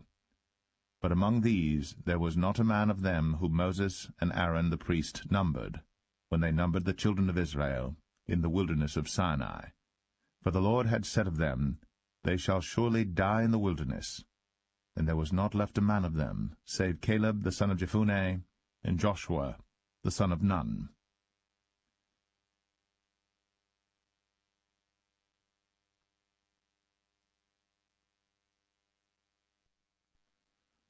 Numbers 27. Then came the daughters of Zelophehad, the son of Hepher, the son of Gilead, the son of Machir, the son of Manasseh, of the families of Manasseh, the son of Joseph. And these are the names of his daughters, Mahlah, Noah, and Hoglah, and Milcah, and Tirzah. And they stood before Moses, and before Eleazar the priest, and before the princes and all the congregation, by the door of the tabernacle of the congregation, saying, Our father died in the wilderness, and he was not in the company of them that gathered themselves together against the Lord in the company of Korah, but died in his own sin, and had no sons. Why should the name of our father be done away from among his family, because he hath no son? Give unto us therefore possession among the brethren of our father. And Moses brought their cause before the Lord. And the Lord spake unto Moses, saying, The daughters of Zelophehad speak right. Thou shalt surely give them a possession of an inheritance among their father's brethren, and thou shalt cause the inheritance of their father to pass unto them. And thou shalt speak unto the children of Israel, saying, If a man die, and have no son, then ye shall cause his inheritance to pass unto his daughter. And if he have no daughter, then ye shall give his inheritance unto his brethren. And if he have no brethren, then ye shall give his inheritance unto his father's brethren. And if his father have no brethren, then ye shall give his inheritance unto his kinsman that is next to him of his family, and he shall possess it. And it shall be unto the children of Israel a statute of judgment, as the Lord commanded Moses. And the Lord said unto Moses, Get thee up into this Mount Abarim, and see the land which I have given unto the children of Israel. And when thou hast seen it, thou also shalt be gathered unto thy people, as Aaron thy brother was gathered. For ye rebelled against my commandment in the desert of Zin, in the strife of the congregation, to sanctify me at the water before their eyes, that is, the water of Meribah and Kadesh, in the wilderness of Zin. And Moses spake unto the Lord, saying, Let the Lord, the God of the spirits of all flesh, set a man over the congregation, which may go out before them, and which may go in before them, and which may lead them out, and which may bring them in, that the congregation of the Lord be not as sheep which have no shepherd. And the Lord said unto Moses, Take thee Joshua the son of Nun, a man in whom is the Spirit, and lay thine hand upon him, and set him before Eleazar the priest, and before all the congregation, and give him a charge in their sight. And thou shalt put some of thine honor upon him, that all the congregation of the children of Israel may be obedient. And he shall stand before Eleazar the priest, who shall ask counsel for him after the judgment of Urim before the Lord. At his word shall they go out, and at his word they shall come in, both he and all the children of Israel with him, even all the congregation. And Moses did as the Lord commanded him.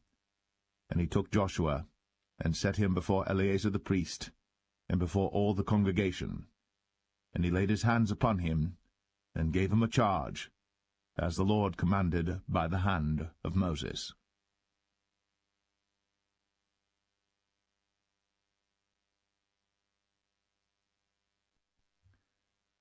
Numbers 28. And the Lord spake unto Moses, saying, Command the children of Israel, and say unto them, My offering, and my bread for my sacrifices made by fire for a sweet savour unto me, shall ye observe to offer unto me in their due season.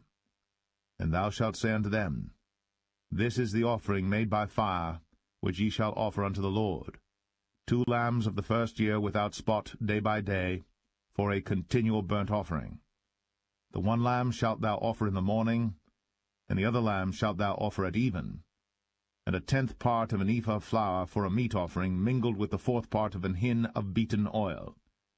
It is a continual burnt offering which was ordained in Mount Sinai for a sweet savour, a sacrifice made by fire unto the Lord. And the drink offering thereof shall be the 4th part of an hin for the 1 lamb. In the holy place shalt thou cause the strong wine to be poured unto the Lord for a drink offering. And the other lamb shalt thou offer at even, as the meat offering of the morning, and as the drink offering thereof. Thou shalt offer it, a sacrifice made by fire, of a sweet savour unto the Lord. And on the Sabbath day 2 lambs of the first year without spot, and 2/10 deals of flour for a meat offering mingled with oil, and the drink offering thereof. This is the burnt offering of every Sabbath, beside the continual burnt offering, and his drink offering. And in the beginnings of your months ye shall offer a burnt offering unto the Lord, 2 young bullocks and 1 ram, 7 lambs of the first year without spot, and 3/10 deals of flour for a meat offering mingled with oil for 1 bullock, and 2/10 deals of flour for a meat offering mingled with oil for 1 ram, and a several 10th deal of flour mingled with oil for a meat offering unto 1 lamb, for a burnt offering of a sweet savour, a sacrifice made by fire unto the Lord. And their drink offering shall be 1/2 an hin of wine unto a bullock, and the 1/3 part of an hin unto a ram, and a 4th part of an hin unto a lamb. This is the burnt offering of every month throughout the months of the year. And 1 kid of the goats for a sin offering unto the Lord shall be offered, beside the continual burnt offering and his drink offering. And the 14th day of the first month is the Passover of the Lord. And the 15th day of this month is the feast. 7 days shall unleavened bread be eaten. In the first day shall be an holy convocation. Ye shall do no manner of servile work therein. But ye shall offer a sacrifice made by fire for a burnt offering unto the Lord, 2 young bullocks and 1 ram, and 7 lambs of the first year. They shall be unto you without blemish. And their meat offering shall be of flour mingled with oil. 3/10 deals shall ye offer for a bullock, and 2/10 deals for a ram. A several 10th deal shalt thou offer for every lamb, throughout the 7 lambs, and 1 goat for a sin offering, to make an atonement for you. Ye shall offer these beside the burnt offering in the morning, which is for a continual burnt offering. After this manner ye shall offer daily throughout the 7 days the meat of the sacrifice made by fire, of a sweet savour unto the Lord. It shall be offered beside the continual burnt offering, and his drink offering.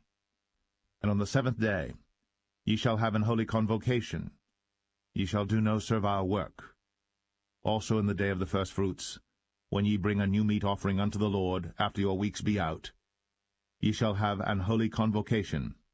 Ye shall do no servile work. But ye shall offer the burnt offering for a sweet savour unto the Lord, 2 young bullocks, 1 ram, 7 lambs of the first year, and their meat offering of flour mingled with oil, 3 tenth deals unto 1 bullock, 2 tenth deals unto 1 ram, a several tenth deal unto 1 lamb, throughout the 7 lambs, and 1 kid of the goats to make an atonement for you. You shall offer them beside the continual burnt offering and his meat offering. They shall be unto you without blemish, and their drink offerings.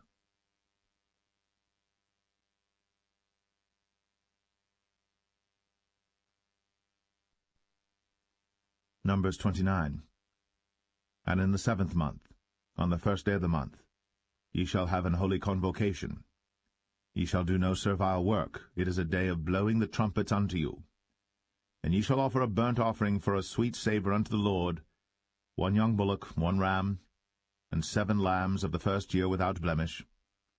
And their meat offering shall be of flour mingled with oil, 3 tenth deals for a bullock, and 2 tenth deals for a ram, and 1 tenth deal for 1 lamb throughout the 7 lambs, and 1 kid of the goats for a sin offering, to make an atonement for you, beside the burnt offering of the month, and his meat offering, and the daily burnt offering and his meat offering, and their drink offerings, according unto their manner, for a sweet savour, a sacrifice made by fire unto the Lord.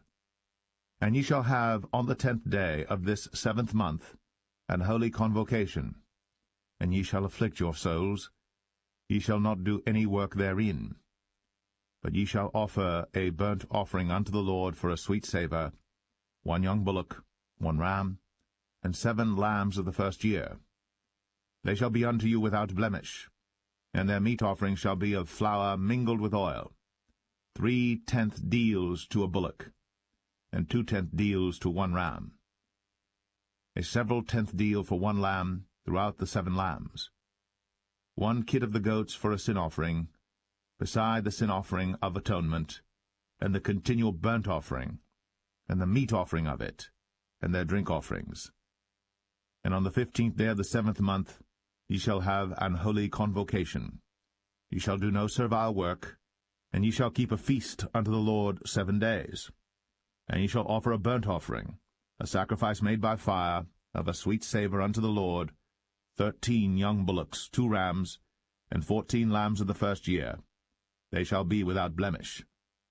And their meat offering shall be of flour mingled with oil, 3 tenth deals unto every bullock of the 13 bullocks, 2 tenth deals to each ram of the 2 rams, and a several tenth deal to each lamb of the 14 lambs, and 1 kid of the goats for a sin offering, beside the continual burnt offering, his meat offering, and his drink offering. And on the 2nd day ye shall offer 12 young bullocks, 2 rams, 14 lambs of the first year without spot, and their meat offering and their drink offerings for the bullocks, for the rams, and for the lambs shall be according to their number, after the manner, and 1 kid of the goats for a sin offering, beside the continual burnt offering, and the meat offering thereof, and their drink offerings.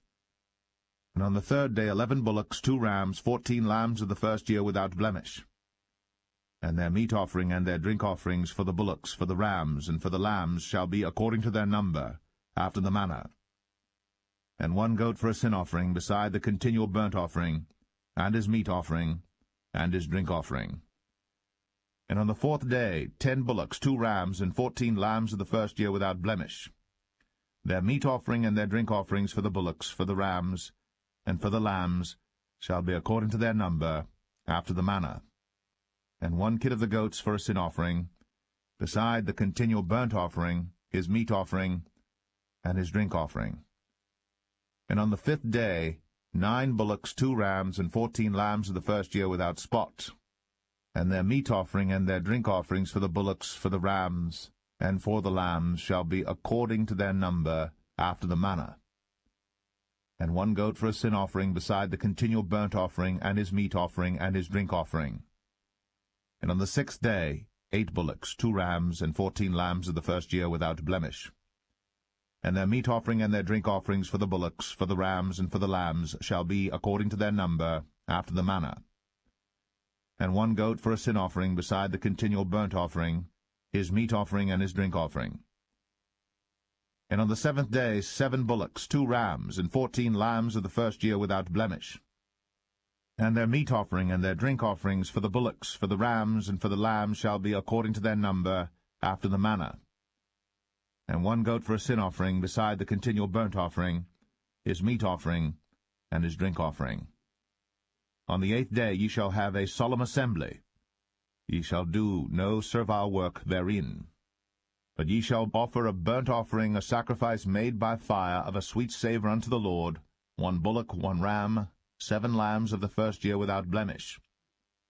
Their meat offering and their drink offerings for the bullock, for the ram, and for the lambs shall be according to their number, after the manner. And 1 goat for a sin offering, beside the continual burnt offering, and his meat offering, and his drink offering. These things ye shall do unto the Lord in your set feasts, beside your vows, and your freewill offerings, for your burnt offerings, and for your meat offerings, and for your drink offerings, and for your peace offerings. And Moses told the children of Israel according to all that the Lord commanded Moses.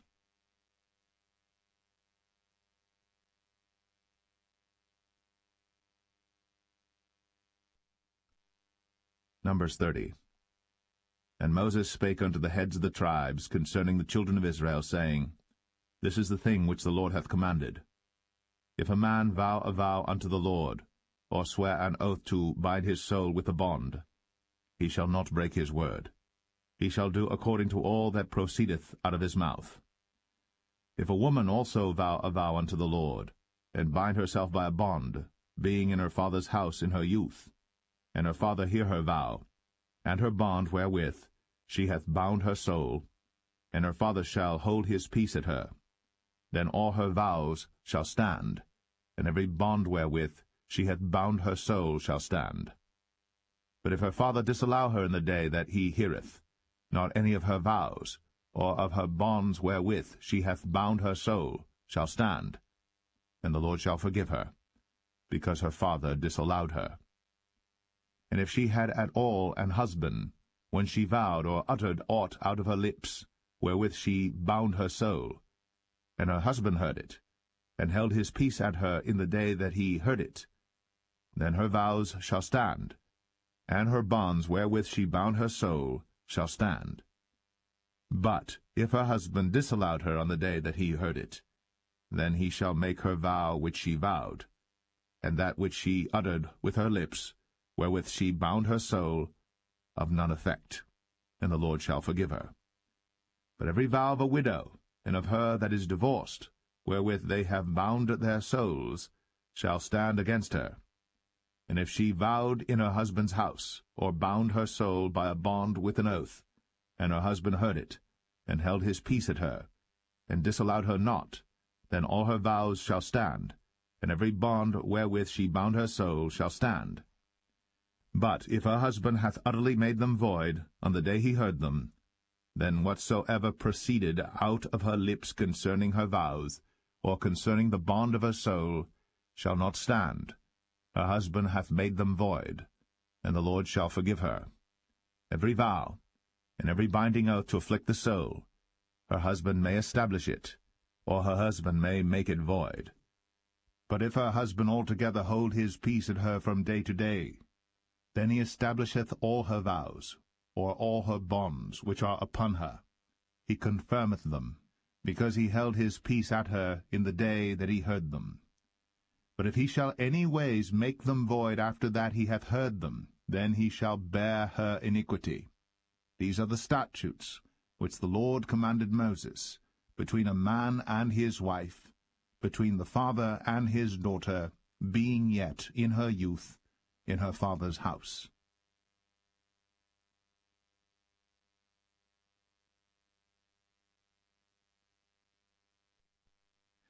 Numbers 31. And the Lord spake unto Moses, saying, Avenge the children of Israel of the Midianites. Afterward shalt thou be gathered unto thy people. And Moses spake unto the people, saying, Arm some of yourselves unto the war, and let them go against the Midianites, and avenge the lord of Midian. Of every tribe 1,000 throughout all the tribes of Israel shall ye send to the war. So there were delivered out of the thousands of Israel 1,000 of every tribe, 12,000 armed for war. And Moses sent them to the war, 1,000 of every tribe, them and Phinehas the son of Eleazar the priest, to the war, with the holy instruments, and the trumpets to blow in his hand. And they warred against the Midianites, as the Lord commanded Moses. And they slew all the males, and they slew the kings of Midian, beside the rest of them that were slain, namely Evi, and Rechem, and Zur, and Hur, and Reba, 5 kings of Midian. Balaam also, the son of Beor, they slew with the sword. And the children of Israel took all the women of Midian captives, and their little ones, and took the spoil of all their cattle, and all their flocks, and all their goods. And they burnt all their cities wherein they dwelt, and all their goodly castles with fire. And they took all the spoil, and all the prey, both of men and of beasts.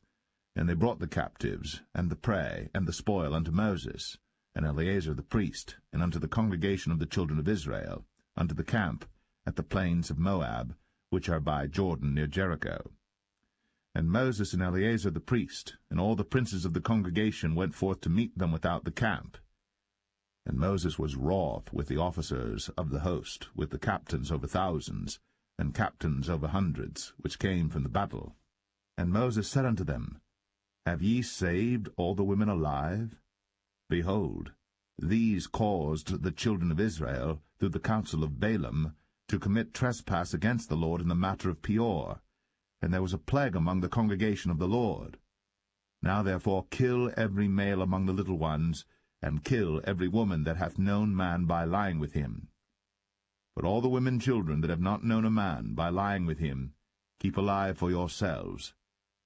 And do ye abide without the camp 7 days, whosoever hath killed any person, and whosoever hath touched any slain, purify both yourselves and your captives on the 3rd day, and on the 7th day. And purify all your raiment, and all that is made of skins, and all work of goat's hair, and all things made of wood. And Eleazar the priest said unto the men of war, which went to the battle, This is the ordinance of the law which the Lord commanded Moses. Only the gold, and the silver, the brass, the iron, the tin, and the lead, everything that may abide the fire, ye shall make it go through the fire, and it shall be clean. Nevertheless it shall be purified with the water of separation. And all that abideth not the fire ye shall make go through the water. And ye shall wash your clothes on the 7th day, and ye shall be clean, and afterward ye shall come into the camp. And the Lord spake unto Moses, saying, Take the sum of the prey that was taken, both of man and of beast, thou, and Eleazar the priest, and the chief fathers of the congregation, and divide the prey into 2 parts, between them that took the war upon them, who went out to battle, and between all the congregation. And levy a tribute unto the Lord of the men of war which went out to battle, 1 soul of 500, both of the persons, and of the beeves, and of the asses, and of the sheep. Take it of their half, and give it unto Eleazar the priest, for an heave offering of the Lord. And of the children of Israel's half thou shalt take 1 portion of 50 of the persons, of the beeves, of the asses, and of the flocks, of all manner of beasts, and give them unto the Levites, which keep the charge of the tabernacle of the Lord. And Moses and Eleazar the priest did as the Lord commanded Moses. And the booty, being the rest of the prey which the men of war had caught, was 600,000, and 70,000, and 5,000 sheep, and 12,000 beeves, and 1,000 asses, and 32,000 persons in all, of women that had not known man by lying with him. And the half which was the portion of them that went out to war was in number 300,000, and 37,000, and 500 sheep. And the Lord's tribute of the sheep was 615. And the beeves were 36,000, of which the Lord's tribute was 312. And the asses were 30,500, of which the Lord's tribute was 301. And the persons were 16,000, of which the Lord's tribute was 32 persons. And Moses gave the tribute which was the Lord's heave offering unto Eleazar the priest, as the Lord commanded Moses. And of the children of Israel's half, which Moses divided from the men that warred. Now the half that pertained unto the congregation was 300,000, and 30,000, and 7,500 sheep, and 30 and 6,000 beeves, and 30,000 asses, and 500, and 16,000 persons. Even of the children of Israel's half, Moses took one portion of 50, both of man and of beast, and gave them unto the Levites, which kept the charge of the tabernacle of the Lord, as the Lord commanded Moses. And the officers which were over thousands of the host, the captains of thousands and captains of hundreds, came near unto Moses. And they said unto Moses, Thy servants have taken the sum of the men of war which are under our charge, and there lacketh not one man of us. We have therefore brought an oblation for the Lord, what every man hath gotten, of jewels of gold, chains and bracelets, rings, earrings, and tablets, to make an atonement for our souls before the Lord. And Moses and Eleazar the priest took the gold of them, even all wrought jewels, and all the gold of the offering that they offered up to the Lord, of the captains of thousands, and of the captains of hundreds, was 16,750 shekels. For the men of war had taken spoil, every man for himself. And Moses and Eleazar the priest took the gold of the captains of thousands and of hundreds, and brought it into the tabernacle of the congregation, for a memorial for the children of Israel before the Lord.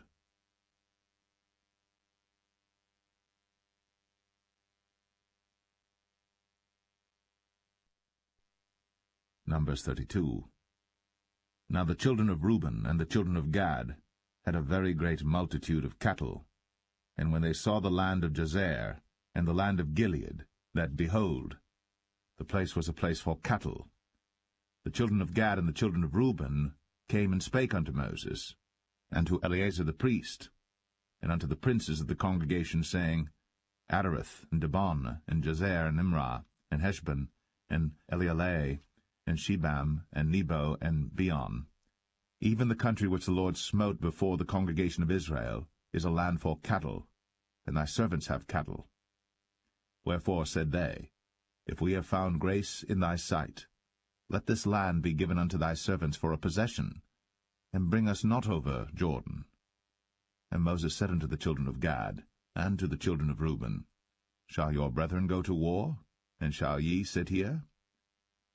And wherefore discourage ye the heart of the children of Israel from going over into the land which the Lord hath given them? Thus did your fathers when I sent them from Kadesh-barnea to see the land. For when they went up unto the valley of Eshcol, and saw the land, they discouraged the heart of the children of Israel, that they should not go into the land which the Lord had given them. And the Lord's anger was kindled the same time, and he sware, saying, Surely none of the men that came up out of Egypt from 20 years old and upward shall see the land which I swear unto Abraham, unto Isaac, and unto Jacob, because they have not wholly followed me, save Caleb the son of Jephunneh the Kenizzite, and Joshua the son of Nun, for they have wholly followed the Lord. And the Lord's anger was kindled against Israel, and he made them wander in the wilderness 40 years, until all the generation that had done evil in the sight of the Lord was consumed. And behold, ye are risen up in your father's stead, an increase of sinful men, to augment yet the fierce anger of the Lord toward Israel. For if ye turn away from after him, he will yet again leave them in the wilderness, and ye shall destroy all this people. And they came near unto him, and said, We will build sheepfolds here for our cattle, and cities for our little ones. But we ourselves will go ready armed before the children of Israel, until we have brought them unto their place. And our little ones shall dwell in the fenced cities because of the inhabitants of the land.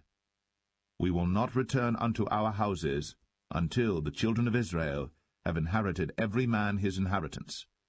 For we will not inherit with them on yonder side Jordan, or forward, because our inheritance is fallen to us on this side Jordan eastward.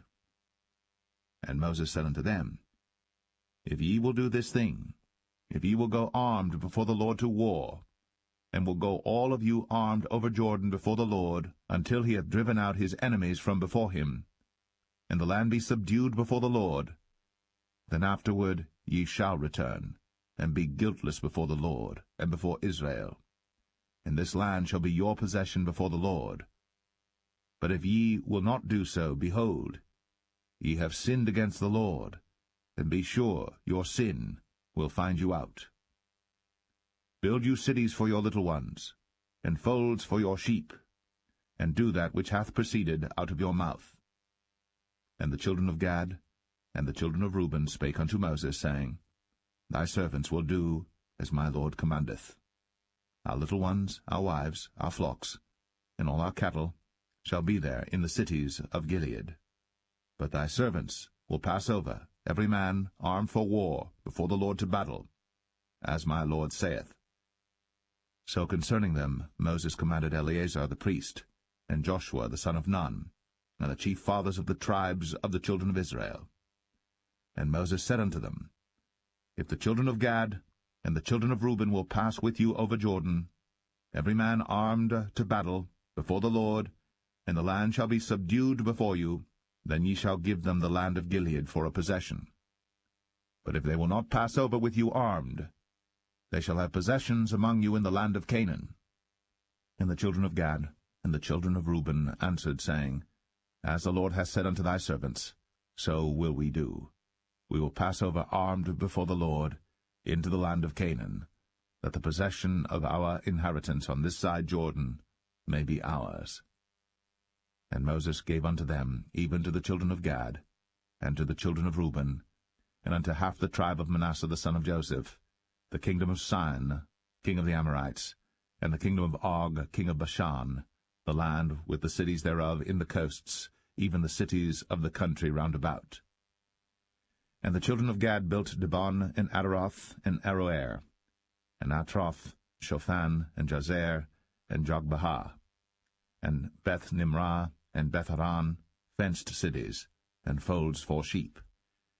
And the children of Reuben built Heshbon, and Elealeh, and Kirjathaim, and Nebo, and Baal-meon, their names being changed, and Shibmah, and gave other names unto the cities which they builded. And the children of Machir the son of Manasseh went to Gilead, and took it, and dispossessed the Amorite which was in it. And Moses gave Gilead unto Machir the son of Manasseh, and he dwelt therein. And Jair the son of Manasseh went and took the small towns thereof, and called them Havoth-Jair. And Nobah went and took Kenath, and the villages thereof, and called it Nobah, after his own name.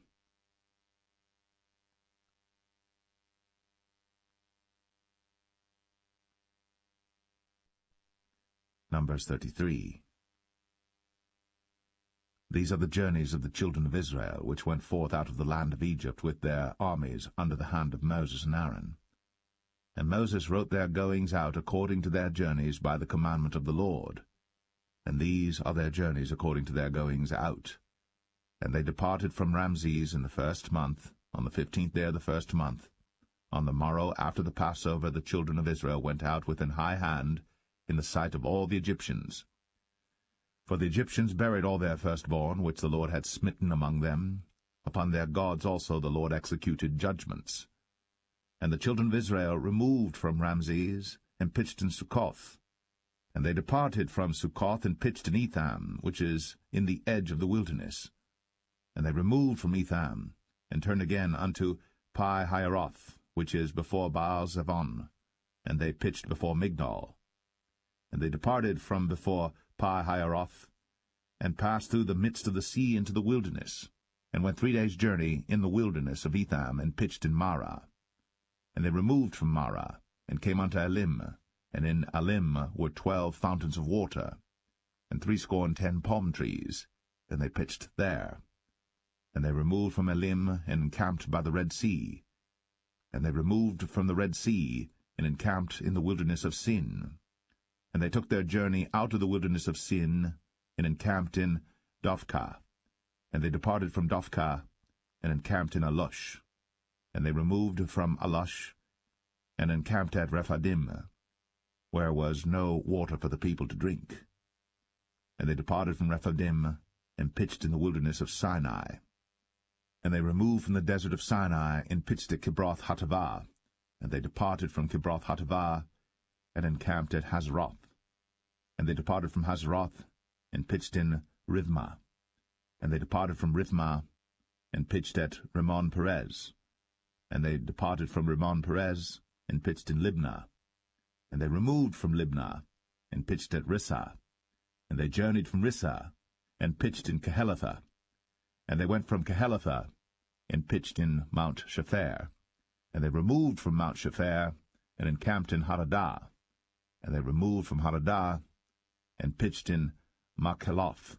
And they removed from Makheloth, and encamped at Tahath. And they departed from Tahath, and pitched at Tara.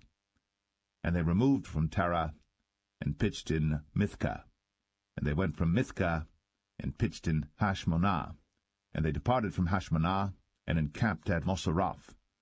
And they departed from Moseroth, and pitched in Bene Jaakan. And they removed from Bene Jaakan, and encamped at Hor-Haggidgad. And they went from Hor-Haggidgad, and pitched in Jotbathah. And they removed from Jotbathah, and encamped at Ebronah. And they departed from Ebronah, and encamped at Ezion-Geber. And they removed from Ezion-Geber, and pitched in the wilderness of Zin, which is Kadesh. And they removed from Kadesh, and pitched in Mount Or, in the edge of the land of Edom. And Aaron the priest went up into Mount Or at the commandment of the Lord, and died there, in the 40th year after the children of Israel were come out of the land of Egypt, in the 1st day of the 5th month. And Aaron was 123 years old when he died in Mount Or. And King Arad, the Canaanite, which dwelt in the south in the land of Canaan, heard of the coming of the children of Israel. And they departed from Mount Or, and pitched in Zalmonah. And they departed from Zalmonah, and pitched in Punon. And they departed from Punon, and pitched in Oboth. And they departed from Oboth, and pitched in Ije-Abarim in the border of Moab. And they departed from Aim, and pitched in Dibon-Gad. And they removed from Dibon-Gad, and encamped in Almon-Diblathaim. And they removed from Almon-Diblathaim, and pitched in the mountains of Abarim before Nebo. And they departed from the mountains of Abarim, and pitched in the plains of Moab by Jordan near Jericho. And they pitched by Jordan from Beth-Jeshimoth even unto Abel-Shittim in the plains of Moab. And the Lord spake unto Moses in the plains of Moab by Jordan near Jericho, saying, Speak unto the children of Israel, and say unto them, When ye are passed over Jordan into the land of Canaan, then ye shall drive out all the inhabitants of the land from before you, and destroy all their pictures, and destroy all their molten images, and quite pluck down all their high places. And ye shall dispossess the inhabitants of the land, and dwell therein, for I have given you the land to possess it. And ye shall divide the land by lot for an inheritance among your families, and to the more ye shall give the more inheritance, and to the fewer ye shall give the less inheritance. Every man's inheritance shall be in the place where his lot falleth. According to the tribes of your fathers ye shall inherit. But if ye will not drive out the inhabitants of the land from before you, then it shall come to pass that those which ye let remain of them shall be pricks in your eyes, and thorns in your sides, and shall vex you in the land wherein ye dwell. Moreover, it shall come to pass that I shall do unto you as I thought to do unto them.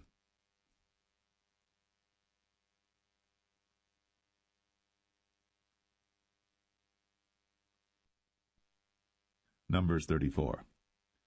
And the Lord spake unto Moses, saying, Command the children of Israel, and say unto them, When ye come into the land of Canaan, this is the land that shall fall unto you for an inheritance, even the land of Canaan, with the coasts thereof.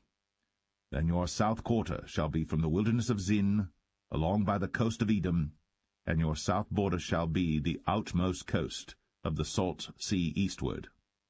And your border shall turn from the south to the ascent of Akrabim, and pass on to Zin, and the going forth thereof shall be from the south to Kadesh Barnea, and shall go on to Hazar Adar, and pass on to Asmon. And the border shall fetch a compass from Asmon unto the river of Egypt, and the goings out of it shall be at the sea. And as for the western border, ye shall even have the great sea for a border. This shall be your west border, and this shall be your north border. From the great sea ye shall point out for you Mount Or. From Mount Or ye shall point out your border unto the entrance of Hamath, and the goings forth of the border shall be to Zedad, and the border shall go on to Ziphron, and the goings out of it shall be at Hazar-Enan. This shall be your north border.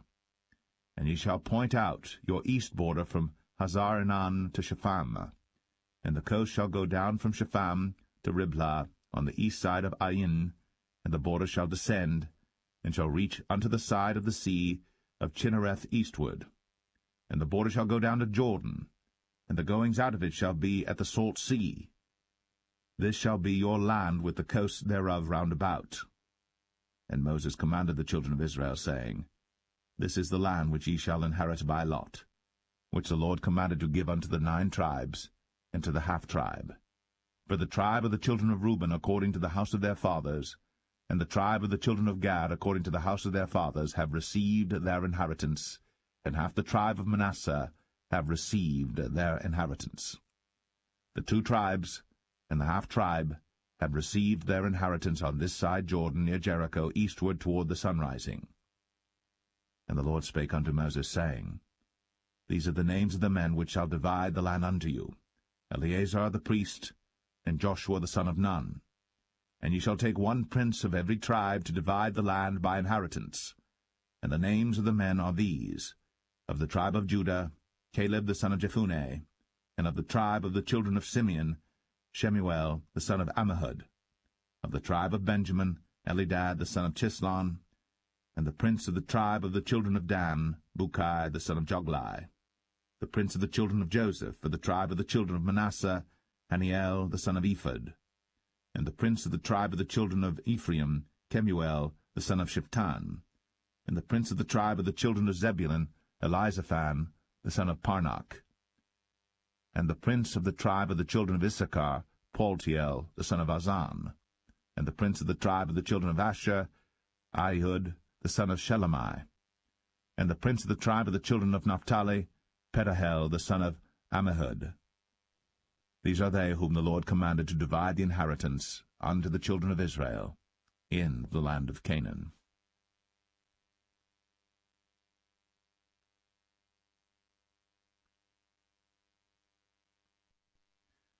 Numbers 35. And the Lord spake unto Moses in the plains of Moab by Jordan near Jericho, saying, Command the children of Israel, that they give unto the Levites of the inheritance of their possession cities to dwell in. And ye shall give also unto the Levites suburbs for the cities round about them. And the cities shall they have to dwell in, and the suburbs of them shall be for their cattle, and for their goods, and for all their beasts. And the suburbs of the cities, which ye shall give unto the Levites, shall reach from the wall of the city and outward 1,000 cubits round about. And ye shall measure from without the city on the east side 2,000 cubits, on the south side 2,000 cubits, on the west side 2,000 cubits, and on the north side 2,000 cubits. And the city shall be in the midst. This shall be to them the suburbs of the cities. And among the cities which ye shall give unto the Levites there shall be 6 cities for refuge, which ye shall appoint for the manslayer, that he may flee thither. And to them ye shall add 42 cities. So all the cities which ye shall give to the Levites shall be 48 cities. Them shall ye give with their suburbs. And the cities which ye shall give shall be of the possession of the children of Israel. From them that have many ye shall give many, but from them that have few ye shall give few. Every one shall give of his cities unto the Levites according to his inheritance, which he inheriteth. And the Lord spake unto Moses, saying, Speak unto the children of Israel, and say unto them, When ye be come over Jordan into the land of Canaan, then ye shall appoint you cities to be cities of refuge for you, that the slayer may flee thither, which killeth any person at unawares. And they shall be unto you cities for refuge from the avenger, that the manslayer die not, until he stand before the congregation in judgment. And of these cities which ye shall give 6 cities shall ye have for refuge. Ye shall give 3 cities on this side Jordan, and 3 cities shall ye give in the land of Canaan, which shall be cities of refuge. These 6 cities shall be a refuge, both for the children of Israel, and for the stranger, and for the sojourner among them, that every one that killeth any person unawares may flee thither. And if he smite him with an instrument of iron, so that he die, he is a murderer. The murderer shall surely be put to death. And if he smite him with throwing a stone, wherewith he may die, and he die, he is a murderer. The murderer shall surely be put to death. Or if he smite him with an hand weapon of wood, wherewith he may die, and he die, he is a murderer. The murderer shall surely be put to death. The revenger of blood himself shall slay the murderer. When he meeteth him, he shall slay him. But if he thrust him of hatred, or hurl at him by laying of weight, that he die, or in enmity smite him with his hand, that he die, he that smote him shall surely be put to death, for he is a murderer. The revenger of blood shall slay the murderer, when he meeteth him. But if he thrust him suddenly without enmity, or have cast upon him anything without laying of weight, or with any stone wherewith the man may die, seeing him not, and cast it upon him that he die, and was not his enemy, neither sought his harm, then the congregation shall judge between the slayer and the revenger of blood according to these judgments. And the congregation shall deliver the slayer out of the hand of the revenger of blood, and the congregation shall restore him to the city of his refuge, whither he was fled, and he shall abide in it unto the death of the high priest, which was anointed with the holy oil. But if the slayer shall at any time come without the border of the city of his refuge, whither he was fled, and the revenger of blood find him without the borders of the city of his refuge, and the revenger of blood kill the slayer, he shall not be guilty of blood, because he should have remained in the city of his refuge until the death of the high priest. But after the death of the high priest, the slayer shall return into the land of his possession. So these things shall be for a statute of judgment unto you throughout your generations in all your dwellings. Whoso killeth any person, the murderer, shall be put to death by the mouth of witnesses. But one witness shall not testify against any person to cause him to die. Moreover, ye shall take no satisfaction for the life of a murderer, which is guilty of death, but he shall be surely put to death. And ye shall take no satisfaction for him that is fled to the city of his refuge, that he should come again to dwell in the land, until the death of the priest. So ye shall not pollute the land wherein ye are, for blood it defileth the land, and the land cannot be cleansed of the blood that is shed therein, but by the blood of him that shed it. Defile not therefore the land which ye shall inhabit, wherein I dwell. For I the Lord dwell among the children of Israel.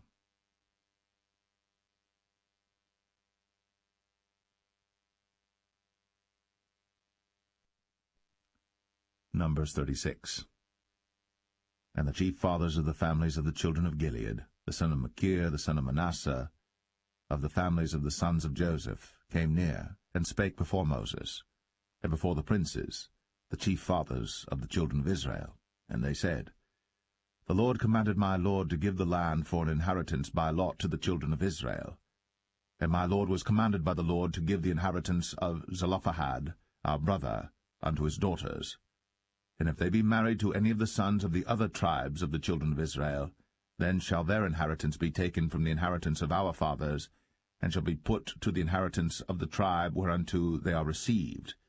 So shall it be taken from the lot of our inheritance. And when the jubilee of the children of Israel shall be, then shall their inheritance be put unto the inheritance of the tribe whereunto they are received. So shall their inheritance be taken away from the inheritance of the tribe of our fathers.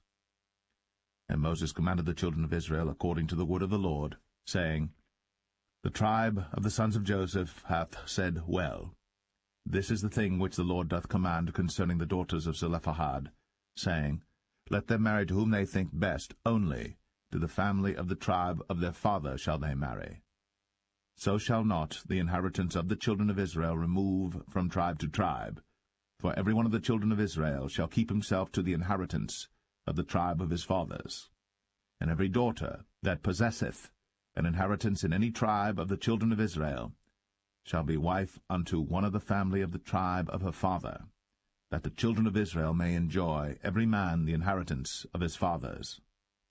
Neither shall the inheritance remove from one tribe to another tribe, but every one of the tribes of the children of Israel shall keep himself to his own inheritance. Even as the Lord commanded Moses, so did the daughters of Zelophehad.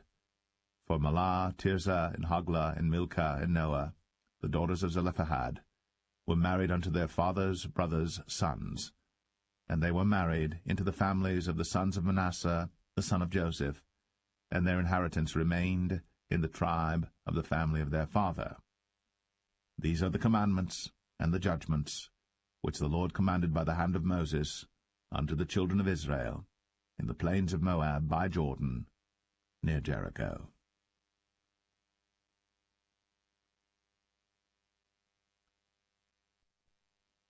The Book of Deuteronomy, Chapter 1. These be the words which Moses spake unto all Israel on this side Jordan in the wilderness, in the plain over against the Red Sea, between Paran and Tophel, and Laban and Hazroth, and Dizahab. There are 11 days' journey from Oreb by the way of Mount Seir unto Kadesh Barnea.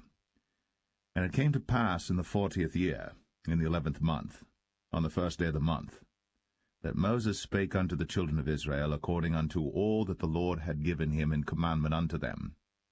After he had slain Sihon the king of the Amorites, which dwelt in Heshbon, and Og the king of Bashan, which dwelt at Ashtoreth in Edrei, on this side Jordan, in the land of Moab, began Moses to declare this law, saying, The Lord our God spake unto us in Oreb, saying, Ye have dwelt long enough in this mount. Turn you, and take your journey, and go to the mount of the Amorites, and unto all the places nigh thereunto, in the plain, in the hills, and in the vale, and in the south, and by the seaside to the land of the Canaanites, and unto Lebanon, unto the great river, the river Euphrates. Behold, I have set the land before you. Go in and possess the land which the Lord sware unto your fathers, Abraham, Isaac, and Jacob, to give unto them, and to their seed after them.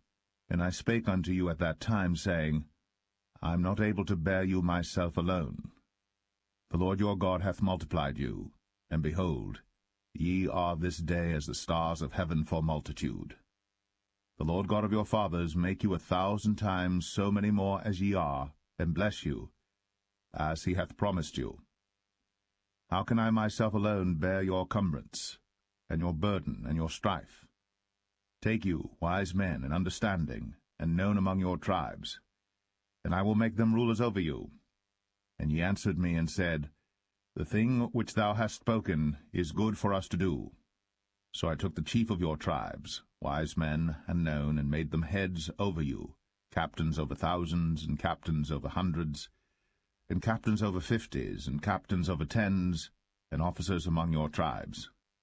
And I charged your judges at that time, saying, Hear the causes between your brethren, and judge righteously between every man and his brother, and the stranger that is with him. Ye shall not respect persons in judgment, but ye shall hear the small as well as the great. Ye shall not be afraid of the face of man, for the judgment is God's. And the cause that is too hard for you, bring it unto me, and I will hear it. And I commanded you at that time all the things which ye should do. And when we departed from Oreb, we went through all that great and terrible wilderness, which ye saw by the way of the mountain of the Amorites, as the Lord our God commanded us. And we came to Kadesh Barnea. And I said unto you, Ye are come unto the mountain of the Amorites, which the Lord our God doth give unto us. Behold, the Lord thy God hath set the land before thee. Go up and possess it, as the Lord God of thy fathers hath said unto thee. Fear not, neither be discouraged. And ye came near unto me, every one of you, and said, We will send men before us, and they shall search us out the land, and bring us word again by what way we must go up, and into what cities we shall come. And the saying pleased me well. And I took 12 men of you, one of a tribe. And they turned and went up into the mountain, and came unto the valley of Eshcol, and searched it out. And they took of the fruit of the land in their hands, and brought it down unto us. and brought us word again, and said, It is a good land which the Lord our God doth give us. Notwithstanding ye would not go up, but rebelled against the commandment of the Lord your God. And ye murmured in your tents, and said, Because the Lord hated us, he hath brought us forth out of the land of Egypt, to deliver us into the hand of the Amorites, to destroy us. Whither shall we go up? Our brethren have discouraged our heart, saying, The people is greater and taller than we. The cities are great, and walled up to heaven. And moreover, we have seen the sons of the Anakims there. Then I said unto you, Dread not, neither be afraid of them. The Lord your God, which goeth before you, he shall fight for you, according to all that he did for you in Egypt before your eyes. And in the wilderness, where thou hast seen how that the Lord thy God bare thee, as a man doth bear his son, in all the way that ye went, until ye came into this place. Yet in this thing ye did not believe the Lord your God, who went in the way before you, to search you out a place to pitch your tents in fire by night, to show you by what way ye should go, and in a cloud by day. And the Lord heard the voice of your words, and was wroth, and sware, saying, Surely there shall not one of these men of this evil generation see that good land, which I swear to give unto your fathers. Save Caleb the son of Jephunneh, he shall see it. And to him will I give the land that he hath trodden upon, and to his children, because he hath wholly followed the Lord. Also the Lord was angry with me for your sakes, saying, Thou also shalt not go in thither. But Joshua the son of Nun, which standeth before thee, he shall go in thither. Encourage him, for he shall cause Israel to inherit it. Moreover, your little ones, which he said should be a prey, and your children, which in that day had no knowledge between good and evil, they shall go in thither, and unto them will I give it, and they shall possess it. But as for you, turn you, and take your journey into the wilderness by the way of the Red Sea. Then ye answered and said unto me, We have sinned against the Lord. We will go up and fight, according to all that the Lord our God commanded us. And when ye had girded on every man his weapons of war, ye were ready to go up into the hill. And the Lord said unto me, Say unto them, Go not up, neither fight, for I am not among you, lest ye be smitten before your enemies. So I spake unto you, and ye would not hear, but rebelled against the commandment of the Lord, and went presumptuously up into the hill. And the Amorites which dwelt in that mountain came out against you, and chased you as bees do, and destroyed you in Seir, even unto Hormah. And ye returned and wept before the Lord. But the Lord would not hearken to your voice, nor give ear unto you. So ye abode in Kadesh many days, according unto the days that ye abode there.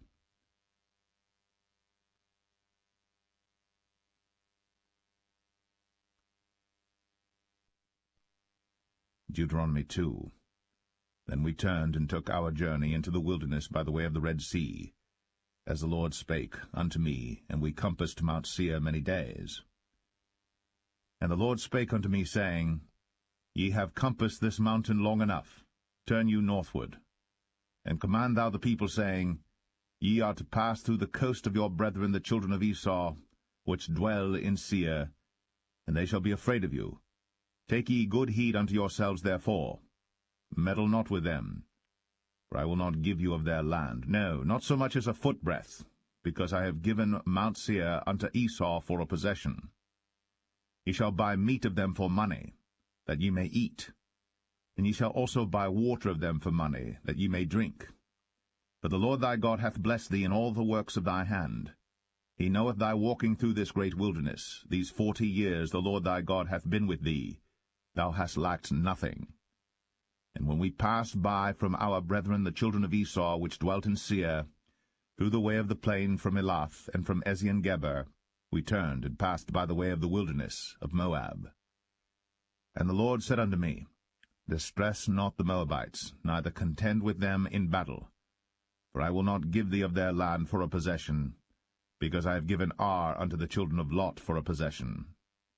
The Emims dwelt therein in times past, a people great and many and tall, as the Anakims, which also were accounted giants, as the Anakims, but the Moabites called them Emims.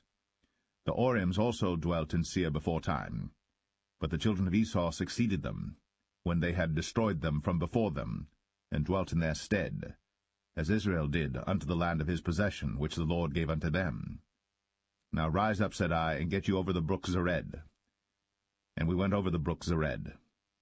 And the space in which we came from Kadesh-barnea, until we were come over the brook Zered, was 38 years, until all the generation of the men of war were wasted out from among the host, as the Lord sware unto them.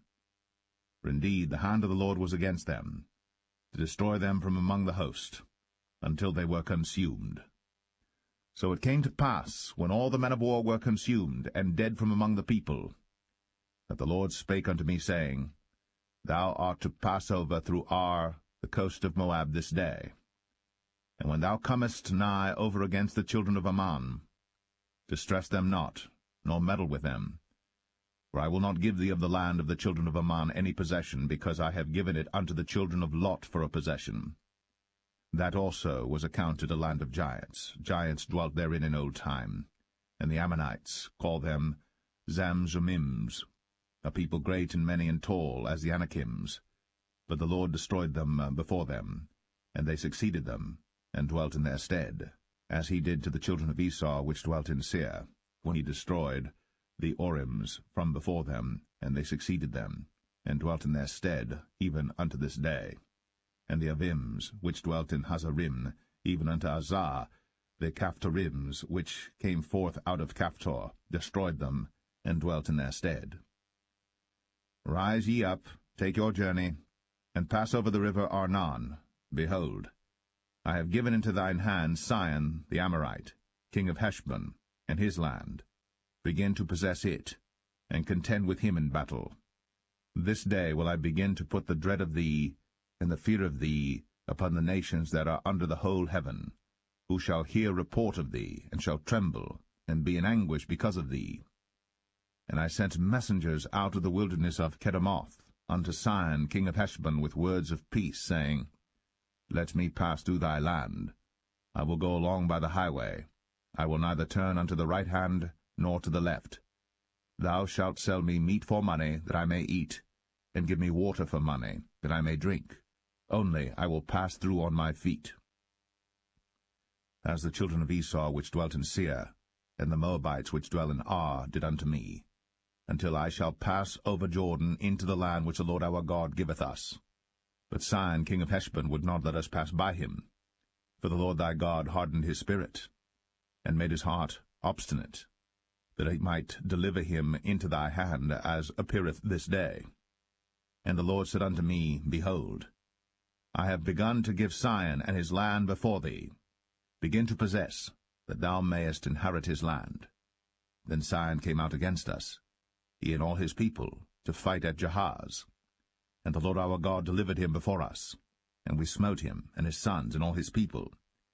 And we took all his cities at that time, and utterly destroyed the men, and the women, and the little ones of every city. We left none to remain. Only the cattle we took for a prey unto ourselves, and the spoil of the cities which we took, from Aroer, which is by the brink of the river of Arnon, and from the city that is by the river, even unto Gilead.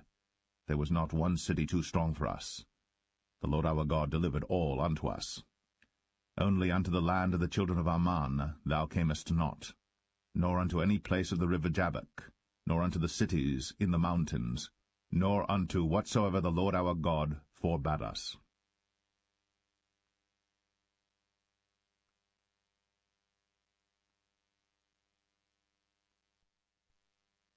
Deuteronomy 3.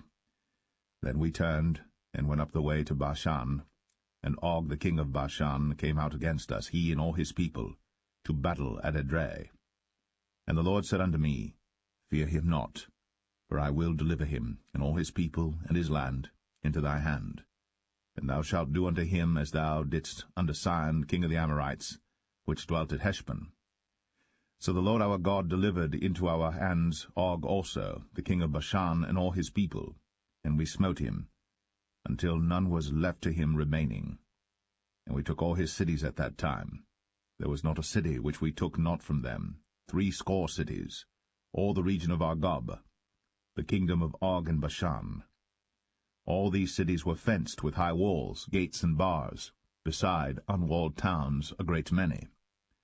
And we utterly destroyed them, as we did unto Sihon king of Heshbon, utterly destroying the men, women, and children of every city. But all the cattle and the spoil of the cities we took for a prey to ourselves. And we took at that time out of the hand of the 2 kings of the Amorites the land that was on this side Jordan, from the river of Arnon unto Mount Hermon, which Hermon the Sidonians call Sirion, and the Amorites call it Shenir. All the cities of the plain, and all Gilead, and all Bashan, unto Salcha and Edrei, cities of the kingdom of Og and Bashan.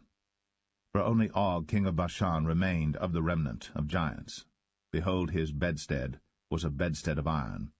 Is it not in Rabbath of the children of Ammon? 9 cubits was the length thereof, and 4 cubits the breadth of it, after the cubit of a man.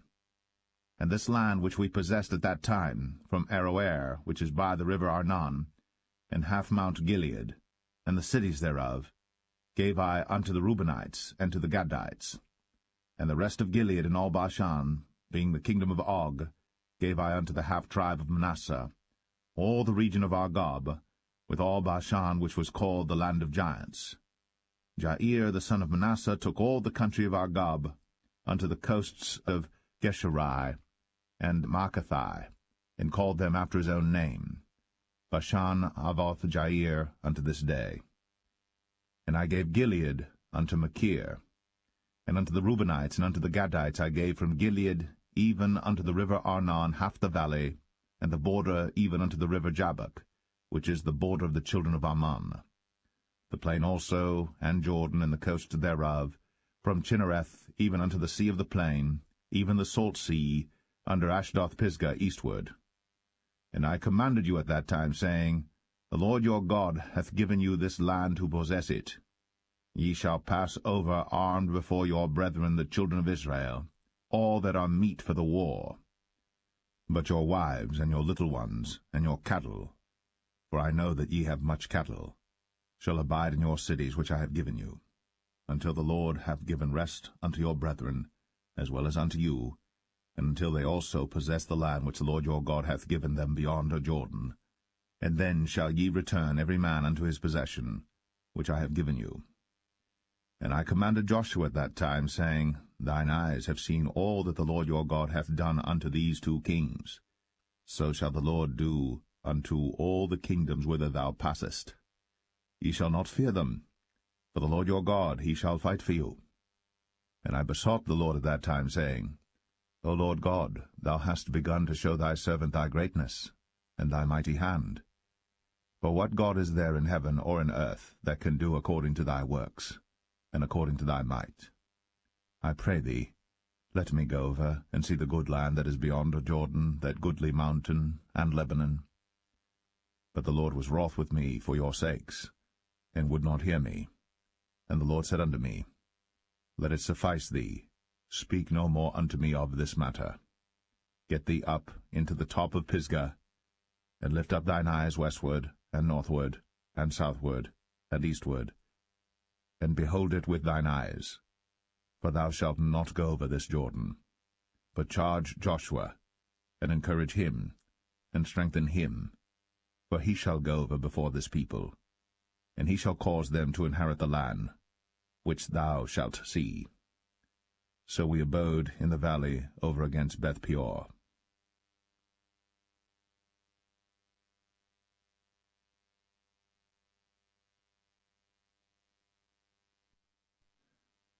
Deuteronomy 4. Now therefore hearken, O Israel, unto the statutes, and unto the judgments which I teach you, for to do them, that ye may live, and go in and possess the land which the Lord God of your fathers giveth you. Ye shall not add unto the word which I command you, neither shall ye diminish aught from it, that ye may keep the commandments of the Lord your God which I command you. Your eyes have seen what the Lord did because of Baal-peor.